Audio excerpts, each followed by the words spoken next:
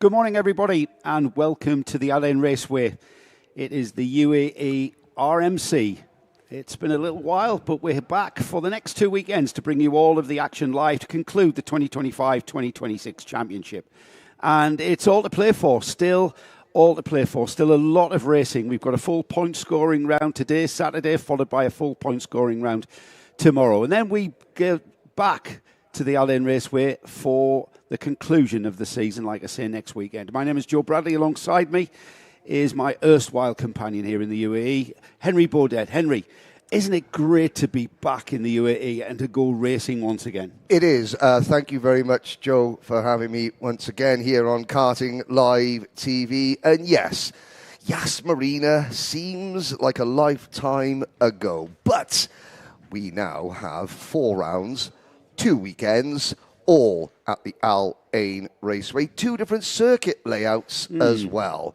And you can see that we have 81 drivers set to go out, including the driver that we are looking at there. And everybody, fist bumps, welcome backs, all those things. The number 55 in Micromax, Adam Al Shaikh, ready to go out for qualifying. And just, what a pleasure it is to be back here in Abu Dhabi. We're out in the desert here in Al Ain, just off the Oman border, and it's a track that we can change configuration, and we've changed slightly the configuration. We'll have a look at that more so when we get cars on track. But I think this weekend's configuration, which is something we've not seen in 25-26, is going to be quite a challenge, Henry. It's added a little bit of a complex. Turn 1, for instance, completely different. That long run from the final turn all the way down there, just under the Al Ain Raceway International Kart Circuit banner there. You see the tyre marks there? That is turn 1. We don't go any...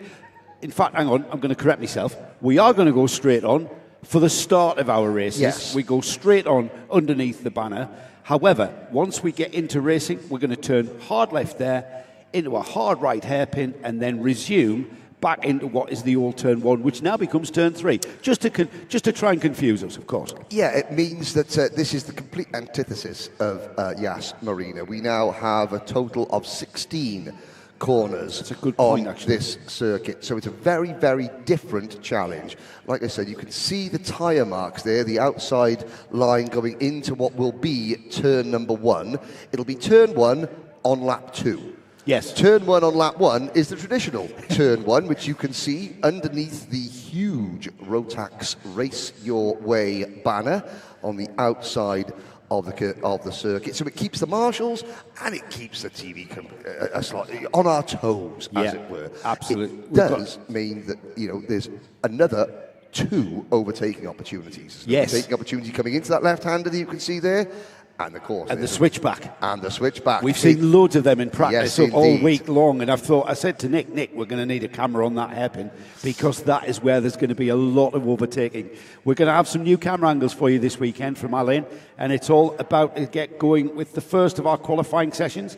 It's the Micromax class, but first I want to say hello to everyone out there on YouTube. Firstly, to our Karting Live TV viewers and also our UAE RMC live stream. Hello to Felix Jebjerk, who is our holding screen. Welcome back to Felix next week when he returns for round 8. So that's great to have you on board watching what's going on. And Henry, you're monitoring the UAE RMC live stream. If you've got any questions to either Henry, me, or anyone in the paddock, fire them in, and we'll try and get them answered. Yeah, please let us know where you're watching from, who you are cheering for, all the usual stuff. You've got 2 options: Karting Live TV YouTube channel, and of course the UAE Rotax Max Challenge YouTube channel. But you could see, Joe, that the clock stands at 6 minutes on the screen. There is a list of the contenders we have in Micromax. 13 of them in total, 13 drivers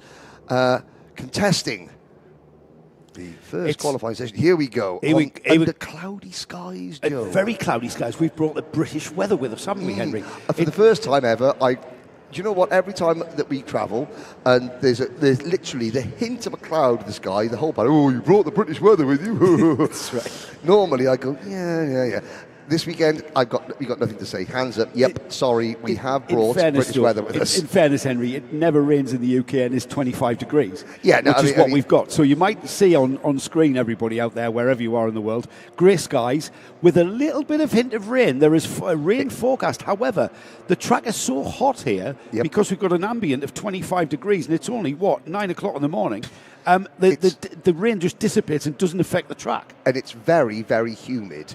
This is the most humid, the most clammy, the most oppressive that the temperature has been. There's the humidity factor is through the roof here, I have to say.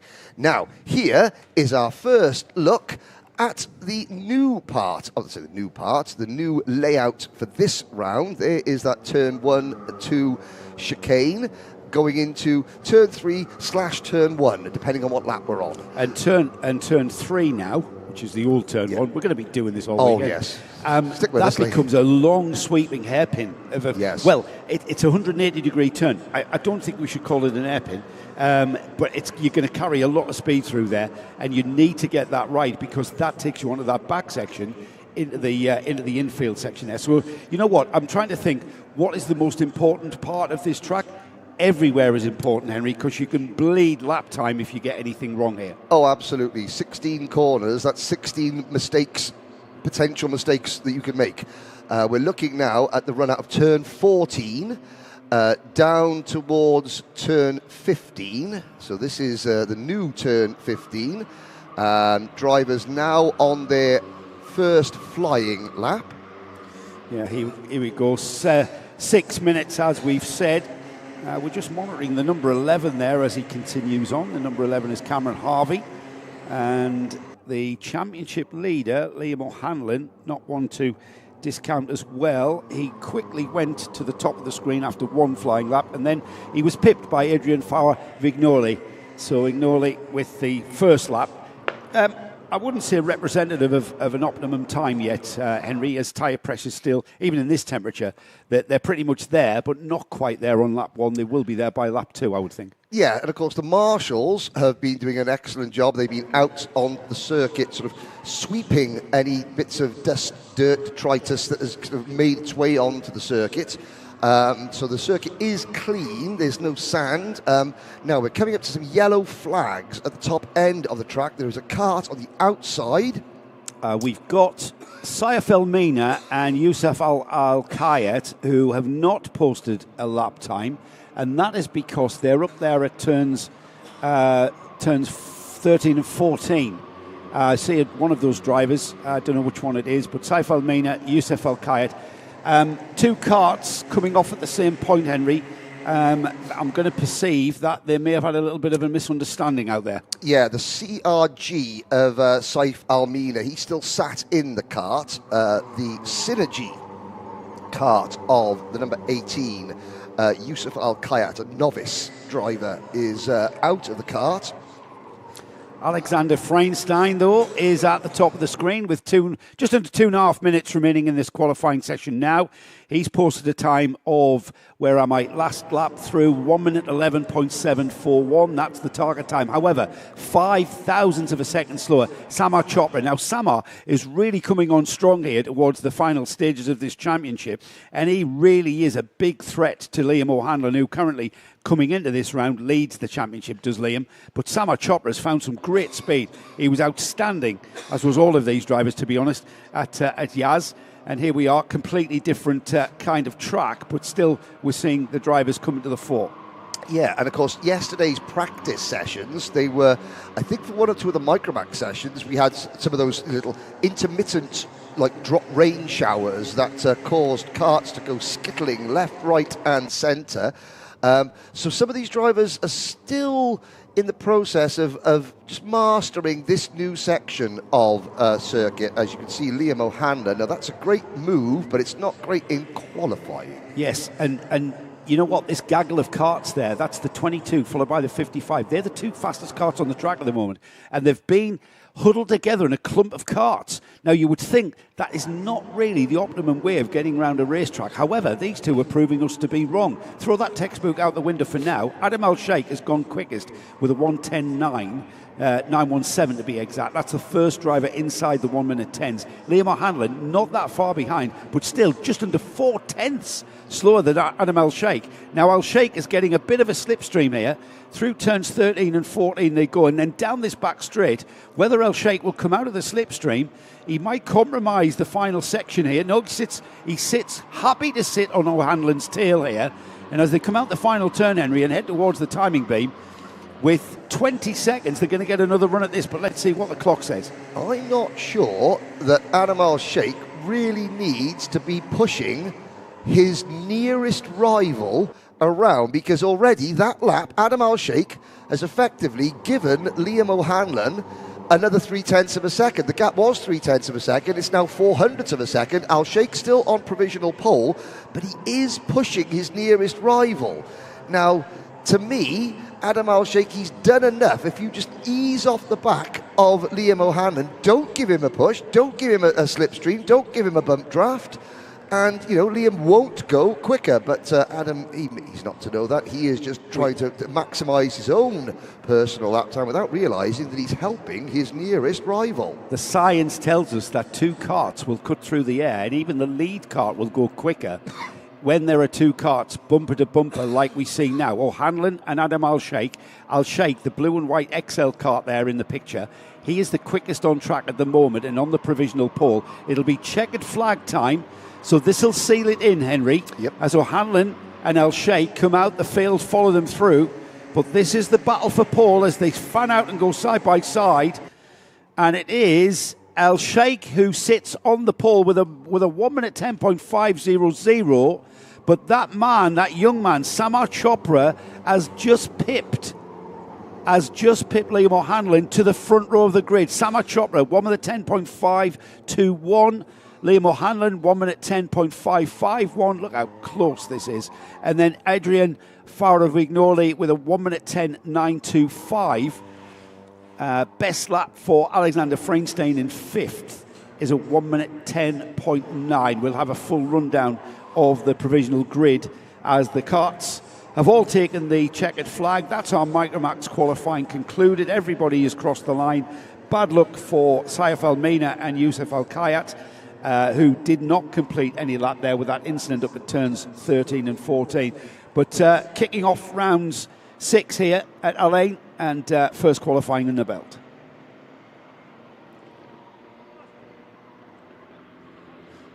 There's our provisional pole sitter, Adam Al Shaikh, bringing that number 55 XL cart. Alongside him will start Samar Chopra, with Liam O'Hanlon on the second row with Adrian Faravignoli alongside. Alexander Freinstein and Leo Reutmann are on row 3. Row 4 will be Amar Tabatsa, Cameron Harvey, Tayyab Haroum and Vaihab Ponna share 5. And on row 6, Sebastian Storer and Saif Al-Mina, who, as I said, didn't complete that. Youssef Al-Kayat as well will start the heats from the back. Of course, that's a provisional grid. We have to get through technical inspections, etc., and the like. And we are going to have a chance to head down to Parc Fermé, where Henry is already making his way down there to get a chat to Adam Al Shaikh.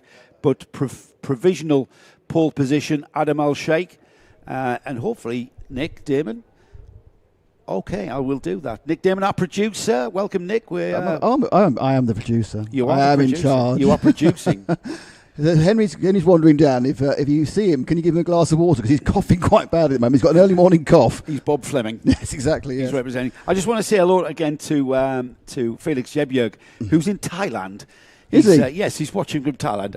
I would think on holiday. Yes. Hello to Jake Cossey Racing. And congratulations from your Super 1 final win at Roura. Next year, the dream looks amazing. It is amazing, Jake, especially racing across the European winter here in the UAE. It's got to be attractive to all you British karters out here. But don't take anything for granted. The quality out here is very, very high. All the teams, all the drivers, highest quality here. Yeah, I'm waiting for next week because the sun will be out. And the sun's coming out next week as well. Very, very heavily, apparently. Yes. I'm not sure how I feel about that. It's 25 degrees and I'm already very moist. It's nice. But next week, it's going to be 35 degrees. Right. So I think we're just about ready for Henry. Bear with me a second, because I've just realised I hadn't got the Henry communications up at that point.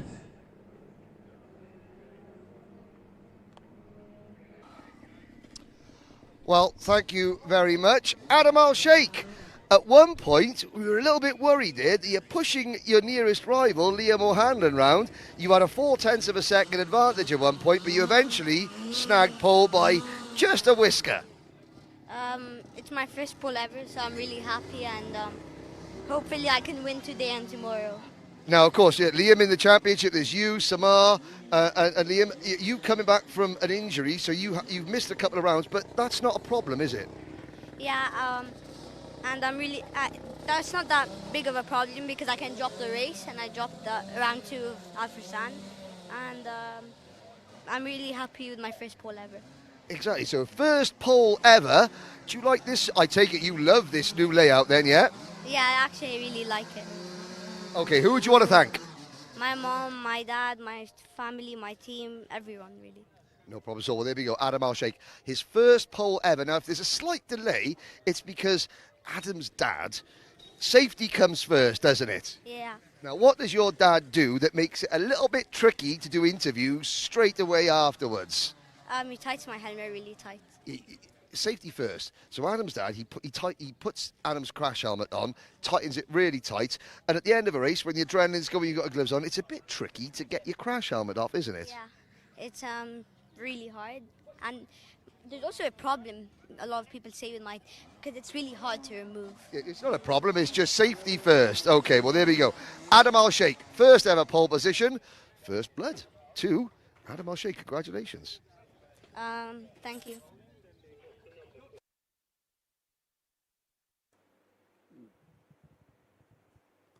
You can never be too sure about how the tightness of a helmet, and it's commendable that they make those last-minute checks and ensure that Adam's helmet is tight on. Makes Henry have to wait a few more moments, and it's well worth the wait for safety's sake. Next out for qualifying is Minimax, and we have to reflect back to perhaps that Yas Marina final where we had Austin Gray and LBJ Stubbs duking it out, and also you can't not mention Benjamin Krachkovich, who went out in uncelebratory style there with that incident that caused him to finish down the field. That left LBJ and Austin Gray to fight over the honours, and that last corner complex move from Austin Gray was something that we will remember from the 25-26 season here in the UAE RMC. We have a great interview. Henry has a great chat, sit down with Austin and LBJ in our Paddock show coming up. Is that one on this lunchtime, Nick? Or yep, that's this lunchtime. It is, brilliant. Yeah, look out for that one in our lunch break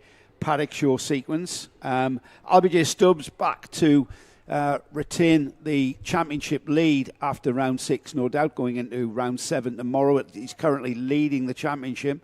772 points from 746 points. Benjamin Krachkovich, who's, we're told, a little bit unwell. He's a little bit under the weather with a bit of cold and flu, I think, but hopefully he's on song. He's had a few paracetamols or whatever you can give a 12-year-old, 11-year-old.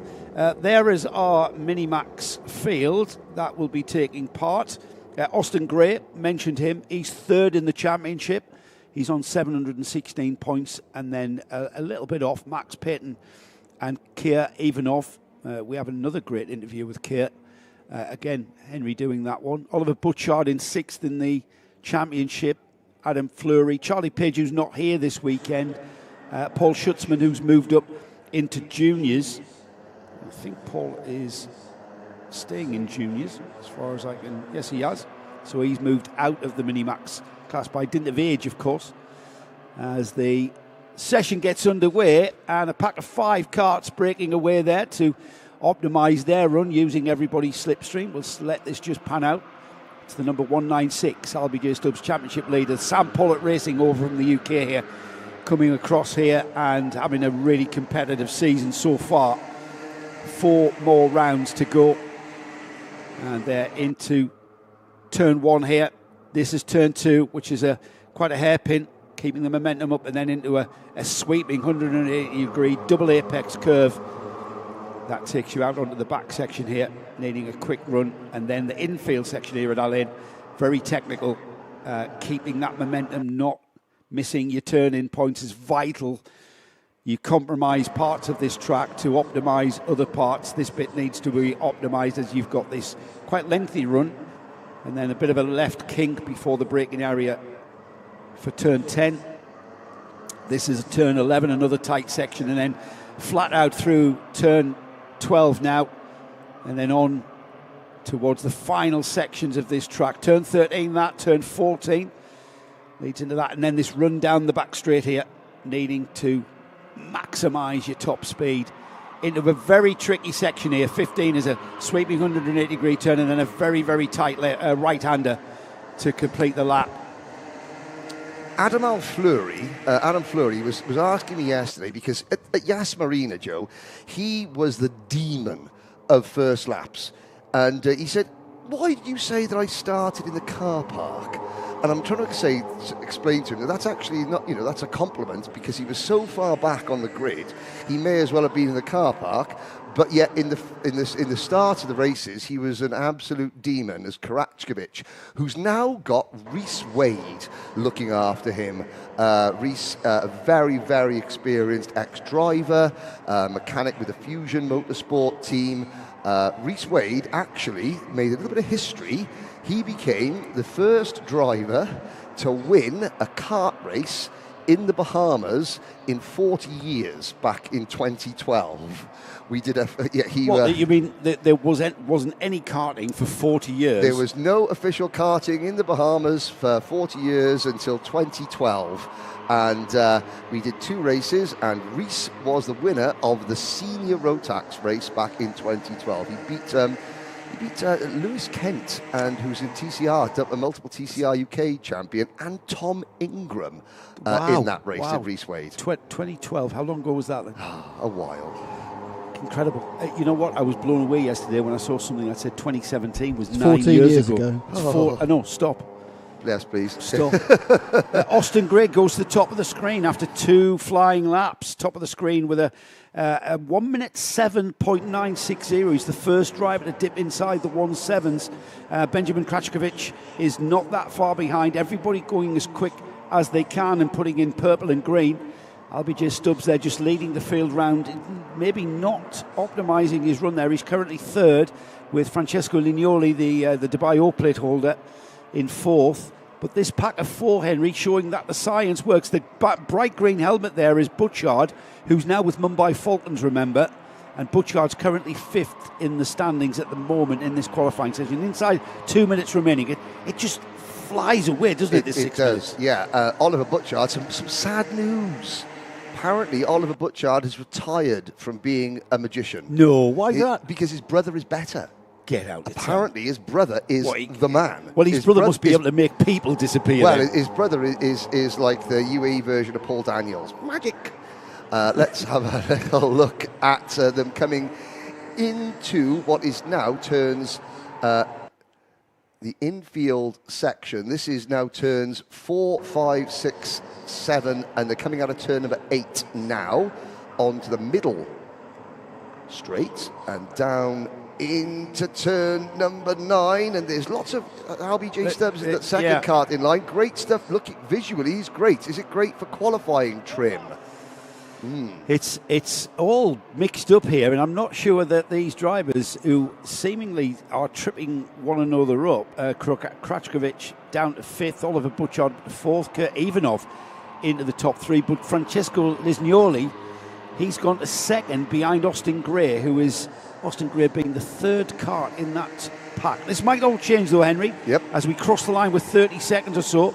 And Kurt Ivanov has gone to the front of the field here. He's gone to the top of the screen with a 1 minute 7.564. That's 1.5 tenths quicker than anyone else has gone. And that is a great lap from that young man, Kurt Ivanov, on the provisional pole, but it's not over yet. Yep, Kurt Ivanov, another driver that will feature in one of our paddock shows this weekend with the NI racing team. The only driver this weekend for the NI racing team, and last night his dad was was struggling a little bit to try and figure out, because he's like, right, I haven't got a dyno, so I've got a couple of engines, got a couple of carbs, a couple of exhausts, and he was just, I think he's found the correct combination. As the checkered flag waves, are we going to have another first-time pole sitter, Joe Bradley? We're going to find out. Kurt Evanoff comes from some cracking racing stock. His grandfather was the 1974 USSR karting champion. So Kurt, it's in his blood. Let's see if he can retain what is a provisional pole here as the field will cross the line to take the checkered flag and conclude qualifying. Oh. It's Oliver Butchard. The bright green helmet has gone to the top of the screen with a 1 minute 7.262, 32 thousandths of a second quicker than Austin Gray. So it's Mumbai Falcons, Austin Gray for JNKD. That's your front row. In second row of the grid is equally as competitive, LBJ Stubbs and Benjamin Krachkovich for SPR and JNKD. And third row of the grid, Francesco Lisgnoli and Kurt Evanoff, who dropped from first to sixth there with a lap that wasn't his quickest lap there on the final lap there. We'll have a full rundown of this 13-car field. Everybody competing in the qualifying session there. No non-starters, no non-finishers. Everybody doing their full 6 minutes. There is the provisional grid. Oliver Butchard will be on the pole position and get a chance to talk to Henry in a moment. Austin Gray, the winner at Yas Marina in the previous round here, will join him on the front row. LBJ Stubbs and Benjamin Krachkovich on row 2, with Francesco Lisgnoli and Kurt Evanoff on row 3. Row 4 is Ahmed Faisal Almina, with Vico Pajamaki on row 4 alongside. Adam Fleury and Max Payton share row 5. Row 6 is Louis Bataille. And then we've got Mubarak Mohammed and Aryan Ehsan, who round off the 13-cart field. This one promises to be as competitive as ever. Minimax has been one of the finds of the season, I think. It's a class of karting that absolutely delivers. And what is astounding, and you'll find in our interview with Austin Gray and LBJ Stubbs, is the off-track rivalry is non-existent once these youngsters get on the track, and then it's all gloves off, all bets are off. It's out there and it's as fast and as furious as you want it to be. Yeah, they're spending their downtime together. Yeah, they're good mates. There's games of cards, as running around as kids do. 10 to 11-year-olds. Because they are kids. Yeah, I know. We have to remind ourselves. No, they're not. Once they put the helmet on, they're racing drivers. The racing drivers the helmet on, and they are judged as such, Joe. Yes. We stay with juniors, this time Junior Rotax lining up there to start what will be their qualifying session. But yes, we kind of watch these youngsters race, and I find it mind-blowing that these kids can race, and the way that they race and the way that they allow each other to race. It's not about that though, Nick. It's about racecraft, isn't it? What I mean about you've got to learn how to overtake, but you've also got to learn how to be overtaken.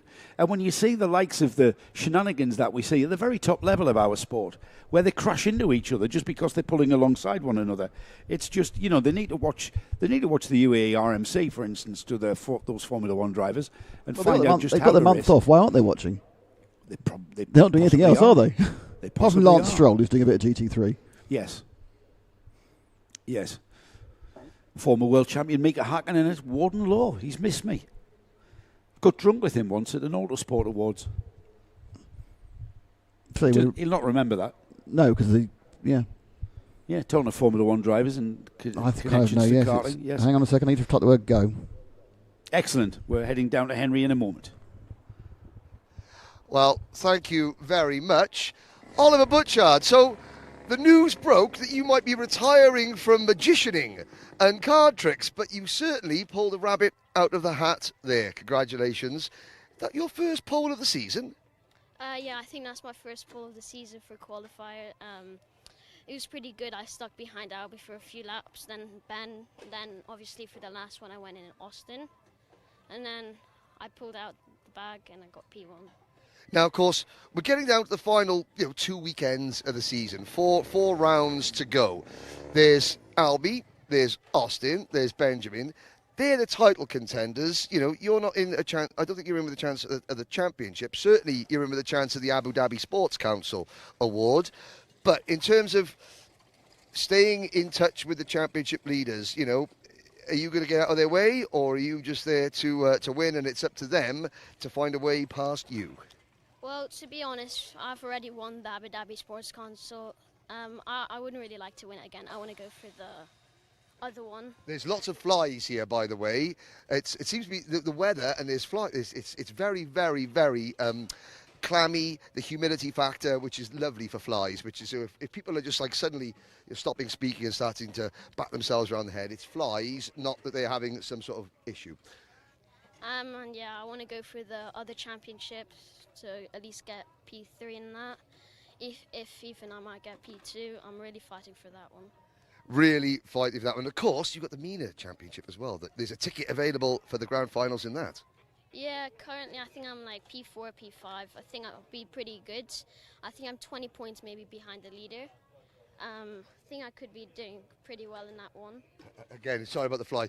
All to play for, but today you've got a chance now to take a win. Have you won in the UAE RMC before? I've won, but not in this season yet. Not this season. And whose autograph have we got on our neck brace by there? I think it's Amna Kabates'. Amar Tabatz's autograph. Amma, like Amma? person from F1 Academy. Yeah. Oh, person from we haven't got one of our Micromax drivers signing your autograph. We've got someone from F1 Academy signing your autograph there. Congratulations, Oliver Butchard. Thank you.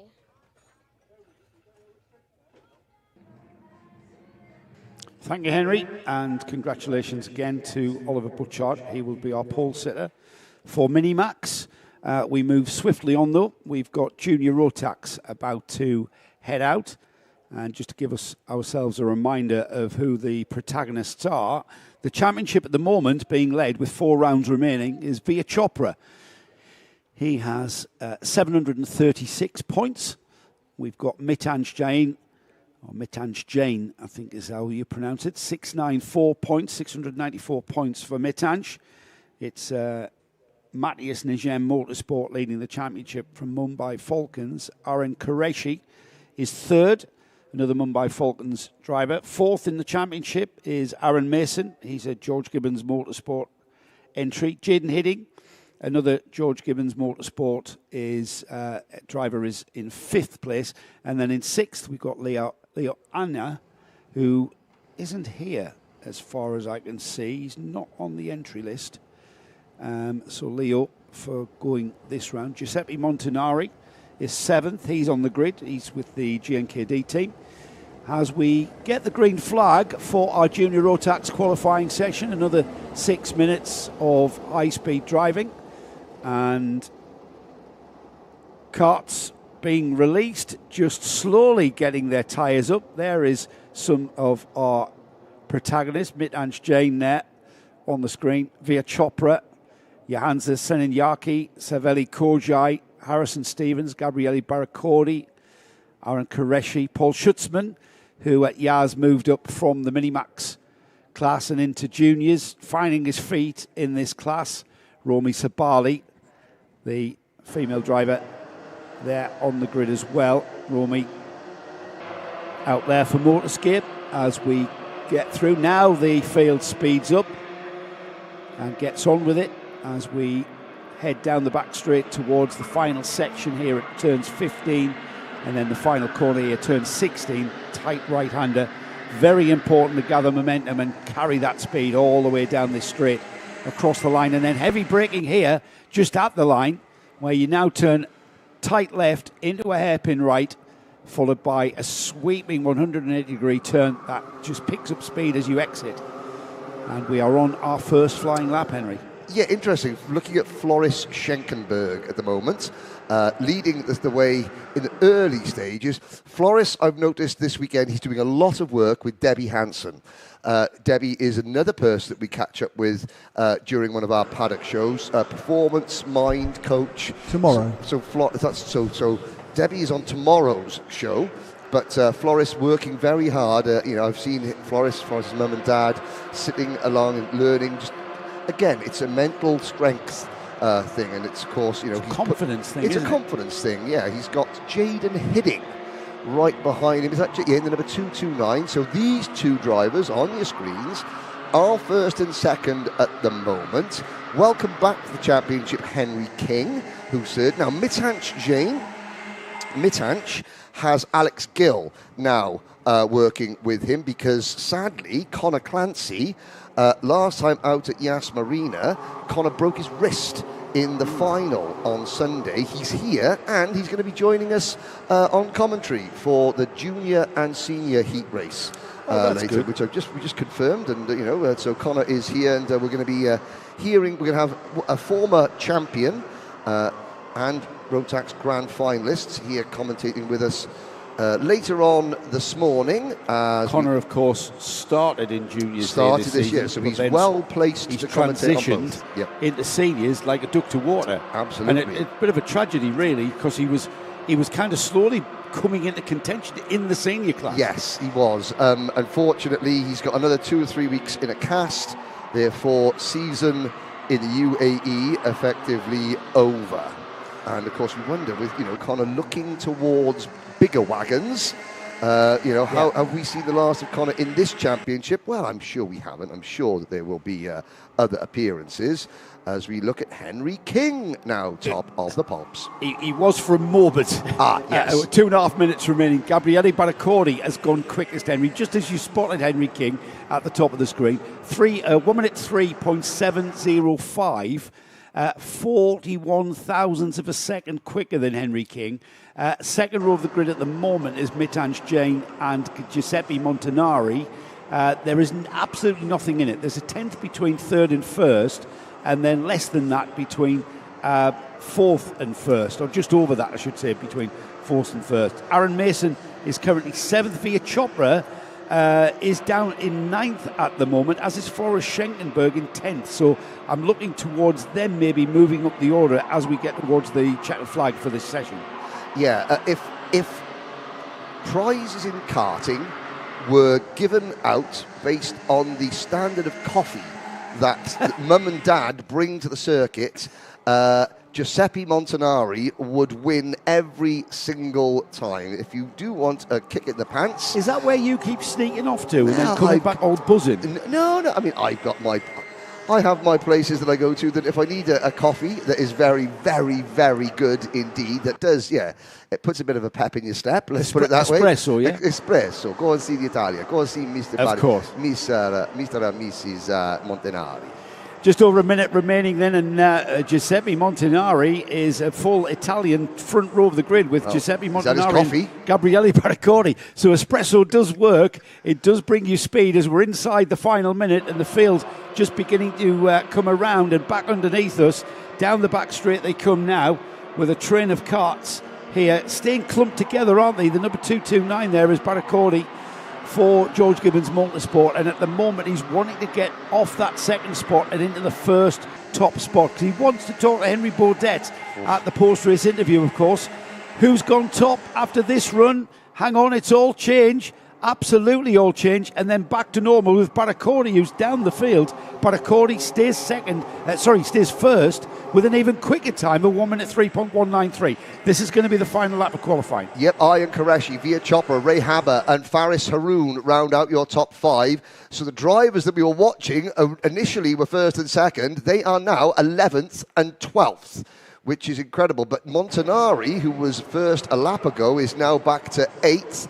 And the final lap, and this isn't going to be good because look at Schenkenberg battling. Is that which Mumbai Falcon is that trying to pass Floris Schenkenberg? I think it could have been Via Chopra. So Via Chopra, he's probably just cost himself a chance at pole position. We're looking at Jaden Hinning. Can Jaden improve on P11? Well, he might temporarily as he crosses the line. And I'm expecting everything to change on the screen, Henry. It does. It absolutely bursts into life with the majority. Everybody taking the checkered flag now. And it's Harrison Stevens from literally nowhere. A 1 minute 2.805 puts himself on the provisional pole by just over a tenth of a second from Pierre Aboudiwan. So it's Harrison Stevens on the pole, Pierre Abu Diwan will share the front row of the grid, and championship leader Via Chopra will start on the second row with Aaron Qureshi alongside. All I can say is, as I was coming back up here, Pierre Abu Diwan's mum was going through her sort of ritual of sort of praying to somebody upstairs, please let him be safe. Well, not only was he safe, he was fast. He was fast. Safe and fast. Saveli Kojai came in prematurely. Johansa Senanyaki didn't post a time. Whether or not he came out, I'm not sure. He did come out. There's the provisional grid. Harrison Stevens then. He will get a chance to talk to Henry and tell us all about his qualifying section. But there, right at the very end, gets that time. Just over a tenth of a second quicker than Pierre Abu Diwan. Via Chopra and Aaron Qureshi will share row 2.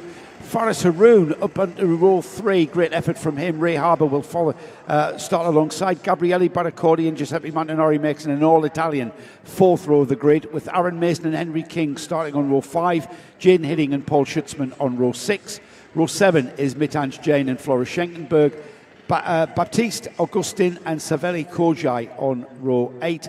And then Raffaele Zagati and Romy Sabali on row 9. And then rounding off 19 cart field, that non-starter Johansa Senanyaki for GGM there, with problems there, not posting a lap time for him, which is a bit of a shame. Hopefully all of his problems have now been soaked up and he'll be able to get on with this when we start racing. It's going to be a bit of a clawback for him, as we see Senanyaki having to start from the back of the grid for his heats. We move quickly on. That is your senior Rotax grid, is it? No, it's not. It's DD2s. DD2 next. DD2's next. Our gearbox class. And the DD2 class it's evolved into a bit of a competitive run here. We thought at the beginning of the season that we were going to see Tyler Harris running away with it. However, we've got Adam Malik, Mark Bassier. You can't not consider Moritz Knopes or Kyle Blockley, the two masters as well.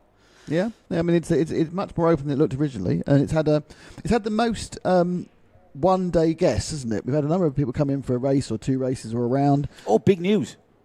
Big news as well, Nick. What's that? Tony Hogg has come out of retirement.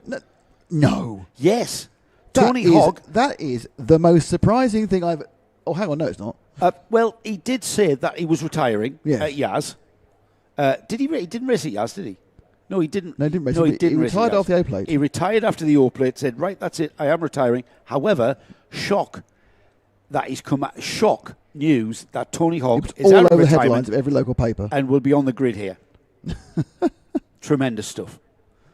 Can't keep Tony down, can you? I think Tony can keep himself down. He's obviously not in control. He's obviously not in control. We are waiting for Henry Baudet to give us the go-ahead down there in Parc Ferme. There's a lot to get through. The drivers have to, when they come off the track, the first thing that happens is they queue up to drive their carts onto the scales. They have to conform to the minimum weight, which is 145 kilograms. I don't know. It's 162 for senior. I know that. Yeah, 162 for seniors. 177 for heavy. We don't have 177s here. No. That's a British thing, isn't it? No, it's other countries as well. Yeah. But other countries have larger racing drivers. It's not just us. Yes, there is.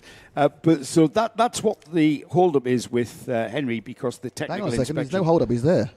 Oh, he's there. Excellent stuff. Let's get down to Henry then as soon as possible. Well, thank you very much. It's a day of firsts, because not only, Harrison, is this your first pole of the season, this is your first pole ever. Look at the smile on your face. How did you do it? I don't know, just good timing with the toe, good lap, and yeah, all came together in the end. Now, what I really liked was that there's a whole group of Matthias Negem Motorsport drivers waiting to go out for senior. And they were all standing on the fence. I could see Alessandro Bigi, who else was there? Zaina Hamasani, George Nassar, all cheering and giving you a high five through the fence. How much is the team spirit worth? Team spirit's worth at least 2 tenths. At least 2 tenths. Now, we were a little bit, and even behind the fence, we got Pierre Abu Diwan now waving. That says an awful lot about how you're perceived as a team member, I've got to say. Yeah, so just chill, relax, chill, relax. Obviously, the team is functioning really well on the track. You've got a great team spirit on the track. If we were a little bit late getting this interview to you, that's because you were way, way back in the pack, weren't you? Who were you getting a slipstream off? Via Chopra. It's just going so we can thank What's That Coming Over the Hill. It's Via Chopra. Yep. Yeah, definitely. You can sing his song. What's that coming over the hill? It's Via Chopra. It's Via Chopra. Well, it's not. It's Harris and Stevens. Congratulations. Now, main question. Can you keep your nose in front of the pack and maybe, just maybe, take a win? Or would you be settling for a podium? Obviously, I want to win, but a podium would be nice.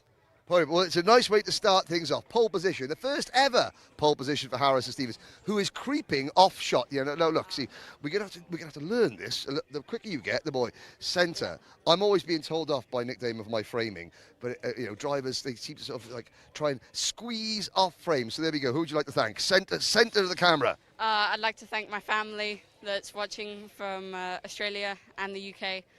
And I'd like to thank the team and my mechanic, Jesus. Jesus himself, mechanicking. Well, it was Easter last weekend, but again, he's still around, doing well. Harris and Stevens. Well, yeah. Excellent framing there, Henry. Couldn't argue your framing. I'm not sure about your religious doctrine, though, but excellent framing. I get really scared sometimes, understandably. Thank you, Henry, and congratulations. Another new driver on a pole position here. It's become the weekend of pole position. And does that tell us, then, that the new configuration here is a fresh sheet of paper for everyone? It's a leveler, It's a great leveler because everybody's new to this configuration. And I tell you what, Nick, looking at that is an area of track there where, it was the great Bob Wallach who coined the phrase that the speed is gained in the slow stuff, not the fast stuff. Everybody can go fast. Everybody can go flat out through a corner. I'm very good on the straights. Everybody's good on the straights, yeah, indeed. But it's the slow stuff that dictate the speed on the straights necessarily, and it's where you can lose the time as well. It's only about 7 seconds the lap length, that little left and round, and obviously it's completely changed the first corner, and it makes it a much slower circuit overall. Massively as well, and it's going to be a little bit of an area of potential controversy at the checkered flag because you have to brake for turn one before the finish line. You're not allowed just to throw it over the line. And you're not allowed to just keep flat out and miss turn one. Do you know, an RC World Championship was won because someone did that? Not surprising. They just threw it over the line. The other person went around the corner. Yes, but because you have to brake for the corner, which is before so you keep your foot in across the line. However, there is a regulation, a rule that we were talking to our clerk of the course, our head official here is, as ever, Ken Potter, over from the UK, keeping the house in order. And Ken Potter will be talked about in a session coming up, our senior road tax, where Ken Potter has played lots of Ken news. He's played a huge part in our senior road tax qualifier. More of that later, as Henry gets back, because we've got DD2s to get through, and we've a big shock here, Henry. I'm not sure if you're aware yet, but Tony Hogg has come out of retirement. Never. Yes. Really? Absolutely. I thought that when he retired for the fourth time, he retired at Yas Marina, that was definitely it. No. That was the fourth time that week. That was the seventh time. I mean, he wakes up on a Monday morning, yep, I'm retired. He's retired on Monday. Tuesday, yep, still retired. Thursday, still retired. Friday, he's in full Tyson Fury mode. He's back and he's fighting for a world title. Yeah. Can I take umbrage with something? Did you say that you were always nervous when I'm on the microphone? Honestly, Henry, you scare me sometimes, mate. I didn't say anything that was no, you didn't. culturally offensive. There's always potential. There's always potential. Always potential. Remember, mate, you put us in court. Yeah, that is true. Especially when after the third espresso, Henry, it's especially worrying. You put us in court before. I haven't been to Giuseppe Montanari's part of the JNKD awning for a coffee yet. But what we have done is we have got DD2 and DD2 Masters on track. Championship leader in DD2, Tyler Harris is not well. Is he? He has been struggling with the lurg. Is he well enough to be out there, though? He's well enough to be out there.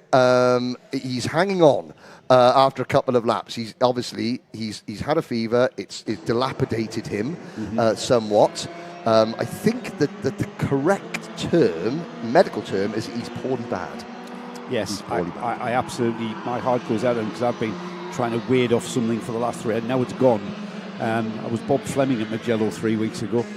Bob Fleming from the Fast Show, just 1990s reference there. Yes. That is the driver at the front there, Mark Bassier. If you were with us for the Yas Marina round a few weeks ago, we had a great interview with Mark, who just moved up from the direct drive senior Rotax class into DD2. And it's check it out. It's on our Karting Live TV live stream links, and also on the UAE RMC live stream pages on YouTube, I should say. And it's a great insight as to the difference of getting your head around driving this two-geared DD2 class. And if you are new to the UAE RMC, and indeed new to the DD2 class, what you've got basically is a 2-ratio gearbox that you can flick between first and second gears. It's a paddle shift mechanism. You may be able to pick up the drivers just flicking, hard to see because it's such a ergonomic setup on the steering wheels. The left-hand paddle, you engage first gear, the right-hand paddle, second gear, and you basically flick between the gears. Now, I would think on this configuration, Henry, they're going to be using this gearbox a lot. Oh, yes, absolutely. It's not the amount of corners that equals the amount of times they're changing gear. It's the change of speed. It's the amount of slow corners. It's the amount of heavy braking zones, and then hairpin style corners, and then acceleration out of them that causes obviously the gear changes. As we're watching the first couple of flying laps go in DD2 and DD2 Masters, it's great that some of the drivers here in the paddock are communicating with us on the live chat. So on the UAE Rotax Max Challenge live chat, Ahmed Faisal Al Maina is actually commenting in, and that's a great, what Ahmed, I know, thanks for coming in. I know that you're in the paddock, maybe getting ready for your heat race, but please, tell the people what the track conditions are like, because we can see them from up here, but you're a driver on circuit, Ahmed, so in the live chat while you're watching, why don't you say if the track is grippy, if the track is slippery, or what areas of the track are a little bit treacherous after the weather last night, Ahmed. So we'll keep your eyes peeled on the YouTube on the live chat for that. That black, white and red kart, I want to just mention here, that is the kart of Hamza Rashishov with the M&M team. Now, Hamza had a catastrophic gearbox failure. There was an internal combustion unit issue. The engine and gearbox is all one, and he had a catastrophic failure for whatever reason, which we don't really need to go into. Don't want to get anyone into trouble, do we? No. I mean, possibly a piston did a Freddie Mercury. Yeah. I want to break free. I think so. Yes. That is a massive rebuild on his race engine there. He practiced on his second engine, which is never great. But it's great to see Hamza out there now, just actually taking part in this session here. And at the moment, Hamza down in 7th on the grid. On the provisional pole is that orange, white and blue kart from the Mumbai Falcons of Mark Bassier, who was put in a fast time there. 3 laps in, 1 minute 1.820, so 61.820 seconds there for our provisional pole sitter Mark Bassier, who leads the field of DD2s around here at the front of the field. It's really good. 10 drivers, an equal split between DD2s and Masters. Samuel Walker joining the fray as he does, from time to time in Masters. Nicolo Cacciatore, you can see him in 8th position at the moment. We're not featuring him on screen. However, Nicolo, he started out karting this year. He did Sony World Series 4-stroke karting last year, jumped straight in to DD2 as you do, and he said that he started off, testing on Thursday. He was 4 seconds off the pace. He was then 3 seconds off the pace yesterday. If you have a little look now, he's 2.2 seconds off the pace now, is Nicolo Cacciatore. I'll tell you who's not off the pace. Oh, wow, yes. Maurice Canopes has gone to the top of the screen. He's gone fastest overall. He's the leading Masters and he's the leading DD2 driver overall. 61.608 seconds. He's just over a tenth of a second quicker than Adam Malik, who's gone second. Mark Bassier now down to third. Championship leader Tyler Harris in fourth. And that man just out of retirement, Tony Hogg, is in fifth, ahead of the other Masters, Kyle Blockley. So Maurice Knoppers leads Masters first overall, Tony Hogg second, fifth overall, Kyle Blockley sixth, in third place in the Masters. Greg Watt is fourth, currently 10th overall for Greg, who was running as an independent here. And of course, Greg, who could never practice because he works. He's always missing from Friday practice, is Greg Watt, because he has to go and earn some pennies to put into go-karting. As the checkered flag waves, have we got a master quicker than the main class? We've got Tyler Harris. I'm waiting for Tyler Harris to come out the final turn. There he is there, the 484. Numbered cart crosses the line. And the biggest mover is Hamza Ashisho, who goes onto the front row to join Moritz Knoppers, who's on our pole position. So 2 interviews in one here, Henry. Double bubble. Double bubble for Moritz Knoppers with lead kart overall in DD2 and lead Masters. Hamza Ashisho shows that the team have done an absolutely awesome job in giving him a motor that is quick enough to put him on the front row of the DD2 field for qualifying. On the second row will be Mark Bassier and Adam Malik, with championship leader still feeling under the weather, Tyler Harris, on the third row. And alongside, second of our Masters drivers, Tony Hogg there on the third row. Fourth row of the grid then is Kyle Blockley with Nicolo Cacciatore alongside, and then rounding off a 10-kart field, Samuel Walker, and Greg Watt. 10-kart field in DD2s. One of the, if not the smallest grid of karts this weekend here at Al Ain. However, action and drama and controversy are plenty in DD2. The racing is usually great. But I think, Nick Damon, the story of that qualifying session has got to be Hamza Ashisho, who right there at the final lap of that qualifying session for Matthias Najm Motorsport puts his kart, freshly rebuilt engine after that catastrophic failure yesterday in practice. So a great job there. Yeah, good performance. Great performance by Moritz as well. Putting a Masters on par. I like to see the old guys do well, even though Moritz is probably 20 years younger than me. Oh, he's 10 anyway. Well, what's the age range here for Masters? Is it 32?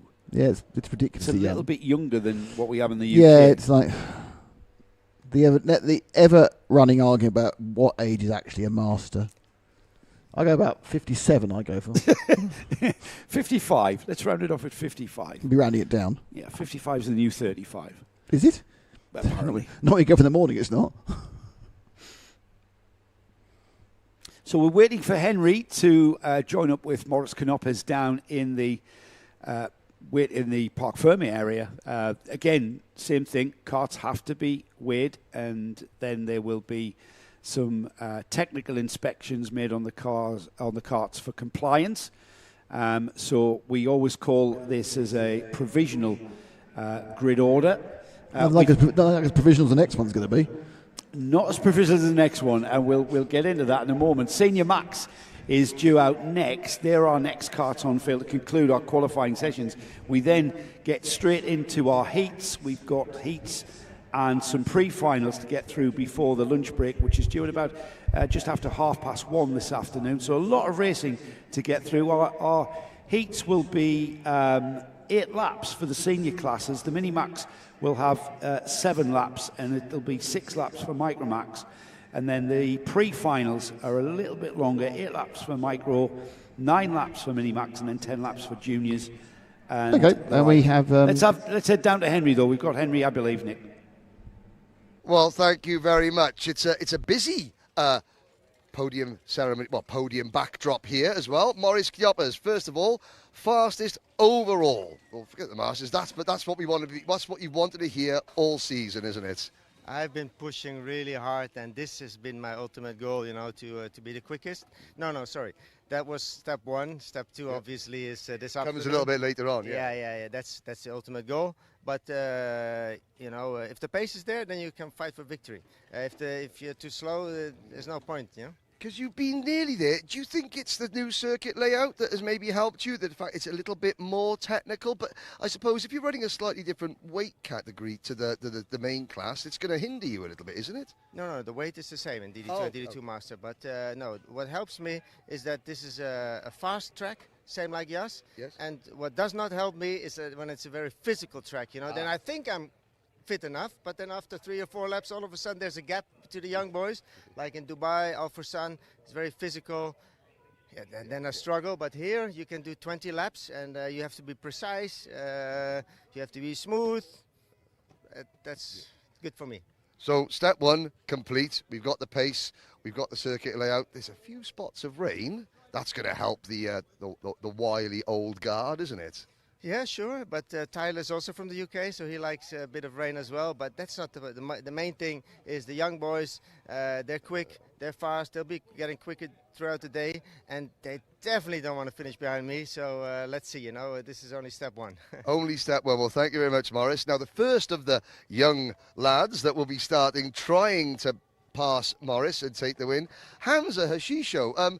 First things first, Hamza. What a difference a day makes, because yesterday was not fun for you, was it? I mean, definitely, we had a lot of problems with the car yesterday. I mean, it's happy to definitely put a lot higher than before. Yeah. Yeah, that's not much to say about that, to be honest. Just did my quali session and magically happened to get up on there. So. Okay, so we're pole position of the main class, but we're not actually pole position overall. It's bizarre, isn't it? That's racing for you. I was a bit surprised, to be honest. I mean, congrats to him, but I was a bit surprised when I saw he was on pole. Yeah. I know. What about yourself? Were you surprised that the car came together so well? Because what happened yesterday? Oh, yesterday we had a little bit of human errors with the car. We forgot to put a gear into the engine, and then it just blew up. When you forget to put a gear into a 2-speed car, then yes, it got a little bit messy, didn't it? Yeah, it did. But at least we got everything sorted. And but this is your practice motor. Yeah. You're on your practice motor. I think so. I'm not sure, to be honest. Well, it's a very, very quick motor, no matter what it is. Because you haven't been racing this long, have you raced on this particular circuit configuration before? The layout, no, never. I mean, so this is the first for you? Yeah. I mean, I didn't like it at first, but I'm slowly catching grip with it, if you know what I mean. Yeah. There's nothing makes you like a circuit more than success at that particular circuit, isn't it? Yeah, of course. So what can we do? We've got the Qatari flag flying on our lapels, and we've got 4 chances to win this class remaining this year. What chances do we have? Yeah. Hopefully something. Hopefully something. Tyler's really up there, but we'll see what we can do. We have 2 more weekends, so we'll see. Tyler's up there, but Tyler's not feeling that well. But that's an opportunity, isn't it? We have, of course, the opportunity, the championship leader is not feeling well. I think that's an advantage for all of us, and hopefully we can make the most of it, to be honest. Well, hoping to make the most of it, number 1, Morris Choppers, but number 2, Hamza Hashisho, as we got 1 qualifying session to go, but this is the qualifying session that we're about to find out. It might not be all that it seems on screen. Joe will tell you. Thank you, Henry, and congratulations to our DD2 drivers, Morris Canopus and Hamza Hashisho. Here our senior Rotax class heading out on track now, and all is not what it seems. What does he mean? Well, I mentioned Ken Potter, our chief official here for round 6 of the UAE RMC. Now, in the practice sessions yesterday, it seems a new trend of coming out of the collecting area and driving slowly in a massive pack of carts, and driving slowly, far too slow for safety reasons, and fundamentally we can debate this, and we probably will when Henry comes back, driving around the track very, very slowly. For what reason, I do not know, but when you enter a racetrack, the last thing you want to be thinking about is going slowly, because a racetrack is to go as fast as you possibly can. All right, you're going on, you're bringing your tyres in and you're finding your feet and etc. But it's not crawling around at walking pace is what we see, this new trend in the Rotax classes that is beginning to develop, not just here in the UAE, but across the world, in the UK, in Europe. This thing of leaving the collecting area and getting out on track and then just basically crawling around at walking pace until someone decides to get on with it. Well, I can tell you that it wasn't to the liking of Ken Potter, understandably. It's against the regulations. I can't tell you exactly what regs, quite a few regulations, but basically down grounds of safety, driving slowly, you put the white flag for the slow-moving vehicle out on motor race tracks. And we've had, I think, 11 drivers, just 1, 2, 3, 4, 5, 6, 7, 8, 9, 10, 11 drivers that have been given a 3 grid place penalty in this qualifying session. So wherever they qualify on the timing screens, they will be demoted 3 places on the grid. So we'll try and keep our eyes over that as this qualifier continues with 3.5 minutes remaining. I've just mentioned there, Henry, this new trend, that seems to have been creeping in for the past couple of years, of leaving the collecting area, getting out onto the racetrack and then going around at walking pace, which is fundamentally a safety issue. Yeah, and that's the reason for yesterday's penalties. It's been a thing, and it's been a thing that is upset and annoyed and riled and concerned, race directors, commentators, etc., because the last thing you need is a driver at flat chat in one of these karts suddenly appearing on the scene and having someone going very, very slowly, because that's a huge accident. So I have asked a lot of top-level karters back home in the UK why, and the answer they give is just make any sense whatsoever. If anybody out there can tell me what the point is of driving unsafely onto a racetrack and then going slowly, if you can tell me what people are trying to achieve by that, then please enlighten me, because for me, and I have raced for many, many years, going back 30 plus years, I can't see any point whatsoever in doing that. I think as karting has got more competitive and the times have got closer, the engines have got more equal, the teams are just as good as each other, finding that it's not finding a 10th anymore, it's finding a 100th, finding a 1000th. And if you can maximise the driver that you're following, if you can maximise, number one, the driver that you're following with the tyre life, when these new Mojo tyres are at their 100% best, that's where you do look for these little opportunities, the tiny incremental gains. Still can't see that. But, that tactic will not give you that. That tactic will not give you that. Racing is about going as quick as you possibly can. Whether that's going as quick as you possibly can all the time into like an Ayrton Senna, or whether it's going as quick as you possibly can for the least amount of time as you can, just enough to win a race, the Alain Prost sort of school of thought. I'm not sure. But the good news is that everyone has gone out in this session and has just got on with it. The bad news is that 11 drivers, like we've alluded to, are going to have a 3-place penalty for doing it in practice. Well, at the moment, Nathan Kaplan is on the pole position, and Nathan Kaplan was not one of those drivers that has been penalised. So Nathan Kaplan on the provisional pole with a 1 minute .914. That is a great time there, 60.914. He's almost 0.2 quicker than Jules Dumont, who is alongside him. The timing is already adjusted for the three place penalties. Is it? Yeah. Majib has been working his magic. That is incredible. If you look at the timing there, the guy in third has got a faster time than the guy in fourth, but he's not there. Oh, look at that. So Rian Dharmadasa is third. I don't know how Majib's done that. But what? Because he's Majib. He is, yes, he is Majib. And he is Majib. So it's Kaplan, Dumont, Dharmadasa, Dexter, Adam Al Shaikh, who is one of the drivers that has a 3-place penalty. He is actually second quickest, but is 5th overall. Alessandro Bigi, Enzo Tesluk, Mohamed Menaimner, Jeremy Montgomery Swan, and George Nassar, 10th. Nassar is one of the 11 drivers that got pinged. Is it Ocean's 11? As is Jeremy Montgomery Swan, so they would have been further up the grid if they hadn't accrued that penalty. The checkered flag is readied. Ooh. The field are coming round. There are 2 M&M carts there leading each other around. The 2 teammates, the number 395 is just looking for where that number 395 is on the order as they come out of the final turn. Then across the line, the checkered flag will fly. At the moment, Nathan Cappan is there for the taking. Jules Dumont takes the checkered flag, stays in second. Damadasa in third.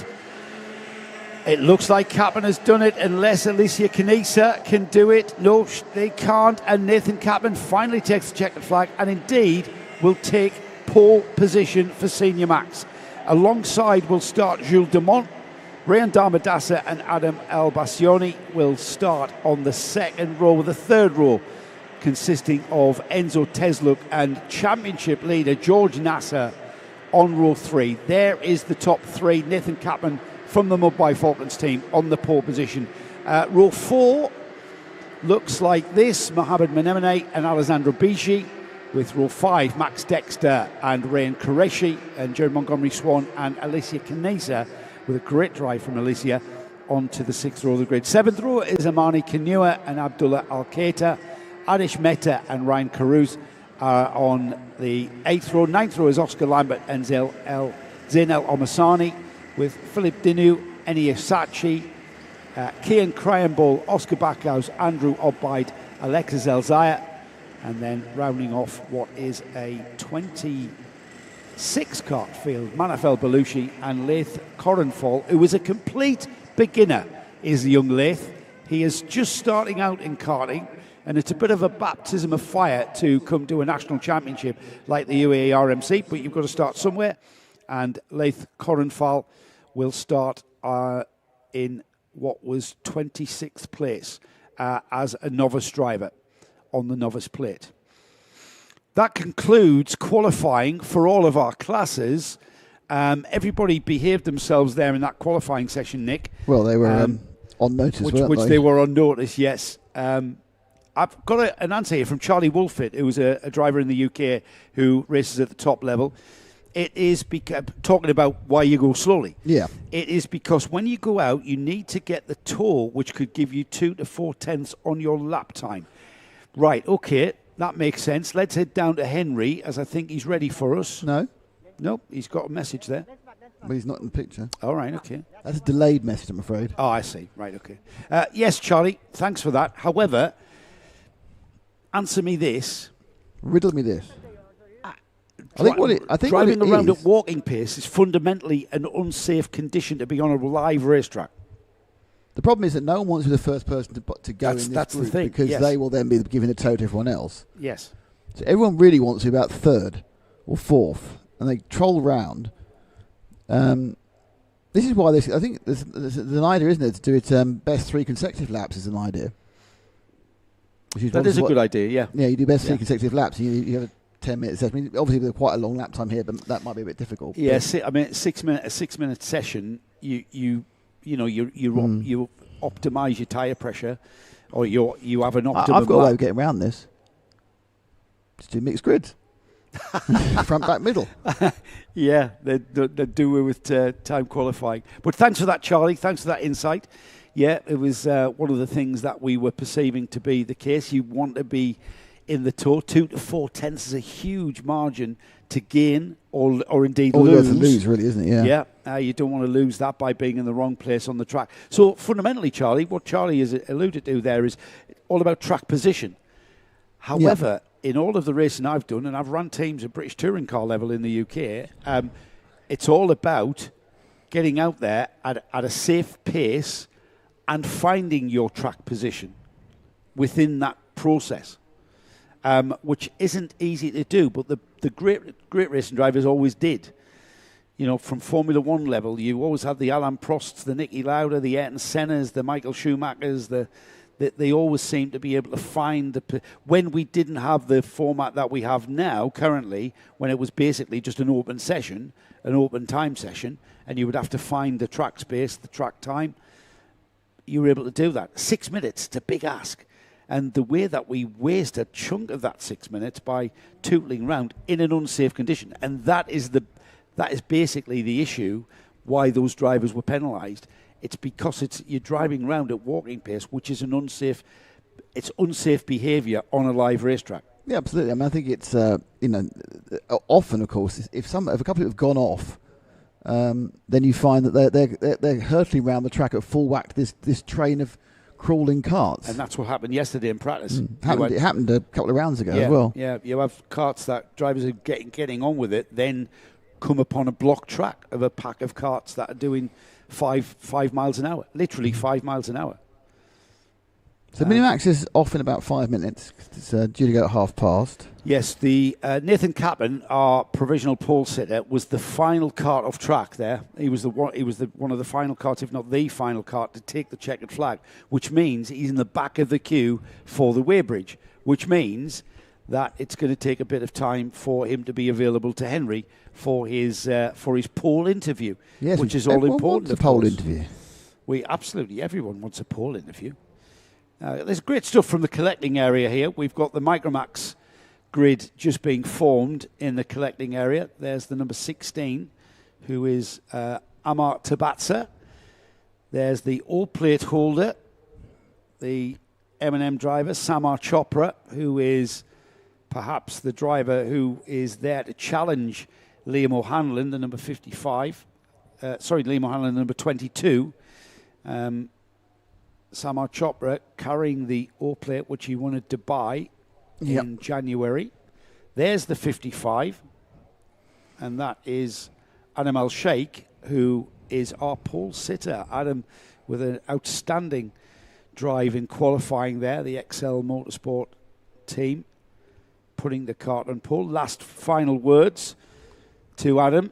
Not quite the green flag yet for our first race of the weekend. It's going to be real kind of hair. Is a hair trigger. Is it going to be Henry's interview or the start of the first race? It really is, yeah. Like that. Don't know. Really is. I thought we would get bored there, but no, there's a little bit of time still. Yes, Henry's got time to... he's not there yet. Bit of stretching going on for the number 36, who is Leo Reutmann. Leo there just the kids need to stretch. Stretching his back, he was. Putting his head right back there on the number 36. Little kids stretching, honestly. Yes. The number 85 looking composed. The number 85 being Adrian Vignoli, who showed a bit of pace, didn't he, in quali. So getting ready for them being released. However, we're still waiting in the queue. There we go, hold on. Here we go. Let's have a quick word with Nathan Cappan. Henry, go. Okay, thank you very much. Now, Nathan, you went out right at the back. Tactics, or was it just trying to make sure that you didn't incur the wrath of the race director by going slowly? I was just trying to get clean laps. I know one clean lap can ruin the quali, so I was just trying to stay away from the traffic and get a clean lap, which definitely helped. Now, being right at the back of the pack, it sounds really stupid, but is the air dirtier around all the 25 carts in front of you? Do you notice it different from being right at the front? Not really. I mean, I was quite far behind. It was not like I was right behind them, so I don't think it made much difference. So no tow, nothing, went out, did your own thing. Did you leave the circuit, spend a couple of corners warming your tyres, and then get on with it? Yeah, warming up the tyres for prepping up the lap. But then it's flat out, no holding back, none of the silliness that caused problems yesterday, and we're on pole position. Yep, definitely. That tells you something, doesn't it, about whether the race director, Ken Potter, was correct or not, wasn't it? Penalising drivers. Yeah, definitely. There we go. Well done, Nathan Cappan. Pole position, senior Rotax. It is spotting with rain again. Thank you. Congratulations for Nathan Cappan there, who will start senior Rotax. He'll be giving us the bad news about the rain, but yes, it's been spotting for a while, hasn't it? It's so warm that the track is so warm that these little spots of precipitation that just going to, the cloud density just gets too much and it creates rain and just little droplets appear. Never across the whole of the practice day yesterday, Nick, where it did drop quite a bit of considerable rain, it didn't affect the track condition to the point where we needed wet tyres, which we don't have here in the UAE.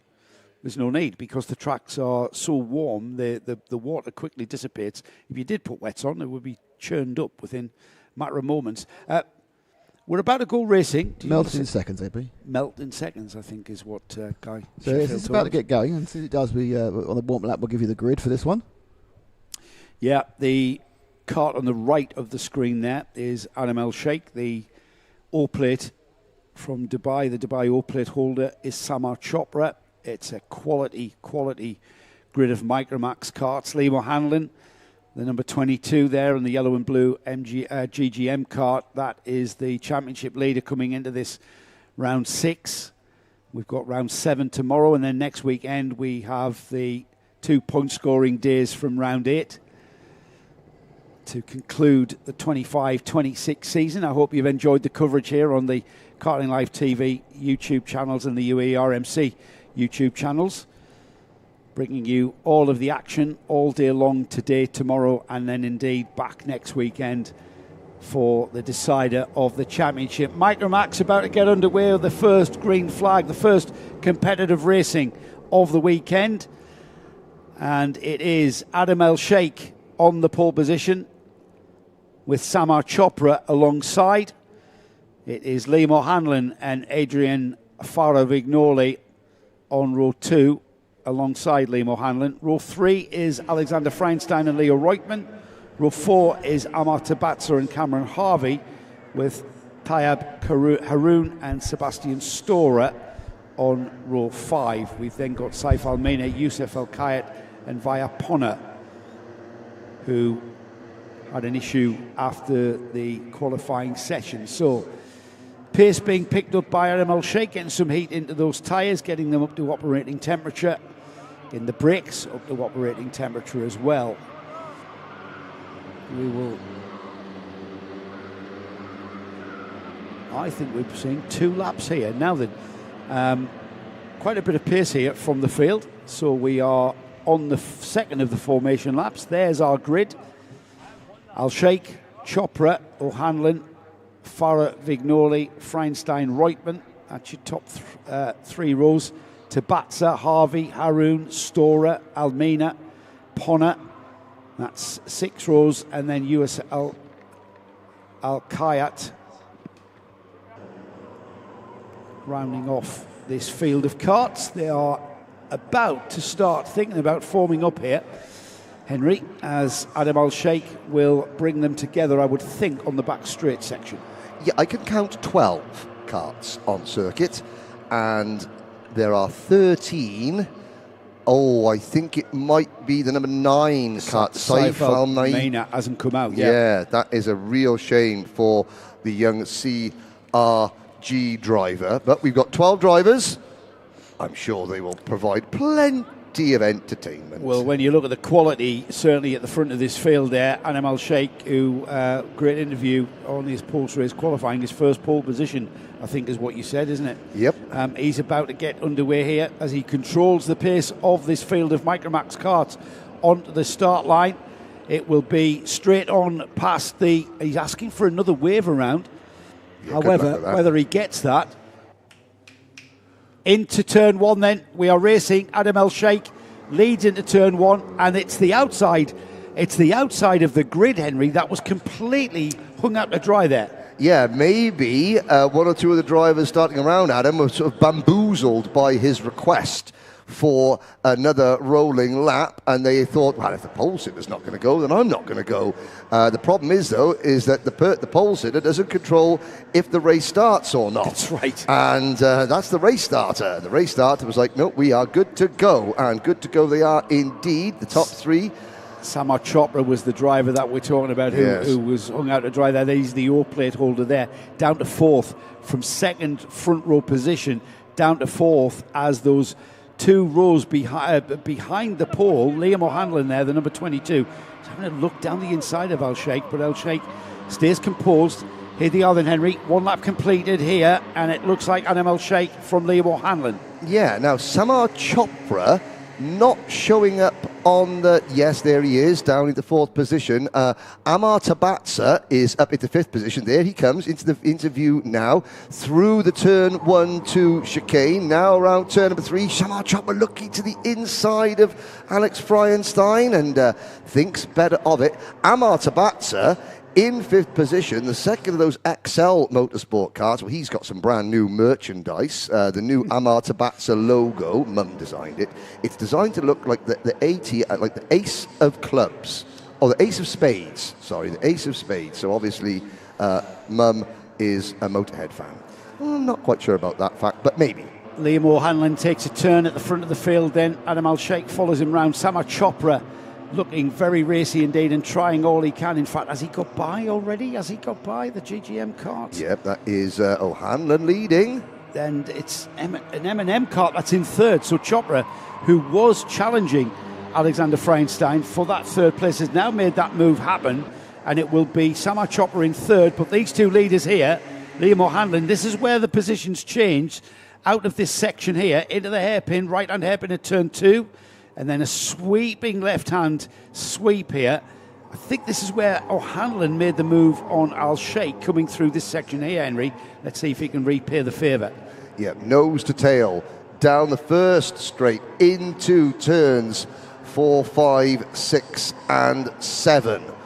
Adam Al Shaikh trying to push Liam O'Hanlon away from Samar Chopra, Alex Freienstein, Amar Tabatsa and Leo Reutemann. Great to see the young driver from CRG Middle East making a move. Leo has been desperate for a Paddock Show interview. He said this morning, you owe me an interview. Well, he thinks to himself, well, if the interviews won't come to me, I will go to the interviews, because you know that a podium finish of the final gets an interview, and Leo Reutemann is flying at the moment. But these are the two leaders, and look at that great camera work there, just showing how close Adam Al Shaikh is to the back bumper of Liam O'Hanlon, and there's still just enough room on the start-finish straight to give a little bit of a bump draft to the person that you're pushing along before you break for turn number 1. Is he playing a waiting game, though? We're half distance. We're on to lap 4 here. And Adam Al Shaikh just comes up to the rear bumper there. We're on to the infield section here at Al Ain, which is a very, very technical part of the track here. Plenty of opportunities in a Micromax to maybe poke your nose down, but everybody is running with a lot of momentum here, and if you play your cards too early, you can lose that momentum. That's what we've perhaps seen there as O'Hanlon consolidates the lead, but then it closes back up again. We have got Samar Chopra, Alexander Freienstein, Amar Tabatsa in 5th, Leo Reutemann up to 6th. It was Cameron Harvey as we go through that section here. Cameron Harvey just ahead of Reutemann, but the battle for the lead, Henry, back towards us. And whether that waiting game that Adam Al Shaikh is playing or not, it's going to be a big ask to get past that driver there, Liam O'Hanlon.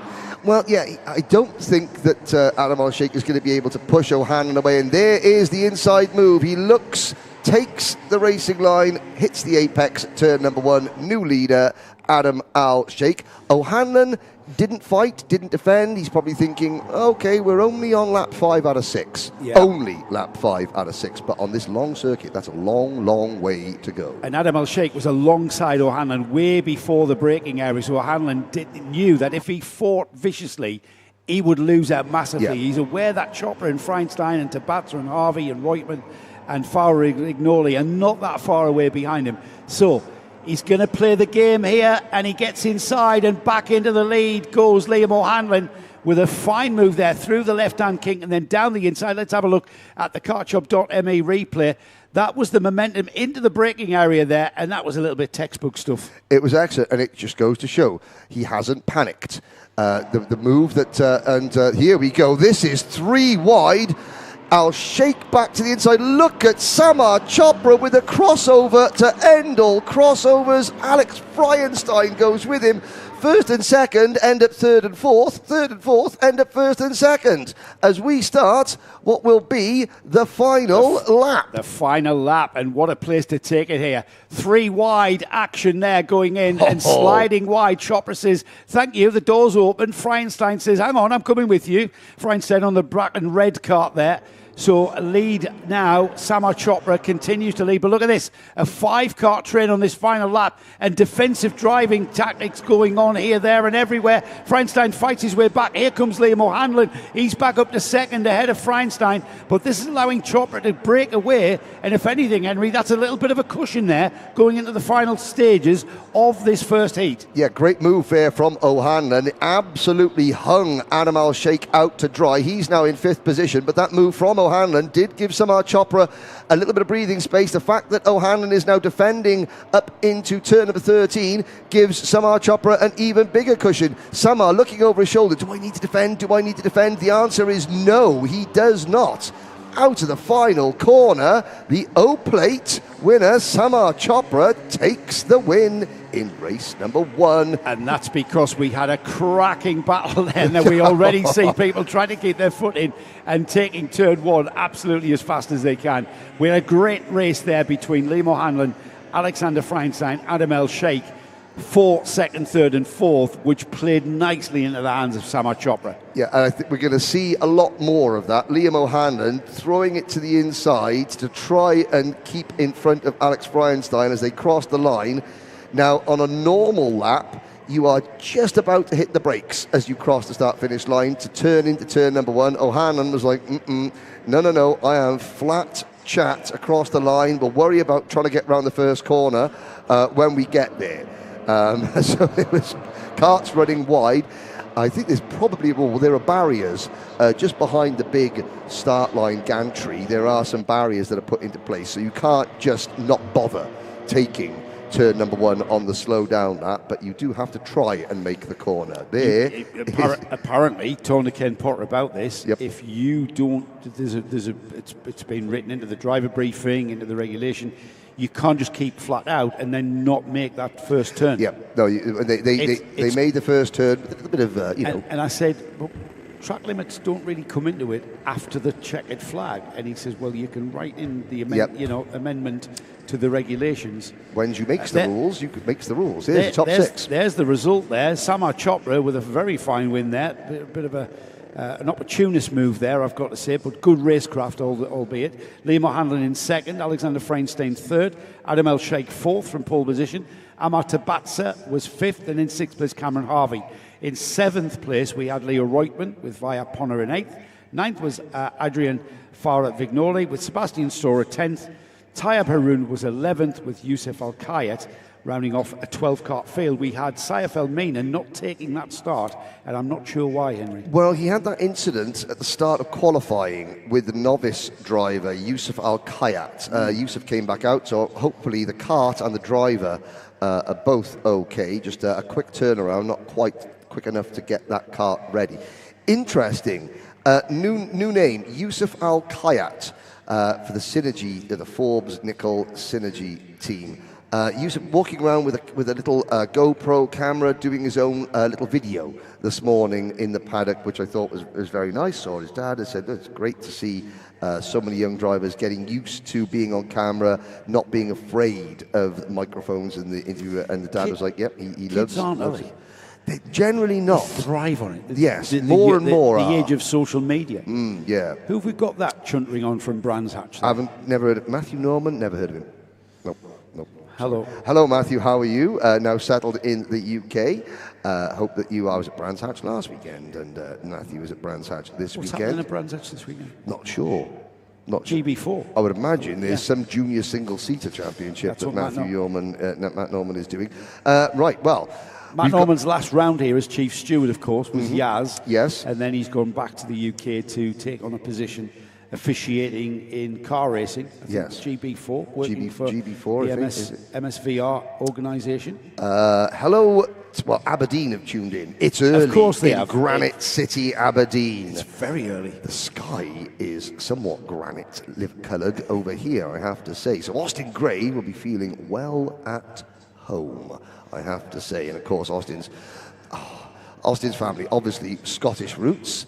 In this paddock, with this sunshine, you can generally tell who the Scots are.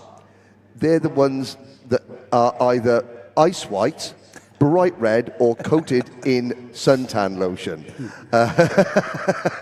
Sunblock, yes. I have to say that, please stay tuned for the Paddock Show with that interview with Austin Gray and Albie J. Stubbs. It encapsulates great rivalry, great sportsmanship, and great competitiveness. All the things that you want in karting, that you want to instill in the young people that do this sport, comes out in leaps and bounds from Stubbs and Gray. The talking point, of course, was the final corner sequence at Yas Marina for the previous round, where Austin... Speaking of Granite City... There he is, the number 177, who's starting alongside the pole position driver, Oliver Butchard. But it was that driver there who made that audacious move.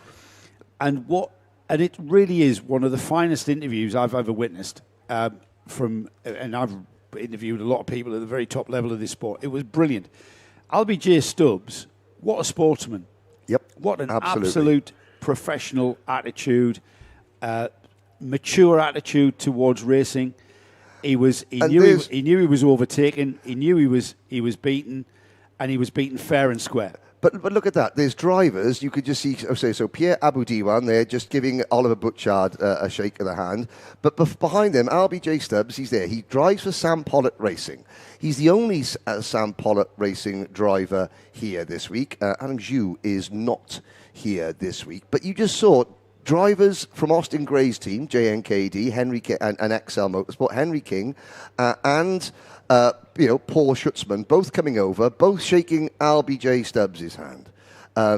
Different team, different class. It shows, and now they're doing, it shows what kind of people these young men and women are, because, they're popular with each other. Now there is Austin Gray and his back looking rather chilled there. He's having a bit of a lie down, actually. Why not? We'll have a little sleep, Paul Schutzman. Is that maybe just Paul Schutzman boring him to death? I'm not sure. I couldn't possibly comment. That young man there on the right of the screen just gone off. That's Mitanj Jain as well in the middle. But the young man there was at the beginning of the season was in this class. However, you can see how tall he is now as Paul Schutzman, who's just gone off screen. Yes. There he is, just at the right-hand side. Flew up. Yeah, now they are the drivers standing there with their overalls around their waist. They're all the junior Rotax drivers who are due out after this one. But they want to just come, and they want to be there. There's a real nice camaraderie in this paddock, I have to say. Yes. Obviously, not everybody gets on all the time. That is the nature of the beast. However, the amount of mutual support that the drivers give each other is really heartwarming, and it does manifest itself into better performances for the UAE when it comes to international competition, because the drivers know, look, I have just beaten a full grid of drivers to get here to the grand finals, and yet 95% of those drivers are patting me on the shoulder saying, come on, let's do it let's do it as one. And that is really, really inspiring. Well, your interview with Austin and LBJ, who are in this race, they actually said that. They said, you don't have any friends. I think Austin Gray said, you don't have any friends on the track, no, but you are friends off the track. Yep. And that's what we see, certainly here in the UAE RMC. And Matthew Norman is doing double duty this weekend. Is he really? Yeah, he's stewarding at Brands Hatch, but he's also remote stewarding here. Ah, right, yeah, okay. So it's like phone a friend, or it's like Chris Tarrant or Jeremy Clarkson, phone a friend. You've got a grid here, look at this. We are Matt's highs. Yeah. As Oliver Butchard then leads this field round, Austin Gray alongside. It's going to be a belter, this one, isn't it? LBJ Stubbs and Benjamin Kratchkovich on the second row of the grid. We've got Francesco Lisgnoli and Kurt Evanoff on row 3. Row 4 is Ahmed Faisal Almina with Vaiko Pajamaki. Adam Fleury and Max Payton are on row 5. Row 6 is Louis Bataille and Mubarak Mohammed. And then we've got Aryan Ehsan rounding off a 13-cart mini-max field. 2 rolling laps to ensure that we have our tyres and brakes up to operating temperature. This is the route we take for the first lap. This is how we start. We go straight into this section here. However, from lap 2 onwards, we then go through the new section for this season into turns 1, 2 and 3, which we'll have for you in a moment. We're on the infield section here, and it'll not be long before Oliver Butchard starts gathering these grid of carts together, Henry. Yeah, no, indeed, down the middle straight. Now, of course, Adam Fleury, keep an eye for driver number 111. He's on a green and yellow, a green and white Tony Kart livery, the standard Tony Kart livery, driver with a blue race suit. He is the driver that, for some reason, can find gaps, find spaces, and find opportunities on lap 1 of a race that will gain him lots of positions. He did it every single time at Yas. He is starting on the inside row, 5th back on the inside row. Just keep an eye for Adam Fleury in kart number 1. There is blue helmet, green and white Tony kart. Obviously, all eyes are going to be on the front runners, but Adam Fleury, a demon at the lights. Let's see if we can not disadvantage ourselves too greatly on the outside row here. It's Austin Gray leading his teammate Benjamin Krackovic as the green helmet of Oliver Butchard. Oh, he takes the optimum line through there, and LBJ Stubbs. I think this is a false start. It's a false start, is it? Still got red lights on the start gantry, which tells me it should be a false start. It is. Yeah, I've got a marshal moving out here to just. It was a little bit quick, that start. Aye, right. It's that's what was disliked then. On the rapid side. Yes, we're not allowed to accelerate before the acceleration line, which is a yellow line across the track there, which we'll try and spot next time by. As far as these drivers are aware, I think they think they're racing. Now they get they get this slow board. Now Oliver will, and the green helmet there of Oliver Butchard will now form up again. That driver alongside him in the yellow and white, that's the new livery of J&KD, isn't it? It's very smart. Yes, it is very smart. Easy for us to spot as well.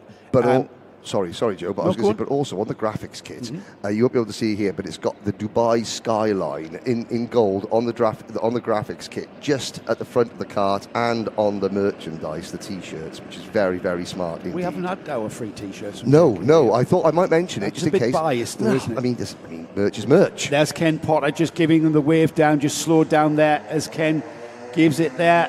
We accelerate across the line as the red lights have gone out. We are indeed racing. Oliver Butchard has to do it again. LBJ Stubbs gets caught out by Benjamin Krackovic. And it is Krackovic who gets into second place.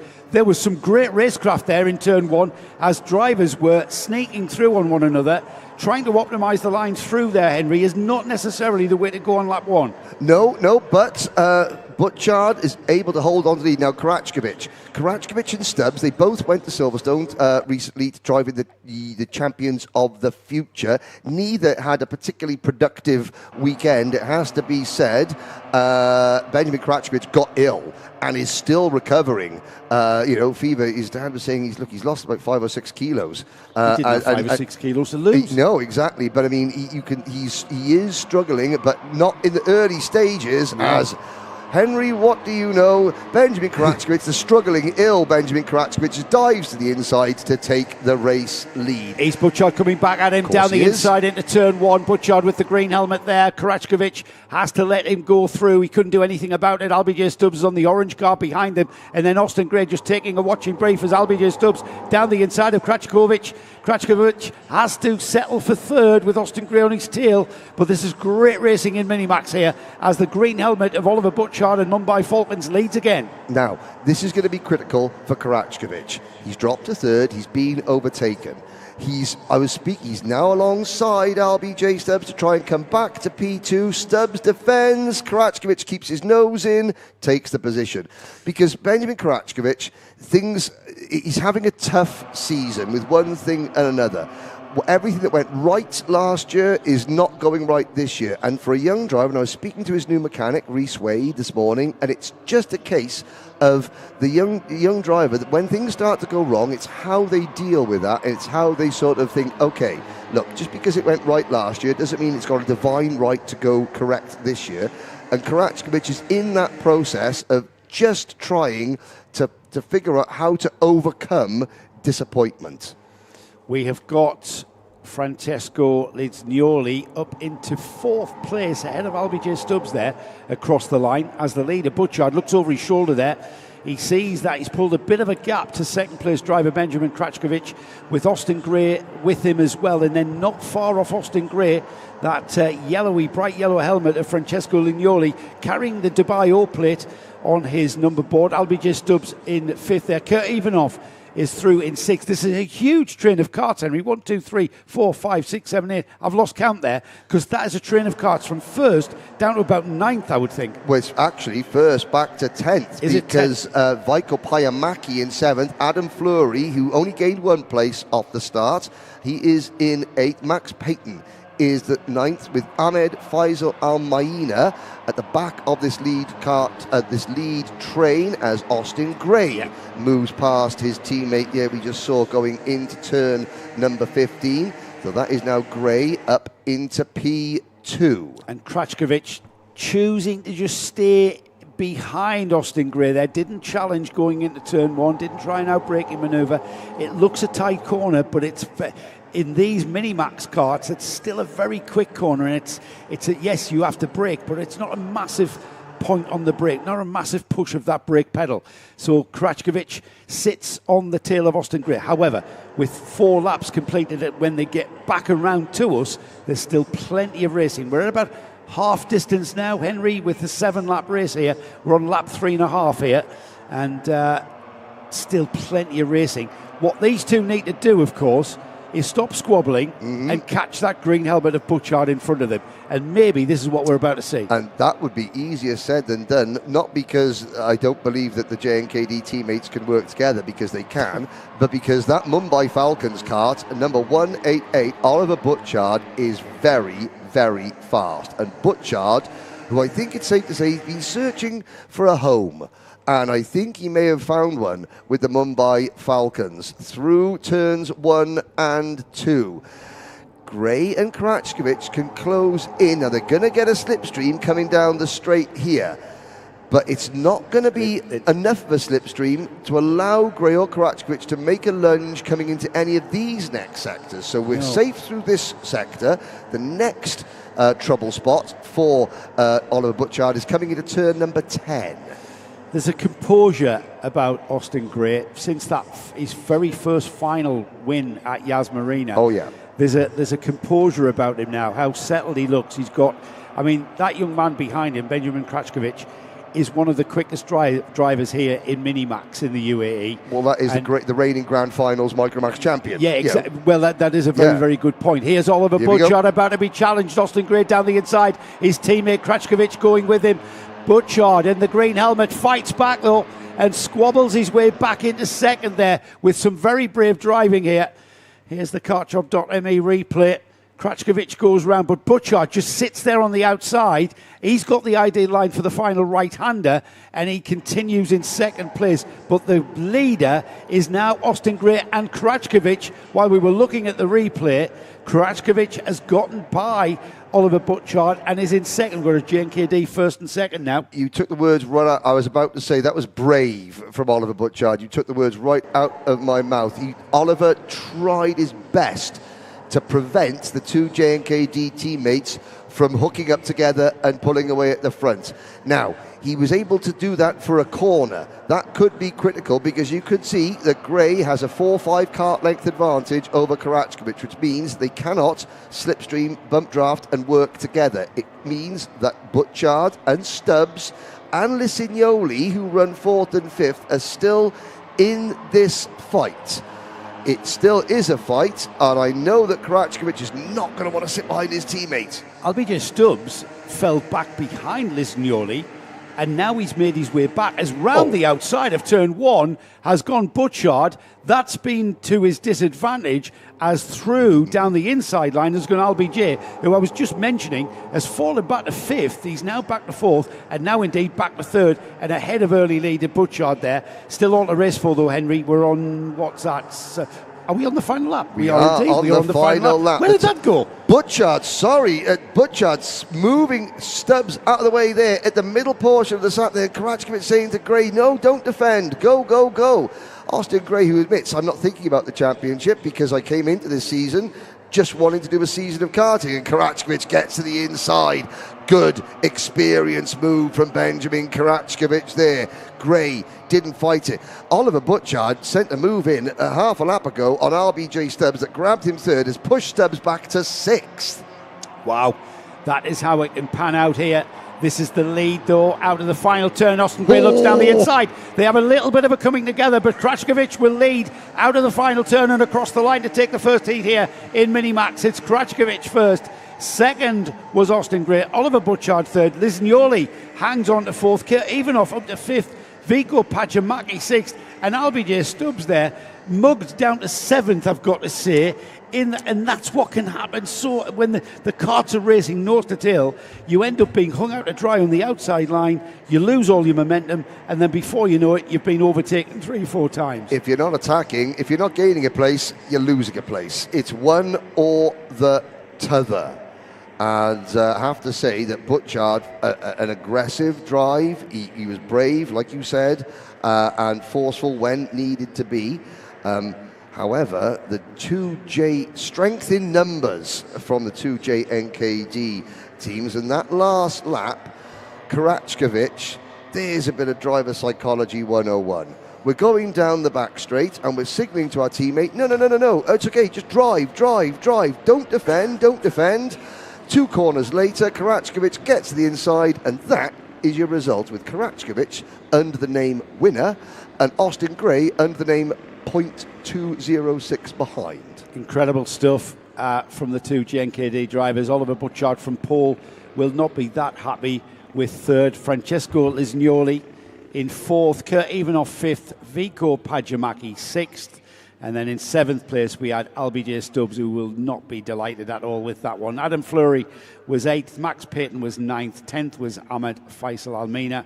Louis Bataille was 11th, Mubarak Mohammed was 12th, and then rounding off the 13-kart Minimax field, Aaron Esan is 13th. All 13 karts took the start, all 13 karts got to the checkered flag.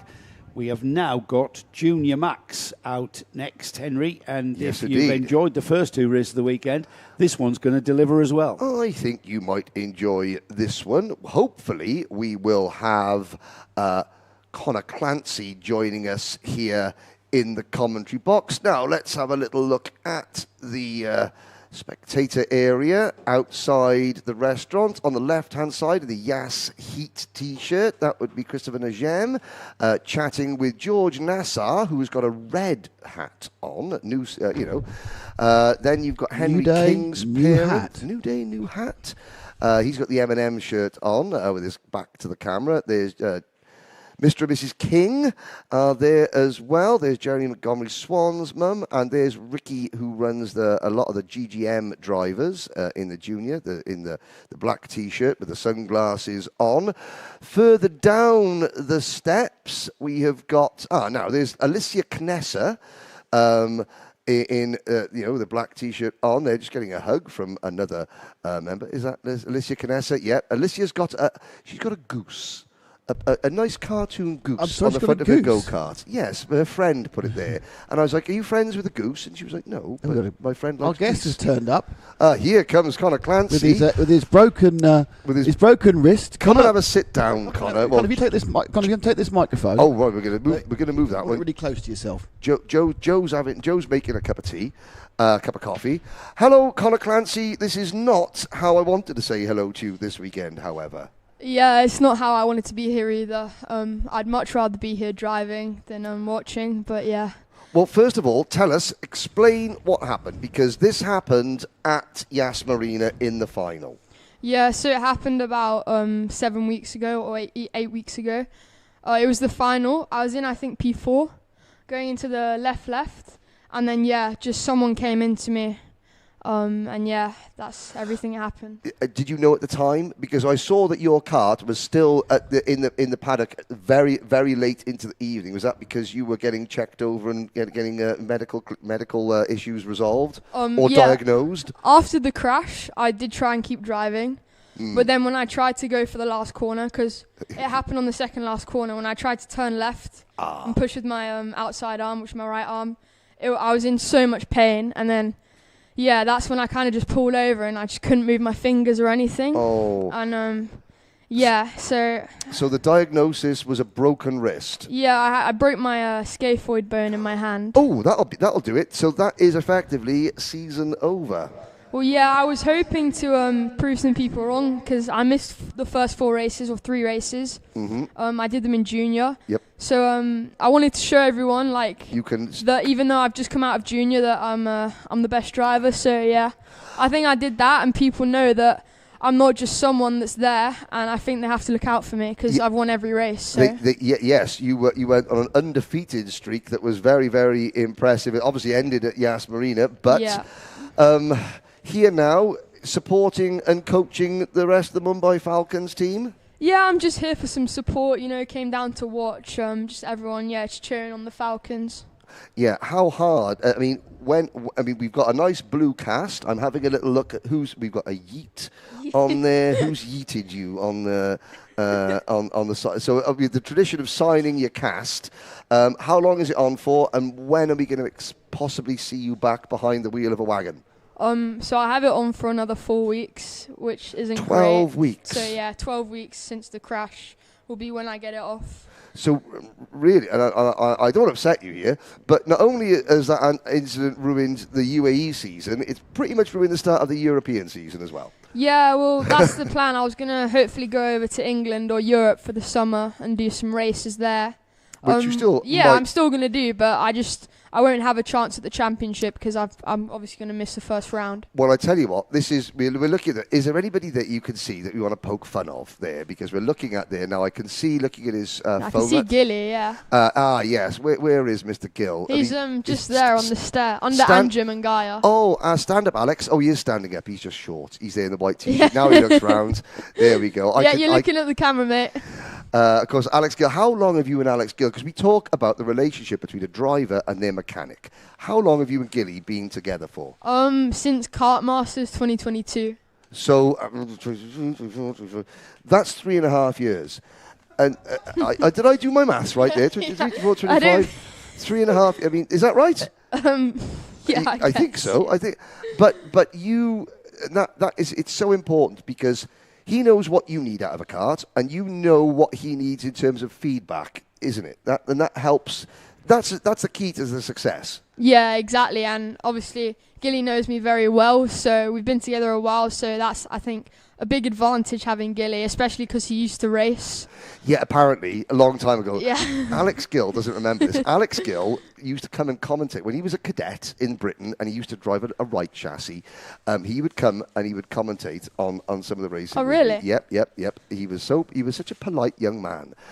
I don't know what happened. Now let's have a look down at the grid. So, talk us through what are these drivers going through? They're sat on the grid. You were sat on that very grid at the start of this season. So, what are people thinking? What are you trying to do? Who are you looking round for? Well, I can see Arhan. He's there with his visor down, and I can see Henry just behind him. Hello, Henry. He realised Henry King coming out, waves the camera. But you're quite a chilled guy, Is this the time where are you one of the drivers that is walking up and down, or are you an Arhan Qureshi who is sat, visor down, in their own bubble, just focused? Yeah, I just kind of like to, once I lift the cart down, just get in the cart as quick as possible, Just sit there, think positive, because I know what I can do. So, I just... try not to think about any negative things and just, focus on the race and what I need to do. Has that developed since you started winning? 100%. Like, my mum always said, what you put out, you receive. So once I started doing that, because there was a time, I think last summer or just before the summer, where I was having I don't know, just sometimes I would get in my own head. That would kind of ruin a race for me or a heat or something. So, once I started doing that, thinking positive thoughts and stuff, and because I know what I can do, that really helped because so sometimes for you it was a confidence thing. I'm more confident, therefore I don't want any distractions. I want to sit and I want to just in my own world. But again, every driver is different because you got you got Paul Schutzman, you got Ray Haber, Pierre. Sometimes this is a way to not get nervous, to not get in your own head, to mess about. Play with each other's visors. No, exactly. but that's it is a tactic, isn't it? This is what those drivers need to do to not get nervous. Yeah, I think, it's definitely different for a lot of people. Obviously for me, it's just sit in my car. As you can see Arhan there as well, and Jade in the back. Yeah, I think the 229 Jaden hitting. Yeah, Arhan, hello. And but it's just completely different. Some drivers like to put their stuff on last second, as soon as the 2-minute board goes up. But some others like to just sit in their car for 20 minutes. And Arhan's mechanic has just realised that he's on TV and he's not quite as thrilled by it as Arhan is. I don't think that's Arhan's mechanic. Well, I mean, it possibly. No. M&M shirt. M&M shirt. Okay, well, there we go. Now, of course, there's Pierre Abu Diwan. Matanch in the back as well. Yeah, so, how do you feel now that, Mitanch has stolen Gilly off you for the time being? Because Alex Gill is now working with Mitanch, Jane. It's all right. It's it's it's not like Gilly's mechanicking or anything, but He's anyway. not? No. What's he doing then? He's just coaching. Coaching? Yeah. Dearie me. I thought. Well, I think so anyway. Well, he must be struggling. He's not mechanicking because he's on the grandstand there. Oh, of course. Yeah. He's just driver coaching, moved up in the world.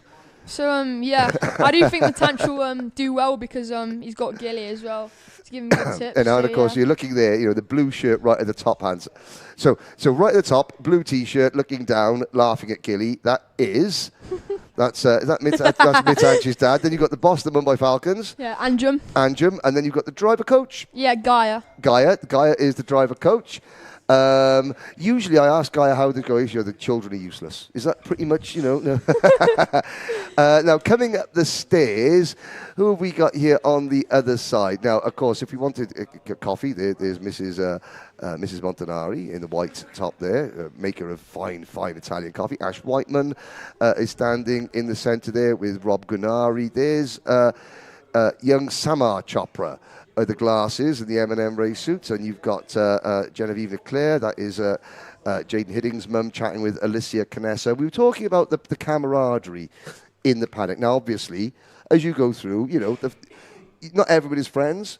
However, generally, people are very, very supportive. What support have you received from people now they know that you're out of action for the time being? Yeah, well, I'm friends with a lot of people in the paddock, so I've been getting nice messages, especially after the crash. I got loads of messages from other drivers asking if I'm okay and stuff. So yeah, that was really nice. Yeah, good. And because that does mean a lot. This is an intensely competitive environment, but we were saying that support that the drivers give each other, when you get to the grand finals, and you have represented the UAE at the grand finals, do you feel that extra level of support? Does it make a difference when you're somewhere in Bahrain or Sana or Portimao and you're wearing the black and gold and you're getting messages saying, oh, listen, I know you beat me, mate, but good luck? Yeah, 100%. Like, when I do represent UAE, like, for example, grand finals 2 years ago at Sana, obviously I did get loads of messages from people because I was the only junior, like, saying, like, oh, yeah, bring it home for UAE, like, this, that. So, yeah, it was definitely a confidence boost as well, knowing there's loads of people out there cheering for me and supporting for UAE. Okay, well, we have got the start signal has been given. Here is your starting lineup with Harrison Stevens, his first ever pole position in kart number 228, starting alongside his teammate Pierre Abu Diwan. Via Chopra and M&M 123 leads Arhan Qureshi. The top 6 rounded out by Yas Heat Racing's Faris Haroon and Ray Haber. Row number 7, position number 7, Gabriele Barracordi and Giuseppe Montanari, a very Italian. 4th row, Aaron Mason, Henry King, Jaden Hidding, and Paul Schutzman. Then on row number 7, Mitanch Jane, work to do for Mitanch and Floris Schenkenberg, Baptiste Augustine and Saveli Kojai, Rafael Zagati, found out Italian dad, Lithuanian mum. Then it's Romy Sabali on row number 9. And still, the karts keep on coming. Johansa Senanayake is out there, didn't qualify, but is at the back there, I can see, in the number 281. Now, we will... now, Joe Bradley went and made a cup of coffee, and you usurped him. I was saying, are we going to swap things around, or do you want to come back in, Joe, with us to do us? Joe's having a rest. Joe and Nick went to watch a top-of-the-table football match last night. So yeah. We're still recovering from Alain's 3-2 win. Oh, wow. Yes. Now, so, rolling lap, Connor. This is where drivers, like, I always talk about how on a rolling lap, you're trying to psych out the drivers that you're starting around. You're trying to, maybe not at this point, because at this point, you're just trying to get heat in your tyres. Yeah. But it's when you slow down. How much are you looking around? How much are you trying to mess with all the drivers around you? And how much are you just focusing on yourself? To be honest, I don't do it that much. I just get tyres as hot as I can on the out lap, then do a nice slow steady start. Like, I know where the good places are to go. I know how to start, so I don't really need to play with anyone because, yeah. just get a good start, and then, I suppose when you it's another confidence thing. When you think the kart, the motor, everything, the setup is good, I don't need. It's when you're maybe not so sure that, look, I was good at qualifying, but over a race distance, not quite sure. That's when the gamesmanship comes in. Yeah, exactly. And also when you're a more experienced driver like me, I've been driving for 4 or 5 years now, you do get used to starts. And at first it is quite scary because you've got like 36 karts all on one piece of tarmac, going like 100 kilometers an hour into one corner. So yeah, it's quite scary, but then you do get used to it, and then it just becomes more natural. Okay, well, let's... It's the first time you've seen a race start from this side of the camera, Connor, as they come into the tram lines. Harrison Stevens, Pierre Aboudiwan. It's a fast start. Yes, sideways at the start. We cross the line. The lights are out. We're off and racing. Harrison Stevens leads them into turn number 1. Pierre Aboudiwan gets absolutely hung out to dry there on the outside, and that is via Chopra now into second. Somebody running very, very wide, but as we watch the leaders come through, Pierre Aboudiwan, that was probably the worst combination of starts. He was sideways at the start, got out of the gas, and then got shuffled wide at turn number 1. Also another DNF as well, Johansa. He has stopped on the exit of turn 5. Which is really unfortunate because he didn't start quali, and now he's not even started the race. So that is really unfortunate for Johansa. There is something wrong with that George Gibbons Motorsport number 281. Now here we go, move for the lead now. Chopra down the inside of Stevens at the end of the back straight. Harbour, is he going to follow him through into the last corner? No. Oh, yes, he is. Stevens, wow. Very wide there on the exit. He's lost loads of positions there. Now it's Chopra in the lead, and then Harbour. Kartshop.me replay. Great call there. Now, talk us through it, because, that is the number 214, Ray Harbour, just missing his braking point ever so slightly. Harrison Stevens losing out. We're back up at the front. It's... Well, I think the technical term is, Connor, this is all kicking right off as the O-plate via Chopra now moves back into the lead. That's Gabriel Barracordi up in a second, and Faris Haroun, the Yas Heat Racing driver in the bright blue and black livery machine. He's up to third. It almost struck me as though there might have been a few little droplets of moisture. Would you feel the rain if there was a couple of bits of moisture at this point, Connor? When you're going that fast and it's only a few spits, you don't really feel it. You can sometimes see them on your visor, but when you're going that fast, they don't really. It's not a distraction. Yeah, so there's exactly. no distraction. Here's a move, and that is big send there from Gabriel onto Veer. Veer just gets the switch back there. Couldn't get it slowed down on the apex. Connor Clancy, Joe Bradley is meanwhile drawing up a contract to become your commentary agent, Connor, because there's a future in this. Now, out of this first very, very technical sector, through turn number 3, Barracordi. Now, he's shown his hand to Via Chopra down at turn number 15. Is this where now as a driver you start to think, okay, I'm not going to make another attempt there because the Via Chopra know I'm coming. So you're trying to think of another opportunity? Yeah, well, it depends. If Gabriel is a lot faster than Veer, then he should make the move to try and get in the lead, because the safest place to be is always at the lead of the race. So that's what he should be focusing on, to try and catch Veer and get in the lead. But yeah, it's spread out a bit more now after that first few laps. It was a bit of a dogfight there. Yeah, well, Harrison Stevens, the pole sitter, is down into 4th place. Faris Haroun just behind these two leaders in 3rd as we come into turn number 14. So again, Barracordi keeping his powder dry, not making another attempt, but he's got a good run out of the final corner. That's not realistically close enough for even a full send, is it? No, I think if it was the international layout with the turn 1 being at the end of the straight, he may or may not have been able to get closer to him due to the slipstream. But now he is on Veer's bumper now, so it's going to be interesting to see. Veer has a look behind. Is he going to defend? We're going to find out now. I mean, it's lap 4 out of 8. You would say maybe a little bit. Okay, so lap 4 out of 8, is it too early to defend? As a commentator, you say one thing. As a driver, you say very, very different, don't you? You're just judging based on kart performance, tyre, temperature, whether you should defend at this point or not. Well, it depends really. If there's a big group behind, then yeah, you should 100% defend. but there is a big gap. So if Veer doesn't defend and Gabriel does go up the inside, he will not lose too much time. Yeah, That's the good thing. So if it's a big group, you're trying to get everyone behind you to trip over each other, and then it's the George Russell tactic of like, we'll hold everybody up, and then suddenly, you'll feel a little nudge in the rear bumper as the person runs into the back of you. That's your signal to go, here's the move. Yeah, here we go, into turn 1. Barry Cordy, lovely move there. And that is a perfect, that's textbook into turn number 1. Chopra, he didn't fight it, he didn't try and hang on the outside, and as a result, Faris Haroon hasn't closed in. So they've still, via Chopra, has still got room to try and come back at Gabriel Barakordi without the risk of getting swamped. Arhan Qureshi now moves into 4th position. Rehaba, Mitan Jain in 6th, then Pierre Aboudiwan, Henry King, Schenkenberg, Harrison Stevens has slipped back to 10th position, but all eyes on the front. Chopra doesn't look like he is finished with Barakordi yet. Yeah, no, for sure. He's all over the back of Barakordi.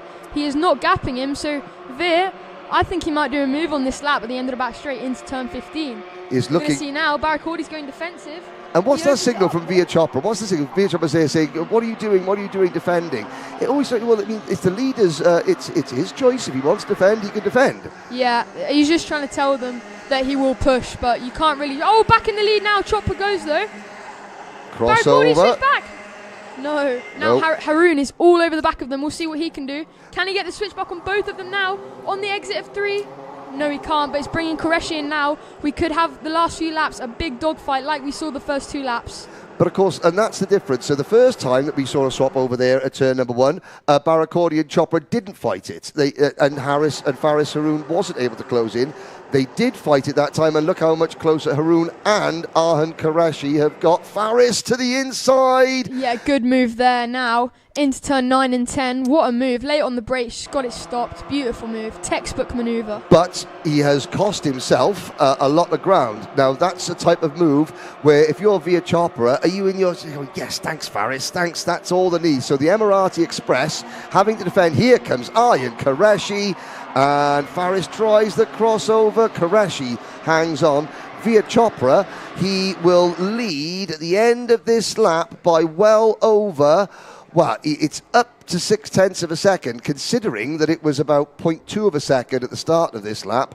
That move from Faris, whom it's gained via Chopra, half a second, and Faris still finds himself in 3rd. Yeah, for sure. That did get Veer a lot of time. He just got a clear head. He's going to have to get his head down and focus. But Arhan does look fast here. We'll have to see what Barakordi and Haroon do, if they're going to push with Arhan or go straight back in. We're going to see now. No, Faris straight back in there.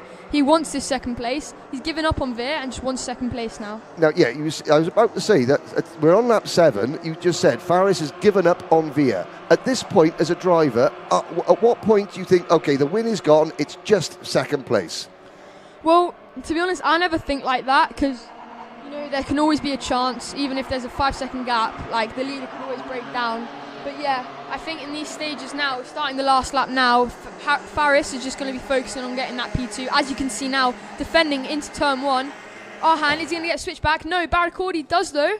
Barakordi comes into gets view. into 3rd now, Great. behind Faris. This is a lot of karts now, all fighting for 2nd place. Mitan Jain, Rehaba, Pierre Aboudiwan and Henry King have come back, I think. What a recovery from Pierre Aboudiwan, who was pretty much down to last on the opening lap. This is the final lap. Chopra is clear. It looks like Haroon is also clear in 2nd. 3rd for Barakordi. The main battle is probably now for 5th or 6th. Here it comes. There's Pierre Aboudiwan, Henry King involved in that. But we'll talk about, so via Chopra, aggressive when he needs to be, but that car, I mean, I know that you're obviously cheering for your teammate Mitan Jain in the title fight, but via Chopra, that car looks very sorted, doesn't it? Yeah, he looks quite smooth out there. He looks like he's got a good setup on. But I wouldn't count Mitanch out though. He does look fast. Like, he has made a comeback considering he started fairly far behind. So yeah, we're going to have to see now P4 finish from Mitanch. So we'll see in the pre-final. Yeah, as they cross the line, Mitanch Jain in 4th place. So this is what we were talking about. Mitanch, he's a very nice lad out of the kart. Do you think that as a driver coach, Gilly has got a little bit of nastiness in him? Because, and I say that in the nicest possible way, every racing driver, you need to have, at some point or other, you need to have that sort of the great white shark. The eyes go black, and it's like, you are predator, you are prey, and there is no more Mr. Nice Guy. Do you think that Alex will help Mitanch sort of become Mr. Nasty? Yeah, 100%. When he's Mr. Nice all the time? We all know Mitanch wants to win the championship, so I think Gilly is definitely going to help him do that. He's going to put all his magic powers that he's put into me. He's going to pass them to Mitanch as well, give him some. Gilly's magic powers. That sounds like a really, really bad pop band, if ever there was. But here is your provisional result. Via Chopra takes the win from Faris Haroon. Gabriel Baracordi and Mitanch Jain. Mr. Nice or Mr. Nasty Mitanch in fourth place. Ray Haber and Arhan Qureshi rounding out the top six. Henry King and Jaden Hidding are next up. Pierre Abu Diwan finishing 10th just behind Floris Schenkenberg. Then Aaron Mason and Savelli Kojai. Savelli, who's been coming on strongly this year, finishing 12th. Our polls at the Harrison Stevens. Shane finished 13th for Harrison, Paul Schutzman, Giuseppe Montanari, Rafael Zagatti, Romy Sabali, Baptiste Augustine. Really good to see Baptiste back in the championship. Johansa Senanayake didn't finish. Now, the joys of having an extra commentator is that Joe Bradley will now come in, and I will, because this is your wheelhouse now, Connor, I will step out, and Joe can have a race with Connor. I will turn you on. Here we go. We're not having him back. Well, I mean, he's far too good. Plus, he's cheap. He's cheaper than me. I can see what's happening here. Nick Damon is smiling, thinking, "Great! I can see my profit margin going up." Another blooming racing drivers nicking our jobs. It's like, what will they think of next? Hello to Theo Kakati. Watching, saying lovely Al Is he up early or staying up late? He is. Now Theo. He's California, isn't he? Yeah, is Theo California, or are you at USPK's Trackhouse? LA. That's California. Same neck of the woods. Yeah. Same horse, different Great commentator, but rubbish at geography. Right, okay. I will step out, but Connor, you stay exactly where you are. Now I'm going to try. Is Connor going to stay with us for the next one? Yes, he is for seniors, because this is Connor's wheelhouse. Is it seniors next? No, it's DD2 next. DD2. Oh, of course. Right. Okay. Well, I'll tell you what, Connor. If you want to take a break, we'll come back for seniors. Yeah. Do you want to come back for seniors? 100%. Yeah. I've just got to quickly go. Can you be a bit more rubbish though next time? So, you make me look. I'll try. Yeah. I'm just going to quickly go and see Guy Sheffield to see if the ink on my contract for next weekend is dry. It's gone, because until that wrist heals, mate, our jobs are in jeopardy here. It is. But it does get to show, and I say this, you have been in this sport a long time. And you came over to race Kartmasters UK. You've been around with the introduction of live streaming here, and last year, a couple of years previously, I was doing a lot of Paddock stuff. Does all that really help you get on the microphone and feel more confident?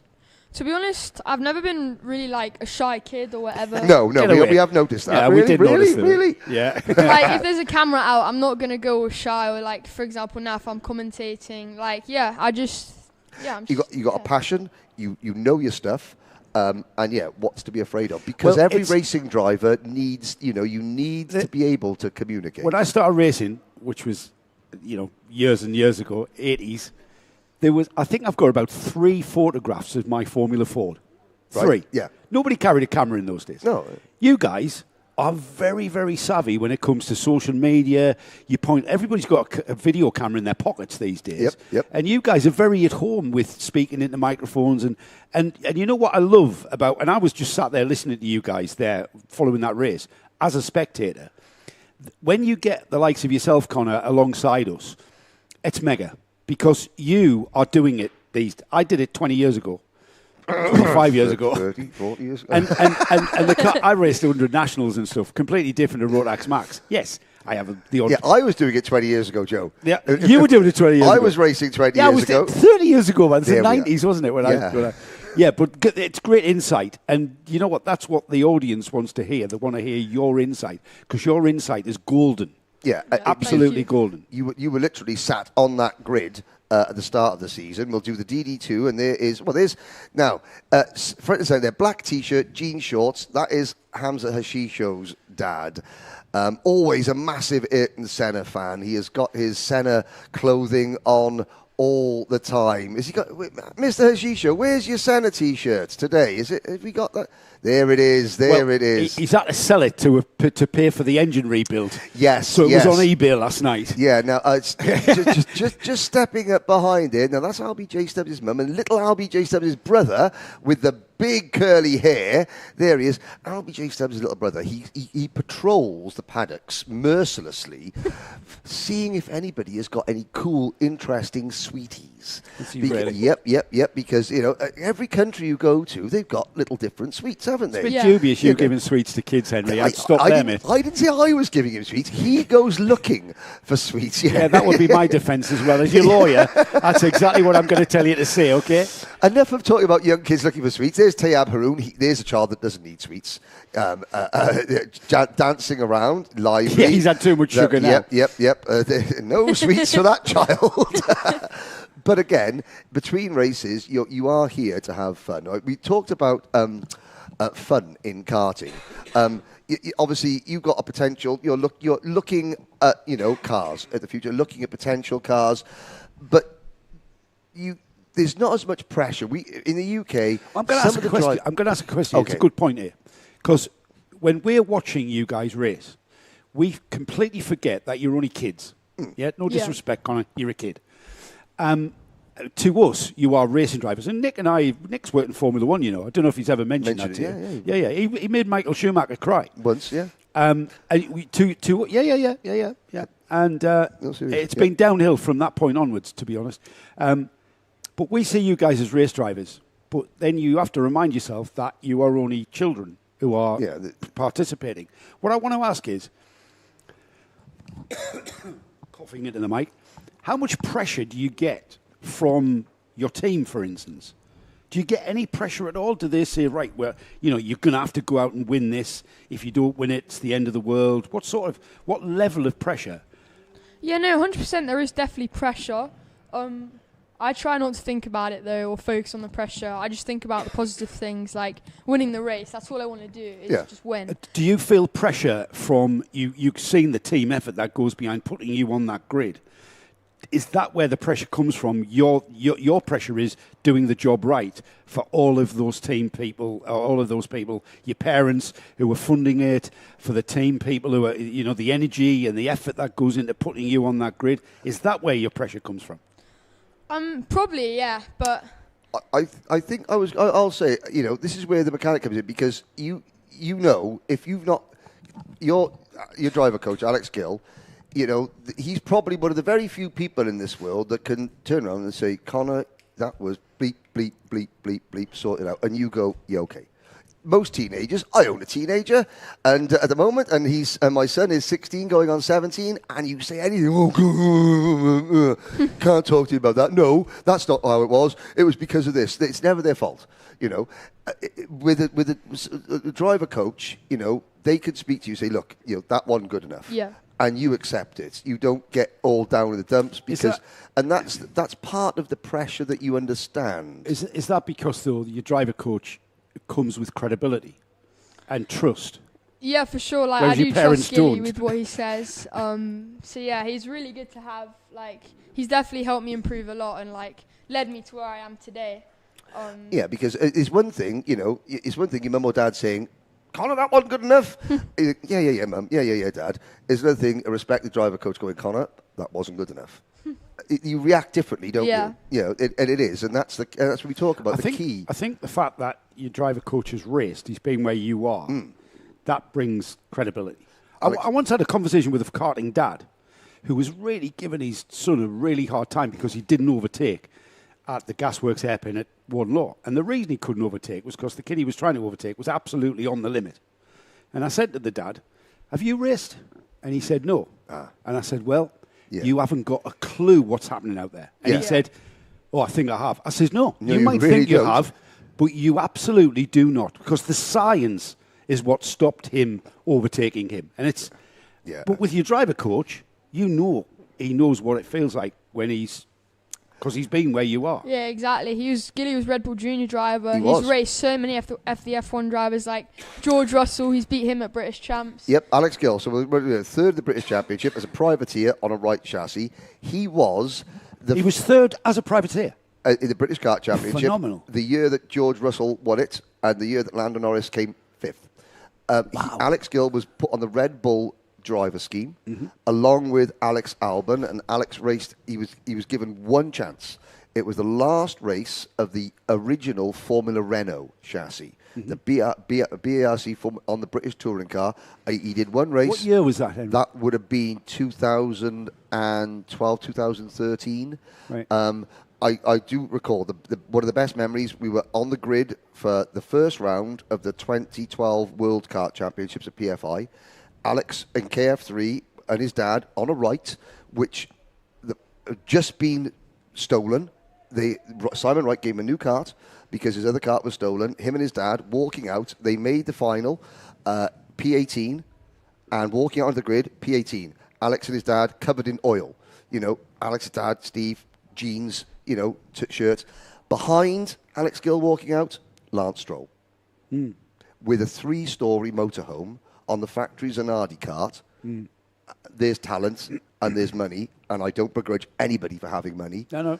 But that was a microcosm, and it is one of the fondest memories because I was able to call saying, you know, there's Alex Gill and his dad from Doncaster running a British kart, the only one here out the back of a caravan, and there is Lance Stroll with Tommy Hilfiger behind him.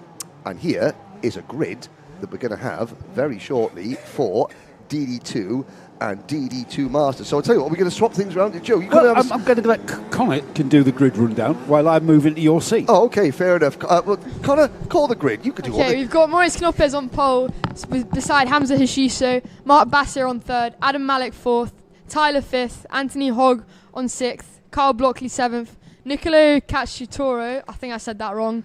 You didn't. On 8th, Samuel Walker on 9th, Greg Watt on 10th. You said that perfectly. Nicolo Cacciatore is what you said, isn't it? That's spot on. You ever driven a DD2, Connor? No, I haven't, but I've just looked at the live chat and I can see Theo said Connor for DD2 next season. I don't think so, mate. I've only just turned 15, so a bit young for DD2. Yeah. I might give it a test though. You never know. It's worth a thing. I mean, it's complicated enough to drive a Rotax Max kart. Let's just add in the complication of 2 ratios as well. That's a little bit soon for you. A little bit soon. We've got the field being led round by Maurice Knopez doing the throw, and I think the story is Hamza Hashiso, who had that catastrophic engine gearbox failure yesterday. The team set to work on putting that back together, but I think Henry was saying that he qualified on his secondary engine, his practice, as you call it, the practice engine. So he's not optimised. However, second on the grid, front row of the grid for him, and Moritz on the pole position as an over 32, I think is the Masters criteria, which is in your world, Connor. That's really old, isn't it? Yeah. Don't even go there, mate. Here we go then. DD2 Masters on the original pole. And it's beginning to splash with rain. Henry is out there having his little break, and he's got rain coming down. Now, you mentioned the rain in this country, the track has got so much heat in it, little bits of rain don't affect the track condition at all, do they? Yeah, for sure. If there's just a few droplets, it's fine. The drivers have nothing to worry about. Once you see rain pouring and going off your visor, drops going down your visor, then that's when you know proper rain. It's changing. Yeah. But Here if it's just little drops on your visor, then it's fine.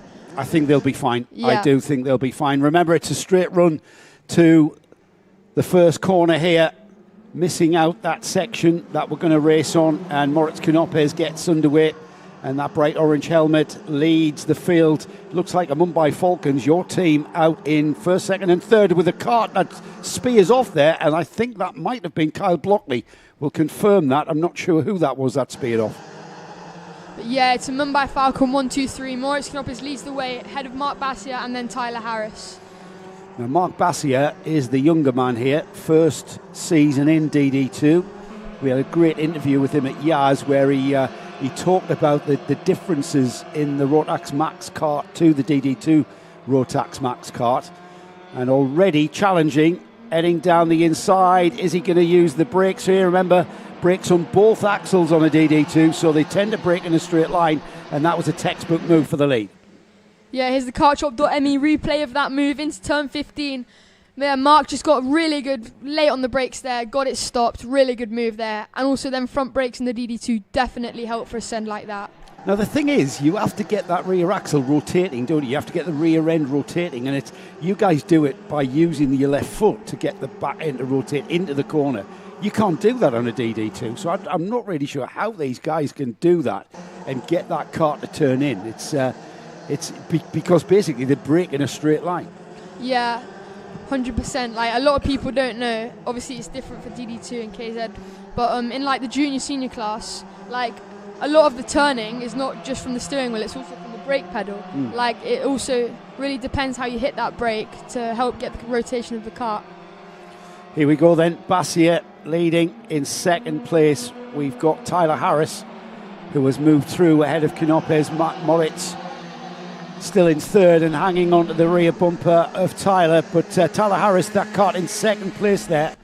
He is leading the championship. However, as this season wears on, and still 4 rounds to go, Connor, there's still a lot of racing to be done, and Tyler Harris, if he's not careful, he needs to be careful of that man in front of him, Mark Bassier, because he's creeping up on him in that championship table. Yeah, for sure. There's still a long way to go now. Mark's been doing really well lately, especially since it's his first season in DD2. But Tyler is looking racy here. He's all over the back of Mark. I wonder is he going to send a move? And then that also could bring Moritz back into it. And then, yeah, who knows what will happen. But so far, it is still a 1-2-3 for Mumbai Falcons. And I'm just curious to see what Tyler will do now. He's on the back of Mark. No, nothing there. I don't think he's close enough yet, but we might see it here at the end of the back straight, because you've seen it before. It's such a late braking zone here. You can do so many sends. And with them front brakes in the DD2. No, Mark goes defensive. Yeah, that was slightly defensive, wasn't it? Defensive enough, though. Yeah, he just moved positioned the car in the middle, didn't he? Yeah, just moved it to the middle to show Tyler that he still wants to lead, and he's not letting Tyler go through. But we'll see now how Tyler's going to react to that.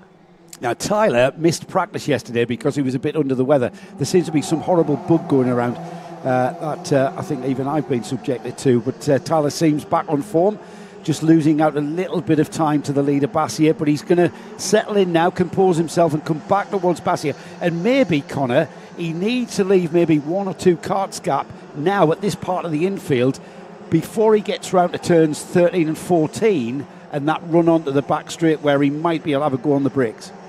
Yeah, for sure. The toe is massive at this track as well, especially going onto that back straight. You can gain so much time from that. All depends on how he's going to drive this left now, though. Oh, yeah, he looks close enough for a send. Mark's not looked. Is Tyler going to go for the move?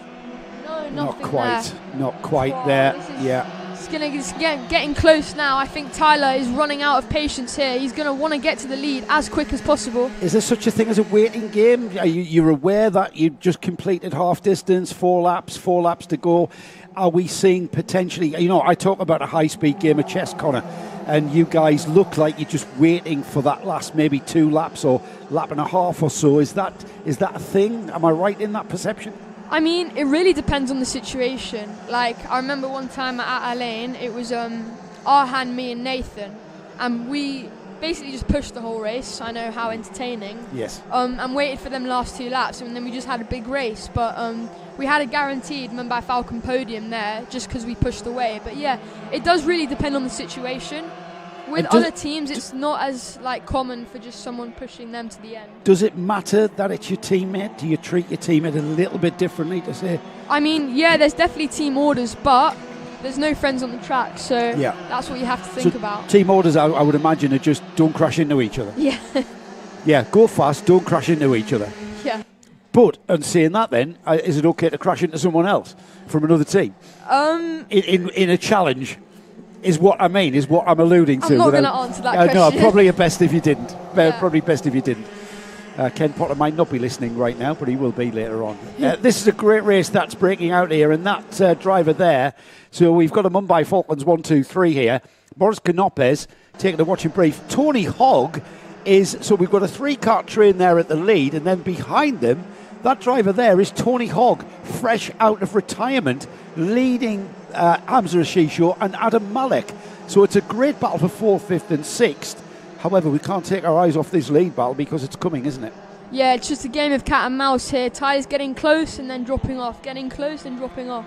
But yeah, he's going to have to make a move soon because Moritz is looking very fast here.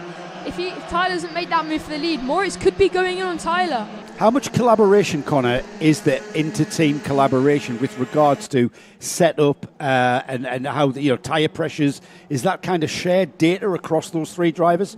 What I'm pretty asking, I suppose, is how are we looking at three identical karts here from Mumbai Falcons? I wouldn't say identical because obviously each driver has their own preference. Like one setup might work for one, but not the other. So yeah, I don't actually know what they're doing, but yeah, I would say no probably. Right, good answer. Appreciate that. Here we go then. Tyler Harris moves up under braking into this infield section. I think this lap will be the lap. Yeah, if Mark does not defend, I think Tyler will be going in. Well, time and opportunity is running out for him here, isn't it? He needs to be smooth through here, needs to keep momentum, and he gets right onto that rear he's run bumper. A bit wide there. He has, he lost that going into the corner there. And Bassier, I think, has got a strong lead here as we come through the turn 15 and then the all-important turn 16 into the final lap now, Connor. We're starting the last lap now. Bassier doesn't have a look. He does go slightly defensive though, but Tyler is on his bumper. I wonder if we will see a move this lap. He was defensive in 1 and he was defensive in 2. That's compromising both Tyler Harris and allowing Maurice Canopes to maybe being there, potentially going to take an advantage of a situation where Tyler Harris is potentially tripped up by Bassier defending. Yeah, we'll have to see now. They do look fairly spread apart. I think this is going to how we're going to finish the race, but you never know. No. Bassier could make a mistake. So could Tyler. I think Tyler Harris is wanting to disagree with you, Connor. However, whether or not he's got any tools in his toolkit to maybe... Now, he's a little bit further away here. If he can get the momentum through this left-hander onto the back straight, I think the gap is just a little bit too much, isn't it? No, nothing. No. So that's your order. Mark Bassier P1, then Tyler Harris P2, Moritz P3. So it's a Falcon 1, 2, 3. Then followed by Anthony Hogg. Oh, very close there between Anthony Hogg and Hamza Hashisho. But yeah, Hashisho 5th, Adam Malik 6th, Carl Blockley 7th, Nicolo Cacciatore 8th, Greg Watt 9th, and then Samuel Walker 10th. Yeah, that's what we saw. Now then, tell us, Connor, what's your thoughts on that checkered flag, the finish line being after, I should say, the braking area where you brake for turn 1. There's a regulation where you've got to take turn 1. Yeah, you can't just overshoot turn 1. Yeah. Like, for example, if you're in quali, you can't just not brake for turn 1 if it's your last lap to try and get an extra tenth or two. But it is so obvious if you do it because you're just going to go straight. So that's why it's just easier to just brake in your normal place. Yeah. A little bit of an anomaly for this weekend. However, next weekend we're moving on to 2 point scoring rounds on Saturday and Sunday for round 8 of the UAE RMC, and we're back to the original configuration of the track which we saw at the beginning of the season with that straight run down to what will effectively be turn 1 rather than turning sharp left there, as we can see. Let's have a look at the result then for DD2, their heat phase. There you go, Connor. There's your rundown. So you have Mark Bassier P1, followed by Tyler Harris, then Maurice Nopez. That's your top 3. Then Anthony Hogg 4th, Hamza Hashisho 5th, and Adam Malik in 6th. Followed by Carl Blockley in 7th, Nicolo Cacciatore in 8th, Greg Watt, and then rounding off the 10th field, Samuel Walker. That is a great run from Tony Hogg there, who clinched a 4th place. Yes, he's second in the Masters, but Tony Hogg there finishing and having a great race with Hamza Hashisho and Adam Malik. He'll be happy with that coming out of retirement again for Tony Hogg. But going forward into the pre-finals and then the finals, those 3 at the front there have proved to be the fastest karts, all 3 from the Mumbai Falcons team. And it's whether or not, because of the small grid, I suppose, Connor, if you are Tyler Harris, yes, it's championship points, but discretion being the better part of valor, it's best to finish second and not at all in a stupid lunge.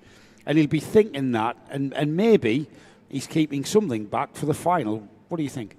Yeah, we'll have to wait and see. Obviously, it is not smart to do like a ridiculous move in Heat 1 just to get P1 for the heat. Yeah.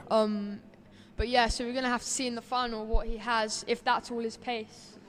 We're going to see. It's intriguing. Henry, I'm going to give Henry's seat back. I'll keep the headset on though, Henry. And we can have a three-way convo. Connor, are you staying with us for the seniors? Yeah, why not? I think it might be quite a good race, actually. It will be. You're quite welcome. Well, this is Connor's wheelhouse now, the senior race. Interesting, watching that race at the outside, Marc Bassier's dad, he walked up and down the balcony following Mark. He's just done 7 laps of the circuit, just watching. Getting steps in. It's interesting just watching the parents race with their children racing, even the older kids, because they're still, you're still your baby, even if they're 25 years old. And I don't know how old Mark is. He's got to be, 19 or something? He's 18, 19, yeah. But it was funny watching Dad walking back and forth, back and forth, just, and Hamza Hashisho's dad has a towel, a white towel, and I don't know what he was talking into the towel, but he was talking throughout that race into the towel, and I'm sure it's like, come on Hamza, don't do this Hamza, come on Hamza, do this. It's very strange. Parents, what are your parents like watching you race, Connor? Because your mum is always here with you. Your dad is sort of not, he's always watching, but he's not always at the track. Yeah, no, my dad does come to the races.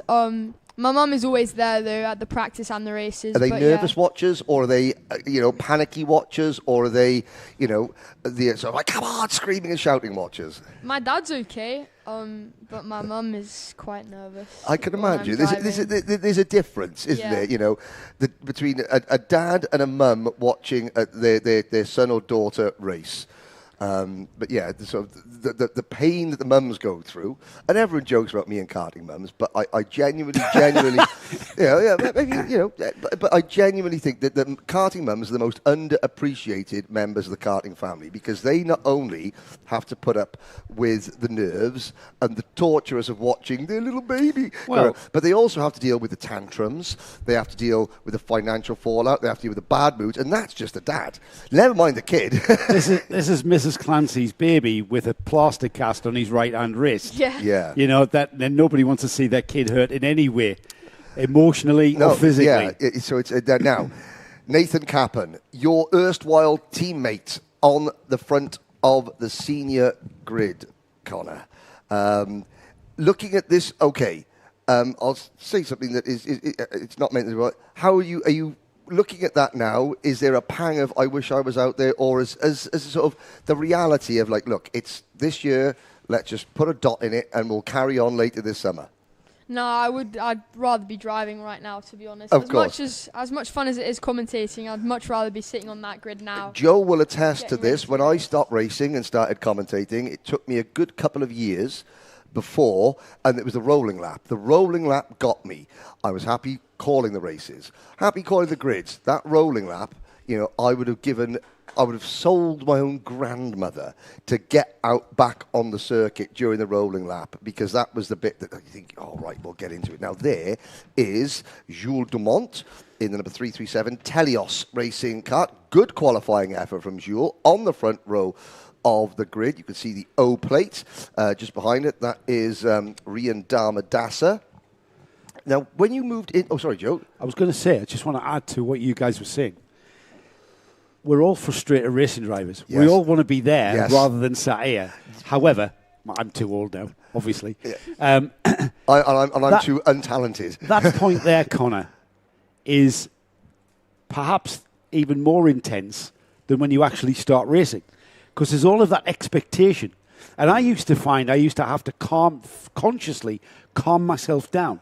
From the heartbeat would start to raise. You're looking around you. Oh, there's such and such. I've got this numpty behind me. I'm going to have to watch my rear end. All of that's going through your head, isn't it? Is that? Would you concur with that? Is that one of perhaps the most intense parts of any kind of race? Yeah, possibly. Not for me though. I just block out all the You're noise. just too cool and a great commentator. I'm going. I know, Guy Sheffield is busy trying to figure out what's 50% of the wages for today, etc. So here we go. Formation lap, your starting lineup as follows. Nathan Cappan and Jules Dumont on row number 1. Rian Damadasa and Enzo Tesla. Great drive from Enzo to put it P4. Adam Al Shaikh and Max Dexter making his return to the championship. Alicia Canessa, P7 ahead of the notorious BIGI, Alessandro Bigi, Amani Kanua, George Nasser, Abdullah Al-Qaita and Rayan Qureshi round out your top 12. Ahead of the debt collector, Jeremy Montgomery Swan, Philip Dinu, Adi Schmetter, Enya Sachi, Ryan Carews and Oscar Lambert down in 18th. Mohamed Menamne, Kian Crayonbull, Zain El Homassani back in 21st, Oscar Backhouse, Andrew Obeid, Alexis Alzia, and the back of the grid, Manaf Al-Baluchi, and brand new, first ever Rotax race, Laith Coronfall, straight out of the Saudi World Series into senior Rotax in the UAE. Now, as hurdles go, that's a big one to climb, isn't it, for Laith? Yeah, definitely. Going straight from rentals into a senior kart, yeah, that's a big jump. So But it's interesting to see what he does. I mean, but you know, he's a little bit off the pace, but he's not miles off the pace. Learning very, very quickly.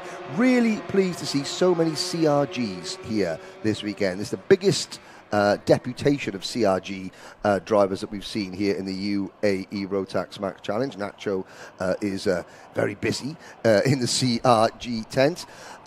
Warming the tyres as much as we possibly can. Now, of course, strictly speaking, tyre warming's not allowed in karting, so this is just checking the steering, isn't it?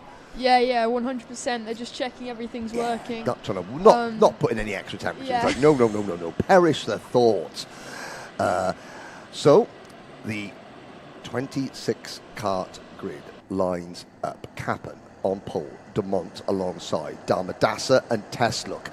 It's a mixed up grid in senior Rotax under cloudy skies here at Al Ain Raceway. Lights are out, we're off and racing. Kappen leads him into turn number 1 and Darmadasa makes a good start, making third, turn into second. Jules Dumont tucks into third. Tesluk, a good job from Enzo Tesluk to hang on to fourth position. Now, of course, Enzo Tesluk, not a name that we're used to seeing running at the front of the senior Rotax field.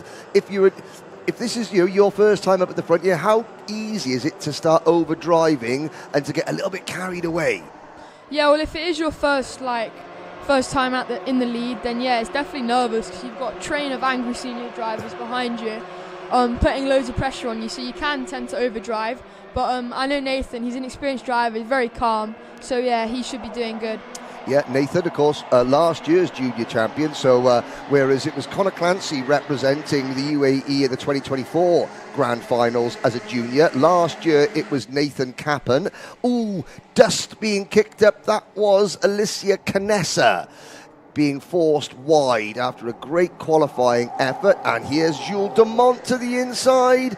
And now that is a place that we didn't really think we were going to see a lot of overtaking, is it, Connor? That what is normally turn 1, but on this layout, it's turn 3. Yeah, I know. I actually wasn't expecting to see a move there this weekend, especially in the senior kart. Maybe in a micro it'd be okay, but no, in these big karts, that was a really good move there from Dumont. Let's see if he can catch Nathan. And he not only catch Nathan, but look how much space it cost Rian Darmadasa there being overtaken, because of course you've got no momentum down the straight towards turns 4 and 5. But Kappen being put under pressure from Jules Dumont. But of course, with the fact that you're sat with me and Joe, Connor, the title picture has been blown wide open, hasn't it? Yeah, definitely. Unfortunately, it's going to be somebody else, not yourself, taking the title this year. However, when they look at the books, the history books, no driver has probably won more finals this year than Connor Clancy across 2 classes. How many finals did he win in a row? 1, 2. It was 3 or 4. I think it was 8. I think it was 8. I think it was 4 in junior and then the first 4 in senior. Yeah. So 8 final victories. I'm not quite sure if anyone else is going to match that. Maybe Morris Knoppers in DD2 Masters, maybe Tyler Harris in DD2, but certainly in terms of final wins, Connor, that's it's something to look back on in the future and think, okay, I'm very proud of this. Speaking of looking back, Nathan Kappen, he might not want to look back right now, because he will see that not only does he have Jules Dumont alongside him, Dumont to the inside! Big move there. Is Kappen going to hold it? Yes, he is. Lovely stuff there from Nathan. There was a big send from Dumont. Nathan stayed calm though. held it around the outside. Here's the kartshop.me replay. Yeah, you can see Nathan did not back out. He knew he was going to have the inside for the next corner. Darmadasa did help him a bit there with a little love tap there. But there is a crash as well in the last corner. That's Max Dexter. 366 in the barrier. His race is over. Yeah, Dexter, the double defending DD2 champion, already making his feelings known to Ken Potter, walking over there. That is at the last corner. Dexter was in the top 10 and remonstrating, obviously, with Ken Potter. Very, very experienced driver is Max Dexter. Change of fourth position.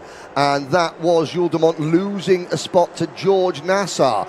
Strange to think that this is the first time that we have mentioned the championship leader, George Nassar. Now, he's just moving into the back of the frame very shortly. Capon leading, El Bassani now up into second. There's Darmadasa. Good to see Adam El Bassani back in the championship. Let's look for some of the other big names who started down at the tail. Well, Oscar Lambert still only 19th. Zayn El Massani has picked up a couple of places, but is only 15th. Jeremy Montgomery Swan is up into 9th. Amani Kenua is 7th. And it just goes to show how the strength in depth, because I think it's fair to say a couple of years ago there was maybe 3 or 4 potential champions in this class. Now there's 7 or 8 potential champions and at least a dozen potential race winners. Yeah, for sure. The championship this year, for senior especially, like there's so many drivers who can win it.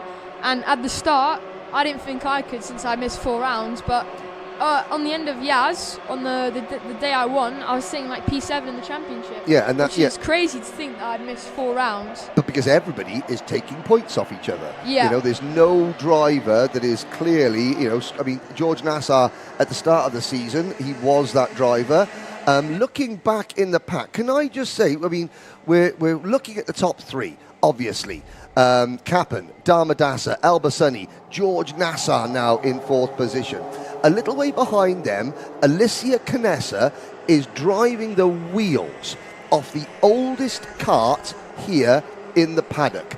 That DR kart that Alicia runs, it's a privateer entry. It is, I think, 5 years old, that chassis. And Alicia, she qualified 7th. She was 10th. She's having a great battle just off camera at the moment. And I know we've got to keep looking at the leaders, and we're going to talk about the leaders now, but it is worth mentioning that Alicia is having an absolutely barnstorming drive. Yeah, you can see now Darmadasa is on the back of Capon. Capon has to go defensive now into 15 though. This is going to bring in Nassar, Bassioni and Dumont, and also Rayan Qureshi. But here we go, a switch back there from Darmadasa. And he gets across to defend as well. Gets into the lead now. Is Capon going to go straight back in? Yeah, you can see Darmadasa just parking the bus there, making sure, backing everyone up. Still parking the bus. Everyone going everywhere. Jules de Mont up to 3rd position there. Jules de Mont taking advantage, and that's what you've got to do. If you're at the back of that was perfect from Jules de Mont. 5th going into that, but he could see, okay, everyone else on the inside line, they're going to wash out coming out of the corner, so I am going to take a nice wide entry to cut underneath them coming out. It gained him 2 places, and as we're on lap 7 out of 8, that's put Jules de Mont into a potential race-winning position. Sometimes it's those moves that on the surface don't appear to be critical, but they turn out that it was vital that de Mont did that at that particular moment. Yeah, 100%. And if you look now, he's got a gap behind. He just has to worry on what's going on in front of him and get to the front. As you can see, this is going to be a nice last lap here. Darmadasa, is he going to have to go defensive from Capon? Capon isn't close enough to send a move there into turn 1, but Capon is fast. He pulled it on his own in qualifying, so he knows he's got the speed. Now we're going to have to see, can he win this race? Can he do a crazy move now to get the lead? Right then, you're your teammate. You are Nathan Capon. What are you doing at this particular moment, Connor? I want to win. I want to get into the lead. You want to get to the lead. So how are you positioning your car into the corners to sort of that sole focus? Even though you've got de Mont right behind you, if you're Nathan Capon, you are on the slippery surface flags. That's another thing you have to worry about. I think there might be some rain out there. There is. Every corner there is slippery surface flags. So that's another thing you have to worry about, holding the brake. Who's going to go in harder? Because if you go in too hard, you can be off the track. And of course, Darmadasa is the guinea pig, isn't he? Yeah, Kappen can react a fraction of a second later. We're on the last couple of corners. I think Darmadasa might just have done enough. A great switchback manoeuvre for Rian Darmadasa seals the victory in senior Rotax. Nathan Kappen coming home second, and we just got the checkered flag before the rain seems to have intensified. Although looking at the track, Connor, the track is obviously still bone dry. Yeah, the track still looks dry, so I'm not sure though, because there is a few spots. I'm looking in the pit lane now. You can see a few spots on the track, but I don't think that will affect the drivers that much. But we might see now the pre-finals. If it gets worse, that could affect it more.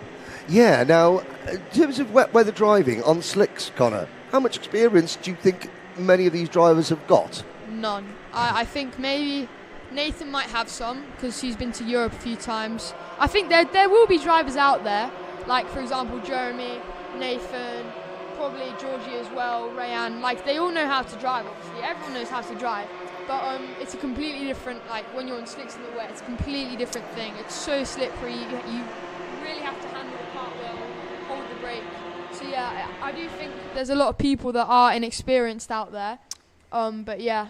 Well, we shall see what has Mother Nature got in store for us as we conclude the heat races. We'll be into the pre-finals. Here's a quick look at the provisional result. Rian Darmadasa and Nathan Kappen, first and second. Jules Dumont and George Nassar, third and fourth. Then Rayan Qureshi and Adam Al Shaikh, 1.4 seconds separating the 1.5 seconds separating the top seven, with Amani Kanua in seventh, Alessandro Bigi, Enzo Tesluk, Jeremy Montgomery Swan, Mohamed Menaimne and Zain El Homassani, your top 12. Kian Krahenbull, Ryan Carews, Oscar Lambert, Eni Asachi, Adi Schmetter and Philippe Dignoux. They are your top 18 finishers. Further back now, let's have a look. So first of all, Leith Corenfall, congratulations, 23rd place, and he was not dropped by the rest of the pack. Commiserations, Alicia Canessa fading, well, she had a couple of off-track excursions. She fades to 24th place. Oscar Backhouse, the only retiree, Max Dexter. Max, like a number of people, frantically trying to get online coursework finished ahead of exams, things like that coming up. Some universities have cancelled exams, others haven't. Everyone doing online learning. Max Dexter, he was doing physics in the restaurant yesterday, and I was like, so what do you think about having, he was like, I think it's absolutely fantastic, because there is no way in an exam I would have got my predicted grades. Sorry, Max, I'm just giving the game away there. He was like, so I am loving the fact that the exams are being cancelled, and I could just send in all the coursework that I had done, because that was what was going to give me a good grade. There is Mark Rose, and I'm going to step out. Oh, so Connor is... Connor, you're going to come back again later on for some more junior and senior racing, potentially? Yeah, maybe. I'll have to see if I have the time, because I need to go speak to the team, speak to some drivers. Well, so, of course. Yeah, I mean, if I have the time, I'll definitely come back. Well, I mean, if he's got the time, well, why not? Thank you very much, Connor. It's been an absolute get back pleasure. to your proper job and give me mine back, eh? Yeah. Far too good. Connor, it's been, honestly, mate, it's been an absolute delight to have you. The insight that you can give is just golden, like I say. So you're welcome back at any time. Could try and get back for the pre-finals, if you will. Thanks so much. Thank you, guys. Go off and do your proper job now. Right. Oh, hang on. Take your water, mate. Yeah, and Connor, that's all we can pay you. As long as Connor can get his agent to talk to me, that's fine. Yeah. Hang on, Nick. He's been paid. I've paid him off with a bottle of water. I've paid him off, don't worry. Well, it looks as though the sun has come out again, because we're looking at the balcony and everybody. What you guys couldn't see, because I was able to stand up, was the crash barriers that we have, which were like a shade of sandy pink, went to bright red because of the amount of water on them. Really? Yes. And if you stand up, Henry, actually, come here. I'll do my best. Help us up. Look at the amount of. Yes. I mean, that is not wet weather tyres. But that is the most water we've seen on that track. It's kind of like it got a leopard print now, isn't it? Interesting on the camera now. Mark Rose with the green bucket hat and the white sunglasses. He has actually been pipped in terms of best bucket hat of the day by Pierre Abu-Diwan. Now, there's Floris Schenkenberg. He's got a sort of Red Bull-style bucket hat, which is P2. Mark Rose with the green bucket hat is P3. Pierre Abu-Diwan has got a fantastic bucket hat. Apparently, it's Italian, and it is very, very colourful indeed. Just bucket hat games. There is Connor Clancy, now just chatting with George Gibbons from George Gibbons Motorsport. He's a spot Connor. He's the one with the cast on. Yeah, he's with the blue cast on. He's just walking down the stairs now. I think there he is. Carrying a contract from Karting Live TV. G Sheffield. Yeah. For next. Oh dear.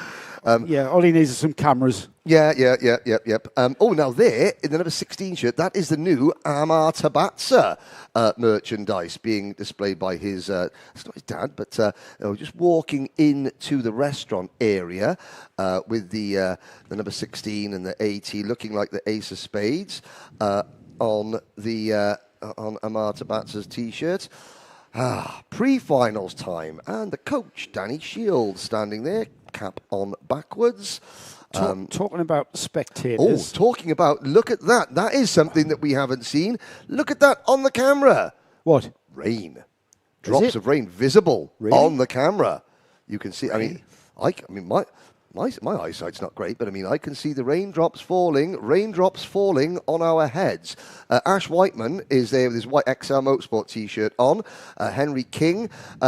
There's Baptiste Augustine. Is it raining, boys? Give us a thumbs up. How hard? It is raining. Is it raining now? Out of 10, how hard is it raining? Fingers up. It's a 5. A 5 out of 10, says Henry King. Now, of course, this is seriously, Paul Schutzman's mum does something. Be careful on the slippery steps because, of course, all the surfaces that gets very, very slick, and the last thing we need is to lose more drivers because they fall over running around on a wet tiled surface. You've been framed doesn't exist anymore, so we can't make £250 out of it. Those ceramic tiles are where they were slippery yesterday, and they were. Can I just say hello to Gaz Bury? He's he's up, is he? He's up and about. Yeah. Okay. Hello to Kenya and to South Africa. Hello to Africa. Yes. I want to say hello to For Mama Julio. Yes. At Ndoyo, all team Armani Kinua. Yep. Victor Mayana. As well, saying hello to Armani. They're on all YouTube channels. Yes, for Mama. And I have to say that I'm sporting Armani Kinua's wristband.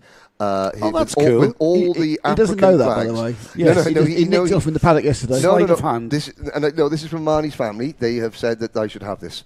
After his podium, so I've got the flags. We were trying to do the different nations. There's obviously the Kenyan flag. This doesn't really work on TV. No, it doesn't. If we had a camera in the studio, that would work perfectly. Would work then. That's unless you want to paint some pictures with words. Camera it's going to be a bit tricky. Yeah, no. Let's. Lesson 101, Henry.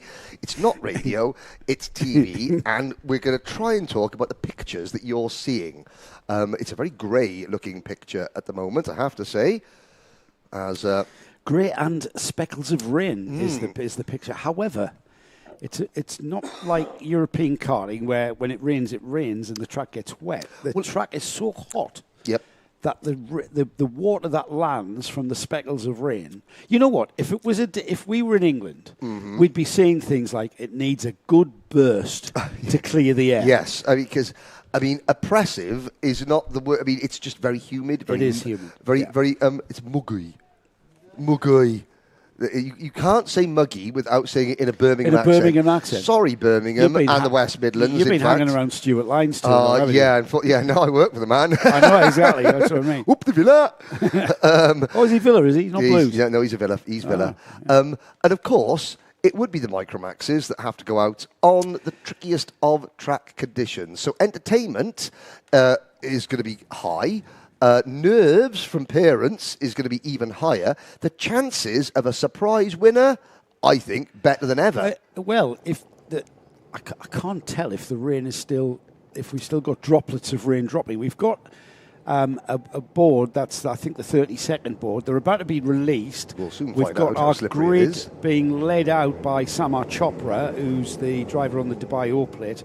Adam Al Shaikh is the driver who started the heats on the pole position after time qualifying, however had to settle for second. Here we go. Drivers turning in, understeering. Yes, Yeah. it is damp. And somebody at the back, a couple of carts spinning.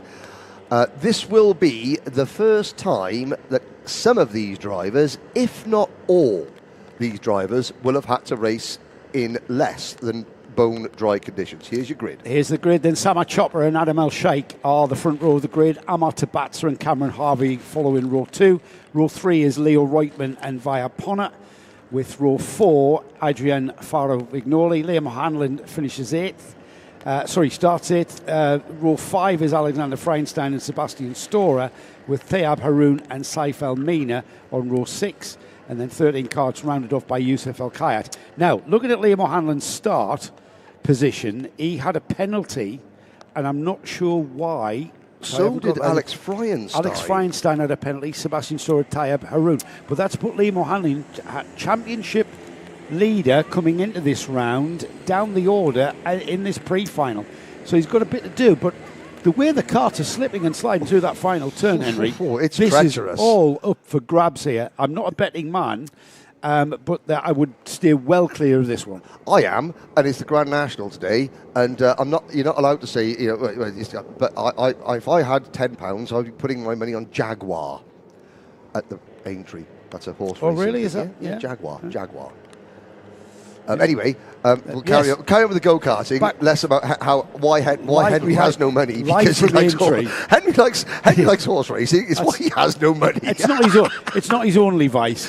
It's not his only vice. No. So we've got the it's a voyage of discovery out there at the moment, isn't it? The drivers are finding out where the grip is, and usually off the wet line, off the usual conventional line, is where the grip is. However, there's a lot of sand there. Add water, it becomes a bit sludgy, I would imagine. I have never driven in sandy, damp conditions, so I am not sure what these drivers are having to contend with. But at the moment, what we can see with our eyes on our screens here is the fact that they are slipping and sliding around. So that tells me that moisture is affecting track conditions. And there's still no Saif Al Maina in the number 9. I fear that when he had that collision in practice, that might have sort of tweaked a wrist or something like that. But he's obviously, hopefully he'll be back tomorrow. But it appears as though we have got only 12 drivers in Micromax for the rest of the day. And this is going to be a long, tortuous 8-lap race for these drivers. It's going to be tricky unless the rain stops, of course, and the track starts coming back. But at the moment, it's a little bit tricky out there, as we've seen. As they get the red lights go out, we are racing indeed. And Samar Chopra is into turn 1 with Adam Al Shaikh slotting in behind in fine style. This is where they turn in. This is where they break. Everybody slipping and sliding. Lots of oversteer. And we've got a spinner through 180 there coming out of the corner. But it's Samar Chopra that leads at the moment. I think it might have been Cameron Harvey that went for a spin. Leo Reutmann there in 3rd place on the CRG. As a moment, it is Chopra from Al Shaikh. Then I think it is Leo Reutmann in 3rd position. There's another CRG up into P4. Looking down, who would that be? That could be Adrian Faro-Vignoli. So the CRGs, they like these wet weathers, the mixed conditions, do the CRGs. Look at the chopping and changing, crossover after crossover. Adam Al Shaikh leads at the moment. Significantly, Henry. Yes. Where is Liam O'Hanlon? Liam O'Hanlon is that him coming? Is right at the back. Was that who we saw Liam O'Hanlon having that spin coming out of turn 1? Chopra goes around out of 2nd place, and they've all got to try and avoid him. Here's your kartshop.me replay. Adam Al Shaikh gets wide, comes back on. Samar Chopra trying not to run into Adam Al Shaikh. Good move there, holding the brake, but also letting his kart reverse off the racing line. And behind him, Amar Tabatsa having to put a huge save on as well. This is going to be interesting. This is Adam Al Shaikh, and look at the CRGs. Are we going to get a surprise? Reutmann, Faro-Vignoli, 2nd and 3rd. Here comes Tabatsa. Tabatsa in 4th. 5th is Cameron Harvey. Alexander Freienstein 6th. Thayab Haroun 7th. Sebastian Storer 8th. We're still waiting for Chopra. Liam O'Hanlon through in 9th. 10th is Yusuf Al Kayat. Has Chopra come through? No, here he comes now, just out of turn 1, recovering after that spin. So we said that this was not anywhere near this. Adrian Foro-Wignole on the kartshop.me replay, spinning at a 3rd position. Oh my goodness, this track is not coming back to these drivers at all. It is an absolute treacherous drive out there as the number 16, Amar Tabatsa, now finds himself. No, is that still Adam Al Shaikh in the lead? Well, Adam Al Shaikh is gone. There's the leader. He's gone. He's finding where the grip is. This is second, third, and fourth. That's second place. That was what I mistook for the leader. That's Tabatsa in second, with in third place Adrian Faurovignoli right on his bumper. Yeah, my apologies. It was Leo Reutmann was the CRG that was spinning coming out of turn number 3 at the start of this lap. Adrian Faurovignoli in the white crash helmet is looking to the inside. Oh, that CRG is good in these conditions, and Adrian Faurovignoli is absolutely wheeling it. Cameron Harvey, 4th place. Freuenstein is 5th. Tayab Haroon is up to 6th position. 7th is O'Hanlon, still trying to battle back and forth. Oh, side by side, Tabatsa and Faurovignoli. It's so Great difficult stuff. to go side by side. It's very brave, Henry, Yes. as well, because you don't know where the grip is. And as we've seen, the rear end on these karts just coming around on these drivers. And once it gets to an angle beyond any capability of catching from the drivers inputting the steering wheel, that's it. You're in for the ride. Well, if you're side by side, especially going through a corner, if you're on the inside line and you get pinched and you have to adjust the steering, that's it, your back end has gone round. If you're on the outside line and you're trying to pinch the driver on the inside line and they don't adjust their steering, then they just cannon into the side of you and push you off to the outside. Here comes Alex Freuenstein. I know his family, they come back and forth from Singapore, and they were saying that, they travel back from Singapore to the UAE and to be greeted by this type of weather. But Freuenstein, he is showing no sign of being held up by the conditions whatsoever. And 3 wide. Oh no, that was Freuenstein to the inside of Harvey, who was to the inside of Faurovignoli. The kartshop.me replay will now show 3 into 1. Just doesn't go. No, and Cameron Harvey finding himself the meat in the sandwich there. Oh, and also they do regain. Yeah, very much so.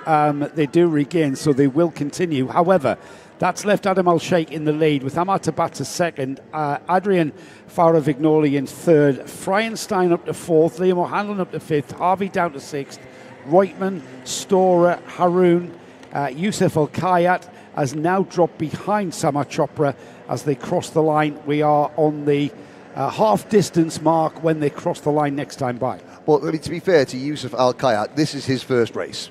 It's his first race, full stop, in this championship. It's a bit of a baptism of fire. So, yes, a baptism of fire in water. Yes. Yes. So you just, I'm looking at him out of the corner. Yes, he's tiptoeing around, but he is doing everything he needs to do because he does have that cross on the back of his car. He does have the yellow plate with the black cross signifying he's a novice. And every novice, at the end of each race, they need to go and get their license signed by the race director, that the race director is happy with their performance, their safety, and everything like that. So Mr. Al Kayat is doing absolutely everything he needs to do, as we have a change for second place, or do we?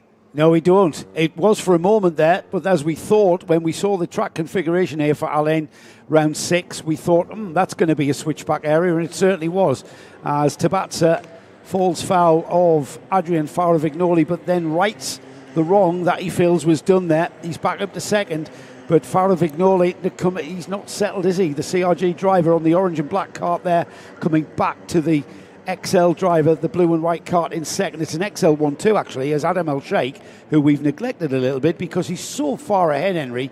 He really is showboating now and showing signs that the track could well be coming back to these drivers. We're not seeing any dry appearing there. Where the rain fell is staying there, so it's not dissipating and drying very, very quickly, but I'm not sure it's affecting them as much as it was early on. What we are seeing, though, is lots of green sector times, the occasional purple sector, and green lap times. Oh, that was for a Vignole. Almost a bit of help from Cameron Harvey, and suddenly we have got 6 karts battling over second. And as Liam O'Hanlon was fighting there for 4th place there, he's been hung out to dry as he's about to lose a couple. No, he hangs very much on to that 4th place, 5th place that he almost lost from Leo Reutemann, who decided to come down the inside when he was stifled somewhat. Now O'Hanlon is right on the bumper of Cameron Harvey. However, we're talking about the bright green, yellowy green helmet there in the 4th kart in that train there. The 2 orange karts behind him is Leo Reutemann and Alexander Feinstein. But O'Hanlon, remember, championship leader, having a spin, coming out the first turn there on lap 1, now rejoining and regaining ground, and he loses out. Just didn't have the grip to turn in there, did he? No, he didn't. And to be fair to Cameron Harvey gave Liam O'Hanlon just enough room, but didn't just open the door and say, after you, sir, you're the championship leader. No. Now, lap times, a 1 minute 12.381 last time around for Samar Chopra. That is a second quicker than even the race leader. Oh, Harvey spins again. Same point. Exactly the same manoeuvre. Twice in one race, the same corner, Cameron Harvey. And who has gone off with him? O'Hanlon's gone with him. O'Hanlon has gone as well. So we're looking at Cameron Harvey, Liam O'Hanlon and Leo Reutemann all dropping down the order. O'Hanlon's got going again. The 36 is beached though. Leo Reutemann. Leo Reutemann he's being pulled aside by the marshal there on the inside of turn 15. He's out of the equation. Liam O'Hanlon has a clawback process to do when we get to the all-important finals. Yes, just when you need a race, a day to consolidate your points position, this is not it for Liam O'Hanlon. Adam Al Shaikh, 10 seconds in front of second place driver for Vignole. This is the battle for third. Alex Freienstein has just passed Amar Tabatsa. Sebastian Storer in kart number 40. Well done, Sebastian Storer. For the Synergy team, Forbes Nickel and the Synergy team, Storer in 5th. Tayab Haroon in 6th position. Harvey back to 7th. Chopra and O'Hanlon 8th and 9th. After all is said and done, the 2 title contestants 2 seconds apart in 8th and 9th. Battling for a position on track. Not the position that they thought they were going to be as we begin the final lap. But didn't see that one coming, did we? The 2 championship leaders, Liam O'Hanlon and Samar Chopra, 8th and 9th places as we are on the final lap then. And this race has been all about that young man there, the number 55, Adam Al Shaikh, is on the infield section of the track now, just going onto the back straight here through the left-hander. That is turn 8 onto the back stretch towards turn 9, which is a bit of a left-hand kink leading into the braking area for a very, very tight turn 10. Here he is then, and look at that, Henry. He's not quite on the racing line, is he? Look where he's finding the grip that is available to him off the rubbered racing line here. When he gets back on the racing line, you're seeing the twitch there on the steering. Lap times have slowed down again, so the rain's come back. The rain has come back. We were in the 1 minute 12s, we're now in the 1 minute 16s. And Adam Al Shaikh starting to use the more traditional European style wet weather line. Oh yeah, the rain is coming down harder than ever. I can see Alex Freienstein. Oh, Adam Al Shaikh is going to be so careful. We are just moments away from the checkered flag. Adam Al Shaikh, breathe a sigh of relief as he takes the checkered flag. Who is going to slither home in second? They are crawling round the final corner. It's going to be a fantastic result for Amar Tabatsa. A 1-2 for XL Motorsport. And what about Adrian Vignole in third? And Sebastian Storer in fourth. Tayab Haroon will come home in P5 ahead of... Storer on the last lap. Where's Sebastian Storer gone? Where has he gone? I He's think not crossing the he's- line. He's dropped behind both Chopra and O'Hanlon. And he spins. Oh, so Sebastian Storer. So Tayab Haroun, that's a career best finish for Tayab in P4. I thought Storer had crossed the line before he did.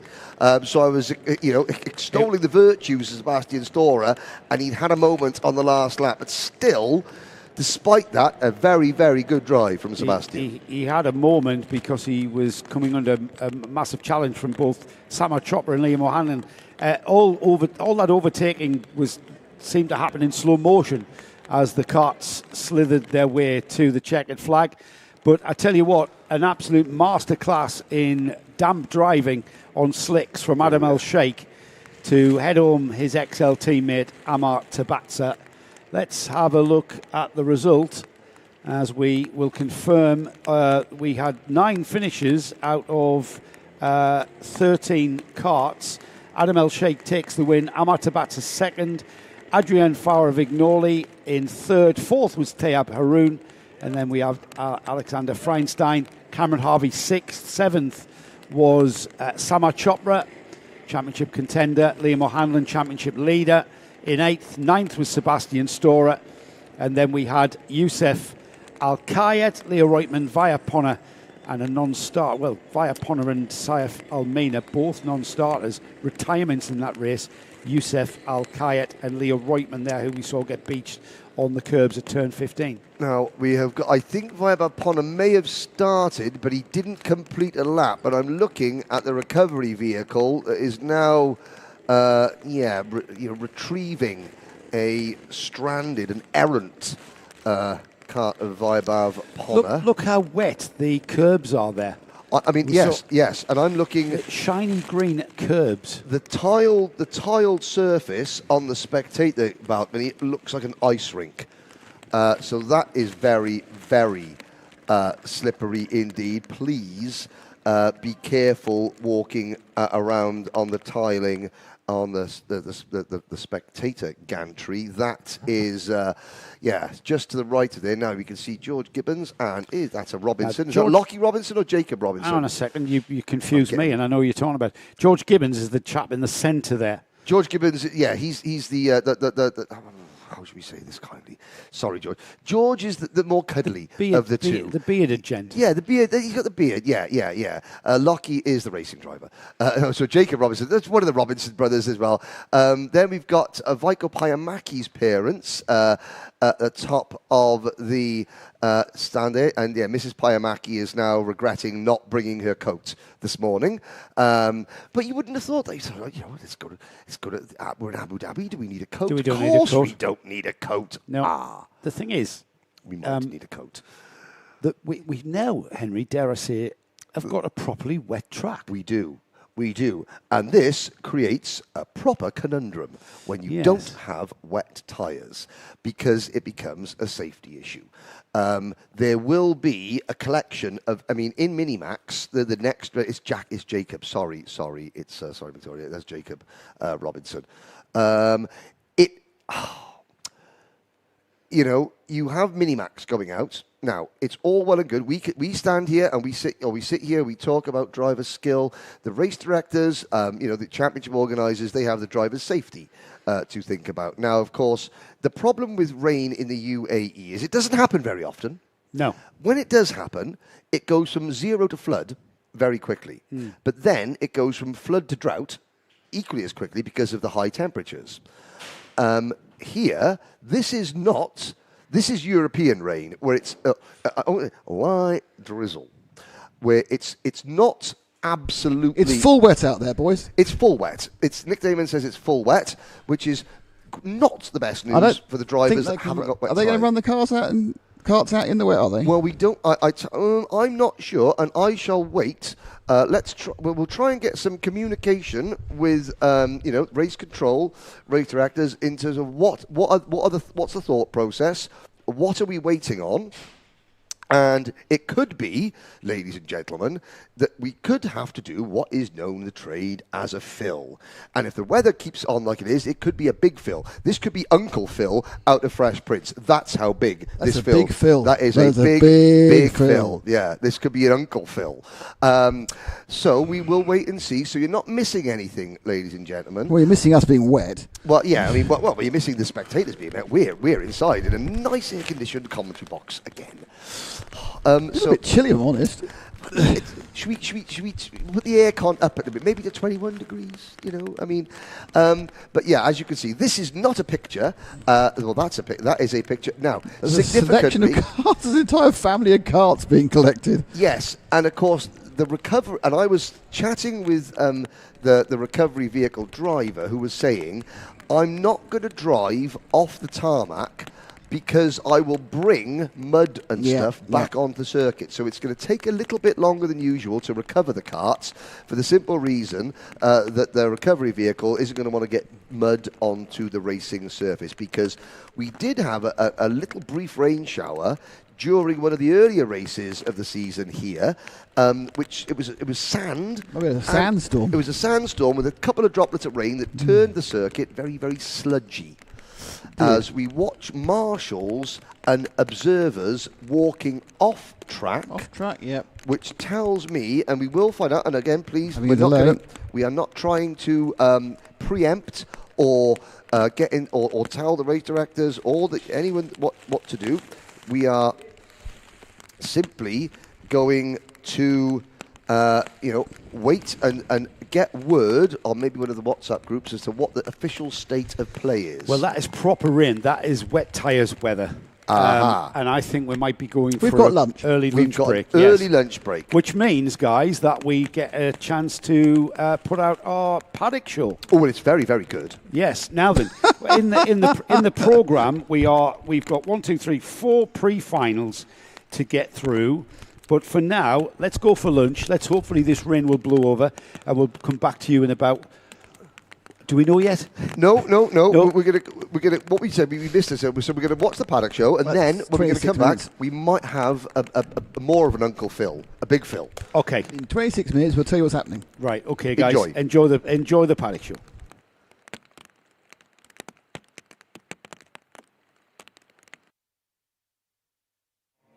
Well, hello and welcome to Karting Live TV and the UAE RMC for round 6 of the championship here at Al Ain, but with a new track configuration. Now, when I think about Al Ain and the UAE RMC, I think of only one person. And then after that, I think about Henry Baudet. And there he is. Henry, new track, new challenge. Yes, welcome back. It seems like it's been a while since Yas Marina, but we got 4 rounds, 2 of them this weekend on one of the tightest configurations of circuit that we've got here at Al Ain Raceway. At the end of the main straight, you have got that first chicane before you get to traditional turn number 1. It means it's going to be the absolute antithesis of what we saw at Yas Marina. Yas Marina, 95% of the lap flat out. Here, one of the most technical. This is a real driver's track. As well, here's something we haven't had to take into consideration this season. Yeah, apologies, we appeared to brought the weather with us. So you talk about drivers. So what I want you to do, Henry, is go and talk to drivers in this next 22.3 minute segment. I'll go that way and speak to drivers. Well, it might seem like a long time ago, but in fact, the last round of the UAE Rotax Max Challenge took place in February at Yas Marina. And the race of the season, in fact, officially Karting Live TV's race of the month, took place in Minimax between these two, LBJ Stubbs and the eventual winner, Austin Gray. And it was a really, really special moment because, Austin, that was your very first win, wasn't it? Yeah, I was very excited about it because in the race, there was a point where he just pulled away and I just didn't think I was going to win it. So it was very good that I did it. Now, they're sitting together because off track, they're good friends. And as well, Albie, you said something that was very, very special because even though you're both fighting for a championship, you're both fighting for that ticket to the grand finals. However, the Saturday, you won. The Sunday was all about Austin. But what were your thoughts when Austin won? Because what you just said off camera is very, very, very important. Well, it was a really good race between me and Austin. Like, at the start, Austin pulled away a bit and I managed to reel him back in. And then Austin done a really good move at the last corner. I didn't expect there to be a move there, so I didn't defend. But when he won, I was really happy for him because it was his first ever race win, and I was happy with a P2. I'm happy with any podium. Now, how difficult is it? So we'll talk to both of you. Maybe you'll be able to talk a little bit more about this. When you have a race like that against somebody who off track you get on with, how difficult is it, even at your age, to separate? Look, behind the scenes we're mates, on track there are no rivals. How do you find? How hard is it to differentiate and separate that, and to go up afterwards and say, "Well done, you beat me fair and square"? It depends. If they didn't beat me fair and square, then I'd be really annoyed. But like when he won, he didn't do anything wrong, so it was a good race, it was a fun race, and I was really happy with Austin. Now, Austin, the winner. Tell me something. So this is your first full season, really, in karting, isn't it? You've done bits before, but this is our first real championship battle, isn't it? Yeah. You know, I feel like when I'm going up against one of my friends, like maybe like Albie, Charlie Page, or like Ben, or something like that, you know, it's just like, yeah, there's not really a friendship on track, but off track there's a lot of friendships. But I feel like on track, if they're your friend, you feel a little bit safer around them because you know they're not going to just punt you off or something. Yeah, no, and this is something that you're learning. You know, the friends on track and the friends off track part of it.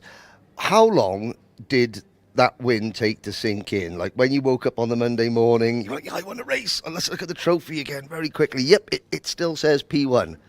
Yeah, for like a week and a half, my dad was just rewatching that one moment. But like, you know, I don't like a week in. I just look at it every morning now because even if something goes wrong, I know that that's the one thing that I wake up to see. Yeah, now, of course, you both had big wins. Albie, could you remember your first sort of major national level win? Of course, you come here as a British champion in Water Swift Restricted. Yeah, do you remember what it felt like with your first big win? And how does it change you as a driver once you get that first big win under your belt? When I won the O plate for the first time, the Monday morning I woke up and everyone come over to say well done. I'm like, I still can't believe that just happened.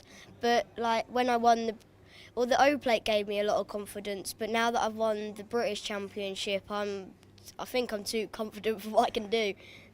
Well, you know, not too confident. Confidence is good, but again, you always maintain a level head, and you still, you know, you understand, hey, sometimes your best is good enough for second, like it was at Yas Marina on the Sunday. Austin, the next time you sat in a kart after that win, did you feel any different? Not really, because before all the races, all of the races back to the start, I just wanted to get at least one podium this season. That was my goal. And now that I've won a race and I'm fighting for the championship, it's just like, wow, I've got all the way here. Because you don't know how horrible I was before this season. Everybody starts somewhere, isn't that right, Albie? I seem to remember you going around not very quickly in a Bambino at one point. Yeah, in Bambino I definitely wasn't the best. But it all catch up. Now, look at these two faces. Look at these two smiling faces. We're going to put them on the spot now a little bit. Okay. Yas Marina Part 2. It's at Al Ain. It's the last round of the championship. It's neck and neck for the championship and the ticket. Does the final lap play out any differently in terms of how you race each other and the smiles afterwards? I don't really care about the championship at the moment. There's no point. I don't really care about it. No. Albie, I know you do. I really care about it, but it's my first year. I'm not hoping for too much. I'd feel great if I won it, but like I wouldn't be as devastated if I was in my second year. Okay, so 2 first-year Minimax drivers, 2 friends. Are we going to see plenty more of the same than what we saw in Yas Marina? Are we going to be Joe Bradley's race of the month for the next 2 months, just with you two? There's going to be way more racing this weekend. I know it for sure. And Albie? I think the same. It's really close, and like at Yaz, it's very fast, whereas here there's a lot of braking points. I think it's going to be an incredibly good race.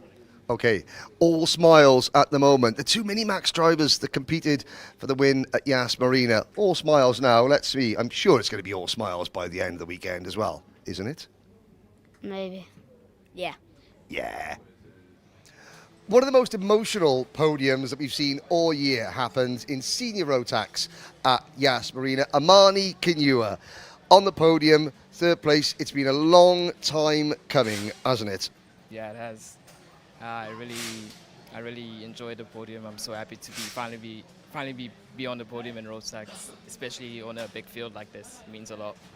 It does. Now, for those of you that watch on Karting Live TV, and of course you all do because that's what we're on, you will know that on the live chat, Amani Kinua has the biggest online following of any of the drivers here because, Amani, originally you're from South Africa, but your family live in Kenya, so you're doing a lot of travelling. You went home in the interim between Yas Marina and here. What was the reception like when you got home? We're wearing our African bands of friendship here. All the people from Kenya and South Africa that tune in to watch you race, what was their reaction when you came home with some silverware? They were just so pleased to see me. They were so proud of me. They all just screamed. They all just yelled when they saw me. They were just so. Really? Was that just extended family or people that just watch you because they like karting and they've got someone to cheer for? Yeah, it's also people that also watch me because my dad calls people that he used to be friends with or old family friends that I don't even know, or people from work too. So that must be quite nice. People that you don't know, that you come back, you arrive in Nairobi, and there are people there cheering for you, supporting you that you've never met before. How does that make you feel as a driver and as an athlete? It makes me feel really good. I feel so much pride whenever the chat. Yeah, whenever the chat says my name or comments on me. Now, let's go back to Yas Marina, that final. Talk us through it, because you didn't start in the top three. You had to fight every step of the way. So in the final, I started 8th, just behind Connor, who was in 6th. It was the start was alright, and then the first 3 laps was quite a bit of chaos. I know the Mumbai's and that one Krotov driver, they went over each other. So once I just got through them, I was in 5th at the time. Then I just hunted down Daniel Britt, and then I passed him, and then I made my nice move on Capin onto the back straight. Now, yes, the nice move on Nathan Capin. You say that with a big smile on your face, because you had podiums taken away. There's been pole positions, track limits, penalties. When did you think, okay, Nathan's not coming back past, I've got this? I thought it's when I looked behind and saw that there's the gap's just getting bigger and bigger, so I just started to gain more confidence and just started to focus on second now. Now, of course, a podium's one thing. There's only one next logical step, isn't there?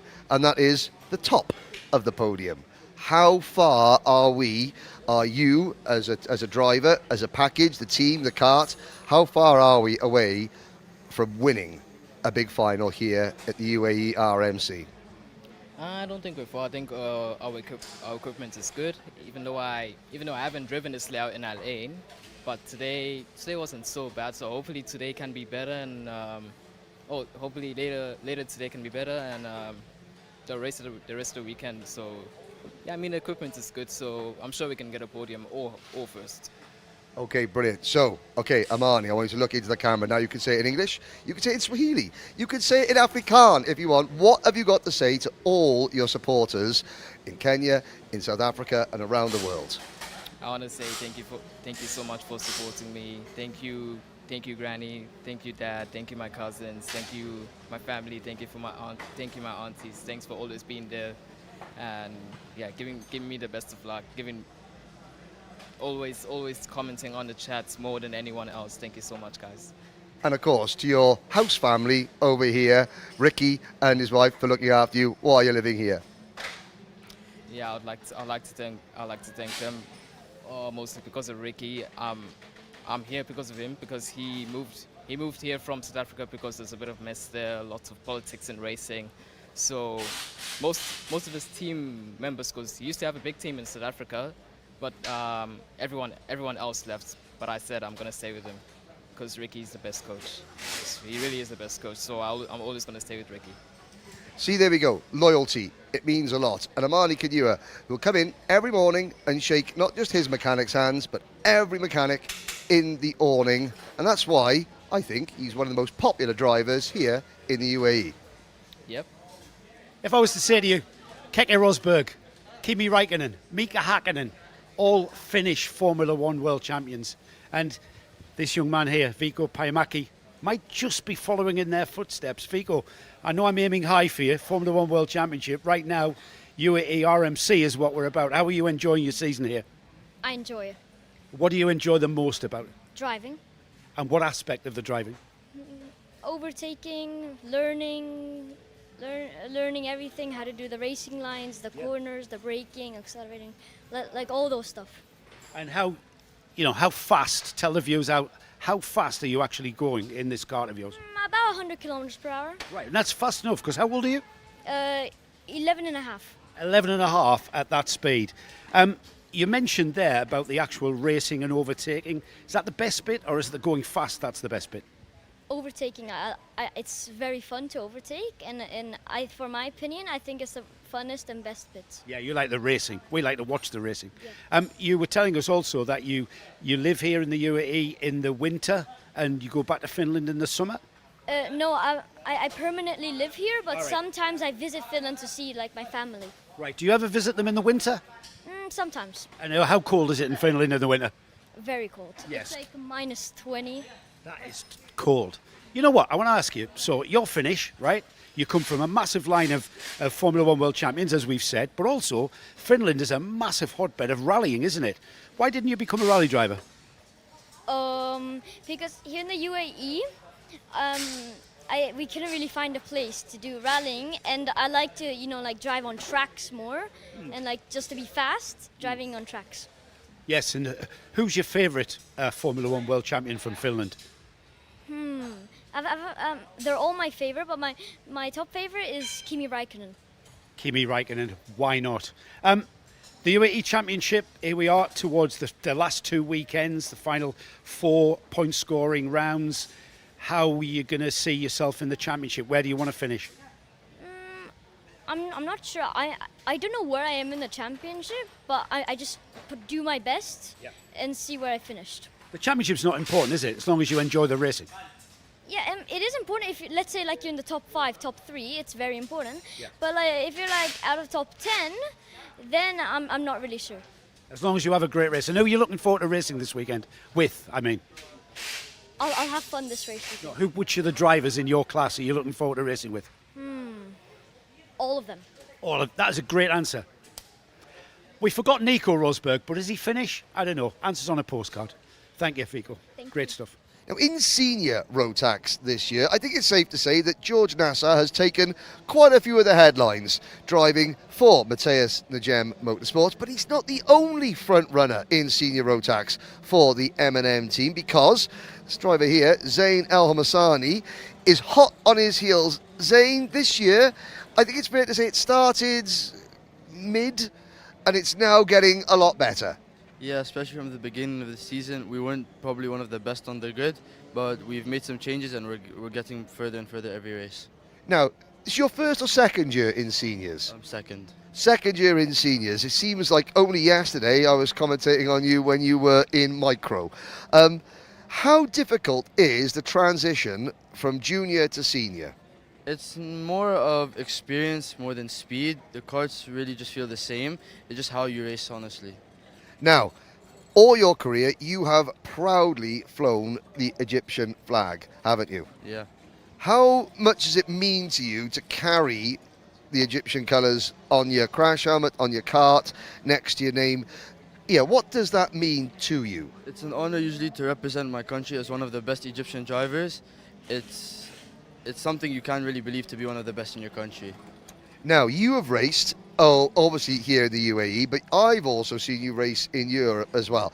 The main differences between racing in the UAE and in Europe? Europe is all about your racecraft. Here it's a nice little hack, but in Europe it's proper. You have to think of what you're doing, when to overtake, when to stay, but it's honestly a much better experience. Have you noticed that in the last 2 years, since of course this championship has come on in leaps and bounds and has got better with more drivers, have you noticed that when you do go to Europe, because you're battling so hard over here, that you're better prepared for the European scene? Yeah, of course. When you battle here a lot and you go to Europe, everything is just little bit easier, which gives you a bit extra edge. Now, family, because your family support you already. We're smiling. You've got mum, you've got dad, and you have got your sister. Where would you be without their support? I actually don't know. My mom especially has helped me through my entire racing career. My dad's always been there. And you have my sister going around the paddock trying to do anything she can. I couldn't, I think, get as high as I can without them. Does it make it more fun when you all travel together? And this sounds like a stupid question, but is karting more fun? Even, because how old are you now, 16? 15. 15. So what 15-year-old wants to be seen dead walking around with their sister, their mum and their dad? But it's not like that in racing, is it? No, it's way better to have your family than to be alone. Because you can't always travel with your family, can you? Because racing's such a big commitment, people have got to do work to pay for the racing. Yeah, it's not the best that sometimes the entire family doesn't go there, but when it does, it's one of the best things you could ever have. Now, let's talk about this season. So, Yas Marina, was it fair to say that was probably your best, even if the results weren't the best, speed and in pace, was that the best performance the last 2 rounds? Yeah, we had some problems early on, but when we reached the final, when we pieced everything together, it was probably one of the better drives. Now, teammate to George Nasser. I know there are other people in the team as well, lots of them in Mateus de Gem Motorsport. It's a big team. However, when you've got somebody in your class leading the championship, how much of that is a motivational factor to you? Obviously in racing, I think sometimes your main opponents always you want to beat your teammate. He's a very good driver, but always I want to be the best. Now, how do we work and build up to his pace without putting any secrets, out in the open? Just work on myself, focus mainly on my kart, and end up will be there. End up we'll be there. Okay, what is this weekend? The weekend where Zain Al Homassani will finally be there on the top step? Yeah, don't worry. Yeah, don't worry. Full of confidence. Zain Al Homassani, always proud to represent Egypt. Now we are representing Mateus de Gem Motorsport. Maybe the next new winner here in the UAE RMC. So this number plate, that's not a 0, that's an O for the Dubai Open, the O plate, a prestigious trophy that this young man, Francesco Lisgnoli, took a few months ago. Francesco, you must be very proud to run that O plate number. Yeah. Yeah. How does it feel to actually be carrying that? It feels very nice after all the work I've done in the O plate. It feels like all the work has paid off. And here we are outside of that one-off event at Dubai. Here we're back with the UAE RMC. How has your UAE RMC season been so far at GGM? It's good. Like, I'm not doing the full season, but I've done some races and it's going well. And we're here at Al Ain for the last 2 weekends. Is this a track that you like? Al Ain, yeah, it's a track. It's a decent track. It's fun. It's technical, and yeah. You've been out on this fresh configuration last used in this championship in 22-23 season. What do you think of the first corner, for instance? It's now a tight sequence of corners, isn't it? Yeah, the corner, very fun, but also technical. You can make a lot of mistakes, and yeah. Is it a place where you maybe can see some overtakes developing? Of course. And is it also a place where, therefore, you may have to defend? It's both. It's both. What are you expecting? I'm expecting very good overtakes in that corner. Yeah. And a lot of people defending. Who are your main competitors in your class? Who are you going to be looking out for? I'll be Jay Stubbs and Austin Gray and Benjamin Karaskovic. Yeah. And have you got the pace so far? Have you been working on setups and stuff like? Yeah, I've been working on it. Like, I'm close, but not there yet. But let's see next session. Who's your mechanic? I don't know his name. He's new, but it used to be CJ. Okay. So you guys are just developing that relationship of communication together this weekend? Yeah. Yeah. Good luck, Francesco. Here's to a great weekend. Karting has always been... I'm going to have to do that again now. First rung of the ladder, all the way to Formula One, you could argue, is karting. And this young man starts on that. I'm not saying, Leith, that you have to start on the journey to Formula One. Leith Corenfall here, in his first ever motor race. You must be very, very excited. Yeah, of course I'm excited, but I'm also pretty nervous for the race because, you know, in SWS you start with like standing starts, but now you're doing rolling starts, which is like completely different. So I'm pretty nervous, but really excited about that because like there's more action, there's more side-to-side racing and stuff like that. So I'll just tell everybody, SWS was the arrive and drive karting at the Dubai Kartdrome. That's a great way to start karting. There's some good racing in that series, isn't it? Yeah, of course. There's like so many moments and stuff like that that really prepare you for like series like this. But like I feel like Rotax Max is completely different because like the karts are really fast and like SWS in terms of speed, it doesn't really like compare to Rotax, and like it's really good experience if you want to get into car racing. This is a completely different beast to, no disrespect, 'cause I love SWS at Dubai, but this is a completely different beast. How are you getting to grips? How are you learning how to drive this thing? I mean, I'm kind of taking it like step by step. It's pretty difficult. I remember the first time I couldn't like hold full throttle on the straight, and now I'm doing pretty good. I'm in the 102s, like 102.9s and stuff like that here.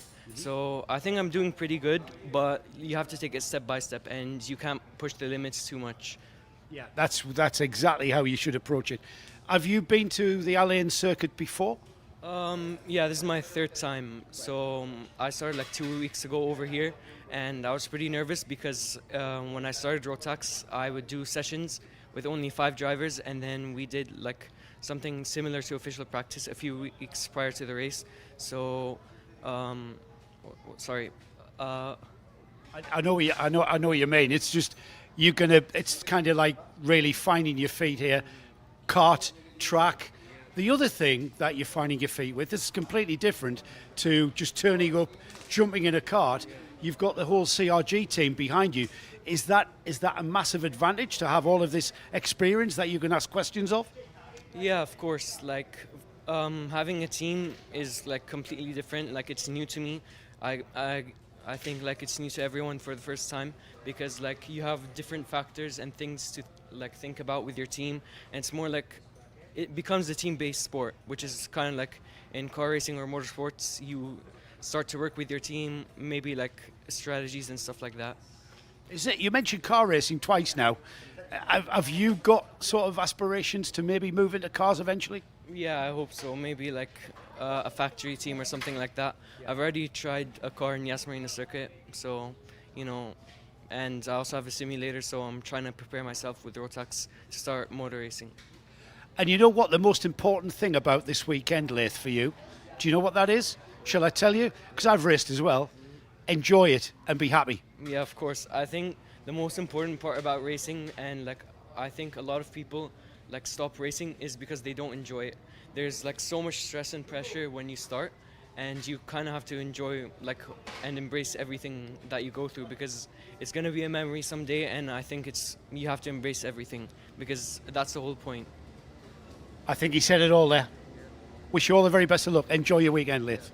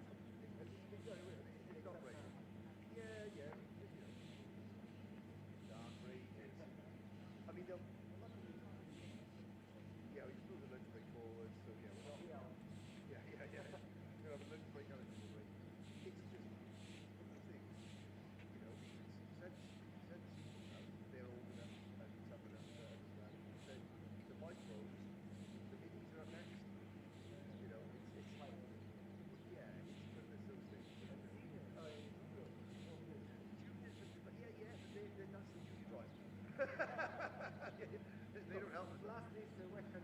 Yeah. No, I think some thing is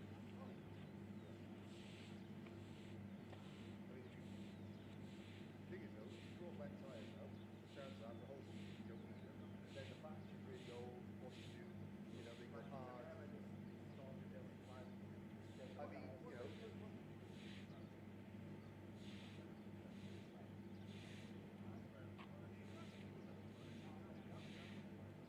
that is over here. Seal. Or you can buy a set of wet tires and then seal with a case.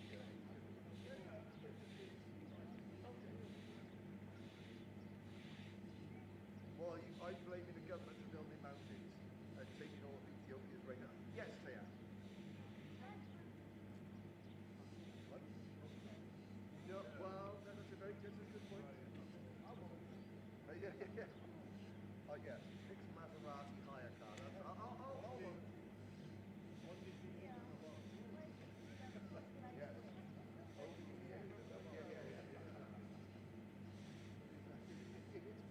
these like washing machines and like on the side no.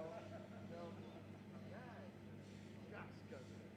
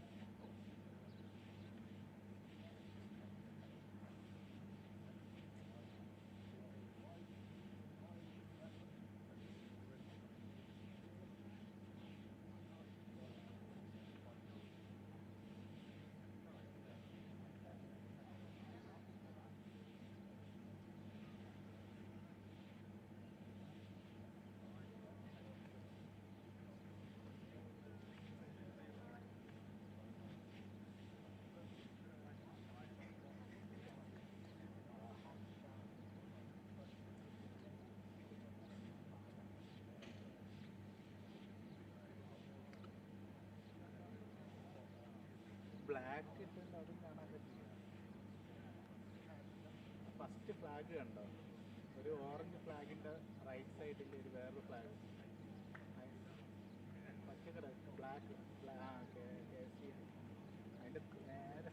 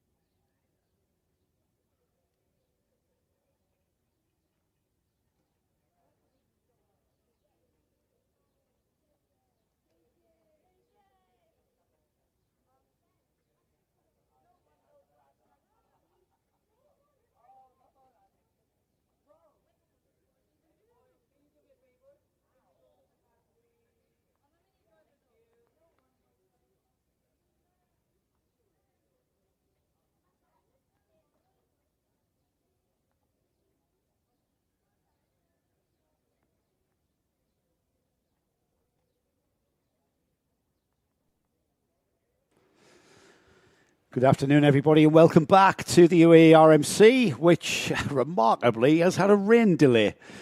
Heavy rain, or relatively heavy rain, has made the track undrivable on slick tyres, so we brought lunch break to a early start with the rain now deciding to move away. The sky looks like it's breaking up, and we're about to go racing again. We've still got four pre-finals to get through, followed by all of the finals for all of our classes. And we are about to get that underway with already the Minimax field already in the waiting area, just waiting for the go-ahead. And the go-ahead, Henry, is going to be coming from our officials, I would think, very soon. Yes, obviously we have to wait. So race director Ken Potter and the steward have been walking the circuit. They will make the determination whether it's safe to carry on. Obviously, everybody be on slick tyres. The Minimax drivers are desperately hoping to get out on to the circuit to get another race under their belt. Some of the Minimax drivers more keen than others. Those who have raced in Europe and those like RBJ Stubbs, who are from the UK, will be rubbing their hands together with absolute glee. Well, the problem, of course, is, I say problem, it's never easy to race a kart. No. But when it rains, in UK tracks and European tracks, you then go for what we call the wet line, which is off the conventional textbook racing line. Yep. However, in the desert of Al Ain, yes, that offline has got a layer of sand. Yes, which is tricky in the dry. Even worse. Yes. Yeah. And just asked a few drivers in the lunch break, how do you cope with that? And they said, you just hope for the best. Yeah, that's a technical term. Just hit and hope. We've certainly sums up got my golfing career. We've certainly got. I call that a walk. We've certainly got dry patches appearing, but there's our grid then for the Minimax pre-final. Benjamin Krachkovic on the pole position with Austin Gray alongside. Oliver Butchard and Vaiko Pajamaki on row 2. RBJ Stubbs and Adam Fleury are on row 3. Row 4 is Max Payton and Ahmed Faisal Almina with Louis Bataille alongside. Mubarak Mohammed shares row 5 with Bataille, and then we've got Aaron Essan and Kerr Ivanov on row 6. Now we've got 12 karts now as we've lost Francesco Lisnioli. Yeah, the old plate winner, disqualified from the heat, and potentially, well, we'll find out what that disqualification was all about. At the moment, we're down a driver. In Micromax, and I know that we just had that, but I was speaking to Saif Al-Maina, who has hurt his elbow. Right. He had that crash in qualifying. He said, the kart's okay. There were 2 karts in front of me, so I hit the barriers. Didn't want to hit the karts, hit the barriers, and he's got a bandage on his elbow, but he's going to be back tomorrow, he says. Right, yeah, best to rest it really than aggravate it.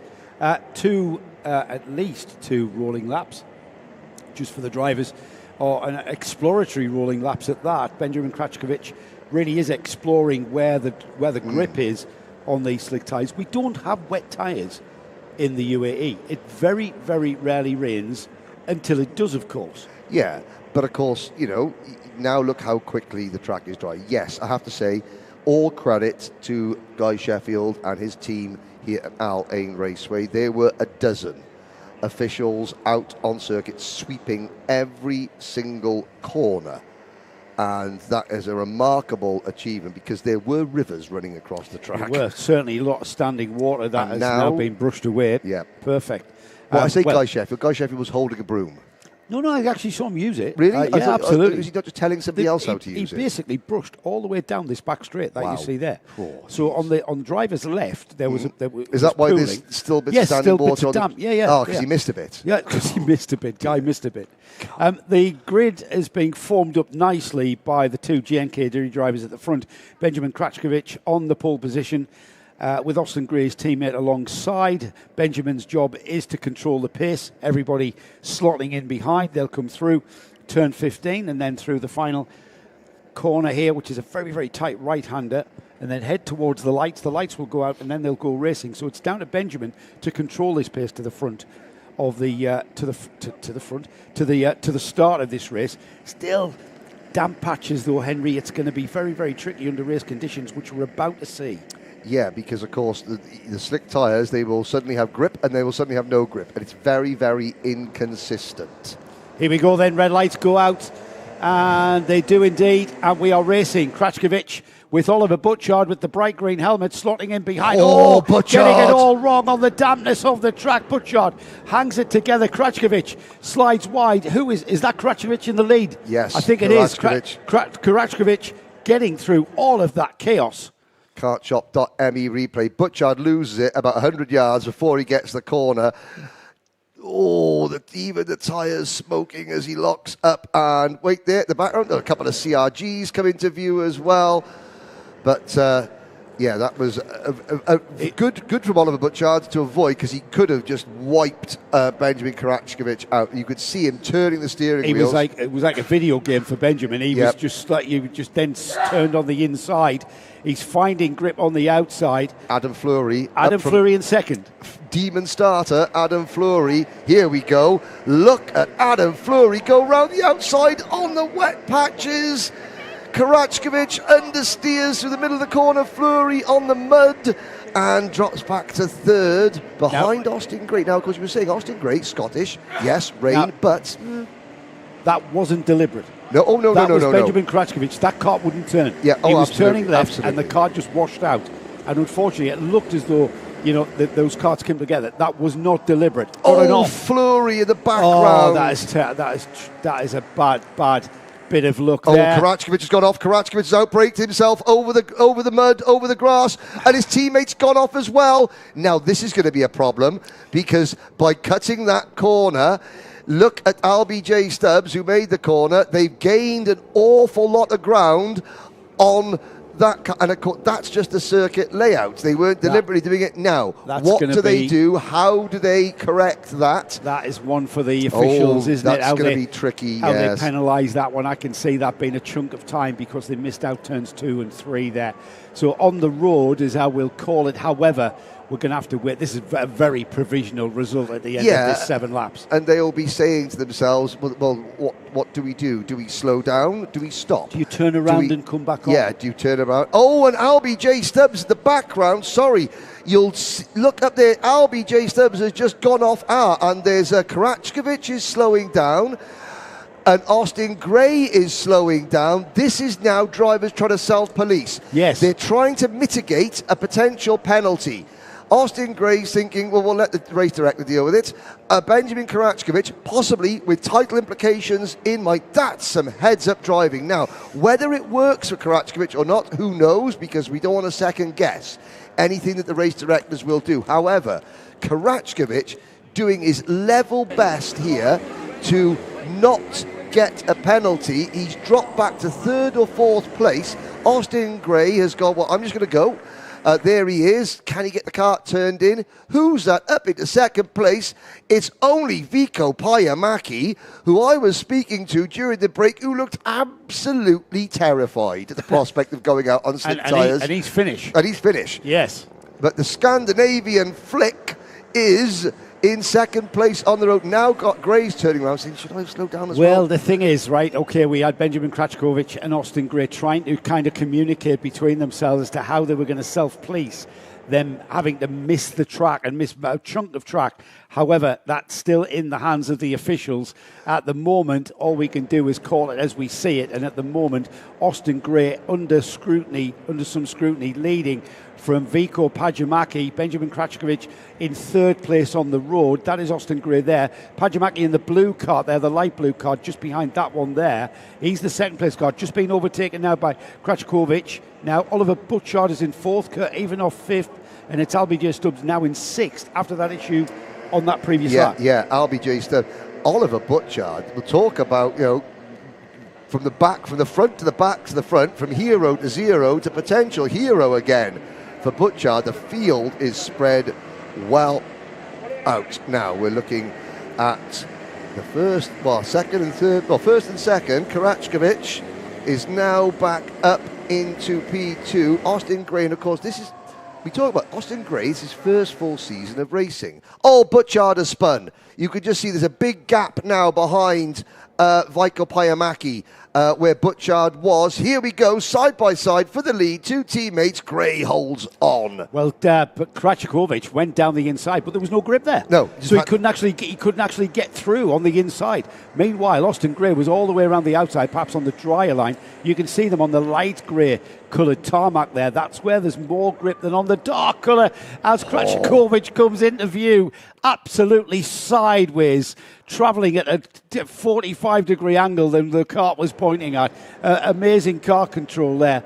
Kart control. Did I say car control? Kart control. Either or. It was brilliant driving from the man. I got through the entire TCR UK weekend without calling a single car a kart. Well last week. done, I did, mate. yeah. Well I didn't get my Sheddingtons and Silverstones missed up. I didn't get my Dunkerswells from your Doningtons. My Dunkerswells from Doningtons as Austin Gray looks over his shoulder. LBJ Stubbs could still win this kart race, by the way. That's tricky, isn't it, going into turns 13 and 14. And Kracikovic is off. That's how tricky it is, because where you want to turn and brake, or brake and turn, it's very, very damp, and those slick tyres just do not perform. Here's Austin Gray all the way around the outside of turn 15. Tiptoeing. He'll tiptoe through. Now, this is unavoidable. That's all damp track there. As they come out of there, it'll be 4 laps completed. So we are beyond half distance now, and the two JNKD drivers that started this race from the front row, they're still at the front. However, big question mark on that as to how the officials will sanction that one. Well, so far, Veikko Pajamäki is the only one of the top 4 who has so far, and I say so far because they're big words, has so far kept it on the grey stuff and pointing the right way. As we look, we're running lap 5 out of 7, and LBJ Stubbs has passed Veikko Pajamäki. There you see the number 196 passing the number 169. Oh, that if you're dyslexic, that's a nightmare. Yeah, 196, 169. 196 is ahead of 169, However, pardon? LBJ Stubbs, all that English weather coming to the fore with how he knows how to drive a damp track on slick tyres here, and he is catching those two JNKD drivers hand over fist. We're a Scotsman at the front, and then a UAE resident in second place that also knows how to drive in the wet by the looks of it, and draws right up onto the leader's bumper there. Austin Gray loses all of that traction and momentum. Oh, it's very brave to go down the inside onto the damp track here for Kracikovic, and Austin Gray just switches back because of the damp weather. Oh, coming back at him. Will he do the switch back again? LBJ Stubbs is about to lead this kart race. There he is. There we go. Is he going to lead across the line? Yes. Not quite. Ish. Yeah. Yes. No, second. Second. By now 2000s. he leads the kart race. And now, here's the thing. Kracikovic is driving the kart into the inside of the corner and then understeering on exit, which costs him momentum. You'll see now, watch Stubbs get the run coming up the straight, because Kracikovic is defending. It's slow in, fast out. Look how much more aggressive Stubbs is being with the steering of that kart. He is coming through there. You can almost see him. He's not using his body weight to sort of heave the kart to the left and the right, but he's got that European style of just right hand, left hand down.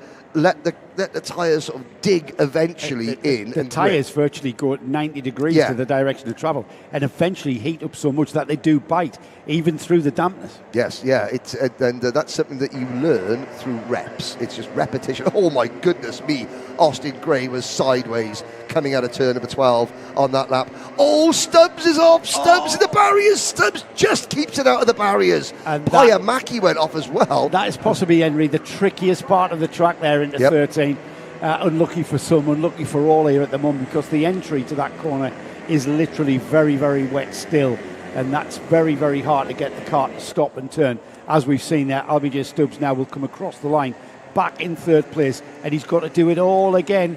However, there's only one more lap, this one to go, and on the road it's Benjamin Kracikovic with Austin Gray in second, LBJ Stubbs third, Veikko Pajamäki, Adam Fleury, Kurt Evanoff, and then the recovering Oliver Butchard comes through in seventh. And yet, all 12 starters are still running. Yes, they're spread out. Yes, there's been spins. There are more spins. There's the number 168, Max Payton running off just in front of us.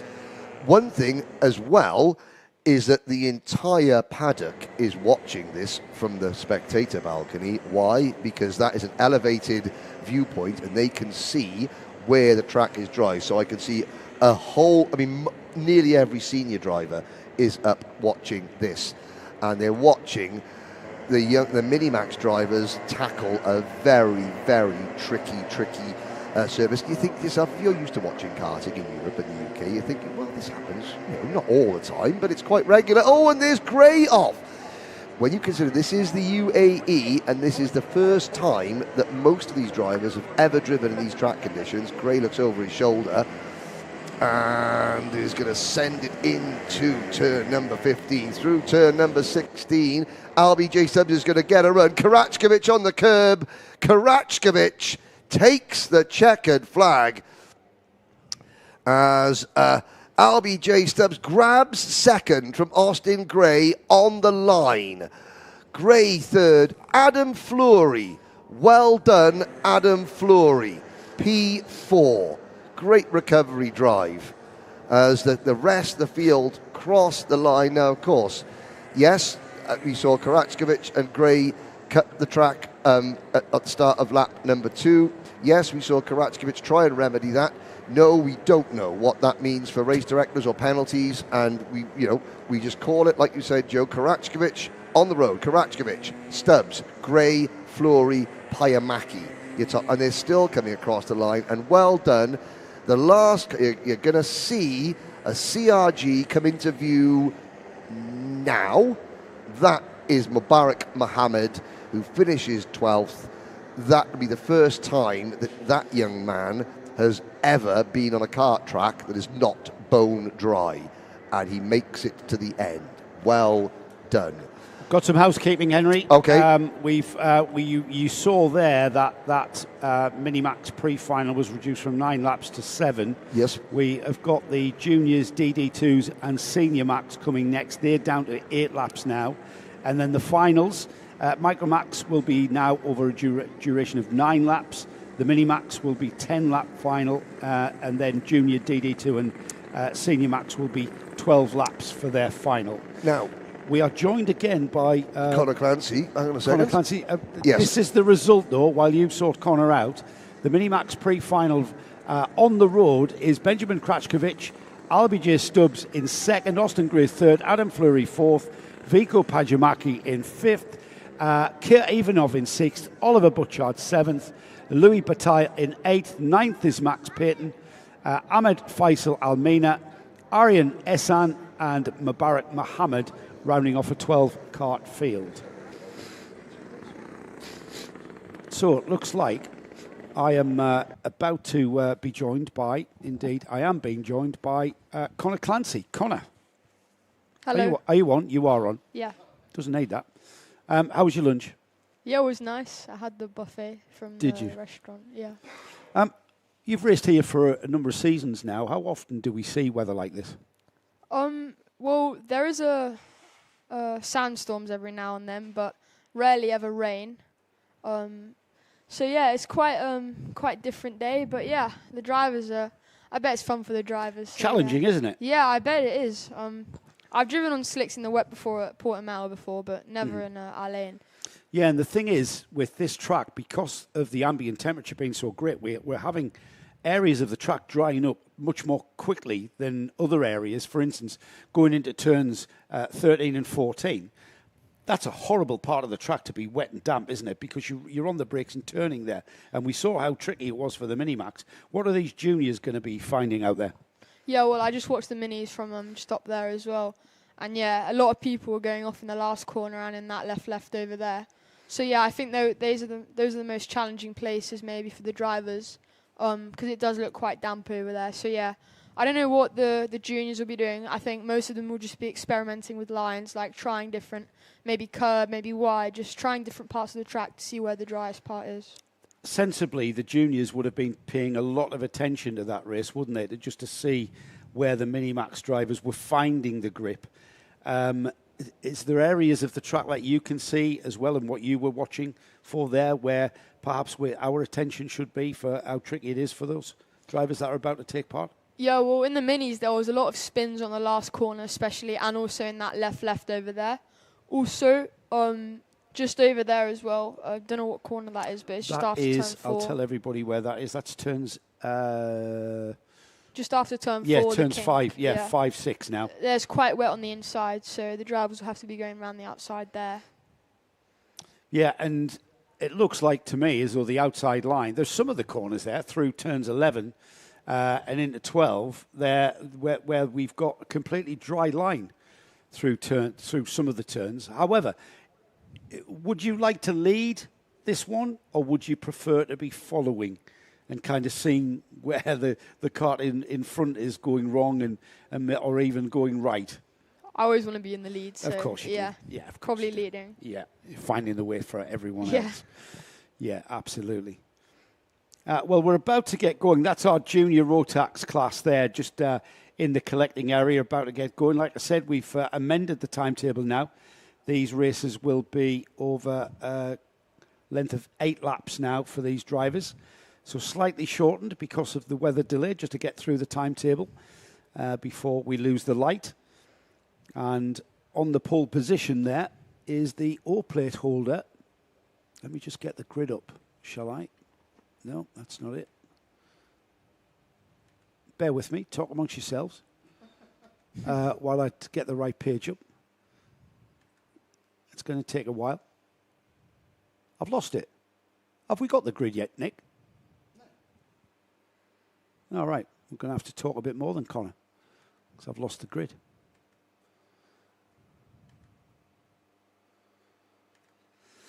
Right then, we'll wait for them to appear. We've got. You always make it up.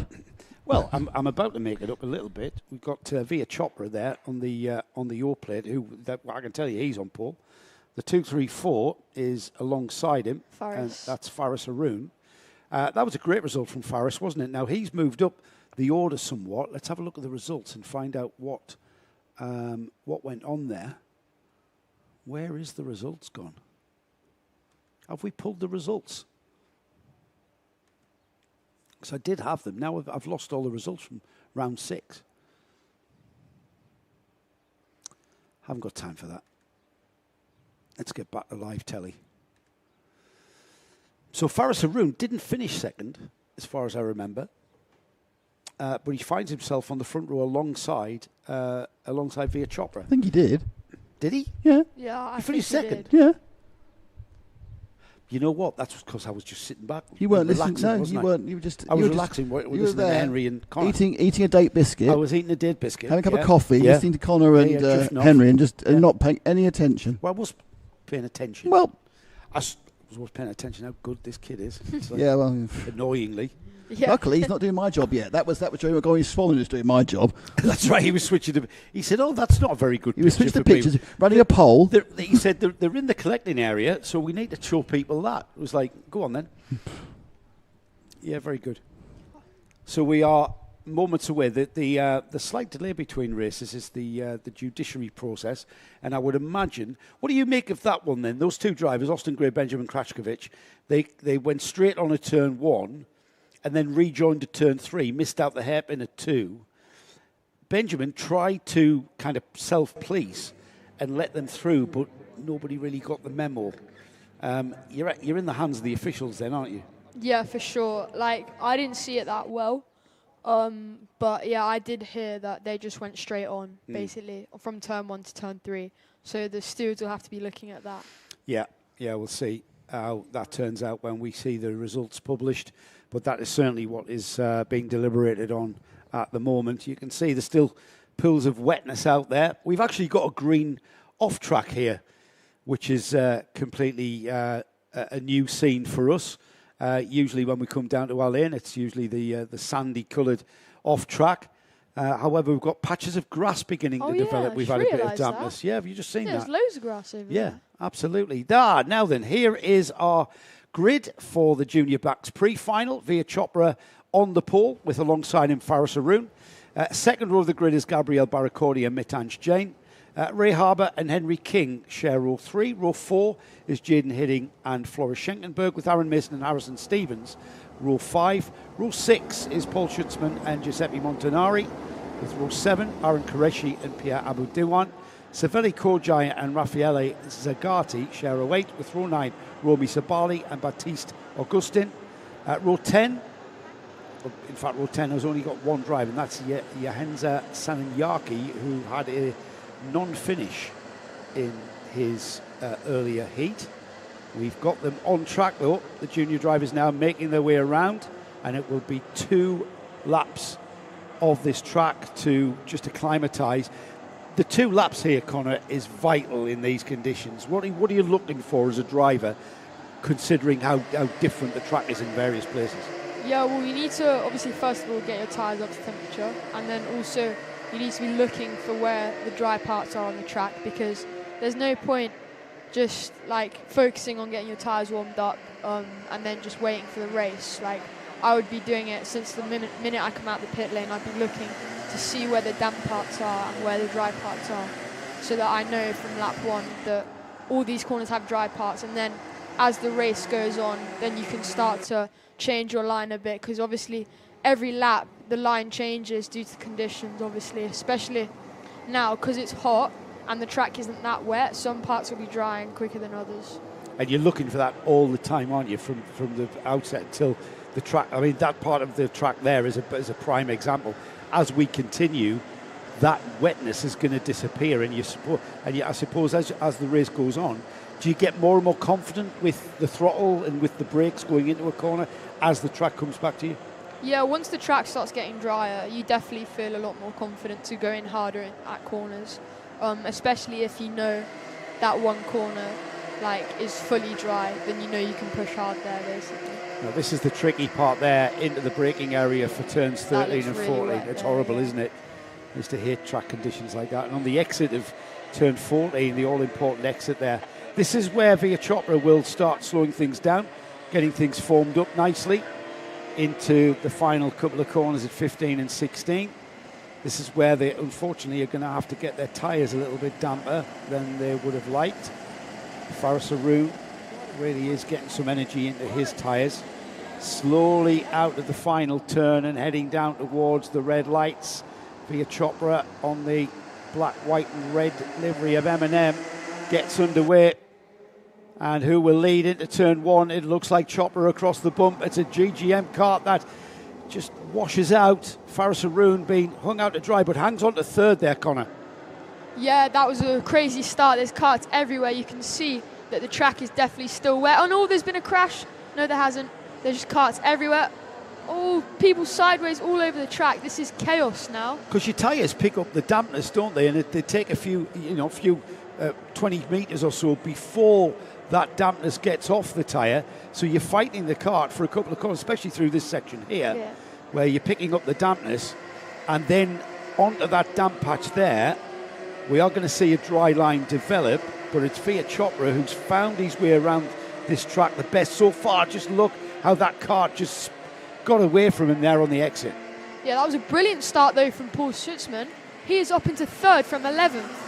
He is doing some really good moves. Oh, what a move there from Paul into the last corner. He went onto the dirt there. We've got a spinner. That's the 214 numbered kart.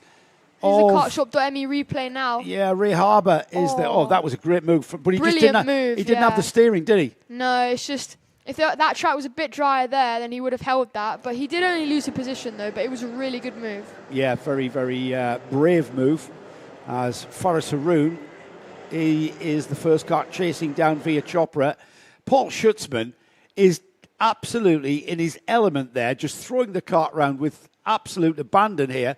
He's very comfortable with that kart sideways, isn't he? And considering it's only his second race in juniors, isn't he? He's done a U, moving up from minis to juniors. Yeah. He went from juniors to seniors. Yeah, no, he is really adapting well, especially this race.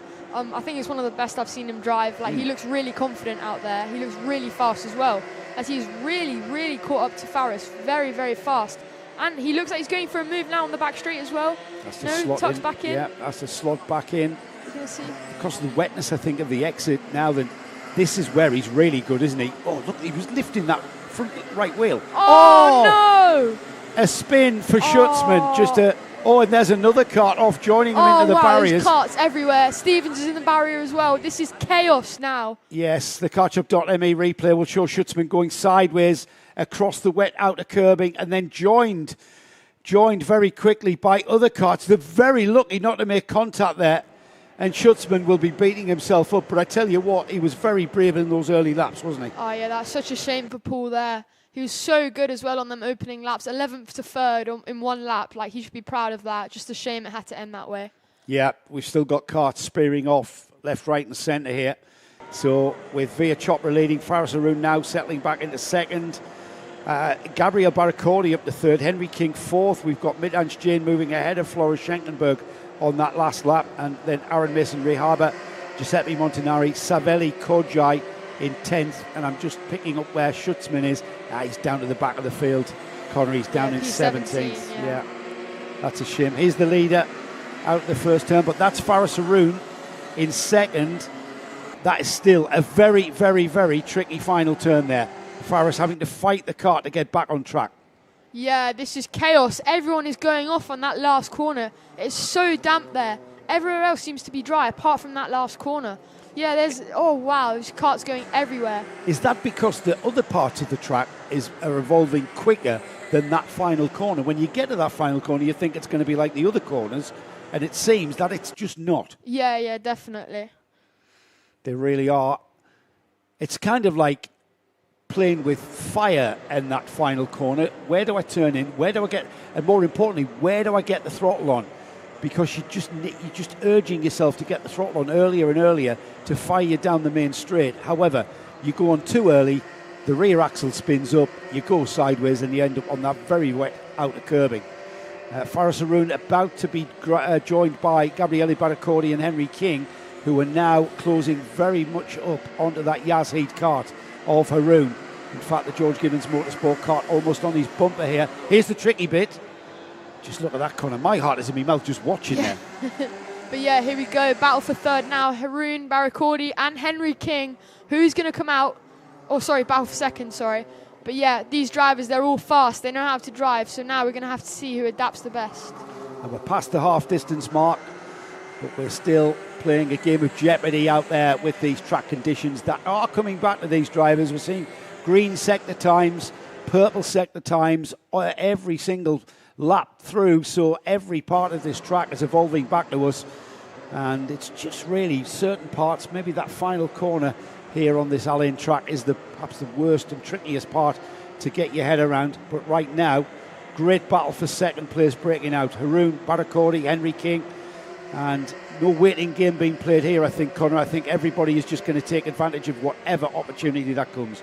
Yeah, 100%. Baraccordi looks really racy here, but so does Henry King. Don't count him out, but here's the move now for second. Baraccordi up the inside of Faris Haroun into turn 15. He's going to hold it as well.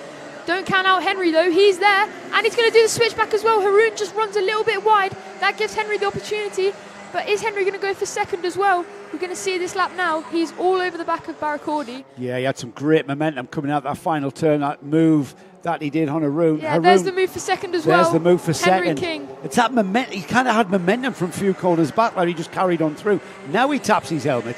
You guys always make me laugh. When you get ahead, that's when you go, all right, let's work together. Yeah, when you're ahead, let's work together. You weren't working together when I was behind. Yeah, it makes me laugh when you guys do that. Yeah, well, here we go. Henry, he looks really fast here. He's already got a gap from Gabriel Baraccordi behind. He has. He's got some great speed, hasn't he? He's with the XL team as well, Henry King. The leader, though, we've neglected a little bit because he just disappeared up the road via Chopra. Matthias Nagem Motorsports driver has got a lead of, let me have a look, 7.8 seconds last time by. He's about to extend that. He really has got the grips with that final turn here. Here's Henry King, though. Second place still up for grabs, I think. And you can see how the final corner is coming back to these drivers there. A lot more confidence on the throttle there, Connor. Big snap of oversteer from Henry King and Gabriel Baraccordi. Luckily, they both held it, though. So you can see that last corner is still very, very wet. It is coming, but it's still a little way off now. The gap's gone out to 8.2 seconds between Via Chopra and these two here. Second and third place battle here into the infield section now. And can Gabriel Baraccordi, the second kart in that picture, chasing down the second place kart of Henry King.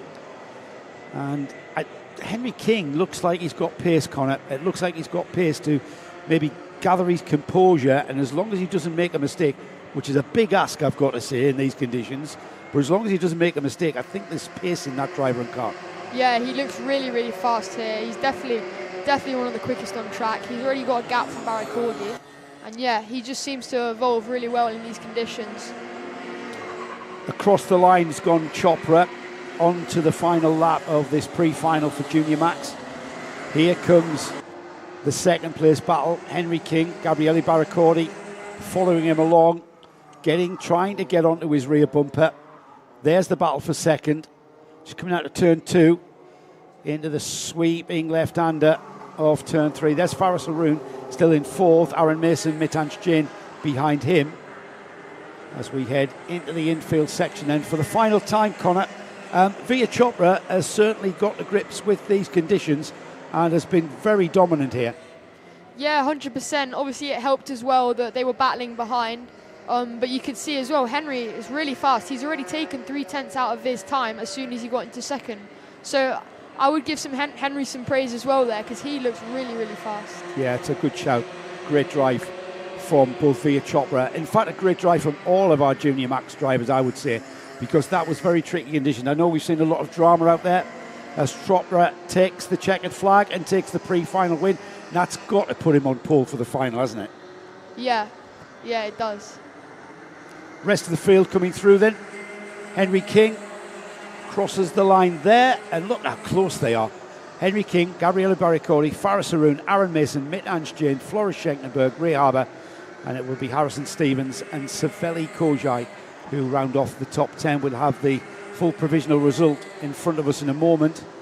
The track's definitely coming back, Connor. You still prefer to be out there than in here with us? Yeah, 100%. Having this great time with us? Yeah, although I'm having a great time, I would much rather be driving. Yeah, you're making good of a bad job, really, aren't you, mate? Yeah. Here is the result. Do you want to take us through it, Connor? Yeah, sure. So Veer Chopra took that one home there, followed by Henry King, Gabriele Barracordi, Faris Haroun, and Aaron Mason round out your top 5. Then it's Mitansh Jain, followed by Floris Schenkenberg, Ray Harbour, Harrison Stevens, Sava Koge, Giuseppe Montanari, and Arhan Qureshi.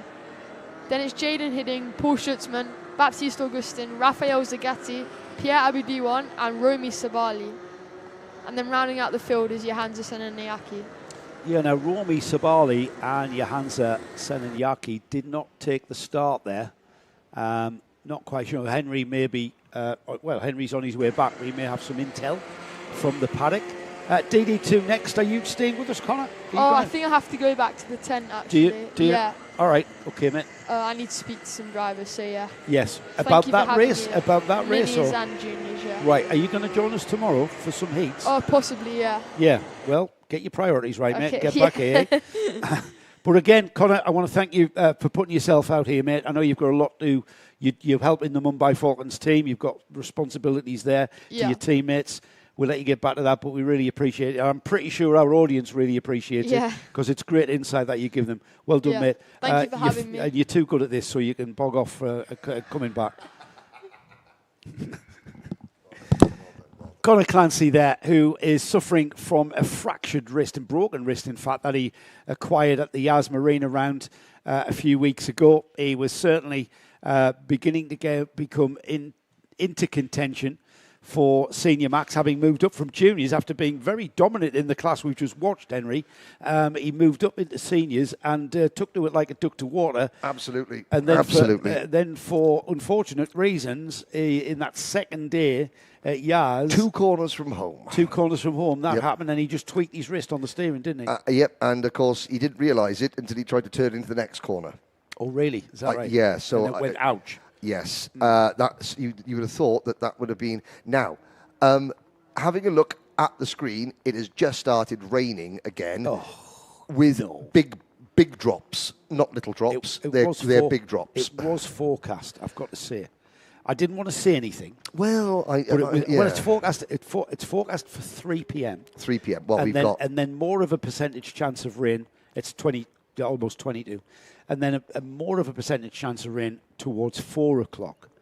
You can see the kind of concerned look, concerned body language, I would say, from Tyler Harris there. Tyler Harris is the young man in the helmet there, standing in the middle of that picture. The drivers, as you can see, taking and paying a lot of attention to what's going out there on track. Now, the good news is that this race, the next race, are the seniors. So, and I'm pleased don't think that I'm trying to preempt anything that the race directors will decide upon. However, sending older drivers out, yes, the carts are quicker. Are you saying we don't care so much about the seniors? I'm saying that the risk factor that the race directors... There's no parents to come and have a go at you afterwards. Well, some 15-year-olds in the seniors. Well, you know what I mean. Less parents. And by the way, I bumped into Mark Bassier when I was going to weatherproof our cameras. Yeah. He's 16. Not 19. Yeah, I'll tell you what, he must eat well. He's a fine lad. Should be very proud of him, Mr. and Mrs. Bassier. And he's also that interview we did at Yaz about the vagaries of transitioning into DD2 was mega and very mature head on. Micro lockups, that's what I've heard. That's what micro locks. Yeah, brilliant. But we're going for it. Safety issue. Well, yeah, because they're the most experienced. And again, you obviously, the race director's main concern is safety of participants. And you weigh up speed of wagon, experience of driver, and you come to a decision. And that decision is different depending on each class and the track conditions. Now, I'm not going to say for 1 second that the current track conditions would be too dangerous for Micromax or Minimax. I'm not saying that for one moment. All I'm saying is that right now, the race directors believe that it is perfectly fine and happy and safe to send these drivers out in the fastest karts on slick tyres because they are the most experienced, even though Mark Bassier, the youngest, are just 16, and Tyler Harris is maybe, I think, 17 or 18 years old, around about that.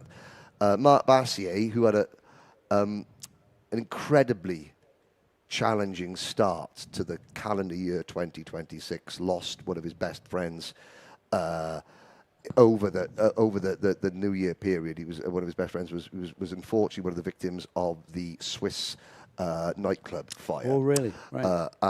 And Mark spoke very candidly and emotionally about that, and it's weighed on him, and now he's using that. There are certain times in life where you are forced to grow up a lot quicker than you might want to, and that was one of those times. Obviously, sometimes loss or tragedy propels that. Mark Bassier focused.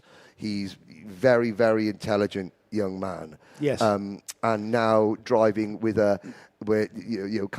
Yeah, it's not the be all and end all. And you can see the Swiss cross on the top of his crash helmet, Mark Bassier, which is a reflection of his parentage as well as that of his late friend. But as I said, very mature interview with him. He was very, very insightful as to what those karts are like to drive. Now, Tyler Harris, how old is Tyler? Well, I know Tyler. I think Tyler is now 18 or 19. Right. Yes. Well, I think he went through some exams, I think, at uni. Yes, so it might be his first year exams. Yeah, first year exams. Some of the exams have been cancelled, and the likes of Max Dexter or Harry Hannum are busy trying to scramble to put coursework together. Other universities have not cancelled.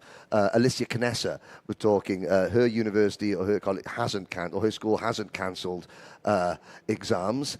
But of course, it's just, every driver, these young men and women, they're all dealing with things, in and out of the kart. And these next 2 weekends, this weekend and next weekend, is just a chance to get back into our happy place. Well, as you see the wailing of gnashing of teeth. When we all get back to a track. It's kind of where we belong. And this family that we acquire and accrue over the course of the years in all of motorsport. Of all shapes and sizes. Nick and I already feel like we are part of the UAE RMC family. With all of the Paddock, when we've got to know people, we can see the characters developing, we can see the soap operas developing, and we knew that would be the case. You say that as Guy Sheffield is busy writing a contract with Connor Clancy for next year. Yeah, absolutely.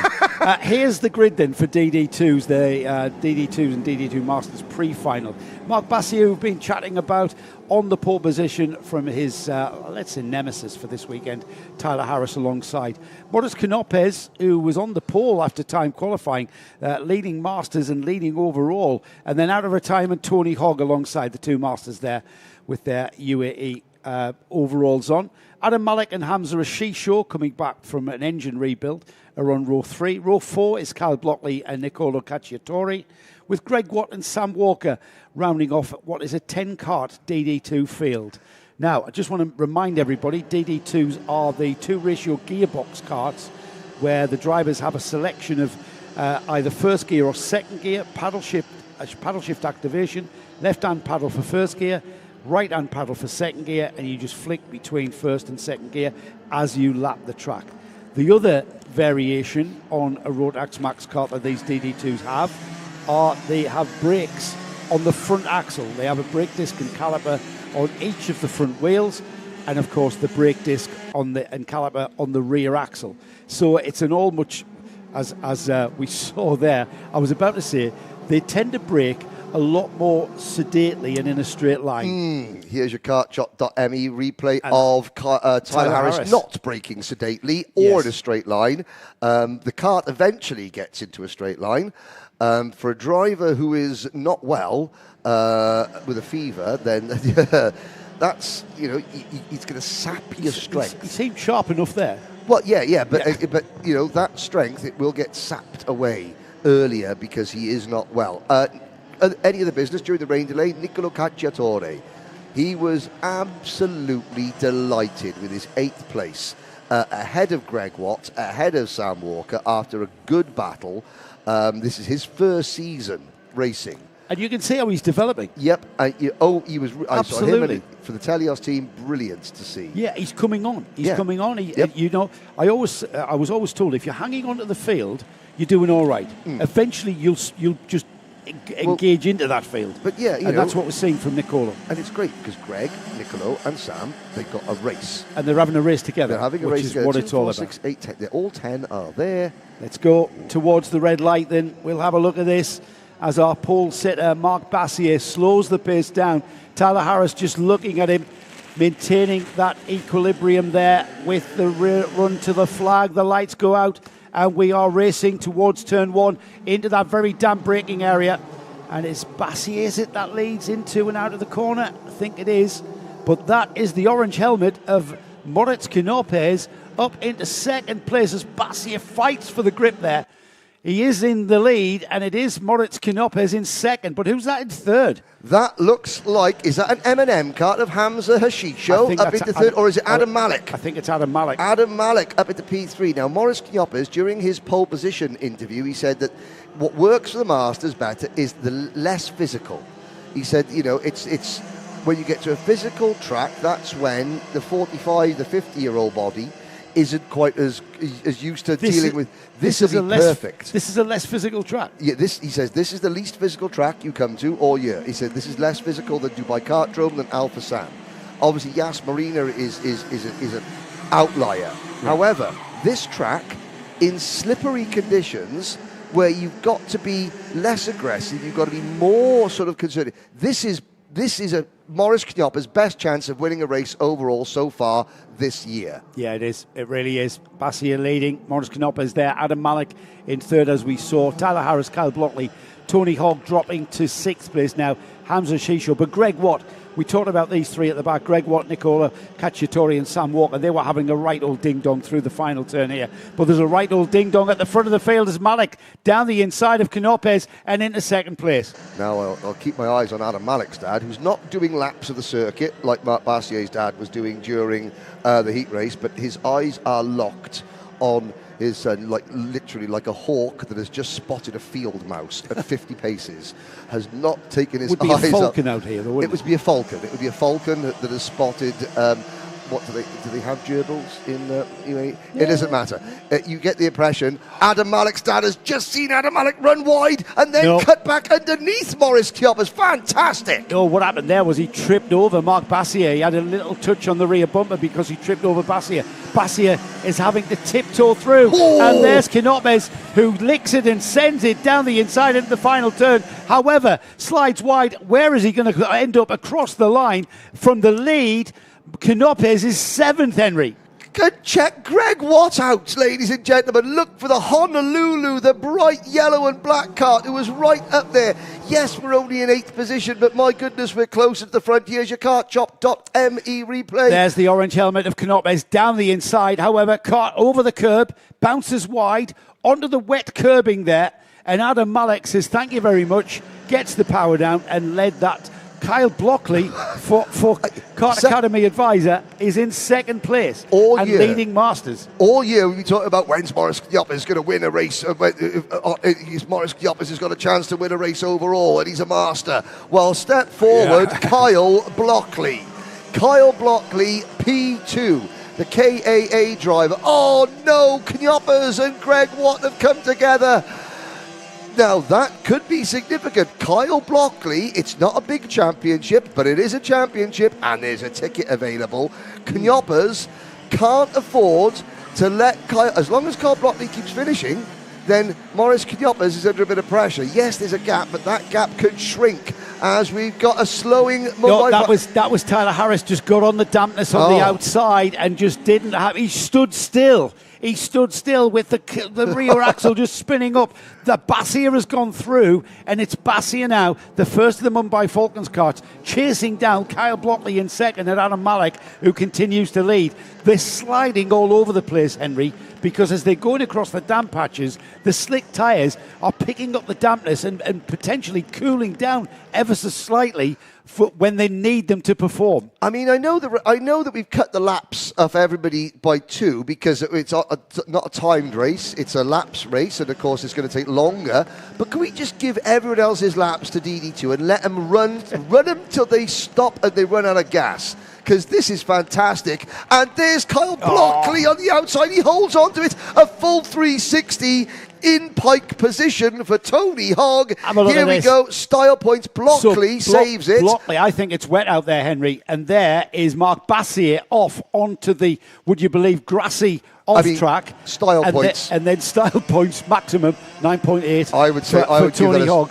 Definitely a strong 9.8. And he landed it on completion as well, didn't lose a position. That Kyle Blockley, though, who's going to come through in 1st place? Where are the ladies? They're just coming underneath us. It's still Adam Malik. It's raining. That's the problem. It's raining again. Hard. Yes, the track is going away from these drivers. That's the problem. We are completing half distance now. 5-second penalty, going out. Malik, let's have a check on that in a second. Kyle Blockley, Tyler Harris, Anthony Hogg, Marc Bassier crossing the line now. Who's going to come through in 6th? It's Maurice Knoppes, Greg Watt through in 7th. Now, who's the 5 seconds for? The 484. It's for championship leader Tyler Harris, Joe. It's for championship leader Tyler Harris in the number 484 kart. That is going to drop Tyler. It's only going to drop him 1 place. It's still going to be he's still going to be in front of Marc Bassier. Bassier needs to pick up the pace somehow. But in this situation, is it just a case of I can't pick up the pace? I've just got to hang on and wait for everybody else to make a mistake in front of me. Bass, I'm just looking out the window here, not at the TV screen. Look at that. We've just understeered off there and now oversteers to a point of spinning. Blockley is We've got Tyler Harris picking his way through. Tony Hogg finding... Look at that. He just couldn't keep the kart on the track. Yep. Tyler Harris, maximum lock. That is Blockley sliding and spinning. Tony Hogg taking avoiding action. Great reactions. Remarkably keeping out of the way. But we've got Tony Hogg. We mentioned Kyle Blockley maybe taking the first Masters victory. That chap there with the luminous green UAE overalls, he is the leading master now. And why not him? Well, if anybody will know how to get round on a damp track, it's going to be the master of all masters here in the UAE. Tony Hogg. Malik leading by 2 seconds. Harris second, but with a 5-second penalty that will promote Hogg to second. It should promote Blockley to third. I think we got a problem further back, Joe. Yeah, it's Mark Bassier. Oh, Mark Bassier driving very slowly down the back straight and about to come into the pits. I'll confirm that if he does underneath us there. That's Tyler Harris, whose job now is to catch and reduce that 1.6 seconds as Bassier does indeed come into the pits. That's a DNF for Bassier. That'll not put him up the grid at all. It'll be down the grid for the final with a DNF here. Here are the leaders, Malik, Harris and Hogg. The gap at the line was 1.6 seconds. We're going to see it's 1.5, well, just under 1.6 now. So Tyler Harris is indeed catching Adam Malik. I have to say, this is a really enthralling race because, yes, Tyler Harris is on the road catching Adam Malik. What he's doing, he is giving Tony Hogg a target. Hogg can react to Harris. Yes. Who's reacting to Malik? Malik, in changing conditions, is actually in the worst position. But he's got the best track position, but he's the guinea pig. Harris has got enough time. If he sees Malik understeering off like he's about to, because that's far too fast going into the final corner, he somehow slows it down. Does Adam Malik? It was the grippier outside line, wasn't it? The car just looked like he was about to spear off at a tangent, then just grips. It just grips and turns, and that's what we're seeing these drivers fighting with. 6 laps completed now, Henry, but it really is a very treacherous voyage of discovery, quite literally, for these drivers in DD2. This is with the greatest of respect to Adam Malik and Tyler Harris. There is a paddock full of people currently cheering for Tony Hogg. And I don't mean that in any disrespect meant to Tyler or Adam, but of course, everyone likes an underdog. This could be one for the old-timers. This could be the race that stirs a couple of dormant racing drivers that have been laying within karting dads in the paddock to think, yeah, I think I could do. I'll give this a go. Yeah. You never know what might inspire somebody. I mean, if Julian King gets out of his black muscle vest and puts a race suit on, then there's potentially one there. I tell you what, though, absolute great driving from that man there, Adam Malik, who you can see the amount of lock he puts on. He just winds it on, maximum lock, wait for it to grip, get back on the throttle. Here we go. This is treacherous. Harris is catching him. We know that. They've got one more lap after this one. Can Adam Malik continue to do what he's been doing? Oh, look at that power sliding, power drifting. This is the tricky bit. Where do I brake? They brake on both axles here. You just turn in, grips, get back on the throttle. Tyler Harris is coming. You can hear him coming. Grips, turns in, gets the throttle down.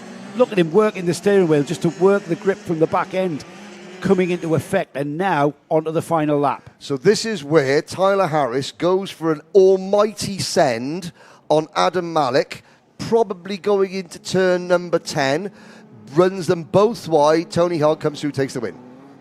Yep, well, you are a fairy tale writer, Henry. Yep. I'm just you never know. Yep, you never know. It can happen. However, these two showing us how to drive a DD2 on slicks, on a damp and getting wet track. And Tony Hogg just comes into the picture there. He's not that far away. But look, you can see it's kind of precision in a very untidy way because you're just throwing the cart at the corner. You're waiting for the grip to come. You've got the steering in. The grip comes. You then wind the lock back off, get back on the throttle. This was a tricky part of the track here for them through turns 9 into 10. Now into the the right-hander at 11. And then through now this should be an acceleration zone, but it's not. It's a tippy toe zone. And this is the tippiest of tippy toes around here. This is Black Swan Lake Ballet. This is terrifying. London Ballet School tippy toe Terrifying. through here. Because I was going to say, Tyler Harris didn't get a great exit out of turn number 8, which is probably a good thing because he was looking a little bit sendy, I think, before then. And that probably calmed him down and meant that my fairy tale isn't going to come true. But it is going to come true for Adam Malik. That driver there is spoiling Henry's fairy tale because Adam Malik has been absolutely outstanding there. He has drove a really, really clever race there. And likewise, Tyler Harris to come through in second. There was lots of drama there. That man there, Tony Hogg, comes through in third. Who is going to finish fourth? It is Kyle Blockley. There is Greg Watt from the Honolulu Racing overalls, with the Honolulu Racing overalls. Morris Canopez with the bright orange helmet comes sixth. And then the rest of the field, Sam Walker, Hamza Ashisho, and we had a retirement from Mark Bassier after 4 laps. That was half distance, and then 3 laps we lost Nicolo Cacciatore. But it was all about Adam Malik, that one, Henry. A fantastic race, and please don't think that I was not in support of Adam. I am. He deserves that richly. He deserves it as well because he did it on the road. Yes, Tyler Harris has a 5-second penalty incoming, which meant that even if Harris passed him, Malik would still be classified as the winner. However, you want to do it on the road as Hamza Hashisho crosses the line. Well, Hamza, you have now done your very first wet go-kart race. It was in a DD2, which meant that you spent most of it with your buttocks clenched well and truly to the seat. Here's your provisional top 6 as they finished on the road. Adam Malik and Tyler Harris, 1, 2. Tony Hogg and Kyle Blockley, Maurice Kjopper's grey one. Look at that. Masters, 3rd, 4th, 5th, and 6th. 4 of the top 6 finishes were Masters, showing you experience. That good old word, experience. Sam Walker as well. Sorry, it was 5 of the top 7 were Masters. Hamza Hashisho, Mark Bassier, and Nicolo Cacciatore round out the finishing order. And we're busy talking about, Maurice Kjopper's, chances of victories, but realistically, both Tony Hogg and Kyle Blockley had their chance there. The seniors, well, they're going to send them. They're going to send them. It's lightly raining, looking at the puddle out there, Tony. Yes. Tony? Who's Tony? Tony. What's your name? I don't know. Tony. Henry, yes, it's lightly raining. Look at the puddle out there, but it's not like. I think we had a bit of a heavy bit. Now it's just kind of like in the wind as such. Yeah, and that's okay because the wind is key. Because not only, it's still 20 plus degrees outside. We're not exactly walking around shivering here. It's not Warden Law. It's certainly not Warden Law. So the combination of a wind, a light breeze, not a shikari, which is the hot desert gale that you get sometimes. That's a shikari.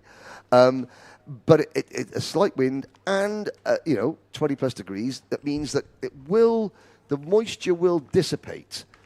Jeremy Montgomery Swan there, chatting to Nathan Cappan. He's going to wander back to have a little look at his cart being put down.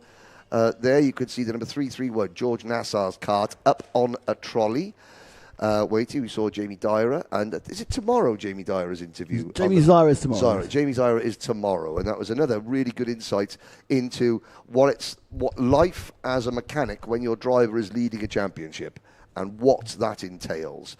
There is Jules Dumont, his Telios racing cart coming into play.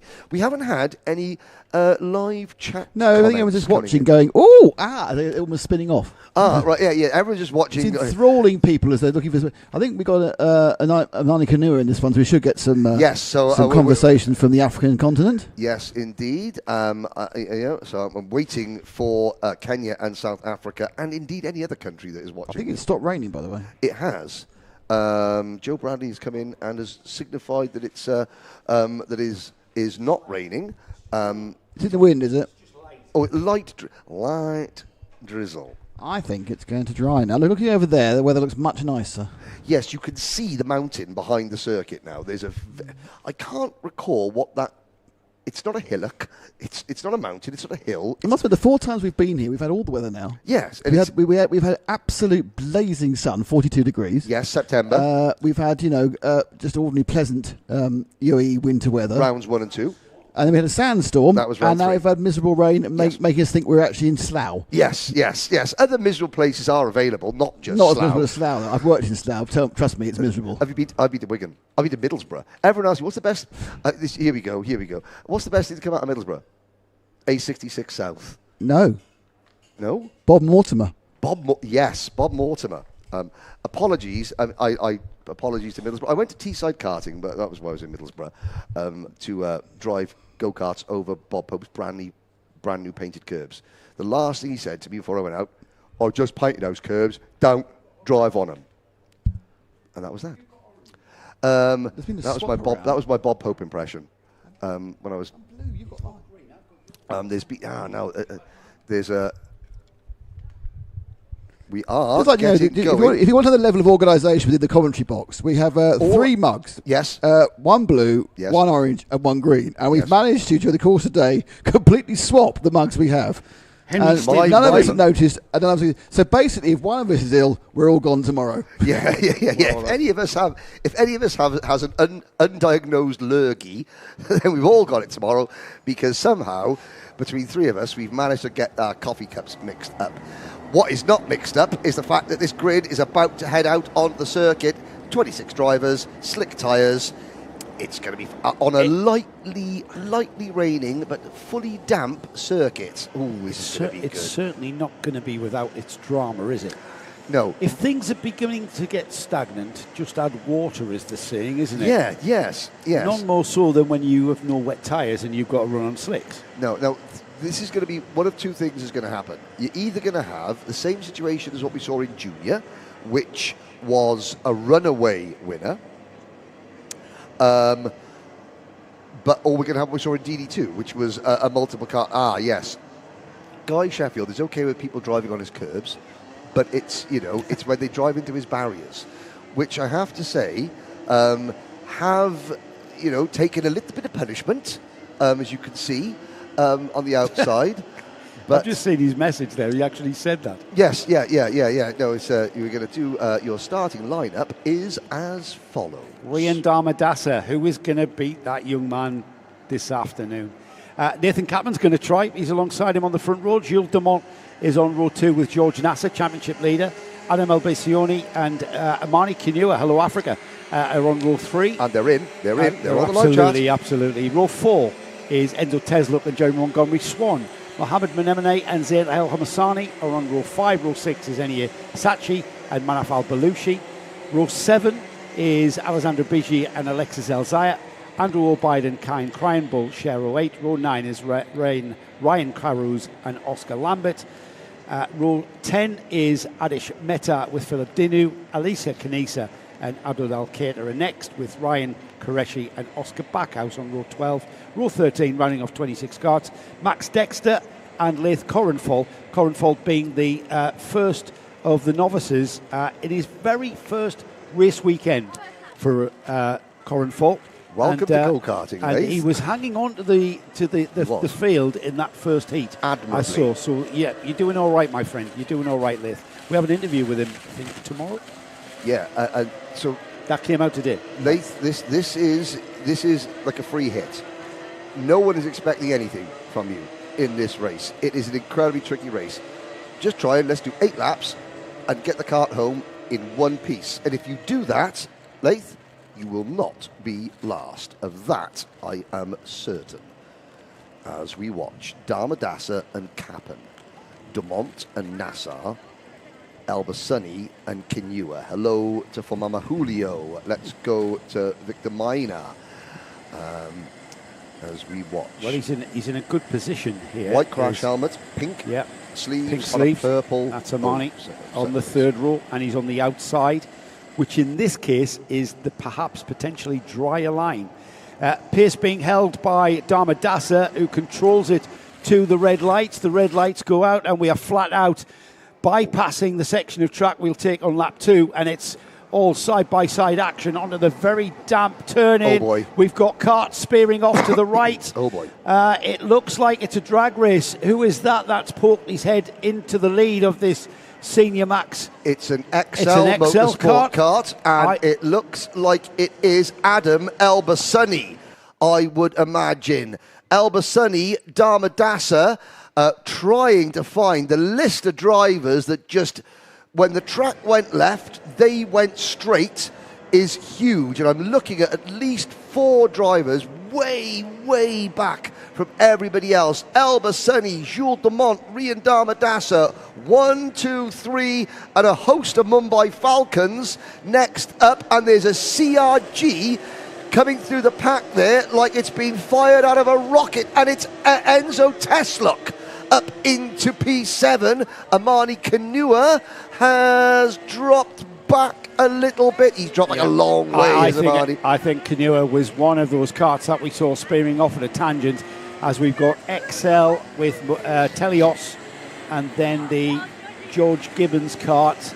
We're going to confirm who is where as they cross the line. They'll cross the line as they turn in. It's Damadasa who goes down the inside. He's going to run out of real estate there. Ends up on the wet outside. That was always going to happen, wasn't it, Henry? Yep. Elbasani has hung on to the lead. Dumont is hung on to second. There is Damadasa regaining ground in third.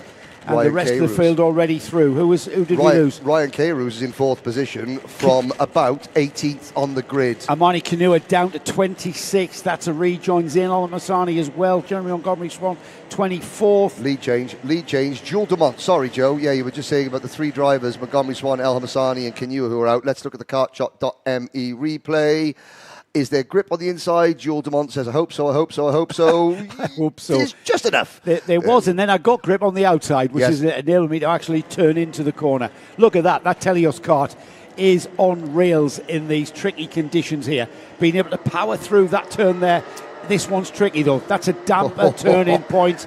He just lets the kart breathe out onto the back straight there as a battle for third place there. That is side-by-side action with Damadasa and Mohamed Menemene, who has to slot. Is it in Menemene? It is Mohamed Menemene. Yeah, for the 372. Motorscape team. Now, if you're thinking, what wily old karting brain knows how to set a kart up for conditions like that? Mark Rose springs to mind. Who's running that Motorscape team with Sanad? Mark Rose. Yeah, absolutely. A wealth of experience there. 30 plus years of experience, not just in karting, but motorsport in general from Mark Rose. That's our leader, Jules Dumont, leading through turn 3, out onto the back straight there towards the infield section, where he will turn left, hard left at turn 4, and then immediate right, hugging the curb. That battle still raging on, though, for third and fourth. Menemene chasing down Damadasa on the O-plate, and just not being able to find a way by on that red and white kart there of Motorscape. Damadasa now perhaps gaining composure or gaining knowledge of where the grip is and being able to settle for third and maybe even focus on concentrating on catching Elbasani, who's just ahead of him. Now you can tell that the rain has stopped because the grip level is now consistent. Green and in the drivers sectors, are getting quicker. Now, as you can, obviously, then you've still got a tiptoe as Menemene gets a great run coming off turn number 14. Damadasa late on the brakes. Damadasa, though, will understeer a little bit. Menemene with a crossover, great move. Can he get it slowed down? Is he going to run wide onto the exit curb? Because the exit curb at the final corner is the most treacherous part. Look at that full understeer there from the O-plate of Damadasa there, just running out wide. That was a very cool head on Mohamed Menemene, who just sat there, did the switchback. And it's held. He's held onto it. He's into third and ahead of Damadasa. So now, can that red and white Motorscape kart of Menemene catch Elbasani in front of him, who indeed is catching Jules Dumont, our leader? Mohamed Menemene has just set the fastest lap of the race, 1 minute 17.9. That is 9/10 of a second quicker last lap than our new race leader, Adam Elbasani. We've got a new second place driver. It's Mohamed Menemene. That Motorscape Birrell is hooked up. And Menemene is wheeling it. Jules Dumont, who was leading this race, who was hooked up as well, somehow has just lost pace and has dropped back to fourth place, would you believe? In just like a momentary lapse of, did he make a mistake? I'm not quite sure. All of a sudden, he's just there in fourth. The different karts are set up for slightly different conditions. Some karts will have a slightly drier setup on the kart, and some karts will have more of a full wet. With the Mohamed Menemene's setup, Mark Rose needs to bottle it and sell it the next time. As I say that, he drops from second to fourth. 2. There we are. Well, well done, Henry. Thanks, Henry. Thanks a lot. Yeah, Mark Rose is really warm me by the neck later on when he sees me. But no, Menemene is coming back. He's coming back at Dumont. And Dumont comes back at him. Slippery surface flags are back out. So that rain has returned. That little bit of sort of very, very light rain, that just does its job. Yeah, because sorry, Joe, they went 1 minute 13 last time around. They did a 1 minute 17 the lap before. Then they improved by 4 seconds in one single lap. And now the slippery surface flags are back out. We haven't mentioned championship leader George Nassar yet. That's because he's 10th. Yeah, but he's coming back. I think George was wrapped up and got involved in that first lap melee, that first corner melee, and George now doing what he did in the heat, actually, dropping down a few places, now making his way back up through. He's up to 10th, as you said. All 26 drivers still running. Fastest middle sector, Amani Kanua, but he's only 22nd after dropping back to stone last at the start. Adam Al Shaikh, who said, you know, he did last year. He's been racing another championship. I think he's done the Army series. He said, but no, my mum got a promotion in work, so now I can come and race Rotax as well. Tremendous. You know, I was like, well done, Mum. Well done, Mum Al Shaikh. I'm glad all your hard work is going into this, what we're looking at now. Absolutely. He's doing a great job holding back Ray and Damadasa, but Damadasa, as this track is doing whatever it's doing out there, and it's hard to keep up with the way that the conditions are changing. Damadasa, at certain parts of this track, looks like he's got more pace than Al Shaikh, but Al Shaikh has now got the pace back where he needs it, and this is perhaps the part of the track where you need it the most. Onto this back straight here, down towards the 2 final corners in a moment here. Here we go, onto the back straight, 2 final corners here, and Al Shaikh looks over his shoulder. Damadasa's disappeared from a moment ago. He was almost on his rear bumper, and now he's about 6, 7, 8 carts length behind him, giving him a comfortable cushion there as he crossed the line to complete what will be 6 laps down, 2 to go. I mean, obviously, we're focusing on the front runners. That's where the important stuff is happening. Just very quickly, the field is very, very spread out, but behind the top 4, pole sitter Nathan Kappen continues to run in 5th. Enzo Tesluk, Kian Krahenbull, Oscar Backhaus, Manaf Al-Balushi. That's positions 6, 7, 8 and 9. With the greatest of respect to all those drivers, that if I said that 2 laps before the end of the pre-final, in the normal circumstances, Tesluk, Krahenbull, Backhaus, Balushi, 6, 7, 8, 9, you would think 16th, 17th, 18th and 19th, that would be a bit more representative of their general pace and where they are. They stack up, but they're there in the top 10. Nassar is 10th, K-Roos is 11th, who made a very, very good start. But what about Adam Al Shaikh? And do you know something? XL Motorsport, you know, it's, how do I say this? I'll say it anyway. They haven't had a great start to the season. They had a great 2025 season. The 2026 season hasn't started wonderfully well, but my good, they've come out swinging here, both in this class and others. I hope you haven't hexed this. Of course because now Damadasa is right on the bumper of Adam Al Shaikh into the final lap down the inside. Has he made it? No, not quite. The tighter line at turn 3, not quite what you need. It's momentum into the infield section now at turns 4 and 5. Through there into the hairpin now at 6. Double apex 7. This is the important one through there. And Damadasa is now dropping back off that rear bumper, as we've seen. Lap after lap, it seems Damadasa's car's better in the first part of the lap. But as we get around this lap, I hope I haven't exited. As we get round this lap here, this is where Al Shaikh's cart just absolutely performs. Damadasa's going to prove us wrong. And of course, George Gibbons. Yeah, onto the, we're down 2 more corners left, Henry. It's anybody's race. Here comes Damadasa. Down the inside, it's wet on the inside. And they touch. And they touch. And we thought that was going to happen there when they went down the wetter inside. This is going to allow Motorscape and Mohamed Menemene will take the win in the Max pre-final. Menemene takes the win. Dumont in second. Ryan Damadasa gathers himself up on the off-track, comes through and finishes in third. Al Shaikh in fourth. This is what happens, Henry. The kartshop.me replay. Damadasa to the outside. Al Shaikh, the cart just didn't turn. No. The cart did not turn. Al Shaikh on the inside, you can see visibly the different colour of track surface. The inside, very wet. Al Shaikh turned in and just understeered. It was, you feel for both of them. Yeah, Damadasa doing a great job to go around the outside. Al Shaikh doing all he could on the inside and just... When I saw them go side by side, you thought, it's a one-line track in those conditions. And when they went side by side, I was like, we're going to be lucky if these two come out of this corner.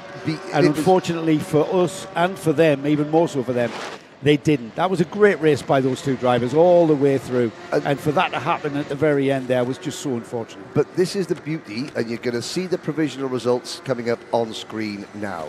Mohamed Menaina and Jules Demont, 1 and 2. Rian Darmadasa, who will look back at this live stream, and then he will probably be, okay, I'm not mad at Adam Al Shaikh, who finishes 4th. Nathan Cappan and Enzo Tesluk round out your top 6. Kean Crayenball, George Nassar, Oscar Backhouse and Ryan Carews, your top 10.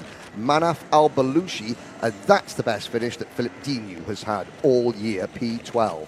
Rayan Qureshi, Oscar Lambert, Alessandro Bigi, Alicia Canessa up to 16th. Max Dexter and Zain El Hamasani and Amani Kanua, who finished 19th, were caught up at the start. That's as far back as they could climb. Abdullah Al-Qaita, Eni Asachi, Andrew Obeid, Alexis Elzia, Adish Mehta. Now, Laith Crayenball finishes within a second of Adish Mehta. Jeremy Montgomery Swan doesn't finish, but that is a very, very creditable performance there from Coronfol. I do apologise. Yeah. But I was going to say... New to the series, going to be here next weekend as well. Rian Darmadasa will come into the pits spitting feathers, because all he'll know is that I went in to that corner ahead on the outside, and suddenly I'm turned round. Yeah. He'll then look back and he'll see Adam El Bassani on the inside line, because that's where Rian put him by going on the outside, and you'll see Adam El Bassani break, turn, and the cart just doesn't want to go and just clips it. And then Rian will go, okay, I get it. And that's the beauty of live stream. Now, it's finals time. We got to turn the camera on. It's so I can unfortunate. Are you doing that? Do you think that Karting Live TV's Nick Damon will let me loose anywhere I'm near not sure. equipment I'm not sure what that he's doing requires anything other than just an on or off he's switch? standing up and he seems I was going to go purpose. and sort it all out. I've looked over there and it's chucking it down. Well, and as the whole point of it is to keep it dry. Well, let's just play it by ear. At the moment, we've got the Micromax finalists in the collecting area, and we're about to wait to see if or not we're going to release it. Because if, as you say, Nick, if you're saying it's chucking it down, if it's chucking it down, then we're going to get a wet track. The sky looks like a shade of grey, if anything. Is this where I make a suggestion that will upset you both, but that if the conditions are changeable, and if it's a case of very expensive camera equipment, that either Nick Damon or Joe Bradley should run down and run back up and do the driver interviews, just so I don't damage the equipment. I'm just saying. Henry, this is your gig, mate. You are the man. You are the. I'm really, really sorry. The only person who knows which button to press is me. So I have to be here. Oh, well, actually, I could try out Jeremy Montgomery Swan, couldn't I? Yeah, Jeremy seemed to. Jeremy came in here during the lunch break. What Henry is saying here is that he doesn't want to get wet by going out to do the post. Is he a gremlin? No. He doesn't want to get wet. It's nothing to do with me getting wet. It's I don't want to upset the very, very expensive Karting Live TV equipment by pressing the wrong button. We don't want to upset, Henry, the UAE RMC audience, of course, by allowing some interloper like me in to do those post-race interviews. Well, they want chivalrous to a fault. They want their moment of glory with Mr. Henri Baudet. Okay. Well, the Yank. This does mean that you have to teach me how to turn camera equipment on and off without breaking it. That's an impossibility. Yeah, you see, welcome to our post-race interview with Joe Bradley, everybody. Yes. To be honest, I'm not worried about. It's not the on and off. It's the it's the demystifying of the waterproofing. But yes. Enough of us talking about. In fact, I mean, when I say it's actually just raining quite lightly, but it's consistently raining. So what you're saying is I have tried to get out of running around in the rain and failed. I think both of us will be running around in the rain. Oh, okay, so Joe's going to direct and everything. No, I can see the button Joe has to press. Ooh. Now Joe looks nervous. Do you want to go do some interviews, Joe? No. Or are you going to press buttons? That. No, it just says this. It's cam 5. Yeah. What's that for? That's the camera down there. All right. Are you doing the interviews? No, I'm going to go down into... He's going to supervise me because I can't be trusted with camera equipment, as you well know. Oh, you mean when we're actually about to do the interview? Yeah. This is all spoiling the magic out there. It's all all of this production talk. I can't help feeling the magic was spoilt by a 14-year-old doing better commentary than you two, and a 15-year-old doing better production than me. And you can't trust a 45-year-old to press an on switch. I can do that. Oh, big words. Can you type "go" in the WhatsApp? Yeah, because I've got it. Because we can't. It's no. We're not going to spoil the. We're not going to spoil the magic of how we get our links correct and timed well. No. There is Adam Al Shaikh, just the mechanic, just little steering. That's how big the fish was. Let's just be very, very gentle on the steering wheel. This is the whole. It's the egg. It's the egg under the accelerator pedal and the brake pedal. You press too hard or too suddenly, you crack the egg. You can't. You have to be so delicate. Amartabat. So he's having some coaching, but he just sees the cameras on him. Do I look at the camera or do I listen to my mechanic? Look at the camera. Look at the camera. Look at the camera. Look at the camera. It's harder than that, though, Henry. It's how much speed do I carry into that corner. It's yes, the delicacy of how hard you press the brake pedal. Because that rear axle, just on the dampness, the rear axle just locks up. Yep. For nothing. Yeah. The slightest press on the brakes and the rear axle's going to lock. And so you're just kind of feathering everything. There's an eggshell under the brake pedal. There's an eggshell under the throttle. There's an eggshell on the steering wheel. Absolutely. It's just, that's why we're sat here, mate, and they can do that. Yeah, because we can describe so it. hard. Oh, look at that. And the Amartabatsa logo, the Ace of Spades AT, you can see at the top of his crash helmet, just above the Abu Dhabi Sports Council lettering on the garage. That is Amartabatsa's new logo. Mum designed it. But yeah, you've got the A and the T in the shape of the Ace of Spades.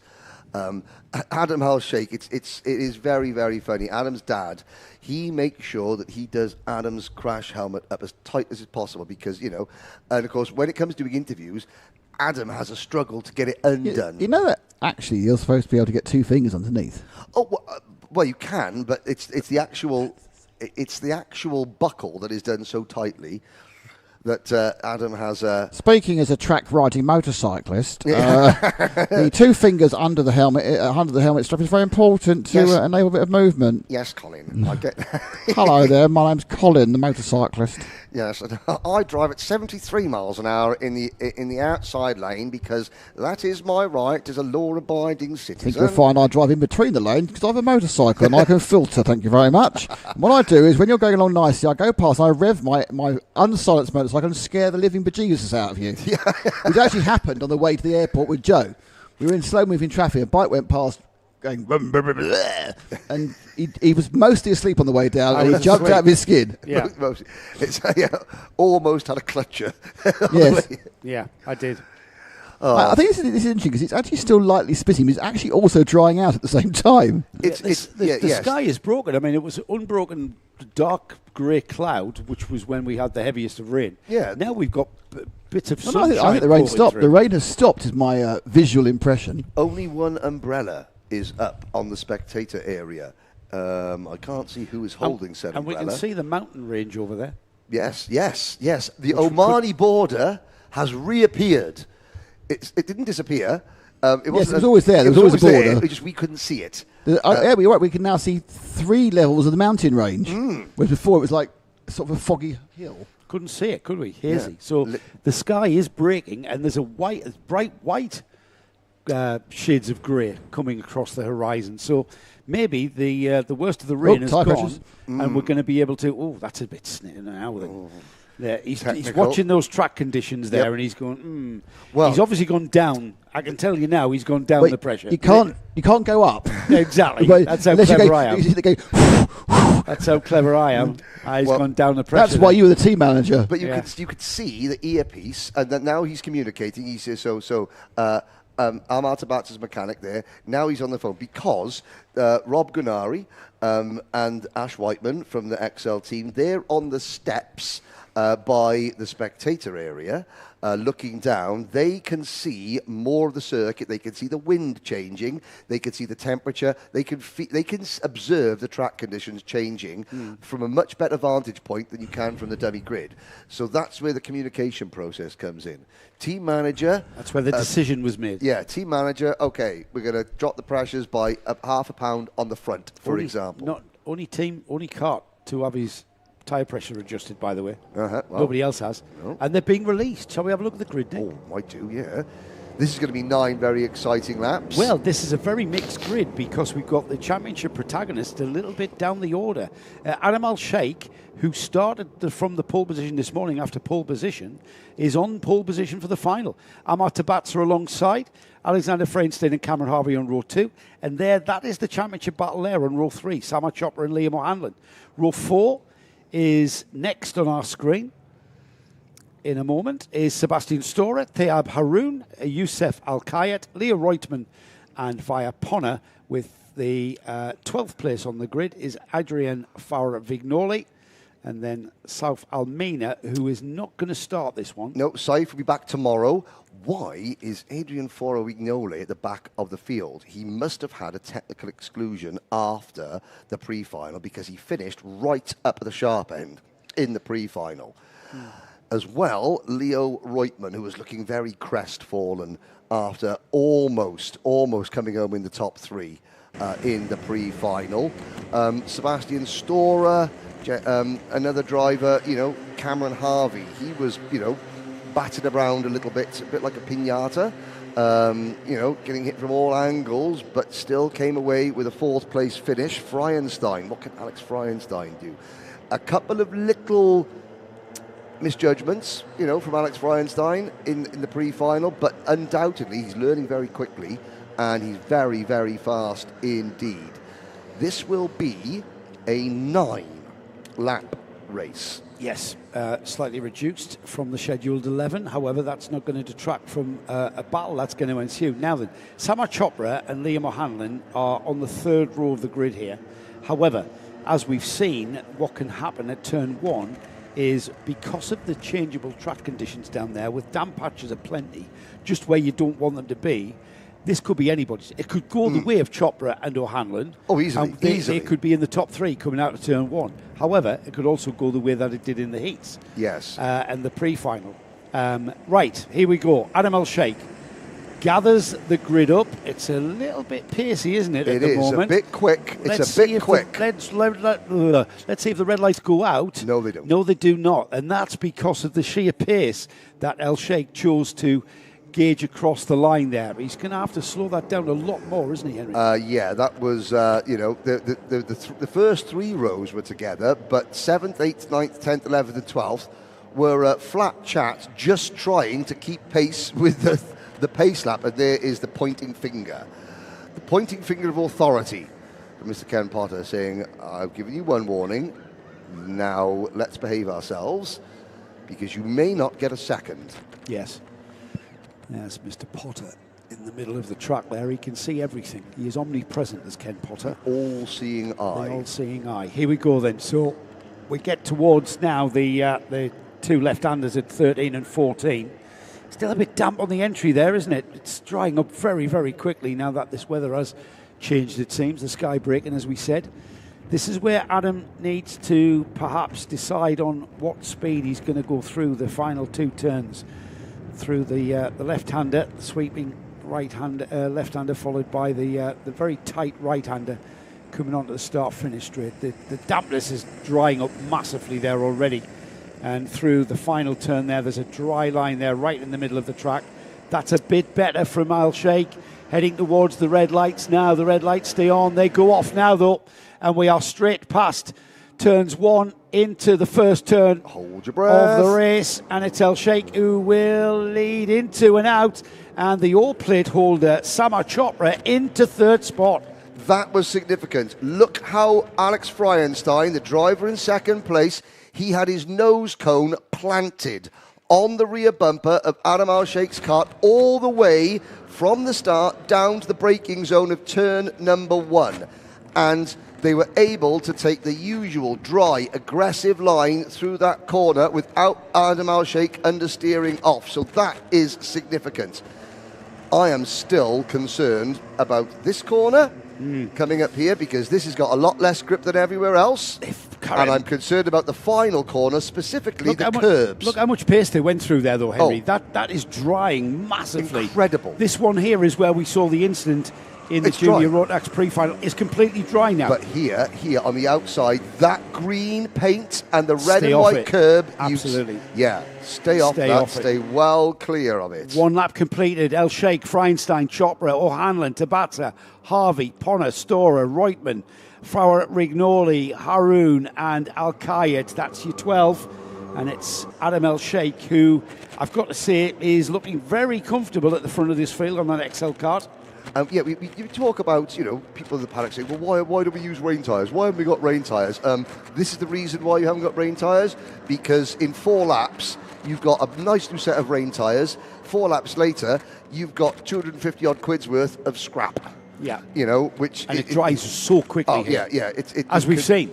You can literally between the end of the previous pre-final, this is the first final, it is almost completely dry everywhere without even damp patches now. Now, there is so Guy Sheffield. I mean that is a statistic. At the moment, the micros are going 4 seconds a lap faster than they did in qualifying this morning. Now, on qualifying this morning, the track was cold but dry. Now the track is warmer, and with damp patches, the micros are 4 seconds quicker. That's a good spot, that, and thanks to Guy to keep us informed on that one. Yeah, no, that is... I would imagine that would be Majib, actually, in timing, telling Guy. But Guy will take the glory. Well, of course, because Majib's too busy, actually running things. Faster than the Minimax, Paul, as well, their lap times right now. Oh. And the Minimax are less restricted motors. Same karts and tyres, less restricted motors, so more power for Minimax. However, at the moment, the Micromax karts are going as quickly as they've ever done all day long here on this configuration. Yeah.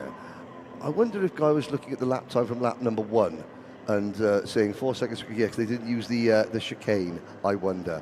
Let's have a look.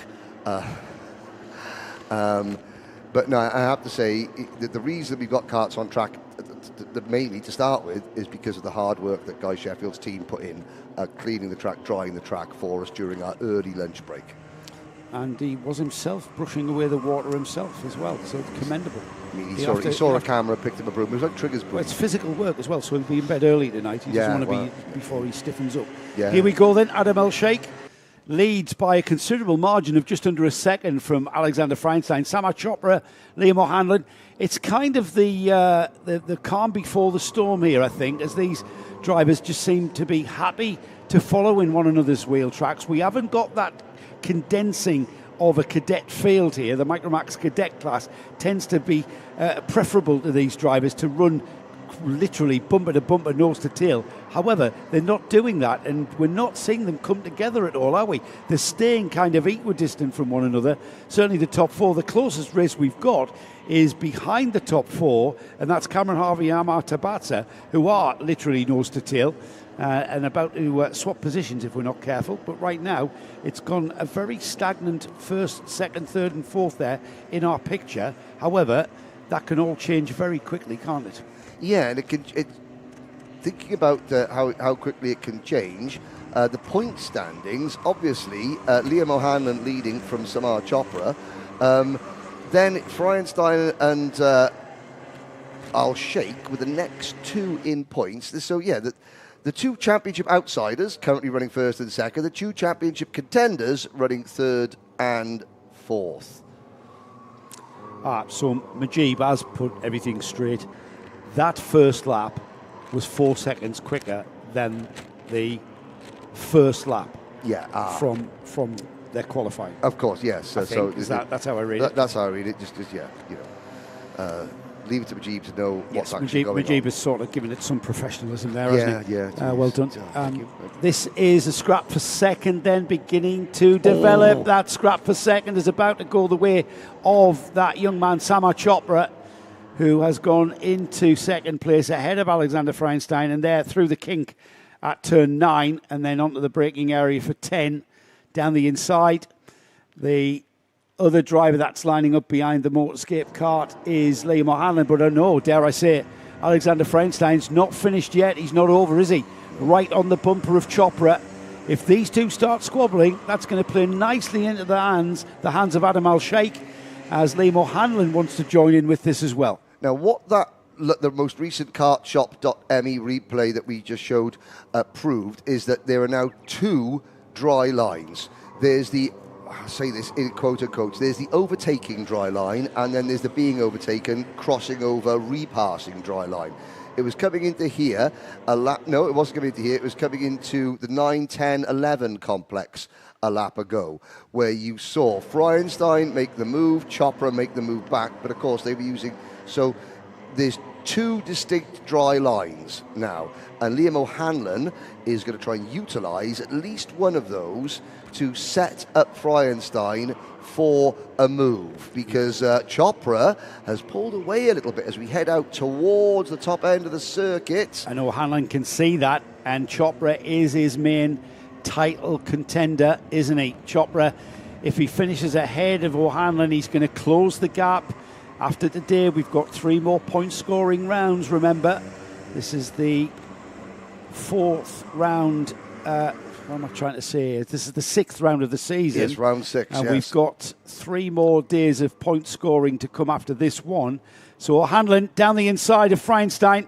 He could see Chopra beginning to edge away, so he could sense the urgency in that, and that was done at the hairpin at 2. By the time we get through the sweeping left-hander at 3, he's already pulled a bit of a cushion, and now, Henry, the question is, can O'Hanlon close that gap? Freienstein's not going to let them get away too quickly, and Freienstein going with O'Hanlon, but O'Hanlon is now after closing that gap to Chopra, while these 3 drivers have been disputing 2nd, 3rd and 4th. That's allowed Adam Al Shaikh to get a lead acquired of 1.9 seconds there. So whether or not these 3 can now focus on the leading kart, time's ticking by though.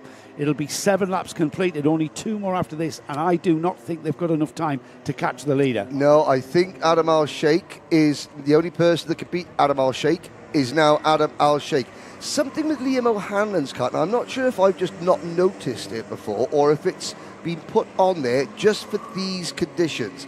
There is a cable tie due north at the top of Liam's steering wheel. He's run that all season. He has run that all season. Again, it's been a while since Yas Marina, and my brain is maybe not as in Total Recall is something that it's a film I once watched. That is just to remind Liam again. It's kind of like an old rally driver thing of the bit of tape at the top of the wheel. Yes. But then in rally driving, you're turning the steering wheel a lot, whereas in a kart, you're barely turning that at all. But maybe it's some sort of gauge for Liam with regards to his inputs. I think so. I think like a clock counter. And that's what he doesn't need to gauge his inputs. He needs to gauge his input on the accelerator pedal. That was a move from Liam O'Hanlon, who just caught Samar Chopra napping. It has to be said. Great move. Now it's game on for the defence. Adam Al Shaikh is up the road. 2 of these 3 drivers should finish on the podium. Who is going to be the unfortunate one to miss out? Freienstein stays together with these 2. They are not optimising their lap times as Chopra goes all the way around the outside, but defensive driving from O'Hanlon. They're on the final lap. Adam Al Shaikh has already gone through. He's completed 8 laps. It'll be 9 laps completed after this one. Into turn 1. That is O'Hanlon from Chopra, staying down the inside. Freienstein staying with them. It's a 3-car battle now. Into turn 3. And then out, momentum gathered up, and then it pours out of those karts down that back straight into the left-hander. Can Chopra, has Chopra got anything in the toolkit to come back at O'Hanlon? It's a big ask, because O'Hanlon now with free air in front of him, Henry, it's going to be a tricky one. This is where it happened though, isn't it? Yeah, this is where Chopra was caught napping. Is he going to try and return the favour? No, because O'Hanlon isn't napping. O'Hanlon hard to the inside line to defend. Now, Freienstein is going to try a double crossover at some point. Is it going to be out of this next corner? We're waiting. Here is your race leader, but Alex Freienstein is going to try something. Nothing's changed, Henry, I can tell you, as we give this young man all the credit for the win, with a very, very fine win indeed. It remains behind him, Liam O'Hanlon. Freienstein did what you thought he was going to do and has gone through on Chopra and will come through in 2nd place. No, he doesn't. Because he lost it on the curve. He lost on the final turn. Alex Freienstein made the move on Samar Chopra for P3. and then ran way too wide coming onto that treacherous curb and slipped back the force. It was Adam Al Shaikh, Liam O'Hanlon, Samar Chopra. Ladies and gentlemen, we now leave you in the capable hands of Mr. Joe Bradley, who will take you through the race results while we, the Royal We, go down to sort out the camera to do the interviews. So we wait for Henry to gather up the cats down in Parc Fermé. Adam Al Shaikh is our winning driver with a fine win. He was quickest in time qualifying, didn't go all his own way in the pre-final and indeed the heats. However, when it counts the final here in round 6 of the UAE RMC, it's all about Adam Al Shaikh. Championship leader consolidates that championship lead in the form of Liam O'Hanlon in second. He'll be happy to finish ahead of his nemesis Samar Chopra, who finishes third on the podium. Alexander Franz in a fighting fourth place there, almost got on the podium, but right there at the final corner, it just didn't go his way. Fifth place then Cameron Harvey. We had Adrian Fowler-Vignoli in sixth.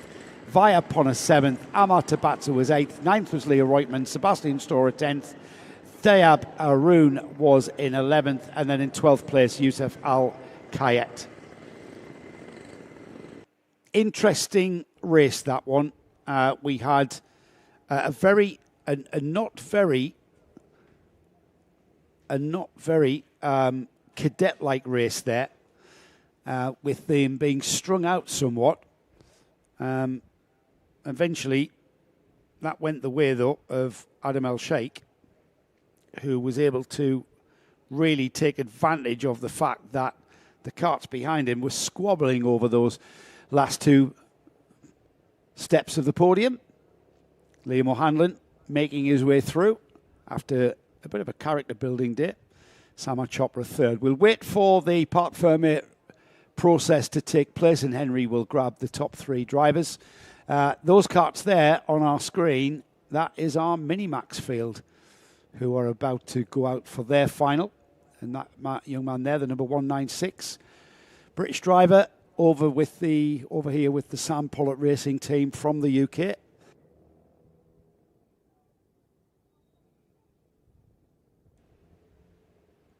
Starting second on the grid, on the front row. That is Oliver Butchard in the background there, the number 188.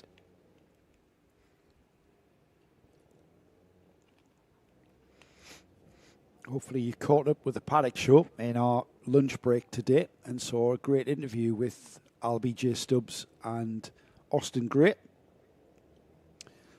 Some great sportsmanship going on there between those two.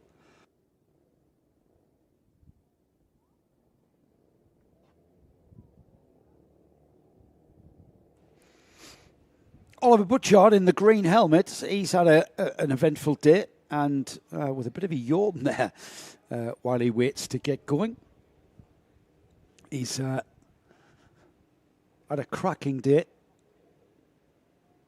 waving to get the attention of his mechanic, I think. Yeah, finally does that. Last minute checks going on.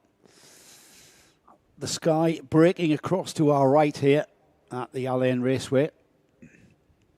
Round 6 coming to fruition here with finals. This one for Minimax. We've got another 4 finals to give you. 10 laps for this Minimax race. Junior Max, DD2 and Senior Max will all be over a duration of 12 laps to run.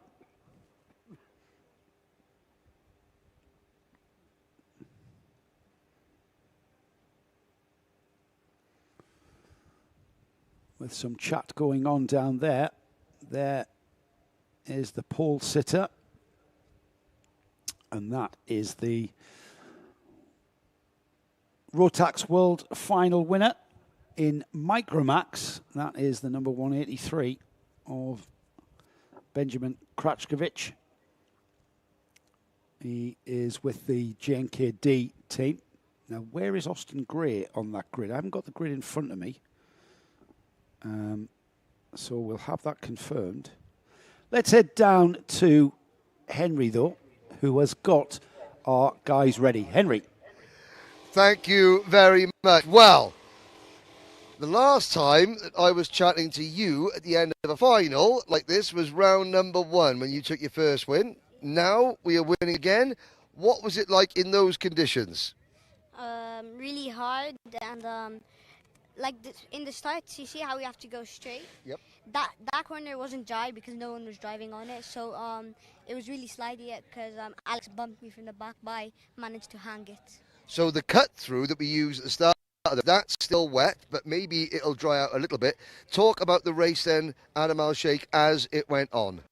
So I took the lead in first lap, and I kept. So I looked back in lap 2, and I saw that I had a gap from Alex, and then I kept pushing, and I wanted to win the race really bad, so I kept pushing, put my head down, and I won it.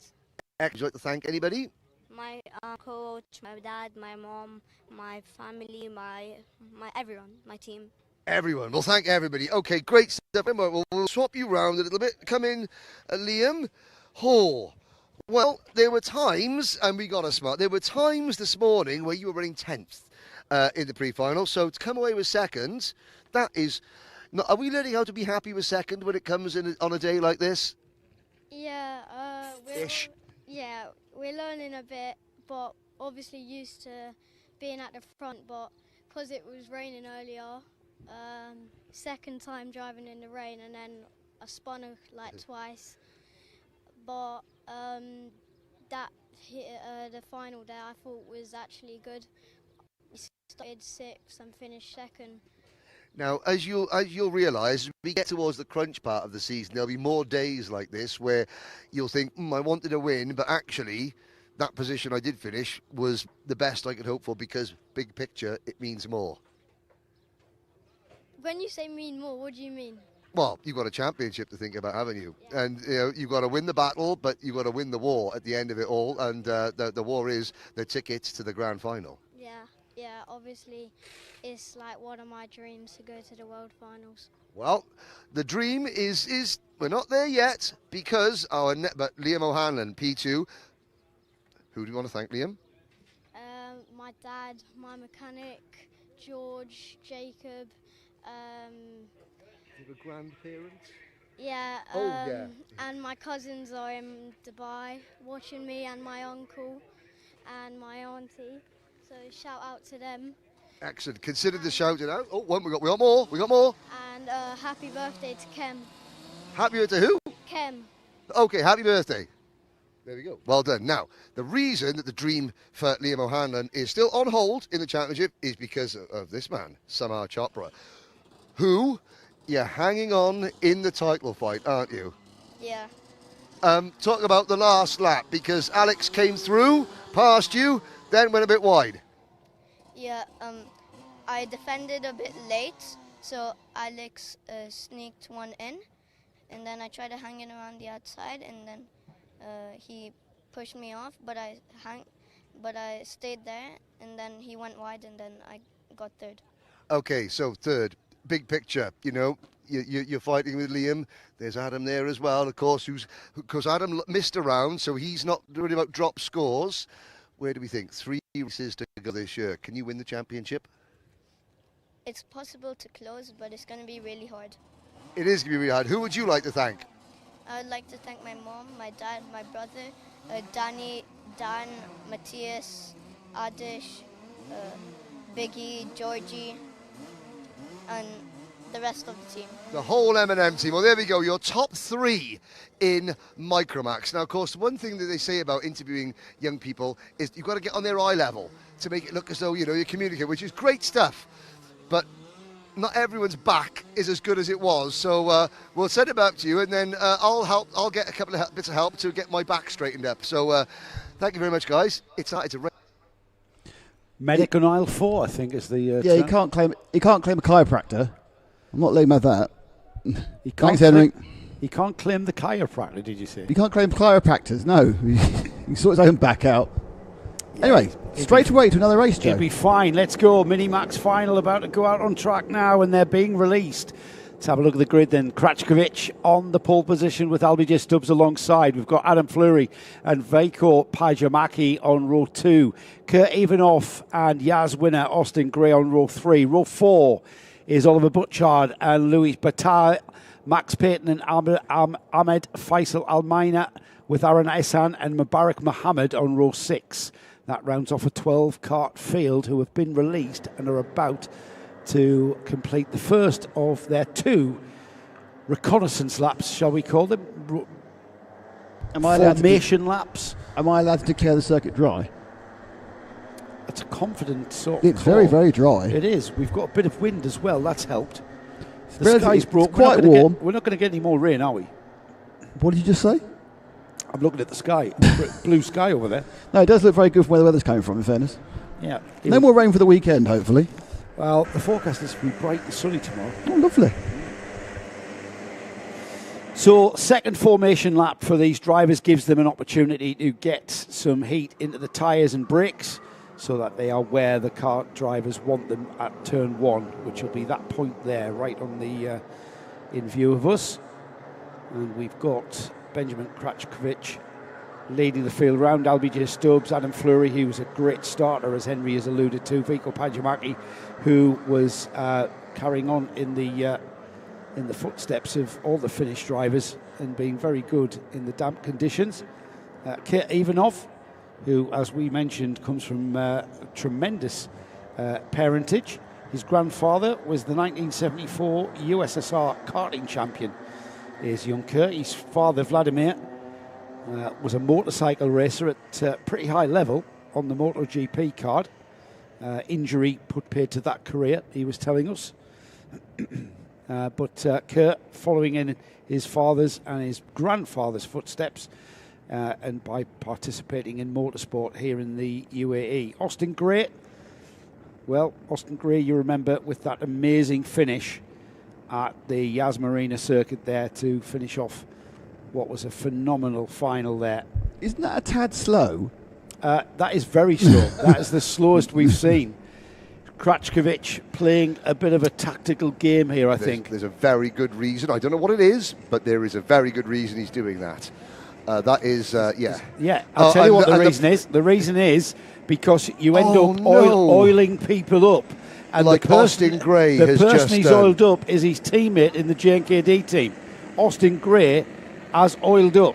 Now, as he's trying to get that car, he's looking down. The marshal is Austin Gray is now trying to fix the car together. Look at him, he's telling the marshal, don't touch the car, don't touch the car. Is the chain? Has the chain just come off? The lights are out and we are off and racing, Joe Bradley. We are, and Krachkovic is in the lead, having held the pace. Who was that round the outside? That's Fleury, all the way around the outside. However, it doesn't quite come off. Is he in third? Is he in fourth? Because that's Butchard who wants to spoil it for him. He's into fourth as Butchard goes through into three. Butchard is third. Kurt Ivanov is second. Austin Gray is out. And I'm looking down. The marshal, I think the chain came off that car. I think that, you're right, Joe. That is what Austin Gray was trying his best to put his chain back on. Oh, Granda George watching in Aberdeen. It's okay, Granda George. He's all right. He's out of the race. He's got it all to do again tomorrow.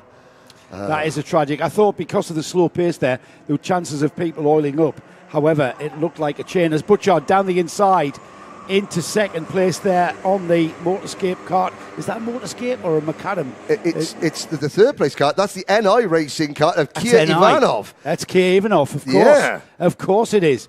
Having a great first lap there and coming through in third, eventually having been overtaken by Oliver Butchard.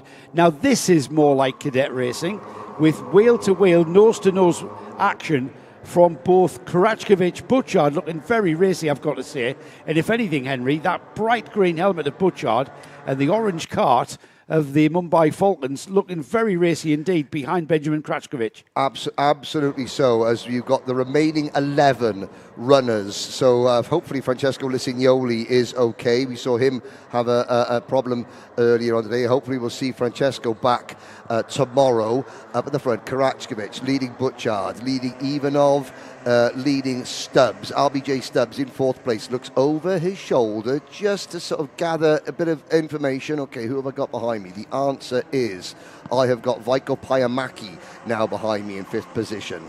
As you look, and Pajamaki and Stubbs and Ivanov side by side for 3rd place. Here comes RBJ Stubbs now side by side with Kia Ivanov, and that's P3. That is, and it was out of the final turn, wasn't it? The challenge there.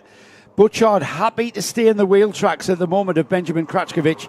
We're about to be joined, these two at the front are about to be joined by RBJ Stubbs, who's finally forced his way by Ivanov. And look at Butchard. Butchard has a bit of momentum to come onto the rear bumper of Krackovic, but not enough momentum to get alongside and maybe challenge. However, there is still a long way to go with 8 laps of this race still remaining. It's a 10-lap final for Minimax, remember.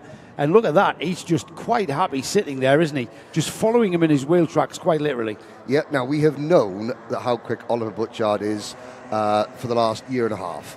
The last 2 years since I've been coming here, Butchard has been quick. How do I say this? Controversy doesn't follow him, but he has been in his fair share of, incidents. There's been. Now it's a case of let's get the job done.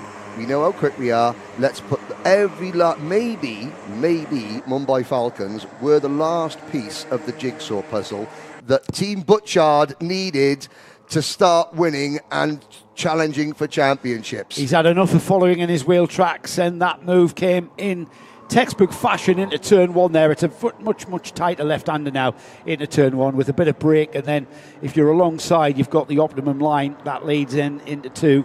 Butchard hanging on to this lead. Krackovic has now got RBJ Stubbs just with a little tappage there on the rear bumper there. That's quite normal karting, if anything, not too hard there. RBJ just nestling up behind Krackovic. However, that looks like Butchard has pulled a gap there. He's pulled a gap of, say, a cart's length, even 2 cart's lengths maybe by the time they get to the back straight. And all credit to Kia Ivanov and Adam Fleury. RBJ Stubbs looks to the inside of Krackovic for P2. Now, of course, RBJ, he's the only driver of the Sam Pollitt racing team. However, Sam Pollitt Racing, internationally renowned and successful. Macadam for Adam Fleury Racing and NI Racing for Kia Ivanov. Effectively, this weekend, they're privateers. There's only one kart under that awning, both dads running the lads. That is as close to the privateer as you'll possibly get. And yet, there they are in 3rd and 4th place, challenging the likes of the Mumbai Falcons, of Sam Pollitt Racing, of JNKD, ahead of George Gibbons Motorsports. The 2 drivers, the blue race suit, the white Tony kart number 111, that red and white NI Racing kart sitting just behind him. All credit to those 2 drivers and their dads for getting it right. And there's Ivanov. That just swapped positions there momentarily as Ivanov moved ahead of Fleury. Veiko Pajamaki for George Gibbons Motorsport wants to get involved in that as well. But look at that driver there, right there. Oliver Butchard has pulled out a huge gap now over RBJ Stubbs. The gap was a second last time by. Let's see where it is here with half distance this time as they cross the line. Now, as I say, it was a second and then another 1.4, another half a second, I should say. And the gap this time is still a second, and it's still half a second between RBJ Stubbs and Benjamin Krackovic in 3rd. But it's Kurt Ivanov who came through in 4th ahead of Adam Fleury and Veiko Pajamaki, and that one's still all to play for, isn't it? As Ivanov has pulled out a cushion. Now, I know, obviously, you have got, Stubbs and you've got Krackovic thinking of championships, and that is something that Oliver Butchard is not thinking of. However, Oliver Butchard, let's not make any mistake about this, Joe. Butchard has, at the moment, halfway through this race, he has gapped the field, he's turned round, he's made passes, and he is clearing off. He is. He's pulled a massive gap. Now, it was a second. Let's have a look next time by and see what it is as RBJ Stubbs and Sam Pollitt Racing continues the chase, as does Benjamin Krackovic, but they've spaced out quite equidistant. 1st, 2nd, 2nd, 3rd, 3rd, 4th. crosses the line now. It was on the second. Is the gap? Let's see where it is now. It is 8/10. So it's coming down. That green helmet has been caught by that orange and white cart of Sam Pollitt Racing of LBJ Stubbs, who is gaining, and there's still plenty of time, Henry, as there's 4 laps remaining, this one included. Yeah, LBJ Stubbs is thinking to himself, okay, I know Oliver is, hopefully a wannabe magician. Well, I've got my own magic. Watch me make this gap disappear. That's what LBJ Stubbs will be thinking, and he's got his head down. That last lap, a 1:07.7, fastest lap of the race. Last time round, LBJ Stubbs, 0.2 quicker than Oliver Butchard. Lap 6 out of 10. We're running lap 7 out of 10 now. Believe it or not, Oliver can afford to lose another 0.2. He can't afford to lose another 0.4. However, that's when the science takes over, and that slipstream starts coming in, and that's what Albie's working to, isn't he? I love the focus of these youngsters. They're just focused. They're lapping very consistently. The gap's still at 8/10 across the line there.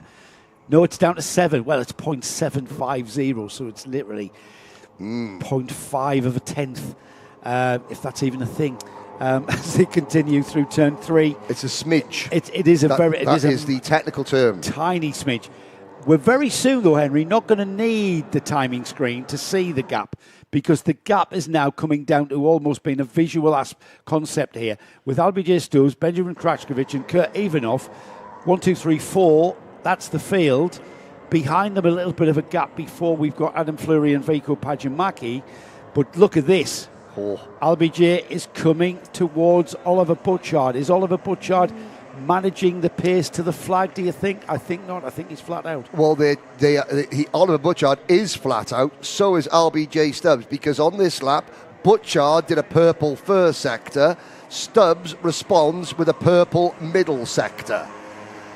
Benjamin Krachkovich is watching this, probably feeling a little bit helpless. He's maxed out his performance so far. A little shake of the head coming off the final corner there for Krachkovich.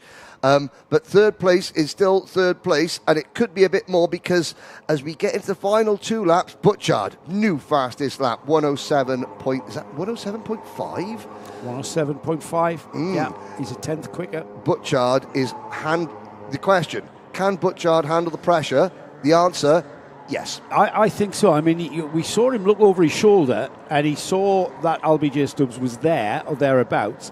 There's also the thing of hearing as well. When you're being followed by somebody, as you hear them gaining, their engine note comes into your peripheral hearing, and you become more aware that they're actually closer than you perhaps thought. LBJ Stubbs just can't quite bridge that gap. And we're about to complete the penultimate lap here. So when they get back around us, down the back straight here, through the final 2 turns, and then underneath us here, Henry, they've got one more lap. And that, my friend, is a gap too much. That is so. Oliver Butchard, over to you, young man. You have been threatening to do this. You have shown pace at times that you can do this.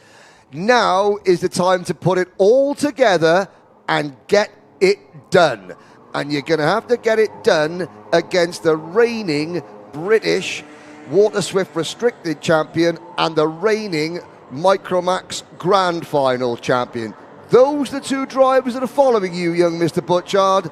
You've got half a lap to bring it home. And that seems to be, we become complacent, don't we? We take it for granted that these young drivers will hit their marks and hit their breaking points and hit their apexes. And we've still got the job to do, though, and there's still a breaking point or 2 to be mastered by this young man here, Oliver Butchard. Changed teams to Mobile Falcons at Yas Marina, and he's found a home that he's happy with. He's found a team that can produce the kart that he can perform in, and here he is then through the final 2 turns. And he was on the 3rd row of the grid, I think, if my memory serves me. He's had to fight for it. He has had to fight for it, and he is delighted to take the checkered flag with the win for Oliver Butchard, a 2nd place for LBJ Stubbs, and those 2 drivers will be joined on the podium for the Minimax class by Benjamin Krachkovich And it will be those three drivers that Henry will get the chat to. And somewhere in the paddock, there is a very, very happy Liverpool fan, because Oliver's dad they're very rare at these pubs. is a big Reds fan. Happy Liverpool fans are very rare at the moment. Well, let's go and speak to Oliver Butchard. I'll head down as we speak. Thank you, Henry. Let's have a look at the result then. Butchard, our winner from LBJ Stubbs. Kratkovic in third, Ivanov in fourth, Fleury fifth, Pajamaki in sixth, in seventh, Payton. Hamed Faisal Almina was eighth, Mubarak Mohammed was ninth, 10th was Aaron Hassan. We lost Louis Bataille on lap 3, and indeed we lost Austin Gray at the start, which we think might have been a lost chain. That was where Austin was kind of looking at. Yeah, on it was the certainly card, mechanical, wasn't it? Yeah, it was certainly a mechanical, just ground to a halt. And I'm not sure how that, maybe a snap chain. Well, if you've refitted the axle and got the alignment slightly out, perhaps chantry along slowly where the engine's going to go ding, ding, ding, ding, enough to take it off, or it's too loose, Yeah. There are many, I don't think it was a snap train because he was trying to put it back on again. He was kind of keen to do that. If it was a chain, of course. Yes. Yeah, I think so. That's where he was looking. He was looking underneath his chain guard. So he will be recovered. We are moving swiftly on. Just to remind everybody that after we've had our post-race interviews from the Mini-Max class, we've got our Junior Max class that are coming out. It will be a 12-lap final for them for round 6 of the UAE RMC. We've got 3 more races for you, all of 12-lap duration, DD2s, and then Senior Max to round off today's proceedings. We are back with all of the action tomorrow for round 7 of the UAE RMC. Again, starting with time qualifying, same format, heats, pre-finals and finals, and it will be all live, all of the action live on the Karting Live TV YouTube channel, and also the UAE RMC live stream YouTube channel as well. All live, all day. All live, all day. Hopefully all dry as well. And the forecast is to be dry, and the sky is breaking. It's been... And don't forget, we're doing it all again next weekend as well. And we are staying on site, Nick. Well, we're going to go to the hotel. Well, we're not going to stay in the commentary box. We're enduring the heat for everyone. Yes, we're suffering for you all. We are suffering for our audience. We're suffering the heat of the UAE in April and staying on in the country to bring you all of the action from the 2 scoring rounds from round 8. So it's 2 days of action coming next week. So all excitement. And the thing is, we are concluding the 2025-2026 UAE RMC Championship by this towards next weekend.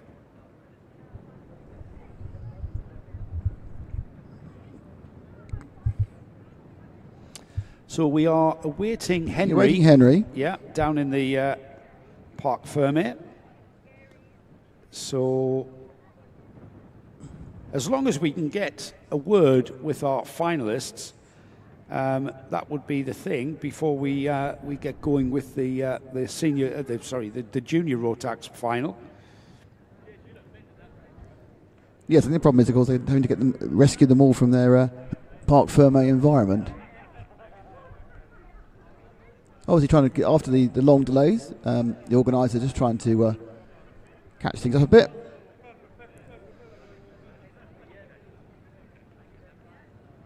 And Henry's not even there.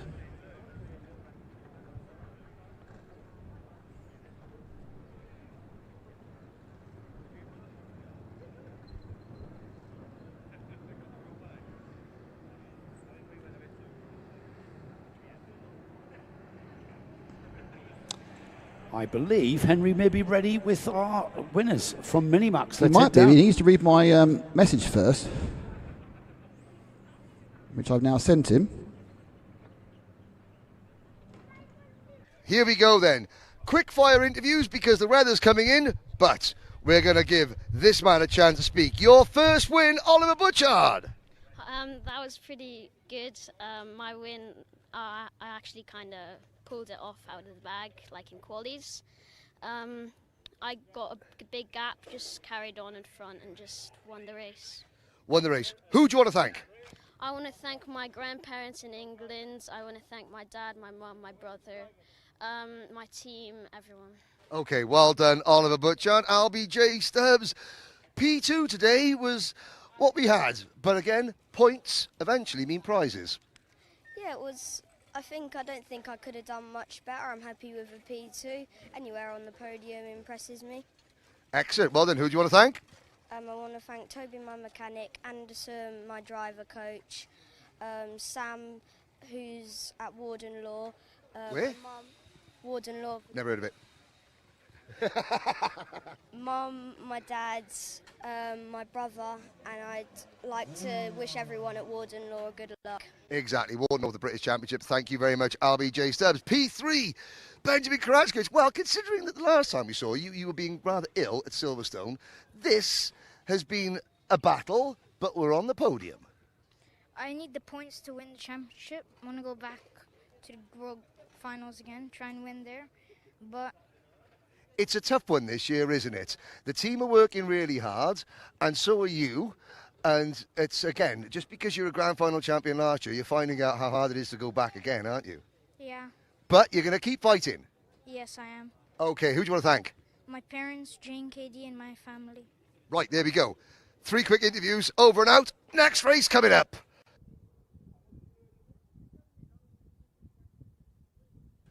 Thank you, Henry. We've got our junior Rotax grid already in the collecting area and ready to get going. We've got our grid already formed. Shall we have a quick look at that then, Nick? And we'll have a run through. Via Chopra on the pole position then, with Henry King alongside. Gabriele Baracori and Aaron Mason share row 2. Mittange Jane and Flora Schenkenberg on row 3. Row 4, we've got Faris Arun and Ray Herbert. Harrison Stevens and Savelli Kojai are on row 5. Row 6 is Giuseppe Montanari with Aaron Qureshi alongside him on 6. Row 7 is Jaden Hidding and Paul Schutzman with Baptiste Augustin and Raffaele Zagati on row 8. Row 9 is Pierre Abu Diwan and Romy Sabali rounding off the 18 kart field. Johansa Seninyaki has not come out to start, or has he? Because there's a GGM kart at the back of the field, and hopefully he has come out and will take part in this final. So 2 formation laps once again is the norm today. Track completely dry now. Wind has taken a hold. Ambient temperature coming up. A warm day with decent wind dries anywhere. Yes. Right now it's a marvellous time to put the washing out. Yeah, it's a good washing day for these guys. And we've got the second of the formation lap. When we get towards the back straight, we'll get the pole position driver Via Chopra, who will form up and get the grid. At the moment, though, they're driving as hard as they can to get some energy through the tyres and brakes, get them up to their operating temperature for that all-important turn 1. First brake applications, the voyage of discovery there. You want the cart balanced underneath you if you're going to start challenging. So Chopra, who starts this one very much as the favourite, Henry King, is going to try and spoil his party. And then on the second row of the grid, Gabriele Baracori's had a great day. Aaron Mason likewise. Mittange Jane will want to take top honours for Mumbai Falcons, but that's a big ask from down there, with Flora Schenkenberg and Faris Arun not far away as well. Johansa Seninyaki has had a bit of a torrid day and started at the back most of today it seems. However, he has, as far as I can see, joined up on the back of the grid. Here we go then. Via Chopra controls the pace to the red lights, heads towards the red lights. Chopra on the O plate from Dubai. The red lights will go out and we will race towards the first corner. And it is absolute chaos in that midfield as Chopra sedately turns in and will lead through turn 1 and off into the lead. And it's the second place, Henry King, who hangs on to that second place in good form. Yes, indeed. Through turns 4, 5, 6 and 7 go the junior field as we spread out. The skies are threatening once again, and everybody is hoping beyond hope that we can get these next 3 races in before the return of any type of precipitation, as Henry King sets at Via Chopra. Well, he thinks about it. Certainly, Via Chopra is not going to have things all his own way in this race like he did in the pre-final, as Henry King, like I said, XL Motorsport back with a vengeance today. They really are, haven't they? They didn't really appear in the early part of this season. However, they're having a very strong finish, and already we're seeing defensive driving there from Via Chopra, who positioned the kart in the middle of the track down the inside at number 2. He bogs down, does Henry King, and gets almost mugged by the GGM kart of Gabriele Barricordi. In fact, it's happened coming out of turn 2. It looked like Henry King jumping up and down in the seat as he bogged down, coming out of the very tight hairpin, and it's all concentrating up, and it's all, I'm afraid to say, about to kick off. Well, there's Faris Haroun has changed the lead, and up from third to first. What's happened with Via Chopra? He ran wide, was he helped wide? He's now stuck on the outside line. That is, you call it getting hung out to dry like the laundry. That is an absolutely picture-perfect picture of how a driver can lose I did say it was a good time to do laundry, didn't I? To put the laundry out. You did. Did we have... no. It's a shame. I kind of missed it. But King leads. Barricordi, Mitan Jain, your top 3. Haber, Haroun, Montanari is up there. The 297 JNKD kart up into P6, Abu D1, Jaden Hidding. I'm looking back. Johansa Senaniake, who didn't do a lap in qualifying or the heat, is there in 10th position. You would expect his tyres to be in far better condition. And Paul Schutzman's on the move as well. Well, that's a good point, actually. Senaniake started from the very, very back of this 19-kart field, already up 9 places to 10th, and he's not finished there, is he? Now, where is Schutzman? Schutzman's up to 14th. And sorry, Joe. Yeah, go ahead. There was there's something in the middle of turn number 8, which is catching several drivers out, because that time it was Mitan Jain who simply seemed to turn left and then just float out towards the exit of the circuit, and he got absolutely swamped. So Jain is now down to maybe 6th, 7th position, a long, long way back from King, from Ray Haber, from Gabriele Barricordi in 3rd place. Now Jain and Faris Haroun are side by side, but it's for 4th, and we have got an XL Motorsport 1-2, George Gibbons Motorsport in 3rd, and everybody else tripping over each other in the pursuit of 4th place. Via Chopra was leading, he's 9th. Incredible. Senaniake stays in 10th as well, but it's Henry King and Ray Harbour, the 2 XL teammates, who go off into the lead. They're being chased down by Gabriele Barricordi, and if these two start squabbling, already you see the signs, the signs from the gesticulations of let's work together, and that of course is Henry King saying to Ray Harbour, do not challenge me, let's try and pull away. Ooh, well, kicking up the dust there, that's how hard they're pushing there. And is that going to cost him? Well, it doesn't look like it has. It's not worried. costing him down the back straight here. Are we going to see a challenge? No, we're not. These 2 XL teammates working together and maximising it. Now, the gap to Gabriele Barricordi was 0.7 of a second last time by. Let's see if all sorts kicking off in the midfield. It's 0.6, so Barricordi is closing the gap ever so slightly. This is where you need 7 sets of eyes, because there's a great battle developing for first position, potentially, between 2 teammates and the chasing, marauding, much improved Gabriele Barricordi. Then you have Mitan Jain and Faris Haroun and Jaden Hidding. They are next. And then literally 7th place is about 3 karts deep, about 4 rows wide. And we've got a new leader, Ray Haber. Ray Haber, beautiful but textbook move. He thought, I'm going to have the hurry up here. Let's have a look at this. This is through the kink at 9 and then into the braking area for 10. Now, the reason why I think he's had to make that move on his teammate Henry King was because Barricordi was coming, and he was coming ever so closer now. Now, the question is, can Ray Haber get away from his teammate and bridge that gap to the George Gibbons Motorsport driver, Gabriele Barricordi? The answer, I think, Henry, is no, because this 2 kart train for the lead has now become a 3-car train for the lead. And we've got 3 karts now, potentially, that could swap places, and we could have that Barracuda kart even challenging for the lead soon. Just look at the difference in stature between the top 3. King and Haber are both first-year junior drivers, and they're still very much minimax size drivers. Oh, Barracuda down the inside at 8. He's about 3 foot taller than them and a year older. There has got to be some sort of damp patch there, because the 2 XL drivers absolutely stood still coming out of the corner. Let's have a look at this again. There they are. That's already been done there. They stood still coming out of 8. By the time they get to the kink at 9, Barracuda, whose kart was well positioned, is into second place. He stays in second down the back straight. Because it happened. Here we go. Oh, there Change he the is. lead. Yeah. Barracuda. And he's Henry King's not done yet. The crossover. Look for Ray Haber from 3rd to 2nd to P1 as they cross the line. But he's going to be the first driver. Barracuda now runs wide. Barracuda ran wide, and now we've got Faris Haroun, who came up to 4th and is now in 2nd.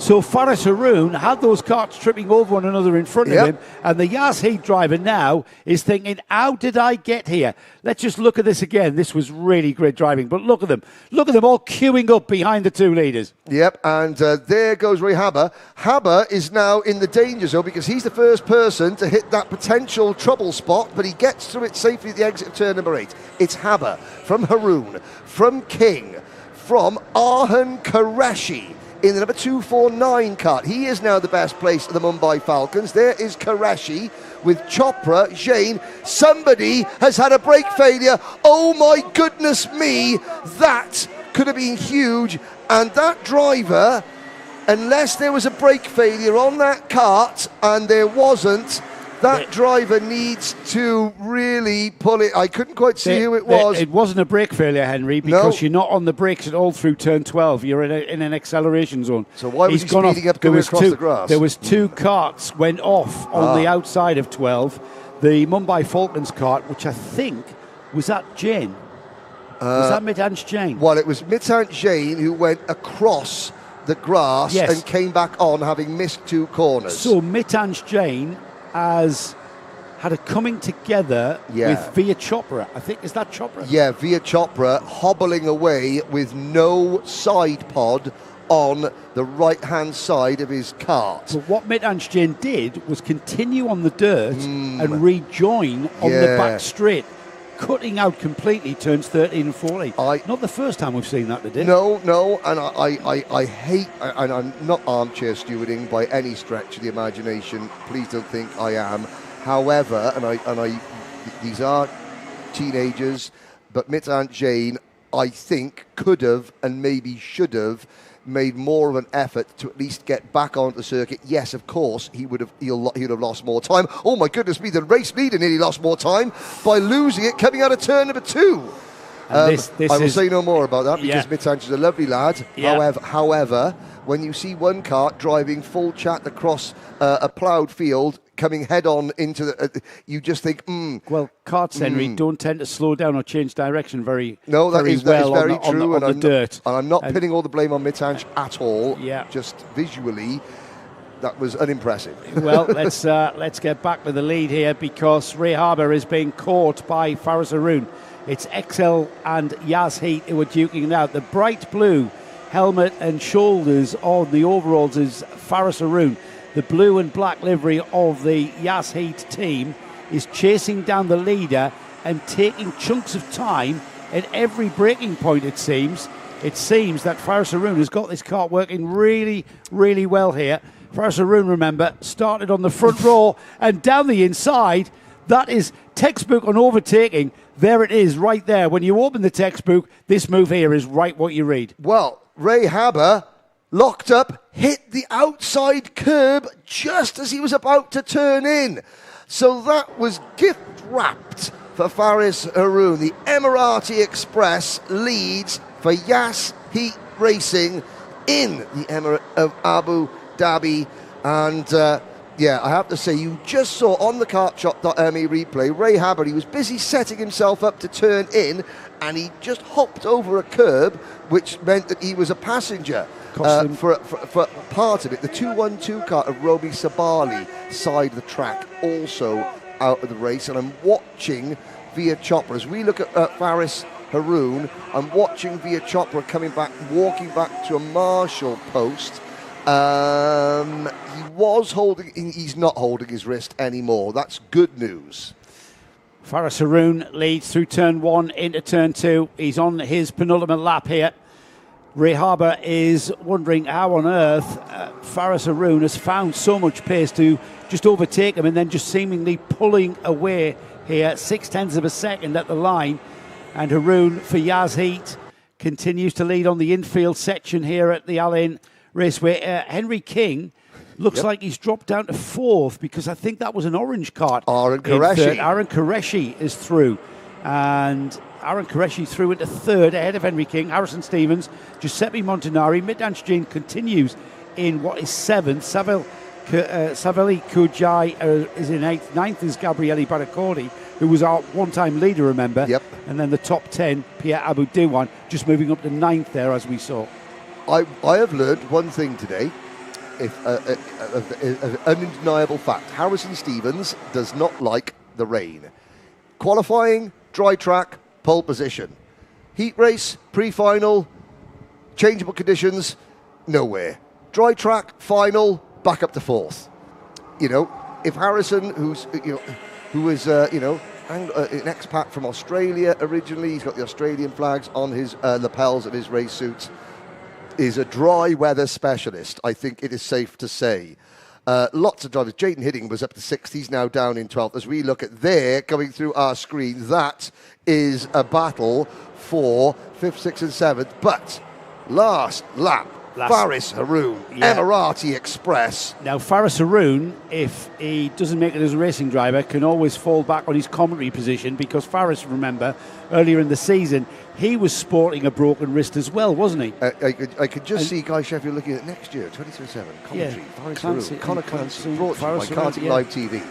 Here he comes, getting well over that wrist injury that he was sporting earlier on in the season, and will be delighted to take the win here at Al Ain for round 6 of the UAE RMC. It'll be Faris Haroon, Ray Harbour and Aaron Qureshi who will join Henry Baudet in the post-race interviews and indeed on the podium later on at our trophy presentation. But what a drive. That was a very, very impressive drive for the local driver. Absolutely. Okay, a mistake from Ray Haber gifted him the move for the win, but who's to say Faris Haroon looked like he was in a position to take that victory anyway, because that kart was very, very fast. Had so much pace. Massive amount of pace there from the Yas Heat driver. It was just taking his time. Now then, Henry, he's not going to do you any favours because he's dropping back through the field. He's dropping back through the field, so he'll be one of the last drivers onto the weighbridge there. Just preparing in his head his victor's speech as the rest of the field then make their way through. Let's have a look at the full result, shall we? 16 karts finished.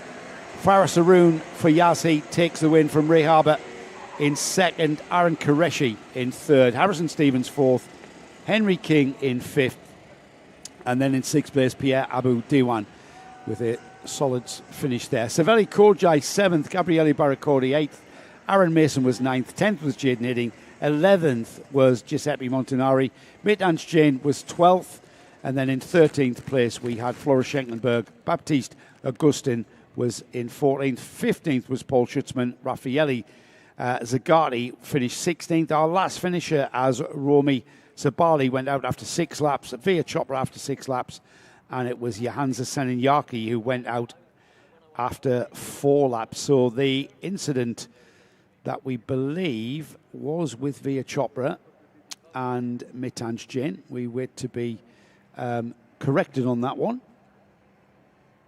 And there's the sky clearing off there. That we haven't seen that mountain ridge, which is just across the Oman border. That's actually in Oman. Should we have live sky camera?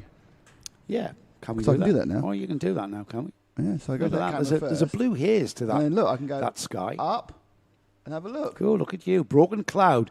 For the first time this week since we got here, A Nick. bit of sun. Yeah, a bit of sunshine breaking through. 28-degree ambient here, so it's still a There's very a mountain. very That's muggy day. where the weather's coming from.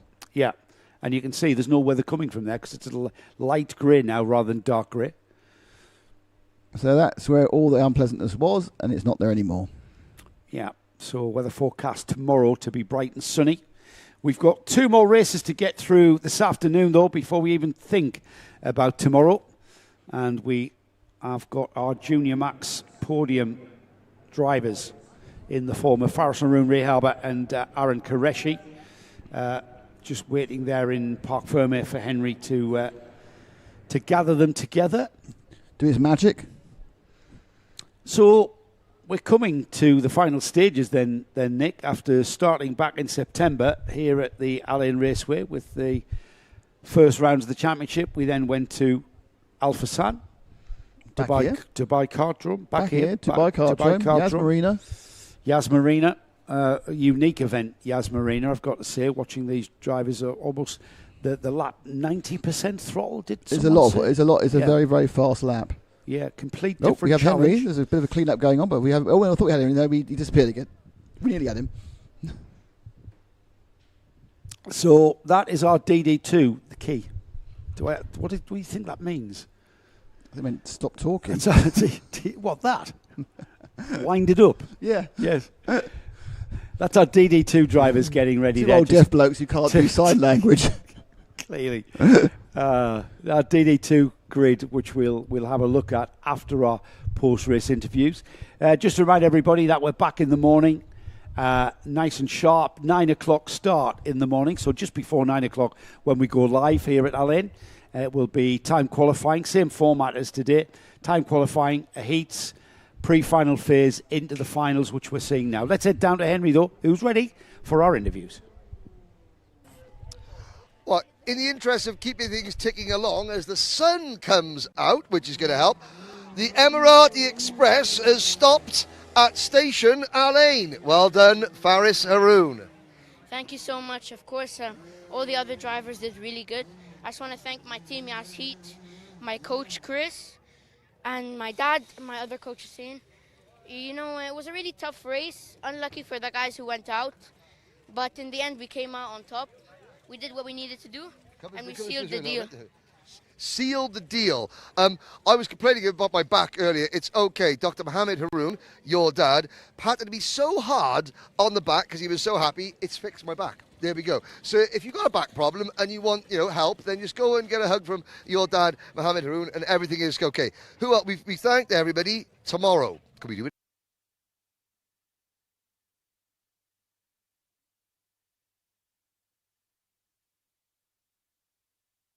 At winning.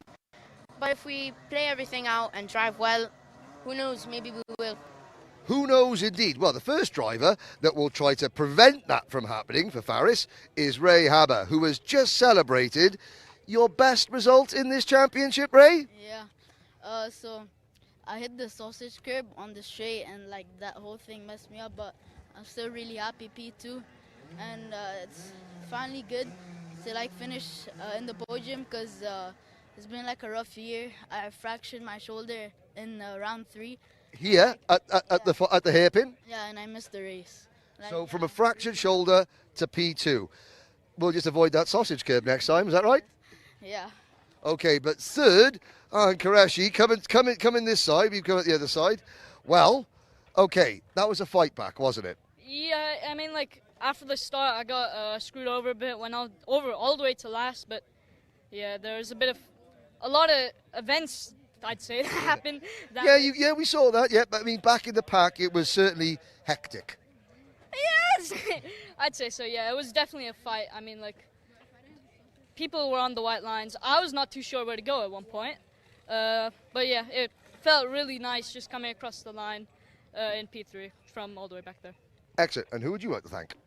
I would like to thank Gilly, Harry, who's probably watching this, actually, Anjum, Mumbai Falcons, my brother, my mechanic Adarsh, and Matanch, and the Siege Shenanigans group chat.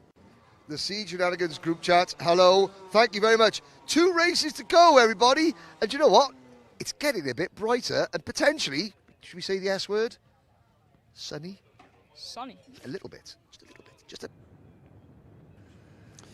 Yes, dare I say that the weather that has been with us pretty much all week, with dull and overcast, is about to go bright and sunny, which will be with us tomorrow morning. Right now, we've got a bright and sunny DD2 grid. We all love a bit of sun. We all do. That's why we're here.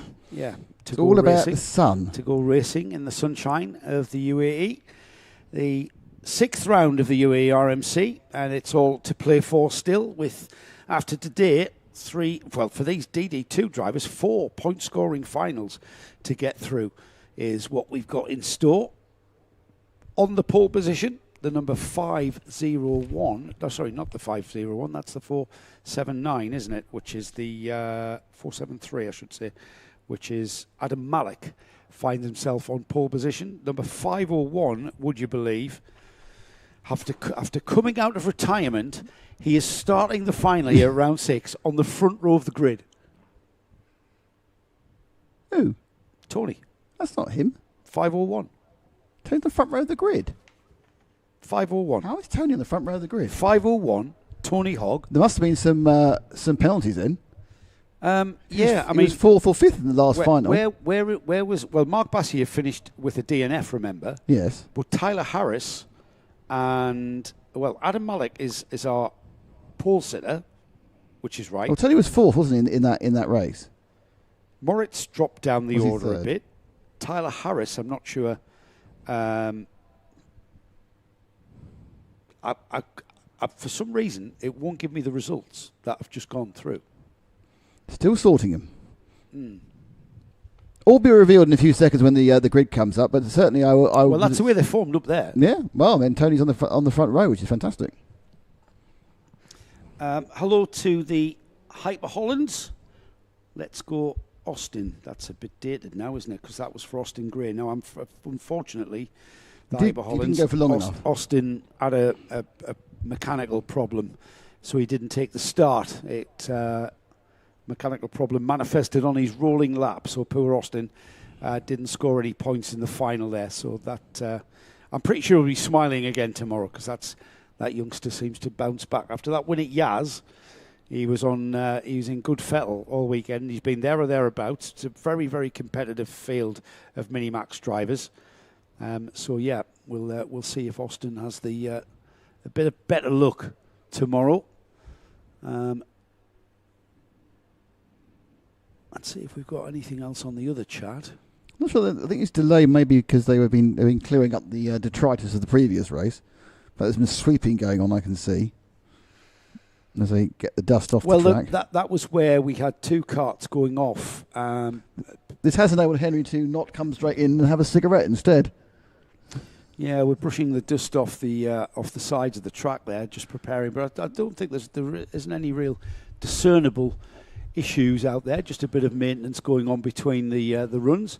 DD2 about to go out for their 12-lap final. It'll be an intriguing one because we've got a bit of a mixed grid.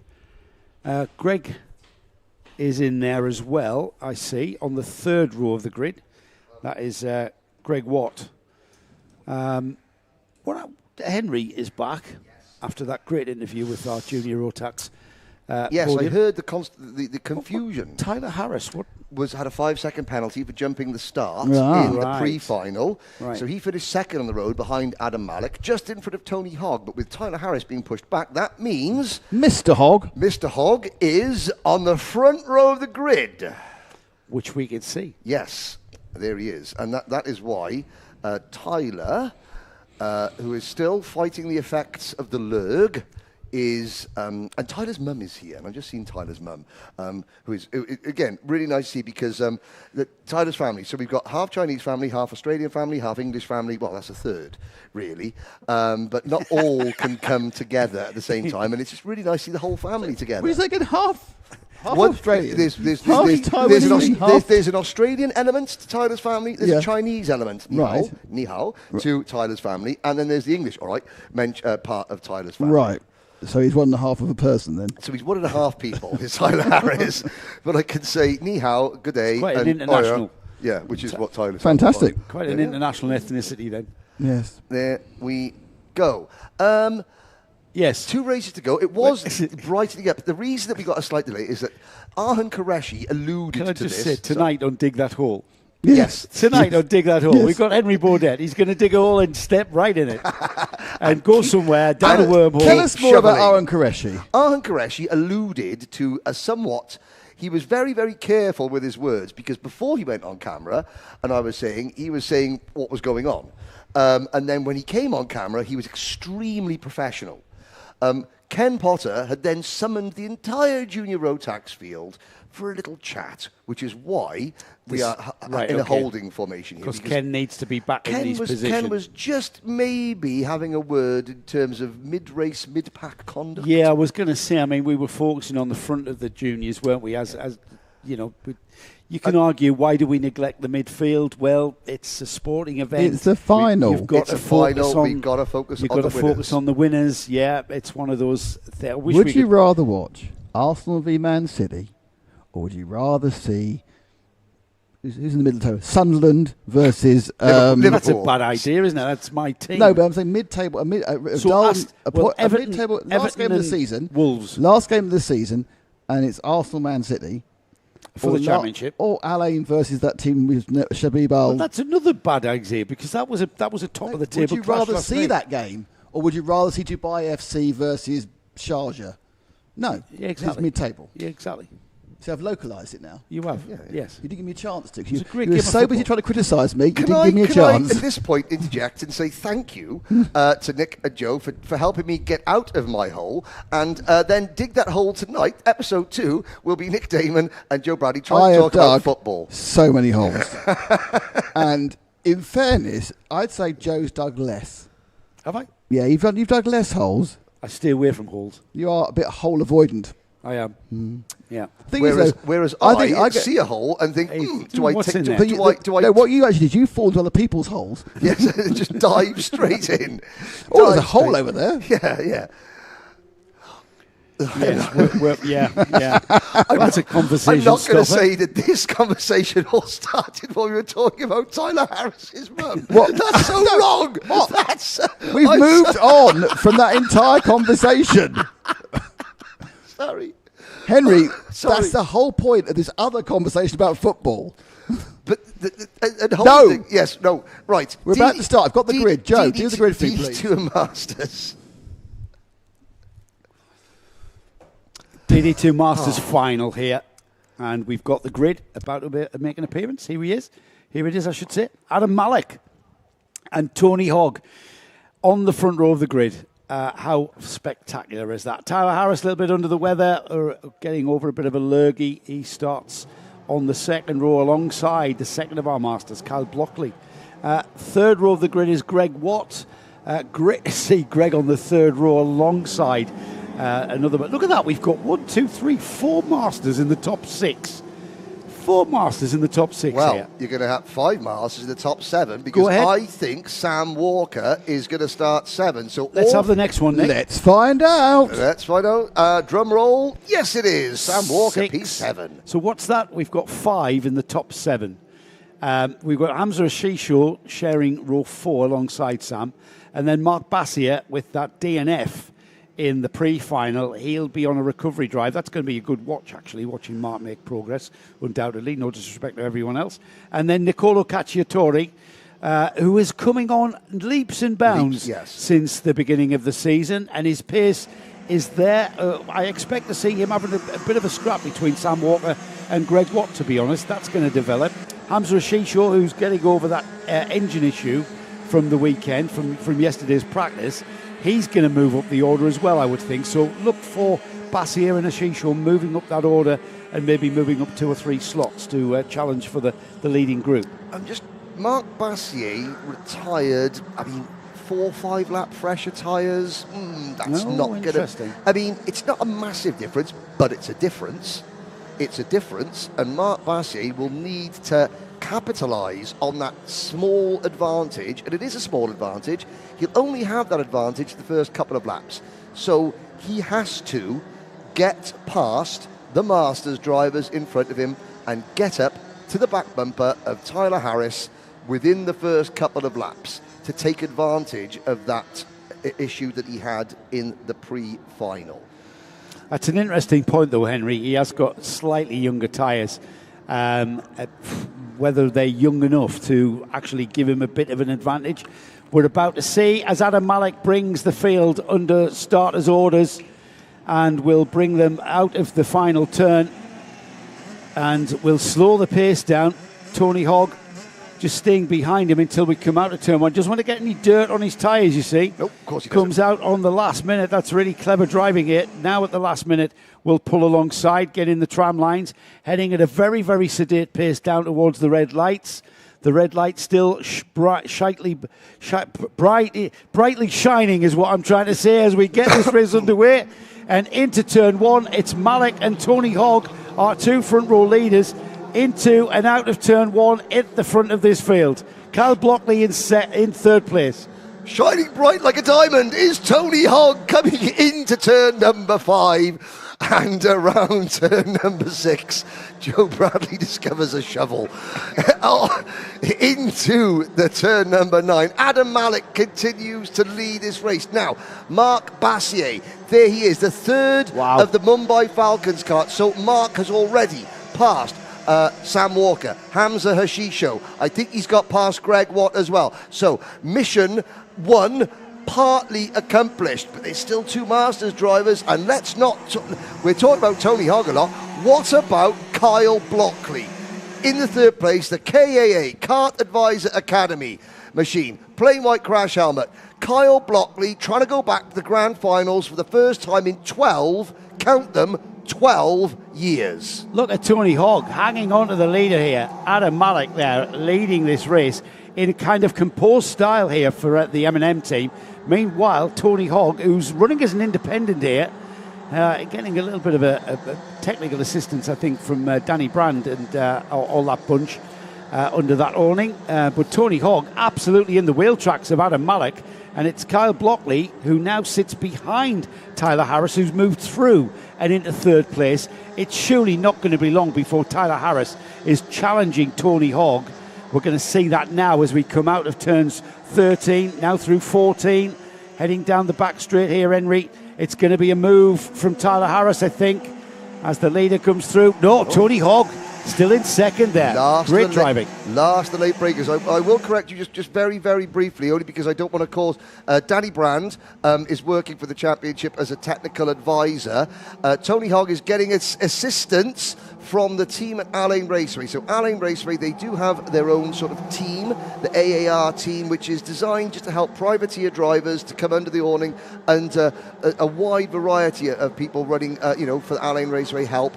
I'm not quite sure Danny Brand is one of those people because he's a technical advisor. I just didn't want to, that would have been a conflict of interest. Yeah, no conflict of interest. And plus, I'm just helping you dig yourself out of a hole there, Joe. Yeah, thanks, guys. Tyler Harris is indeed in second place now, though. So the question that we're about to ask as we monitor Mark Bassier's progress as well, still behind Kyle Blockley, who's in fourth. Mark Bassier fifth, but Tyler Harris there on the orange livery Mumbai Falcons kart there, chasing down the black-white with the red trim of Matthias Negem Motorsports, Adam Malik, and now on to the rear bumper as they come out of the final turn. It'll be 3 laps completed. Can Tyler Harris have a go down the inside into turn 1? The answer is no. It's still relatively quick there. Big dab of the brakes there. No switchback coming at the hairpin at 2. And then 3. This is an important corner, but right now with only... they're on the 4th lap, so there's plenty of time for Tyler Harris to take his time. And that was a Nelia coming together. Plenty of time for Adam Malik to suss out his defence as well. First defensive manoeuvre of the race from Adam Malik succeeds. How many more times can he repel the inevitable Mumbai Falcons assault that will come from Tyler Harris if Tyler Harris is body and is fit enough to take the fight to Malik to the inside? Defensive manoeuvre number 2 complete for Malik. First, second and third karts there, but behind them Kyle Blockley, Mark Bassier and Moritz Canopes, as again Malik has to defend. They're having a great We've got 2 3-card battles here. We're about to get a 1-6-card battle. We're about to. Well, I was just about to say here. Sorry. As Tyler Harris continues to follow in the wheel tracks, but looking very menacing as he does so. Yeah. He's a bit of a silent assassin here, is Harris. He is. He's not being demonstrative. He's not weaving all over the place to try and get into Malik's peripheral vision, but he is. Every chance he gets, he'll have a look, and by having a look, that forces Malik to react. And at some point, but the split second between Tyler having a look and Malik reacting is going to be enough of a split second to give Tyler Harris the opportunity. Malik, we've seen he had a very cool head in the pre-final, didn't he? And it was he very, did. very tricky conditions here. Conditions are consistent all out throughout the track here. Nice and dry, beautiful track conditions, lovely 27 degrees ambience. And Tyler Harris at 5 laps completed this time by underneath us. That's going to be, there's plenty of time, or is there? Time running out. This is going to come to the advantage of Tony Hogg as Malik ends up on the outside. Let's have a look at the kartjob.me replay. And there, down the inside, out of the penultimate turn, and there just wasn't enough room for them to go through there cleanly. That is still a very damp and wet exit curb there. And now we've got a change with Tyler Harris, Tony Hogg in second, Adam Malik third, but a little bit distance there that he's got to make up. Yeah, now this is important for Adam Malik. He cannot let his head go down. Will he feel slightly aggrieved at that move from Tyler Harris? Possibly. Was the move from Tyler Harris on? Possibly, probably. I mean, the gap was there. Yes, it closed. They were side by side. However, Harris has now got to just refocus and carry on. He's leading this race. Malik was leading, is quick enough to lead again. He now has to shrug off any lingering anger issues that he might hold and just get his head down once again. As for Tony Hogg, this is the drive. This is Tony's drive of the season. It's here. a free hit for Tony. He's not battling for a championship, so why not just go out and have fun? There's no pressure. We're not going to the grand finals. He's already said this is the best performance I've seen from Tony Hogg since we got involved in the UAE RMC. This is a cracking drive because he's matching the front of the DD2 field overall for pace. He's not dropping back off the back of Tyler Harris here, and Tyler Harris is, I'm going to say it, half his age. Tyler Harris is a third. We're talking about thirds of Tyler Harris. Tyler Harris, 18. Tony Hogg, 18 times 3. I'm not really sure about that. I think so. Really? Okay. All right. You're going to meet him in the post-race interviews, so it's down to you to handle that one. Maybe next week when he watches the live stream back at home. Yeah. Luckily, by the time that I interview Tony, if I interview Tony, he won't have heard that. Yes, of course. Let's unhex it because we're only at half distance here as Adam Malik comes under pressure from Mark Bassier down the inside into turn 15 there. And now it's 16. Bassier consolidates the move there. Textbook on the kartjob.me replay here as he moves out and down the inside into the braking zone. And before we know it, Moritz Knopez is going to be challenging Malik here as now we've got Tyler Harris now beginning to break a bit of a gap to Tony Hogg. The luminous yellow of the UAE RMC team there, the overalls of Tony Hogg, easy to see they're definitely dropping away from that Tyler Harris kart in front. Now this comes down to just fitness. Tyler Harris, his dad Simon said yesterday, because Tyler turned up and did the last practice session yesterday, and his dad Simon said that you could see, but after 3 laps, Tyler is hanging on to the kart. When you get sick, when you have a virus, when you have a flu bug, it saps your energy. You feel better to start with in yourself, but then you realise, actually, I'm not as, it just takes a couple of extra days generally, and even for, young men, young athletes, it still takes a little bit of extra time to fully get back to 100%. Now, Maurice Knopper said something very interesting. He said that this is the least physical track of the season. That's a plus for Tyler Harris. I find that hard to believe. There's a lot of track here. There's a lot of G's through that section there. The left and the right, the direction change, and then immediately you're in these long corners here, and then a direction change, another long hairpin where your neck's hanging off down the straight through the kink here. It's I'm not disputing what Moritz is saying. It's just wow, how physical are the others? Yeah, it makes you wonder, and of course the fact that it's the temperatures are somewhat milder than we've been accustomed to over here in the UAE. That is also helping Tyler Harris's cause. Marc Bassier, what a comeback this could be if he can get past the ageless wonder, Tony Hogg. The ageless wonder. You really are digging a hole with Tony for next week. Absolutely fine. Yeah, that's not a problem at all. Oh, there's the battle for the Adam Malik and Moritz Knopes. Knopes in the orange helmet. Now, Malik was our pole sitter and early leader. He's dropped back towards Knopes now. Malik hanging on to fourth. And if anything, Henry, it's looking like we've got a challenge here from Knopes, who's not wanting Tony Hogg to take all the accolade from the Masters. I mean, I have to say, looking at Malik, he was leading. Would Tyler Harris have eventually passed him, judging by the pace they've shown for the remainder of the race? And you have to say, absolutely. Malik would have had to white line this race, I mean, which he would be entitled to do. However, just looking at the overall speed, I think Malik just needs to unlock another 1/10 to 2/10 a lap. If he can unlock the final 2/10, I think that would put him on an even keel with Tyler Harris.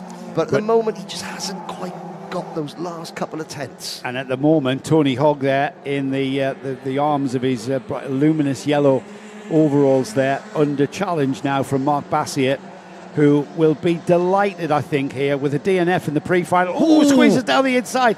That he needed a tin opener there to open that one up. It didn't quite open up for him, and that's cost him a little bit. Now he's going to have to work back towards Tony Hogg as these two beginning to drop back towards the attention of Adam Malik and Moritz Knopes. 4 carts for second, third, fourth and fifth place now. And with one more lap after this one's completed, time beginning to run out, and great defensive driving here from Tony Hogg. Watch Malik now. I'm about to see Bassier down the inside. Oh no, it didn't quite happen. That's worked wonders for Tony Hogg, who's going to be able to pull a cushion going into the final lap here. And Knopes has gone through on Malik. That trip over has cost Malik dear. We saw something very, very unusual that we don't generally see in the sort of front wheel lockup there. That is what Bassier slammed on the anchors so hard to avoid running into Tony Hogg that he just literally understeered, front wheels locked up, and almost caught Adam Malik out, who Adam Malik was thinking this is going to be a naughty cutback, and suddenly it wasn't. And it actually ended up costing him a position, which is a real shame. However, let's take nothing away from this man. From his sickbed, potentially, to the grand finals at Portimao. Are we looking at this year's DD2 champion of the United Arab Emirates? Well, he's about to put a stamp on that one. He came here leading the championship, and now we've got him crossing the line to take the checkered flag and take the win.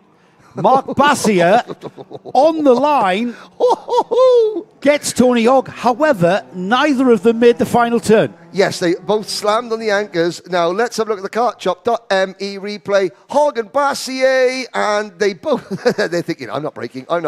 Oh, now I got to brake.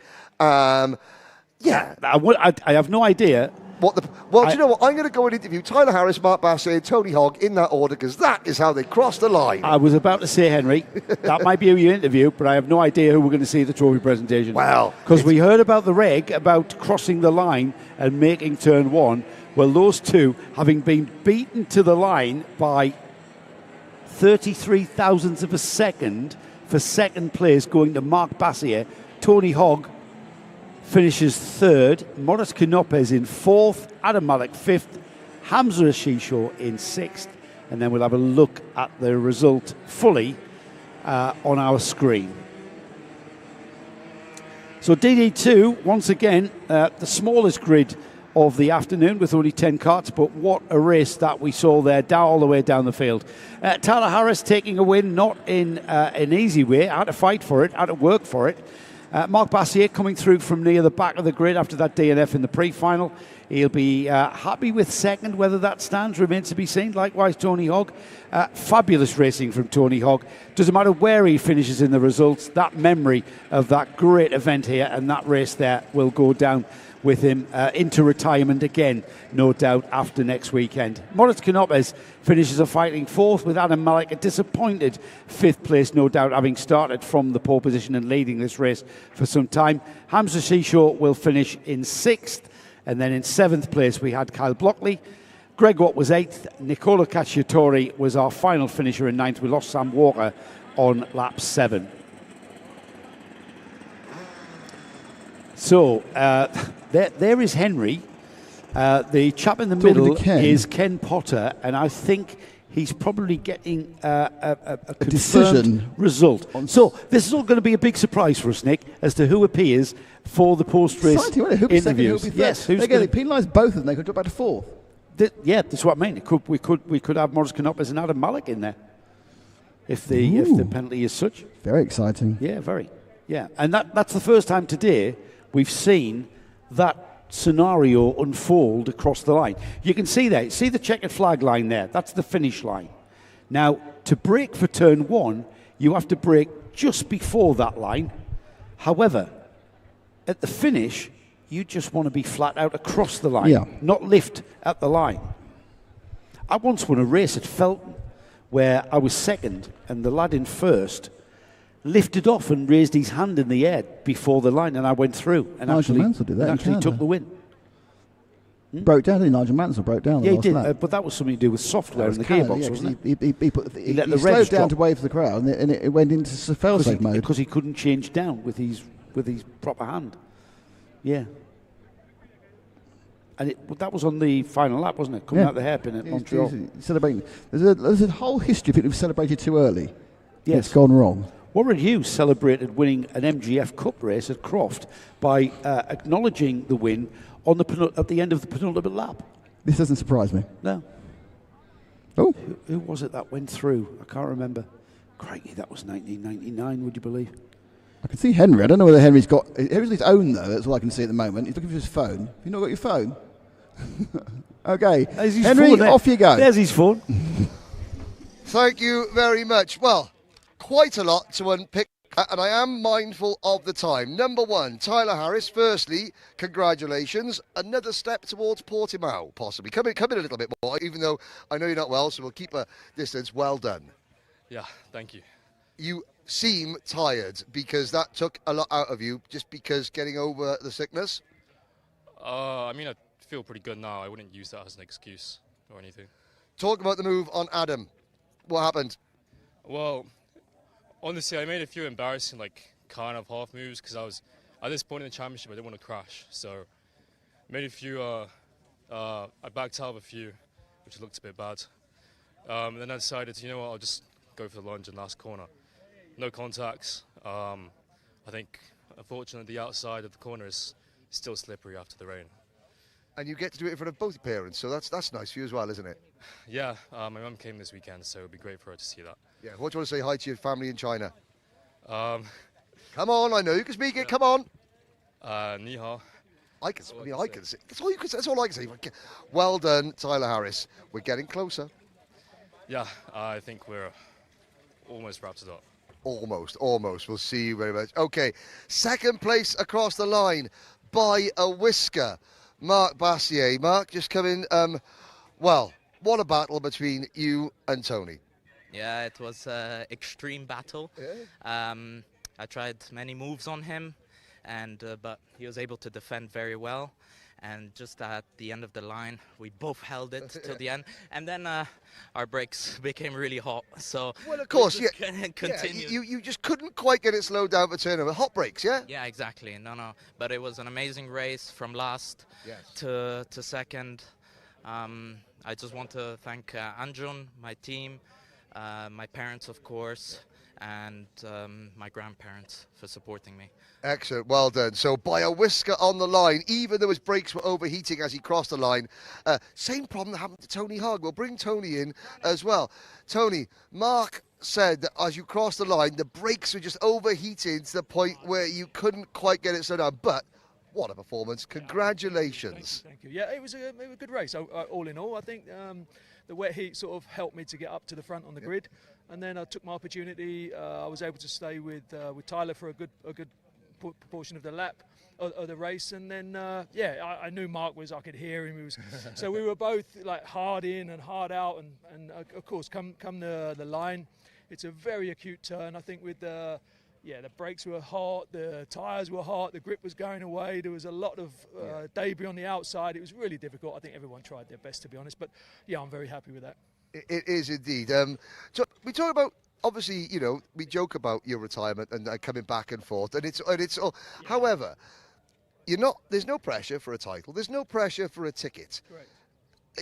Is that maybe because you've driven outstandingly well today, and I say that as somebody that will make fun of you for being 7 times older than Tyler. Correctly, again, I think there's a bit of that. There's no pressure. I can come into the day. Of course, I've got to set my own targets, but at the end of the day, if it doesn't work, then hey, you've had a nice day out with a lot of people that and if you can get a result on a double podium, well, how good's that? Well, double podium comes tomorrow. We have one final question. It's a very important question. My colleague Joe Bradley, who we all both know, says that you are double the age of Tyler Harris, and I said maybe more times 3 times the age. He's 18. Are we just this is journalism, ladies. This is journalism, ladies and gentlemen. So for the record, I'm 61. There we go. Yeah. It just goes to show, and this is with all seriousness, at 61 years old, Tony Hogg is doing that against a world-class field. If Tony can do it, so can you. Exactly. Thank you, mate. Well done. He's pointing at us there. I know. 61's a great age. Yeah, it is. It is. I remember 61. It's youthful to you. It's slightly, yes. Yes. Well, we're going to be, you and I, who are in the same age bracket as Tony, are going to be racing here this week. At some point, yeah. The re-challenge. Joe and Nick Karting Live TV challenge. The Joe couldn't sleep for several days because he's 2.6 seconds a lap slower than me. Unbelievable. I really can't do it. I really don't know how that happened. So anyways, how many seconds a lap quicker was I on the single engine carts? The single seat carts? Mine didn't work. No. How quick? Don't know, 'cause mine didn't 5 work. seconds or something. Mine didn't work. Well, do you say that? Right then, everybody. I just want to congratulate Tyler Harris with an outstanding potential champion-elect kind of performance there. Mark Bassier, what a drive from through the field. He really had to tough that out all the way to the checkered flag line, all the way to the checkered flag across the finish line. But Tony Hogg, massive, well done from Tony. Great to have him back in this DD2 field. I hope he's going to be around next week just to finish off the season here with us. Then he can retire for a few months till next season. And then he can retire until September and come back in September and make a massive comeback. An attention seek again. We've got the senior Rotax grid about to get going. You wouldn't know it from the driver just sitting on the very relaxed concrete block. There. Not quite sure who that is. We've got the number 337 on the pole position, and I've got to say, Telios cart. That is an absolutely outstanding performance from Jules Demont, who has been on fire all day. Jules has been absolutely at the front of this field. In wet and dry. In wet and dry. You know what? I hope Jules gets a podium out of today because he very much deserves that. Rian Darmadas is going to make it very, very hard for him, though, because he's alongside. He's carrying the Dubai O plate on his kart there, what he won a few weeks ago. And we know how quick that George Gibbons Motorsport team can, we know how good a kart that George Gibbons Motorsport can put under Rian. We've then got the number 372 behind him. That's Mohamed Menemene, who was the relaxed driver, I think, sat on the concrete block. Behind them, we've got a Mumbai Falcons card, or alongside, I should say, on the second row, behind Rayan Darmadasa. Just can't quite see the number on that Mumbai Falcons card, so I'm not going to take a guess at who that could be. I think it could be Nathan Kappen, you know. I think it could be. Before the field go out, Jeremy Montgomery Swan, who is in this one, came in to tell us some interesting stuff about his grandfather. Yes. Jeremy Montgomery Swan, same name. In 1978, the Ulster Grand Prix, and has competed at the Isle of Man on motorcycles. I'm not sure, Jeremy, if this is your grandfather was killed. So this is Jeremy's father, Giles' father. Yes. And Giles was 15 months old when this happened, which you're about to explain to us. Was he really? Yes, I've So just confirmed. Right, okay. So you might have got a little bit more background than this. Yeah. So was he killed in the Ulster Grand Prix? He was killed at the Ulster practice crash at the Ulster Grand Prix. Competed in the. Now this is in the 70s. Yes, when men were men. I mean, men are still men at the Isle of Man TT. But yes. But the Ulster Grand Prix, Dundrod. Yes. Fantastic road race. I think that's where Guy Martin coined the phrase "going fast enough to suck rabbits out of the hedgerows." That was either Isle of Man or the Ulster Grand Prix. But when Jeremy's father Giles was 15 months old, his father was killed in a practice crash for the Ulster GP. So young Jeremy, who is a great producer, as we saw in the break, Yes. is carrying on the family genes. Yes, the tradition. Speed is in the blood. Yes. It really does. It really does create that. And as well, has always tried to utilise his late grandfather's number 43 in his number. Now I'm looking at, has Jeremy Montgomery gone 334 or 332? When he gets the opportunity, Jeremy Montgomery Swan always tries to incorporate a similar number to his 334. So he's got the 3 and the 4. He swapped it round to keep that family tradition alive, and that is incredible considering that Jeremy is 15, was born 2010 or 11, yeah. And that happened in 1978. Yeah. The year I left school. And yet, is carrying on that family tradition, which again, and I'm impressed that Jeremy came in to write about that. And Yeah, I think he heard us talking about Keir Ivanov's grandfather being and his dad being in GP, and his dad being Moto2. in Moto2 at the top level of motorcycle racing. Is Keir Ivanov's grandfather being the 1974 USSR car champion? Yep. In Latvia, which is part of the USSR at the time. In Latvia, yes. Good point.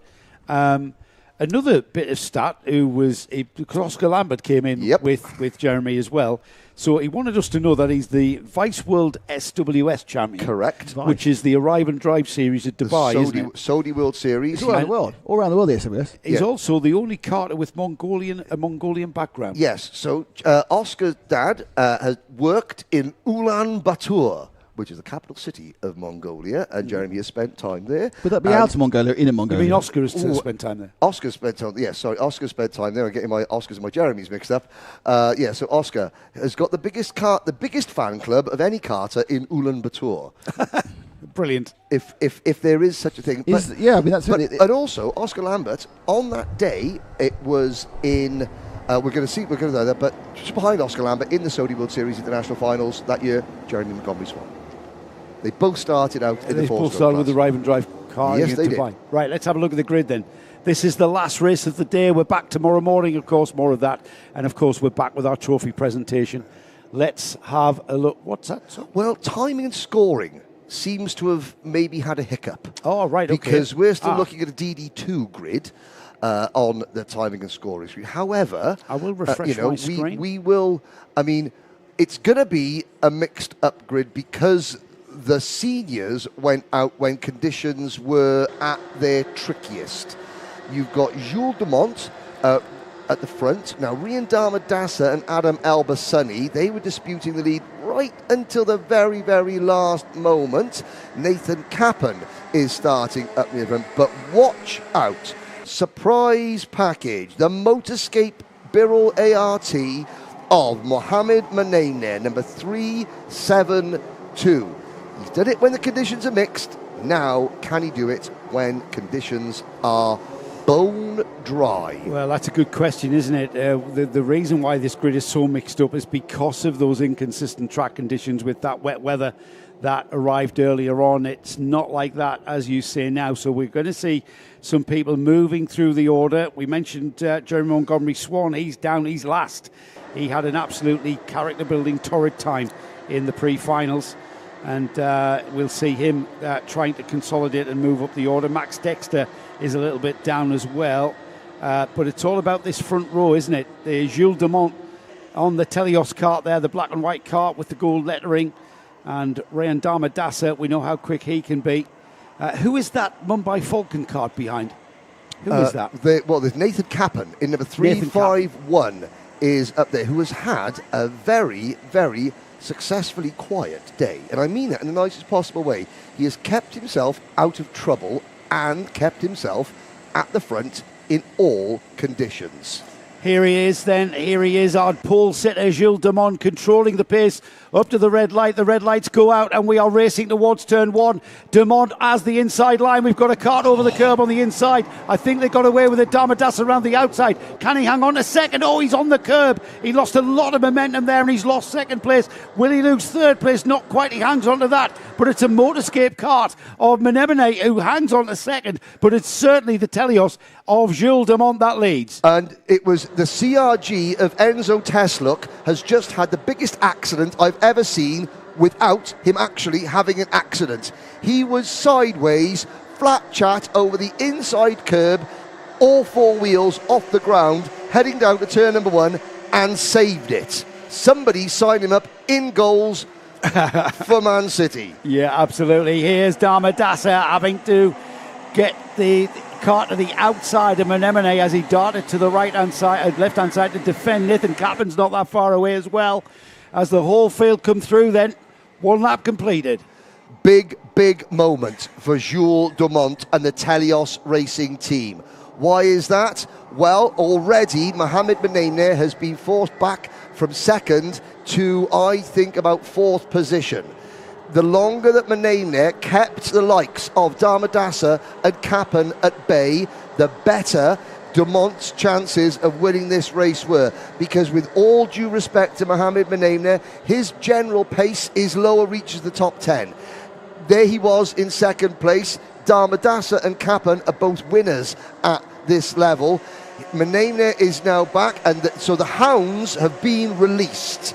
And Damadasa and Kappen are the hounds, and Dumont is the hare. And the hare is staying ahead of the field with Damadasa not able to bridge that gap. As I say that, they close up slightly under braking through turn 15 out of the final turn then. It's Dumont who leads across the line. 2 laps completed. Damadasa second, Kappen third.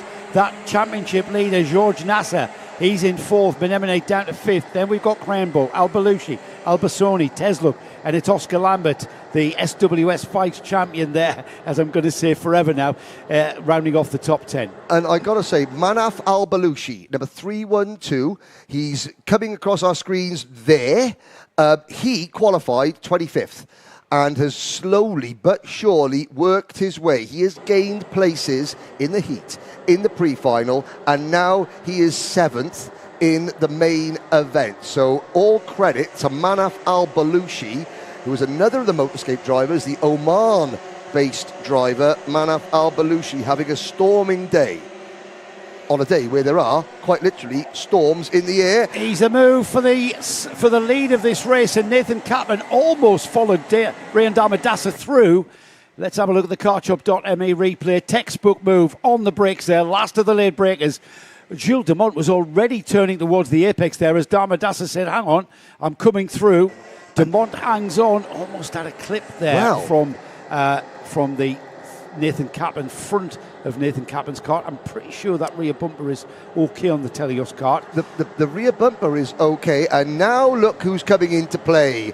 Somebody that we haven't mentioned much. It's only the championship leader, George Nassar, up into P4. And I wonder, Nathan Kappen was trying to do the crossover on Jules Dumont and caught the right front part of his nose cone on the left rear part of Dumont's rear bumper. Has that knocked the bracket down for Kappen. I don't think it has, you know. I think that looks I hope absolutely not, solid because it was on just there. a fraction. Yeah, it was a of a fraction, touch. wasn't it? Yeah, but that's all it can take sometimes, Henry, as we know. We've got Damadassa, who's moving out and built a bit of a cushion already to Jules Dumont, who is now under massive pressure from the Mumbai Falcons team of Nathan Kappen, and behind them, not really making any ground, staying where he was, George Nasser with Mohamed Menemene glued to his rear bumper. They're not able to close that ground up to Nathan Kappen and maybe even challenge. That's the podium right there, Damadassa, Dumont and Kappen.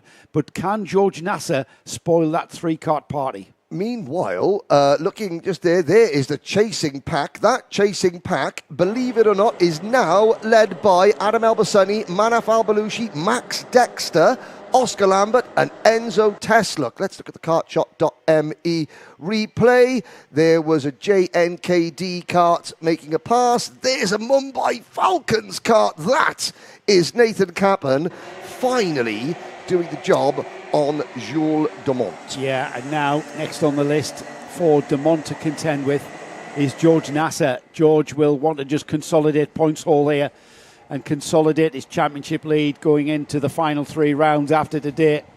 He is now on the rear bumper almost of Jules Dumont. He's pulled that gap back to him. He's left Mohamed Menemene behind him slightly as Nathan Kappen now tries all he can to get on terms with the leader, Rian Damadassa. Damadassa in composed control here of the lead. And we are at half distance next time by, so about half a lap away from the half distance mark. So still plenty of time, Henry, that anything can happen here. Absolutely. And any of these drivers can, maybe if they've got a bit of pace in their toolkit that they're keeping to themselves for now, we might be about to see it. Well, the top 5 are clear. And I say top 5 because Mohamed Menemene is clinging on to this battle.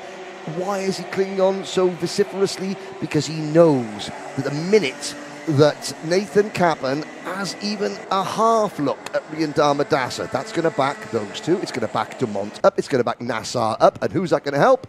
Mohamed Menemene. So he is trying really, really hard. He's got no one behind him. Adam El Bassani is 3 seconds back in 6th position.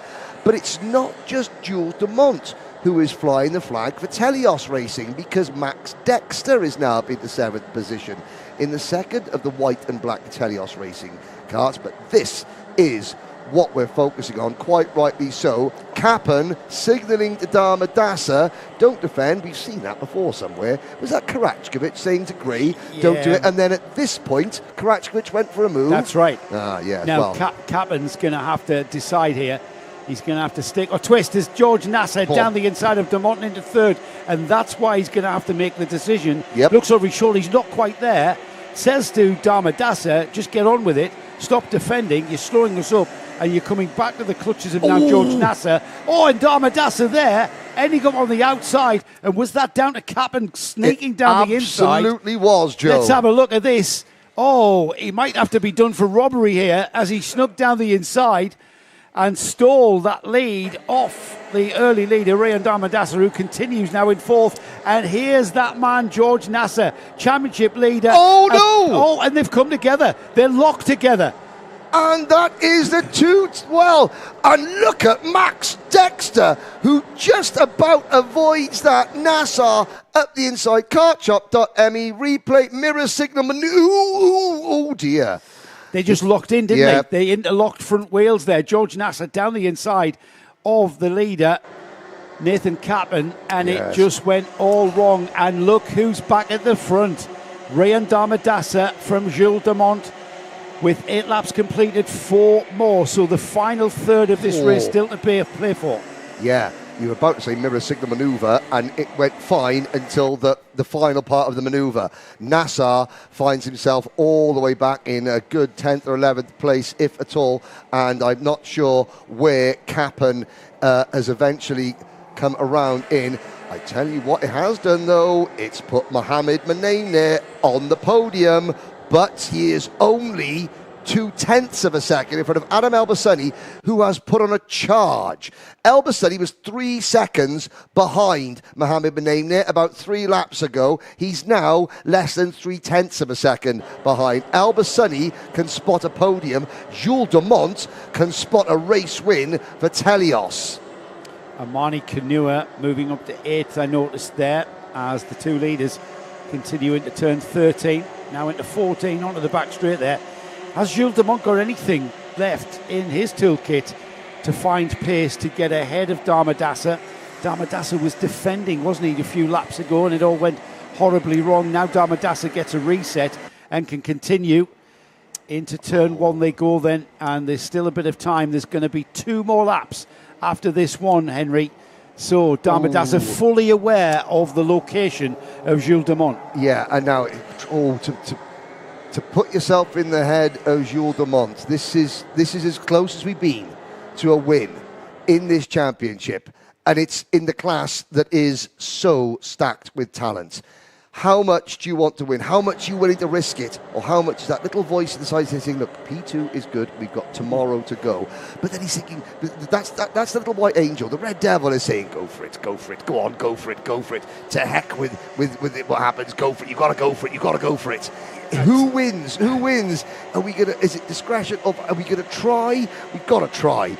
But how much do we try? We try. Yeah. Is it work? Oh! Little bit of a nudge just there at the apex. Damadasa will hang on to that. No harm, no foul, I think, will be the result of that one. You heard earlier when we had our racing driver here in the studio with us, Connor Clancy, as we look again at the catchup.me replay, Connor Clancy would have said, no, you've got to go for the win. It's about the win. It's not about the championship. It's about the win. Everybody wants to win a round of this UAE RMC. And that's what we're seeing right now from Jules Dumont. And to give Dumont credit, he went for the move. When the door started closing, he braked. He thought, the door's not closing. This move isn't going to work. And so I'm going to do something about it. I will live to fight another day. So very mature. I think it was already solidly on the brake, Henry. I think that was the law of physics. Here we go. That overtook. Take 2 over the curb. The curb, you can't be doing that. That's cost him, hasn't it? Yep. And this is where he has to start thinking now. He needs to be clever about this. Look at how much time he's lost there to Damadasa. And guess what? He's only got 1 more lap to close the gap, catch him, and overtake him. So by clipping that curb there, he's got to be cleverer than that. He knows where Damadasa is weak. He knows where he's stronger. That's where he's got to capitalise. And Adam Al Shaikh, meanwhile, has passed Mohammed Benamne there for 3rd position, and he's not out of this one yet. All it will take is for, we've seen it happen lots, is for someone to make a move up the inside, there to be a little bit of a territorial issue coming out of the corner. They both get slowed down, and the driver in 3rd place comes out in 1st. We've seen it happen today. Can it happen on the last lap of the day? Because this is the last lap of round 6 of the UAE Rotax Mac Challenge, and it's boiled down to Rian Damadasa and George Gibbons Motorsport versus Jules Dumont and Telios Racing. 1 more opportunity, potentially 2. I think the gap is too wide. Damadasa should have this here.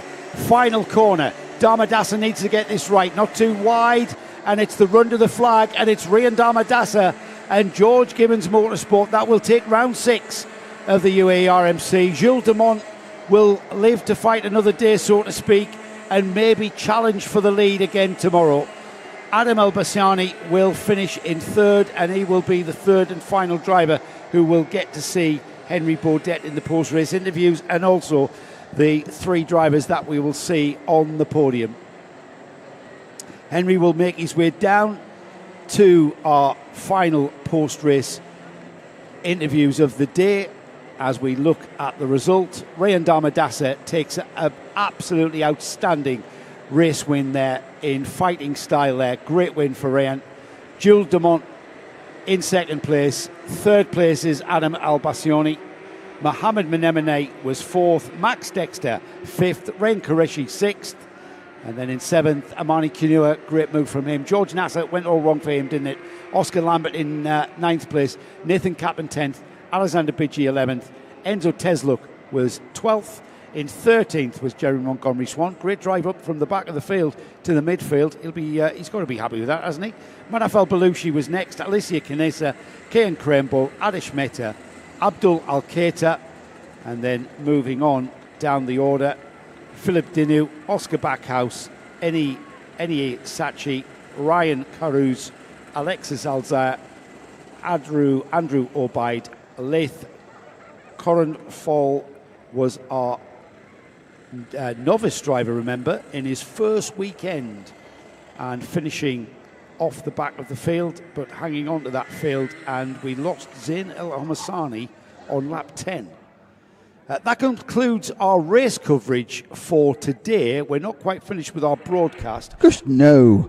We've got Henry's interviews. We've got the re-showing of the Paddock Show. And then we've also got the and podium. then we've got our podium presentation. That's right, so we'll go on. If you missed the Paddock Show at lunchtime, you've got a chance to see it now after we've had our interviews. It was early lunch, wasn't it? Because It was an early lunch, so you might not have been ready. If you saw it, well, it's always a great opportunity to see it again. Yes, and perhaps they'll say something different this time. Maybe. Who knows? Who knows? I doubt they will, but who knows? Conclusion of the racing, Nick, on this different configuration of what we saw earlier in the season. Different configuration, different day weather. Completely. Well, yeah, the weather. But I want to talk about the track. Very, very interesting, that section.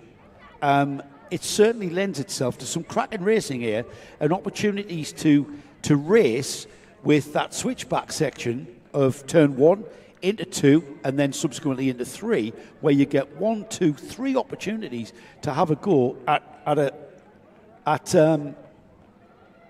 change of position. Mm-hmm. Just watching these. There's some children knocking about. Yeah, they are. They're trying to get into our VIP lounge.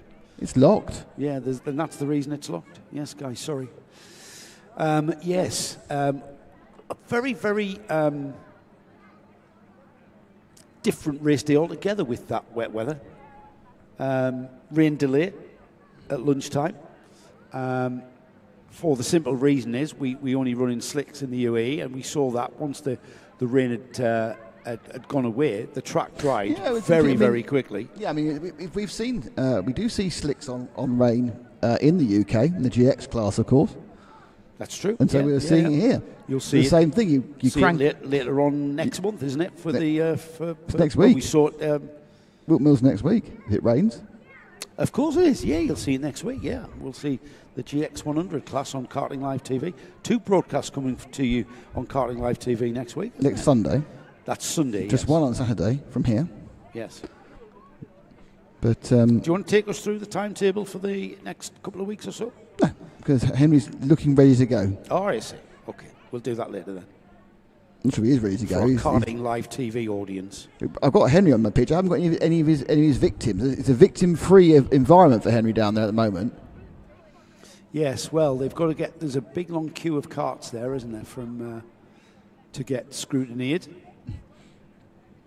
Oh, okay, are you? All right then. Henry, off you jolly well go. Thank you very much. Well, we're waiting for Adam Al Shaikh to come through the weigh scale because he was quite a way back. A nice leisurely slowing down that. But we have our top 2 here who are very patiently waiting at the side. They're so new to this winning thing and coming on the podium, they don't realise that you've got to come and stand by here to start with. So, Rian Damadassa, Jules Dumont come in now.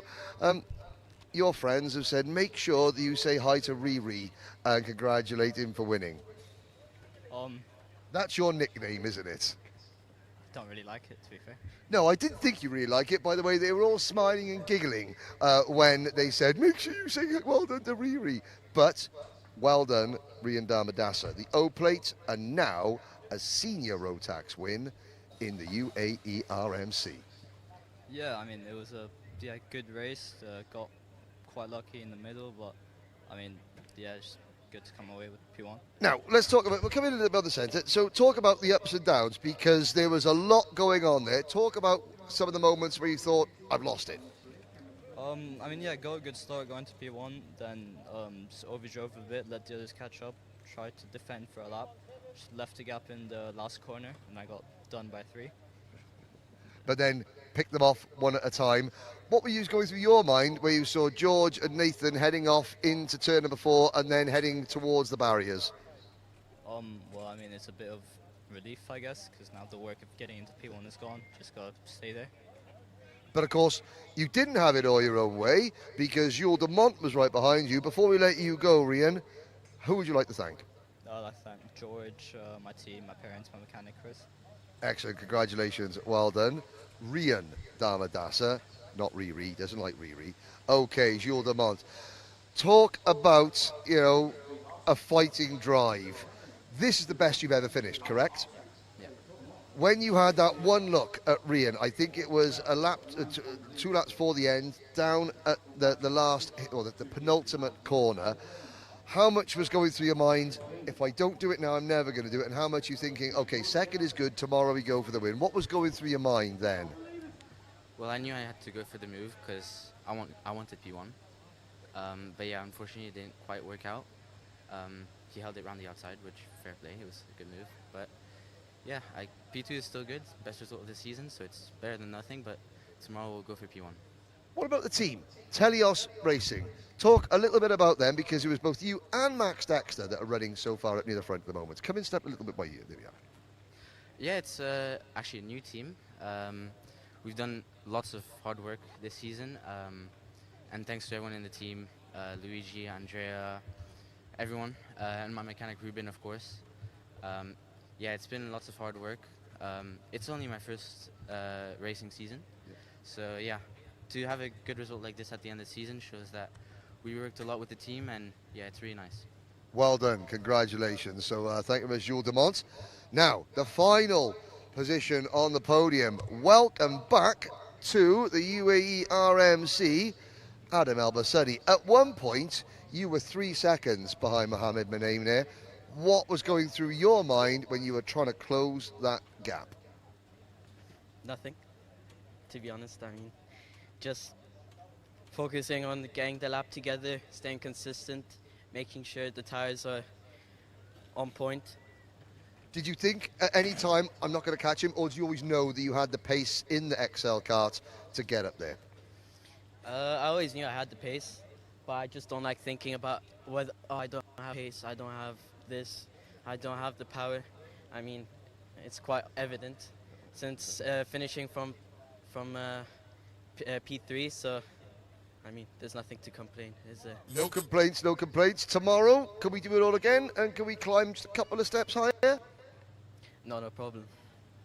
Not a problem for Adam Al Shaikh, who is back on the podium and back in the UAE RMC. Not a problem. What a day, Joe.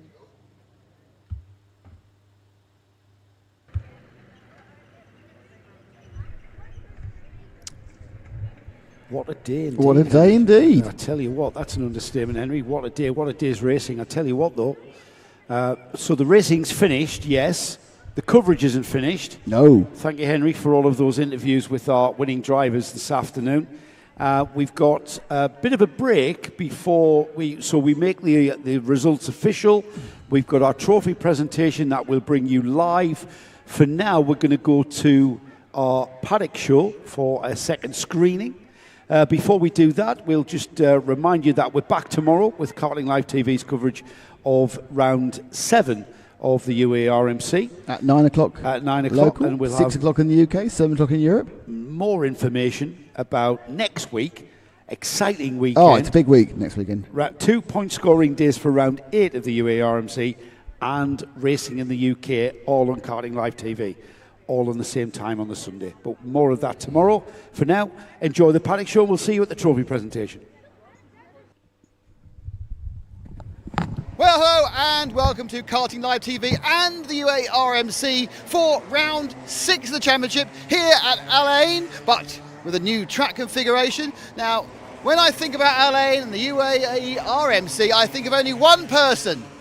And then after that, I think about Henry Baudet. Ah, and there he is. Henry, new track, new challenge. Yes, welcome back. It seems like it's been a while since Yas Marina, but we got 4 rounds, 2 of them this weekend on one of the tightest configurations of circuit that we've got here at Al Ain Raceway. The at the end of the main straight, you have got that first chicane before you get to traditional turn number 1.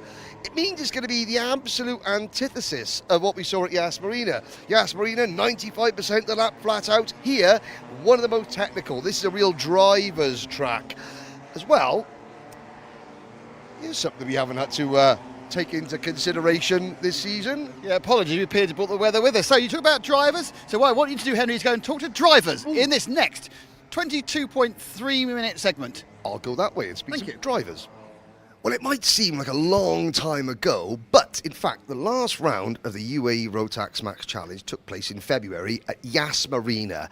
And the race of the season, in fact, officially Karting Live TV's race of the month, took place in Minimax between these two, LBJ Stubbs and the eventual winner, Austin Gray. And it was a really, really special moment because, Austin, that was your very first win, wasn't it?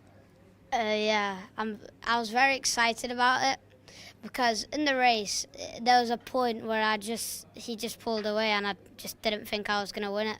So it was very good that I did it.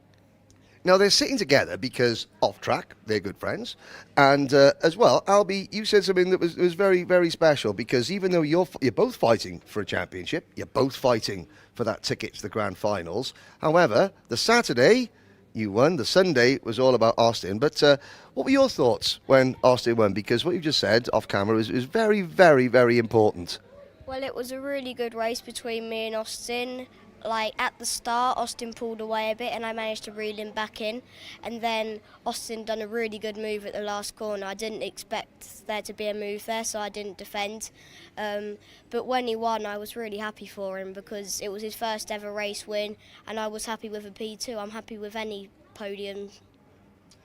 Now, how difficult is it? So we'll talk to both of you. Maybe Albie, you'll be able to talk a little bit more about this.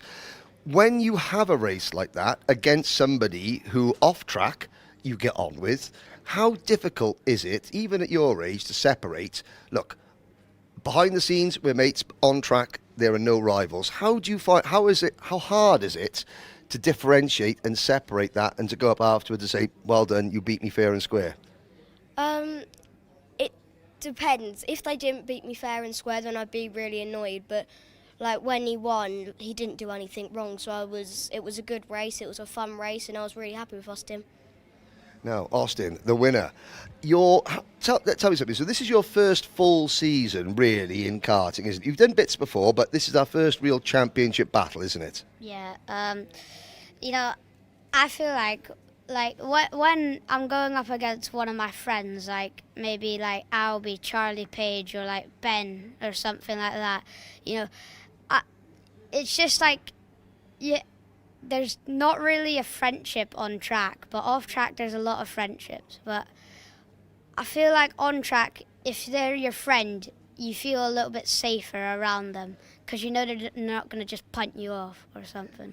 Yeah, no, and this is something that you're learning. You know, that the friends on track and the friends off track part of it. How long did that win take to sink in? Like when you woke up on the Monday morning, you're like, yeah, I won a race. And let's look at the trophy again very quickly. Yep, it still says P1. Yeah, for like a week and a half, my dad was just rewatching that one moment.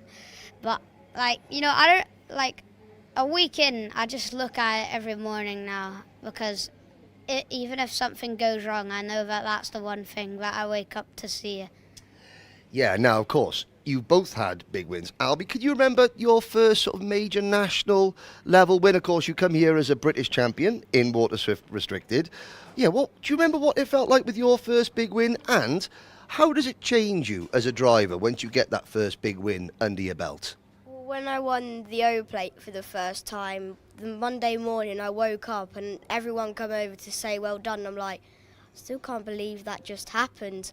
But like when I won the O plate gave me a lot of confidence. But now that I've won the British Championship, I think I'm too confident for what I can do. Well, you know, not too confident. Confidence is good, but again, you always maintain a level head, and you still, you know, you understand. Hey, sometimes your best is good enough for second, like it was at Yas Marina on the Sunday. Austin, the next time you sat in a kart after that win, did you feel any different? Not really, because before all the races, all of the races back to the start, I just wanted to get at least one podium this season. That was my goal.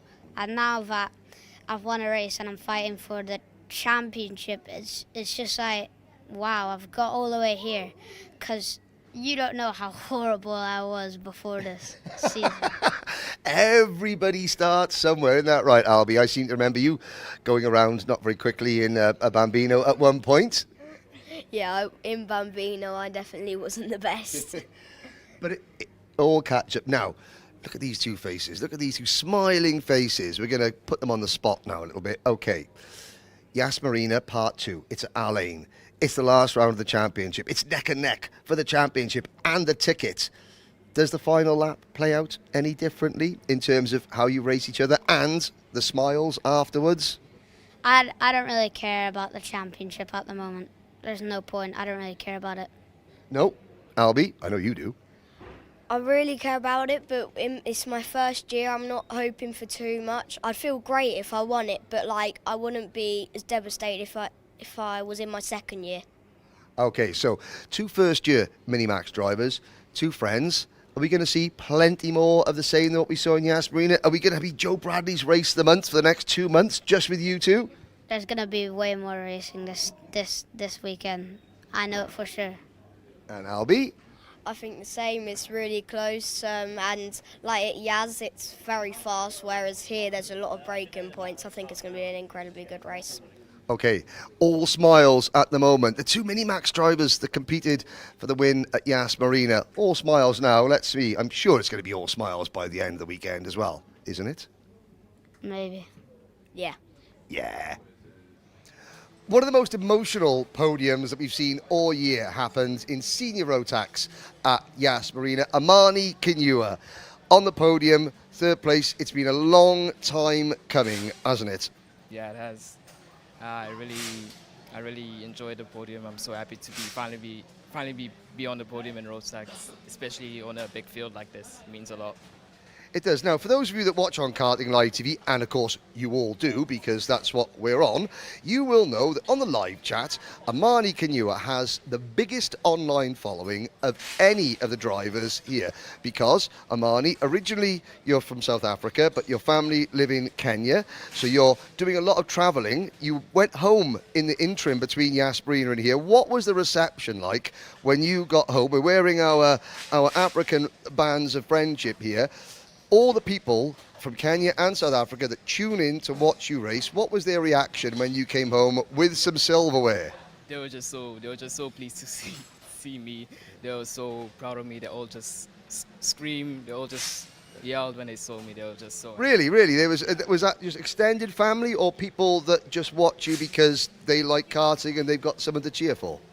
Yeah, it's also people that also watch me, because my dad calls people that he's used to be friends with, or old family friends that I don't even know, or people from work too. So that must be quite nice. People that you don't know, that you come back, you arrive in Nairobi, and there are people there cheering for you, supporting you that you've never met before. How does that make you feel as a driver and as an athlete?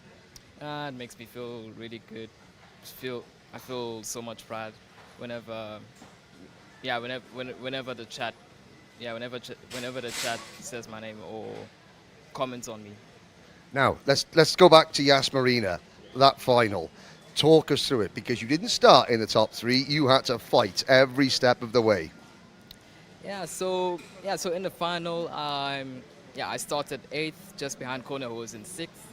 It was the start was alright, and then the first 3 laps was quite a bit of chaos. I know the Mumbai's and that one Krotov driver, they went over each other. So once I just got through them, I was in 5th at the time. Then I just hunted down Daniel Britt, and then I passed him, and then I made my nice move on Capin onto the back straight.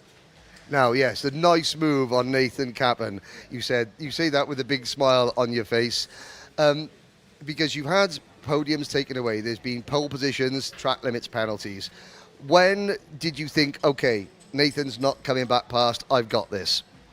I thought it's when I looked behind and saw that there's the gap's just getting bigger and bigger, so I just started to gain more confidence and just started to focus on second now. Now, of course, a podium's one thing. There's only one next logical step, isn't there? And that is the top of the podium. How far are you as a driver, as a package, the team, the kart, how far are we away from winning a big final here at the UAE RMC? I don't think we're far. I think our equipment is good, even though I haven't driven this layout in LA, but today wasn't so bad. So hopefully today can be better, and hopefully later today can be better, and the rest of the weekend. So yeah, I mean the equipment is good, so I'm sure we can get a podium or first. Okay, brilliant. So, okay, Amani, I want you to look into the camera. Now you can say it in English, you can say it in Swahili, you can say it in Afrikaans if you want. What have you got to say to all your supporters in Kenya, in South Africa, and around the world? I want to say thank you so much for supporting me. Thank you, Granny. Thank you, Dad. Thank you, my cousins. Thank you, my family. Thank you for my aunt. Thank you, my aunties. Thanks for always being there, and yeah, giving me the best of luck. Always commenting on the chats more than anyone else. Thank you so much, guys. And of course, to your house family over here, Ricky and his wife, for looking after you while you're living here. Yeah, I'd like to thank them, mostly because of Ricky. I'm here because of him, because he moved here from South Africa because there's a bit of mess there, lots of politics and racing. So most of his team members, because he used to have a big team in South Africa, but everyone else left. But I said I'm gonna stay with him because Ricky's the best coach. He really is the best coach. So I'm always gonna stay with Ricky. See, there we go. Loyalty. It means a lot. And Amani Kadua will come in every morning and shake not just his mechanic's hands, but every mechanic in the awning. And that's why I think he's one of the most popular drivers here in the UAE. Yep. If I was to say to you, Keke Rosberg, Kimi Räikkönen, Mika Hakkinen, all Finnish Formula One world champions. And this young man here, Vico Päimäki, might just be following in their footsteps. Vico, I know I'm aiming high for you, Formula One World Championship. Right now, UAE RMC is what we're about. How are you enjoying your season here? I enjoy it. What do you enjoy the most about it? Driving. And what aspect of the driving? Overtaking, learning everything, how to do the racing lines, the corners, the braking, accelerating, like all those stuff. And how fast, tell the viewers how fast are you actually going in this kart of yours? About 100 kilometers per hour. Right, and that's fast enough, because how old are you? 11 and a half. 11 and a half at that speed. You mentioned there about the actual racing and overtaking. Is that the best bit, or is it the going fast that's the best bit? Overtaking, it's very fun to overtake, and for my opinion, I think it's the funnest and best bits. Yeah, you like the racing. We like to watch the racing. Yeah. You were telling us also that you live here in the UAE in the winter and you go back to Finland in the summer? No, I permanently live here, but sometimes I visit Finland to see my family. Right. Do you ever visit them in the winter? Sometimes. And how cold is it in Finland in the winter? Very cold. Yes. It's minus 20. That is cold. You know what? I want to ask you. So you're Finnish, right? You come from a massive line of Formula One world champions, as we've said, but also Finland is a massive hotbed of rallying, isn't it? Why didn't you become a rally driver? Because here in the UAE, we couldn't really find a place to do rallying, and I like to, drive on tracks more, and just to be fast, driving on tracks. Yes, and who's your favourite Formula One world champion from Finland? They're all my favorite, but my top favorite is Kimi Räikkönen. Kimi Räikkönen, why not? The UAE Championship, here we are towards the last 2 weekends, the final 4 point scoring rounds. How are you going to see yourself in the championship? Where do you want to finish? I'm not sure. I don't know where I am in the championship, but I just do my best and see where I finished. The championship's not important, is it? As long as you enjoy the racing. Yeah, it is important. If let's say you're in the top 5, top 3, it's very important. Yeah. But if you're out of top 10, then I'm not really sure. As long as you have a great race. And who are you looking forward to racing this weekend with? I'll have fun this race weekend. Which are the drivers in your class are you looking forward to racing with? All of them. That is a great answer. We forgot Nico Rosberg, but does he finish? I don't know. Answers on a postcard. Thank you, Fico. Great stuff. Now, in senior Rotax this year, I think it's safe to say that George Nassar has taken quite a few of the headlines, driving for Matthias Najem Motorsports, but he's not the only front runner in senior Rotax for the M&M team, because this driver here, Zain El Hamasani, is hot on his heels. Zain, this year, I think it's fair to say it started mid, and it's now getting a lot better. Yeah, especially from the beginning of the season, we weren't probably one of the best on the grid, but we've made some changes and we're getting further and further every race. Now, it's your first or second year in seniors? Second. Second year in seniors. It seems like only yesterday I was commentating on you when you were in micro. How difficult is the transition from junior to senior? It's more of experience more than speed. The karts really just feel the same. It's just how you race, honestly.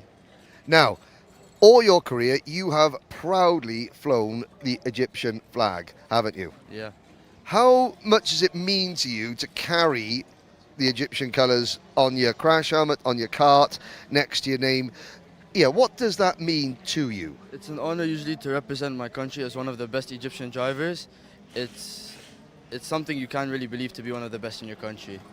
Now, you have raced, obviously here in the UAE, but I've also seen you race in Europe as well. The main differences between racing in the UAE and in Europe? Europe is all about your racecraft. Here, it's a nice little hack, but in Europe it's proper. You have to think of what you're doing, when to overtake, when to stay, but it's honestly a much better experience. Have you noticed that in the last 2 years, since of course this championship has come on in leaps and bounds and has got better with more drivers, have you noticed that when you do go to Europe, because you're battling so hard over here, that you're better prepared for the European scene? Yeah, of course. When you battle here a lot and you go to Europe, everything is just little bit easier, which gives you a bit extra edge. Now, family. Because your family support you already. We're smiling. You've got mum, you've got dad, and you have got your sister. Where would you be without their support? I actually don't know. My mom especially has helped me through my entire racing career. My dad's always been there. And you have my sister going around the paddock trying to do anything she can. I couldn't, I think, get as high as I can without them. Does it make it more fun when you all travel together? And this sounds like a stupid question, but is karting more fun? Even, because how old are you now, 16? 15. 15. So what 15-year-old wants to be seen dead walking around with their sister, their mum and their dad? But it's not like that in racing, is it? No, it's way better to have your family than to be alone. Because you can't always travel with your family, can you? Because racing's such a big commitment. People have got to do work to pay for the racing. Yeah, it's not the best that sometimes the entire family doesn't go there, but when it does, it's one of the best things you could ever have.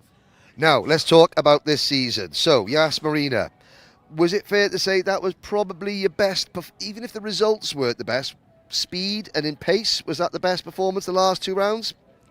Yeah, we had some problems early on, but when we reached the final, when we pieced everything together, it was probably one of the better drives. Now, teammate to George Nassar. I know there are other people in the team as well, lots of them in Matthias Najem Motorsport. It's a big team. However, when you've got somebody in your class leading the championship, how much of that is a motivational factor to you? Obviously in racing, I think sometimes your main opponent always you want to beat your teammate. He's a very good driver, but always I want to be the best. Now, how do we work and build up to his pace without putting any secrets, out in the open? Just work on myself, focus mainly on my kart, and end up we'll be there. We'll be there. Okay, what is this weekend? The weekend where Zain El Hamasani will finally be there on the top step? Yeah, don't worry.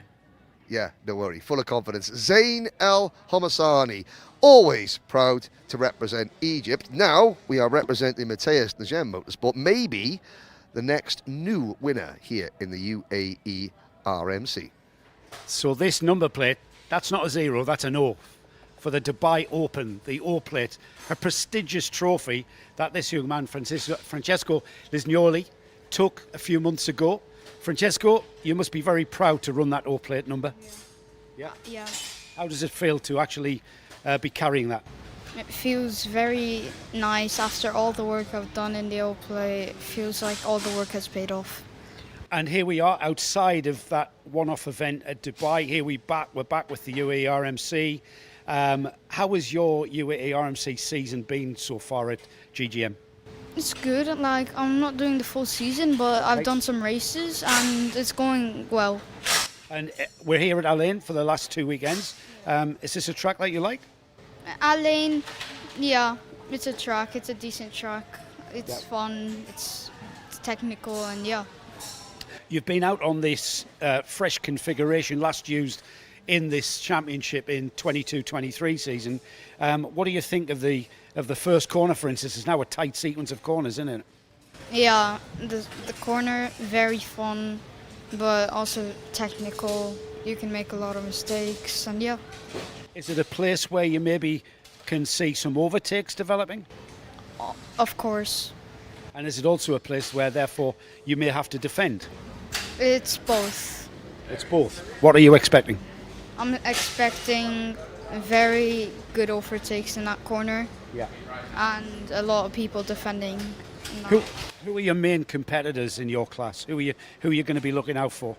I'll be Jay Stubbs and Austin Gray and Benjamin Karaskovich. Yeah. And have you got the pace so far? Have you been working on setups and stuff like? Yeah, I've been working on it. Like, I'm close, but not there yet. But let's see next session. Who's your mechanic? I don't know his name. He was new, but it used to be CJ. Okay. So you guys are just developing that relationship of communication together this weekend? Yeah. Yeah. Good luck, Francesco. Here's to a great weekend. Karting has always been...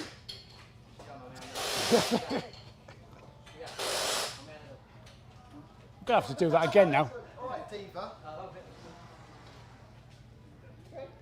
First rung of the ladder, all the way to Formula One, you could argue, is karting. And this young man starts on that. I'm not saying, Leith, that you have to start on the journey to Formula One. Leith Curranfall here. In his first ever motor race, you must be very, very excited. Yeah, of course I'm excited, but I'm also pretty nervous for the race because, you know, in SWS you start with like standing starts, but now you're doing rolling starts, which is like completely different. So I'm pretty nervous, but really excited about that because like there's more action, there's more side-to-side racing and stuff like that. So I'll just tell everybody, SWS was the arrive and drive karting at the Dubai Kartdrome. That's a great way to start karting. There's some good racing in that series, isn't it? Yeah, of course. There's like so many moments and stuff like that that really prepare you for like series like this. But like I feel like Rotax Max is completely different because like the karts are really fast and like SWS in terms of speed, it doesn't really like compare to Rotax, and like it's really good experience if you want to get into car racing. This is a completely different beast to, no disrespect, I love SWS at Dubai, but this is a completely different beast. How are you getting to grips? How are you learning how to drive this thing? I mean, I'm kind of taking it like step by step. It's pretty difficult. I remember the first time I couldn't like hold full throttle on the straight, and now I'm doing pretty good. I'm in the 102s, like 102.9s and stuff like that here. So I think I'm doing pretty good, but you have to take it step by step, and you can't push the limits too much. Yeah, that's exactly how you should approach it. Have you been to the Al Ain circuit before? Yeah, this is my third time. So I started like 2 weeks ago over here, and I was pretty nervous because when I started Rotax, I would do sessions with only 5 drivers, and then we did like something similar to official practice a few weeks prior to the race. So, sorry. I know what you mean. It's just it's kind of like really finding your feet here. Kart, track. The other thing that you're finding your feet with is completely different to just turning up, jumping in a kart. You've got the whole CRG team behind you. Is that a massive advantage to have all of this experience that you can ask questions of? Yeah, of course. Like having a team is like completely different. Like it's new to me. I think like it's new to everyone for the first time because like you have different factors and things to like think about with your team, and it's more like it becomes a team-based sport, which is kind of like in car racing or motorsports, you start to work with your team, maybe like strategies and stuff like that.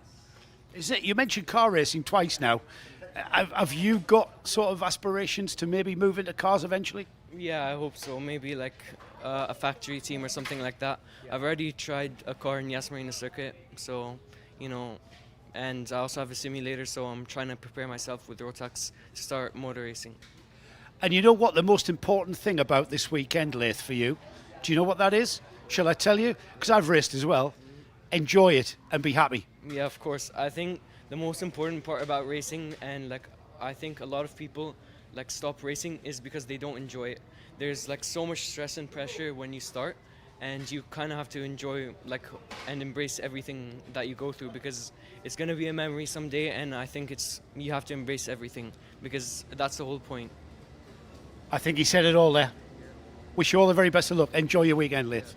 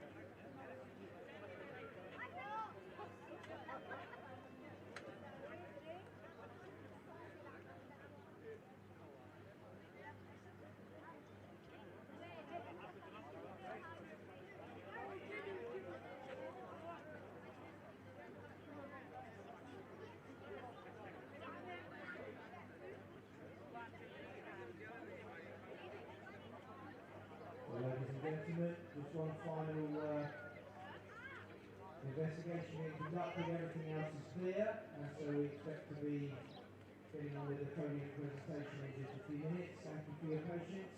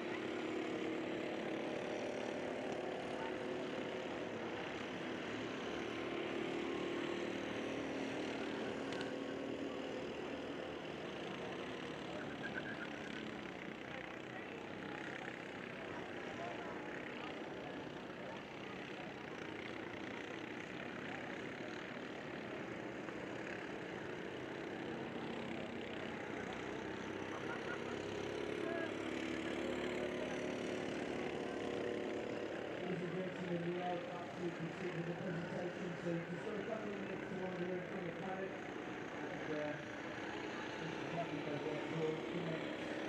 Thank you very much for your patience.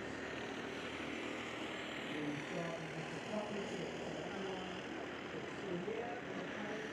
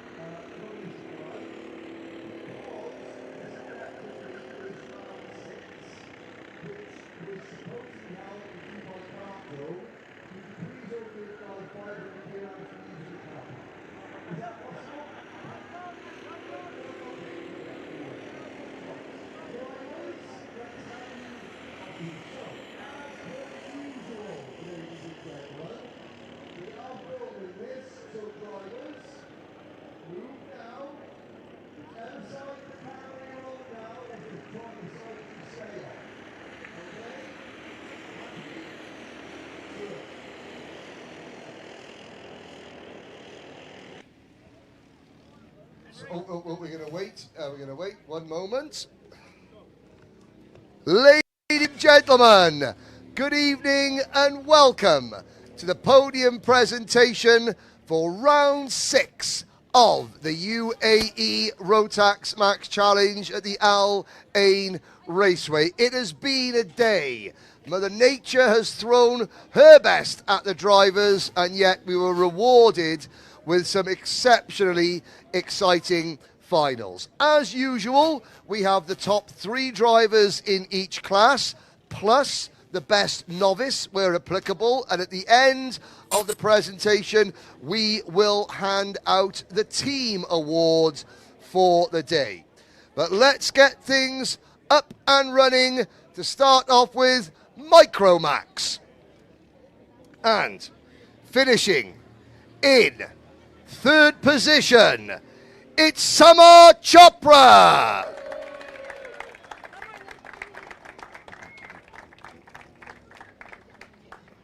So Samar Chopra finishes in P3. In P2, it is the George Gibbons Motorsport driver, Liam O'Hanlon.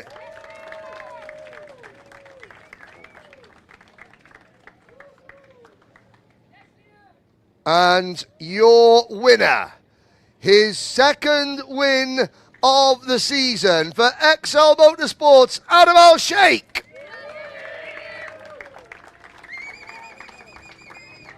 And joining the top 3 drivers on the podium, the best novice in what I think is his very first race, it's Yusuf Al Kayat.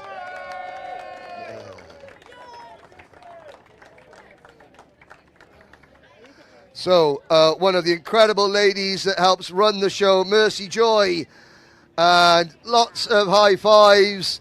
Drivers, can we have you all on the top step, please?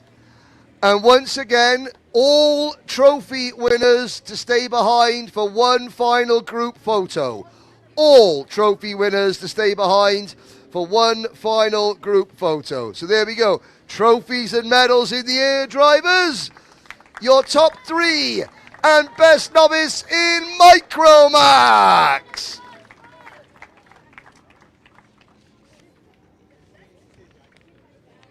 Well done, drivers. Well done. Our next presentation is for Minimax. Unfortunately, there's no novice trophy in Minimax, but making their way onto the podium in 3rd position, Benjamin Korachkovich from JNKD.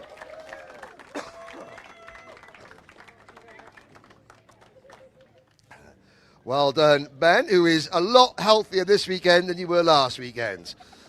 Everything is staying in him, is what we're trying to say. Your runner-up by 9/10 of a second, driving for Sam Pollitt Racing International in association with Anderson Chilcott Motorsports, it's LBJ Stubbs.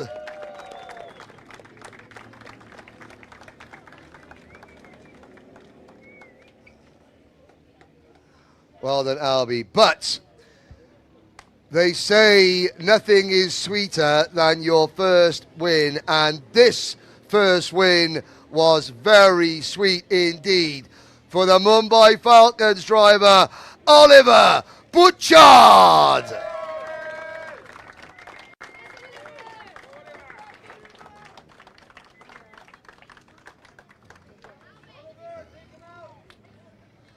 Well done. So, drivers, big smile, trophies in the air. If we can have you all on the top step, please. Trophies in the half air. There we go. Well done. Your top 3 in Minimax. Well done.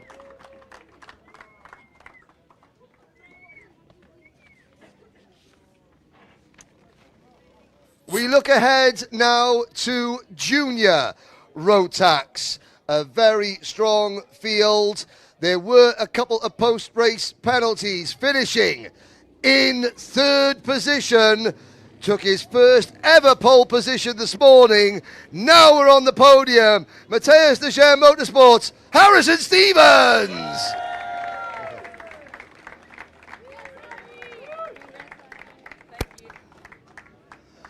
Our next podium finisher. What a drive, what a day. His best ever day here, and it goes to P2 XL Motorsports, Ray Hammer.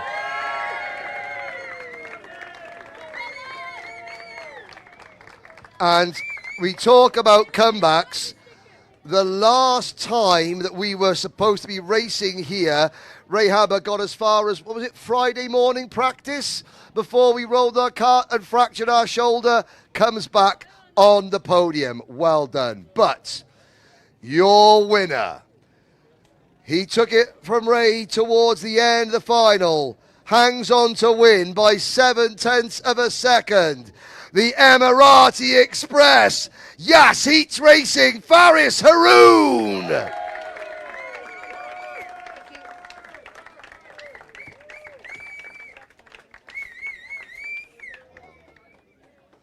Well done. So drivers, trophies in the air. Well done. And stand on the top step. Group shot.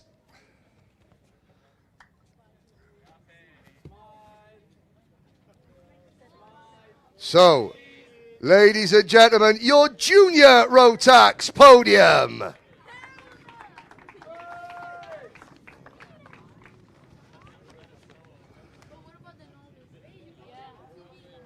On to DD2 Masters. And finishing third in DD2 Masters, it is Kyle Blockley, the Kart Advisor Academy driver. Picks up P3. Finishing in P2 in Masters, a post-race penalty for not getting around turn number 1 at the end after the checker flag. Those brakes were just so hot. But P2 goes to Tony Hogg. Whoops. That was. I'm not quite sure if that was someone on the grassy knoll didn't like you or didn't like me. Probably me. It's fine. But your winner in DD2 Masters continues to lead the championship, Maurice Knyopers.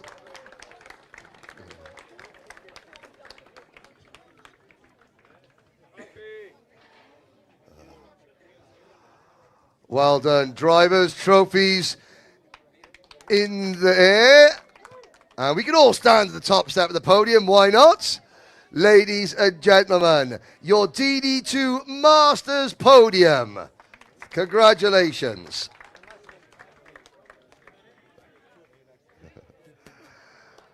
And now we move on to the overall DD2 results. Finishing in third position, made all the more remarkable that during the early stages of the final, his floor tray broke and his race boot was dragging along the tarmac.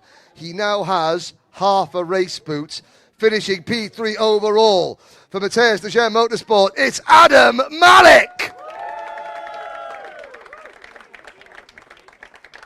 Now, Adam, you're wearing an Alpine Stars race boot. If you're wearing any other brand of race suits, then that would have been terrible. You would have retired, but because you had Alpine Stars on, then you were able to finish in third position.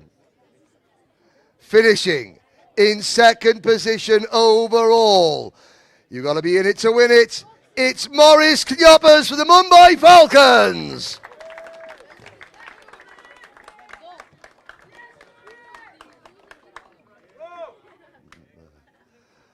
But your winner, taking another giant step towards his very first Rotax Grand Finals, driving for the Mumbai Falcons, it's Tyler Harris.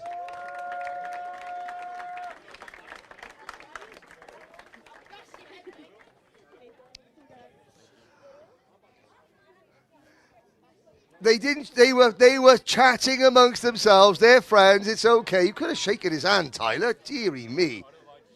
I know you don't. Ladies and gentlemen, your top three in DD2. Top step of the podium, all.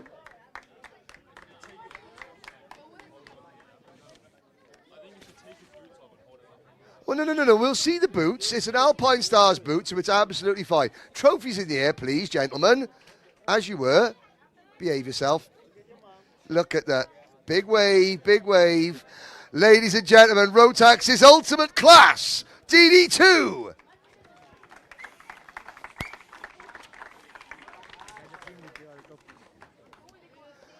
Our final class, and what can I remind you all again, we need all podium finishers with their trophies to stay back for one final group shot.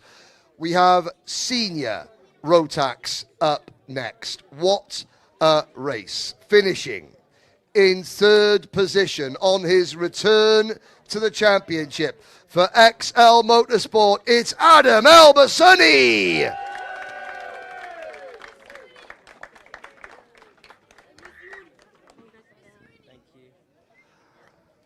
One place in front of Adam. His best ever result in what he said is his first full season of karting. So to be on the podium against this level of competition in year one is a tremendous achievement. For Telios Racing's Jules Dumont.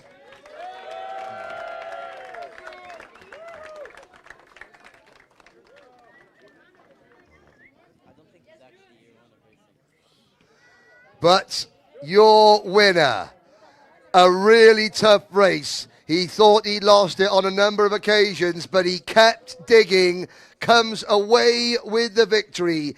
It's George Gibbons Motorsports Oak Plate winner, Rian Damadasa.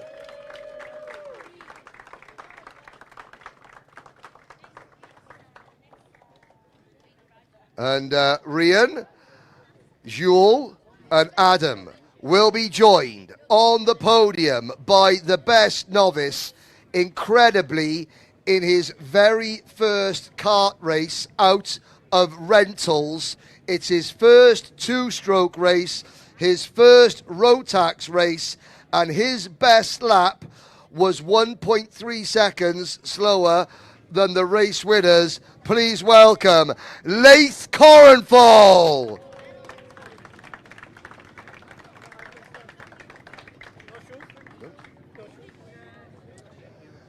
Leith will learn that when you are best novice, you've got to come to the podium in your race suit. But that's okay, because he's representing CRG Middle East. Well done to the team. Ladies and gentlemen, your senior Rotax podium. Everyone onto the top step, please. Squeeze on.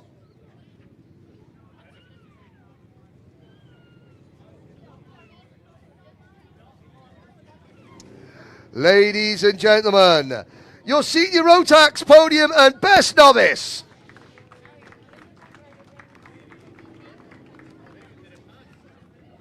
Okay, on to the team awards. Now, the team awards. Every driver, the best place finisher for every team in every race scores points. The team award rewards the teams for bringing drivers in every class, not just one or two. We can give you the top three teams. Finishing in third place today was George Gibbons Motorsport. Second place today was Matthias Nugem Motorsport. But your winners of the team award here at round 6 of the UAE Rotax Max Challenge, the Mumbai Falcons. We'll have a representative from the Mumbai Falcons. Well, I tell you what, here they all come. Nathan Kappen, a Qureshi or two, Mitanch, Connor Clancy is here, Oliver Butchard, Maurice Knyoppers. So, your round 6 team award winners, the Mumbai Falcons. Okay, drivers, thank you very much. You soak up the applause. I'll come in here to say thank you. Thank you for watching today's racing on Karting Live TV. We will be back with round 7 with this man maybe doing some more commentary, with these drivers fighting for another win tomorrow from the Al Ain Raceway. Thank you for joining us. Have a wonderful evening.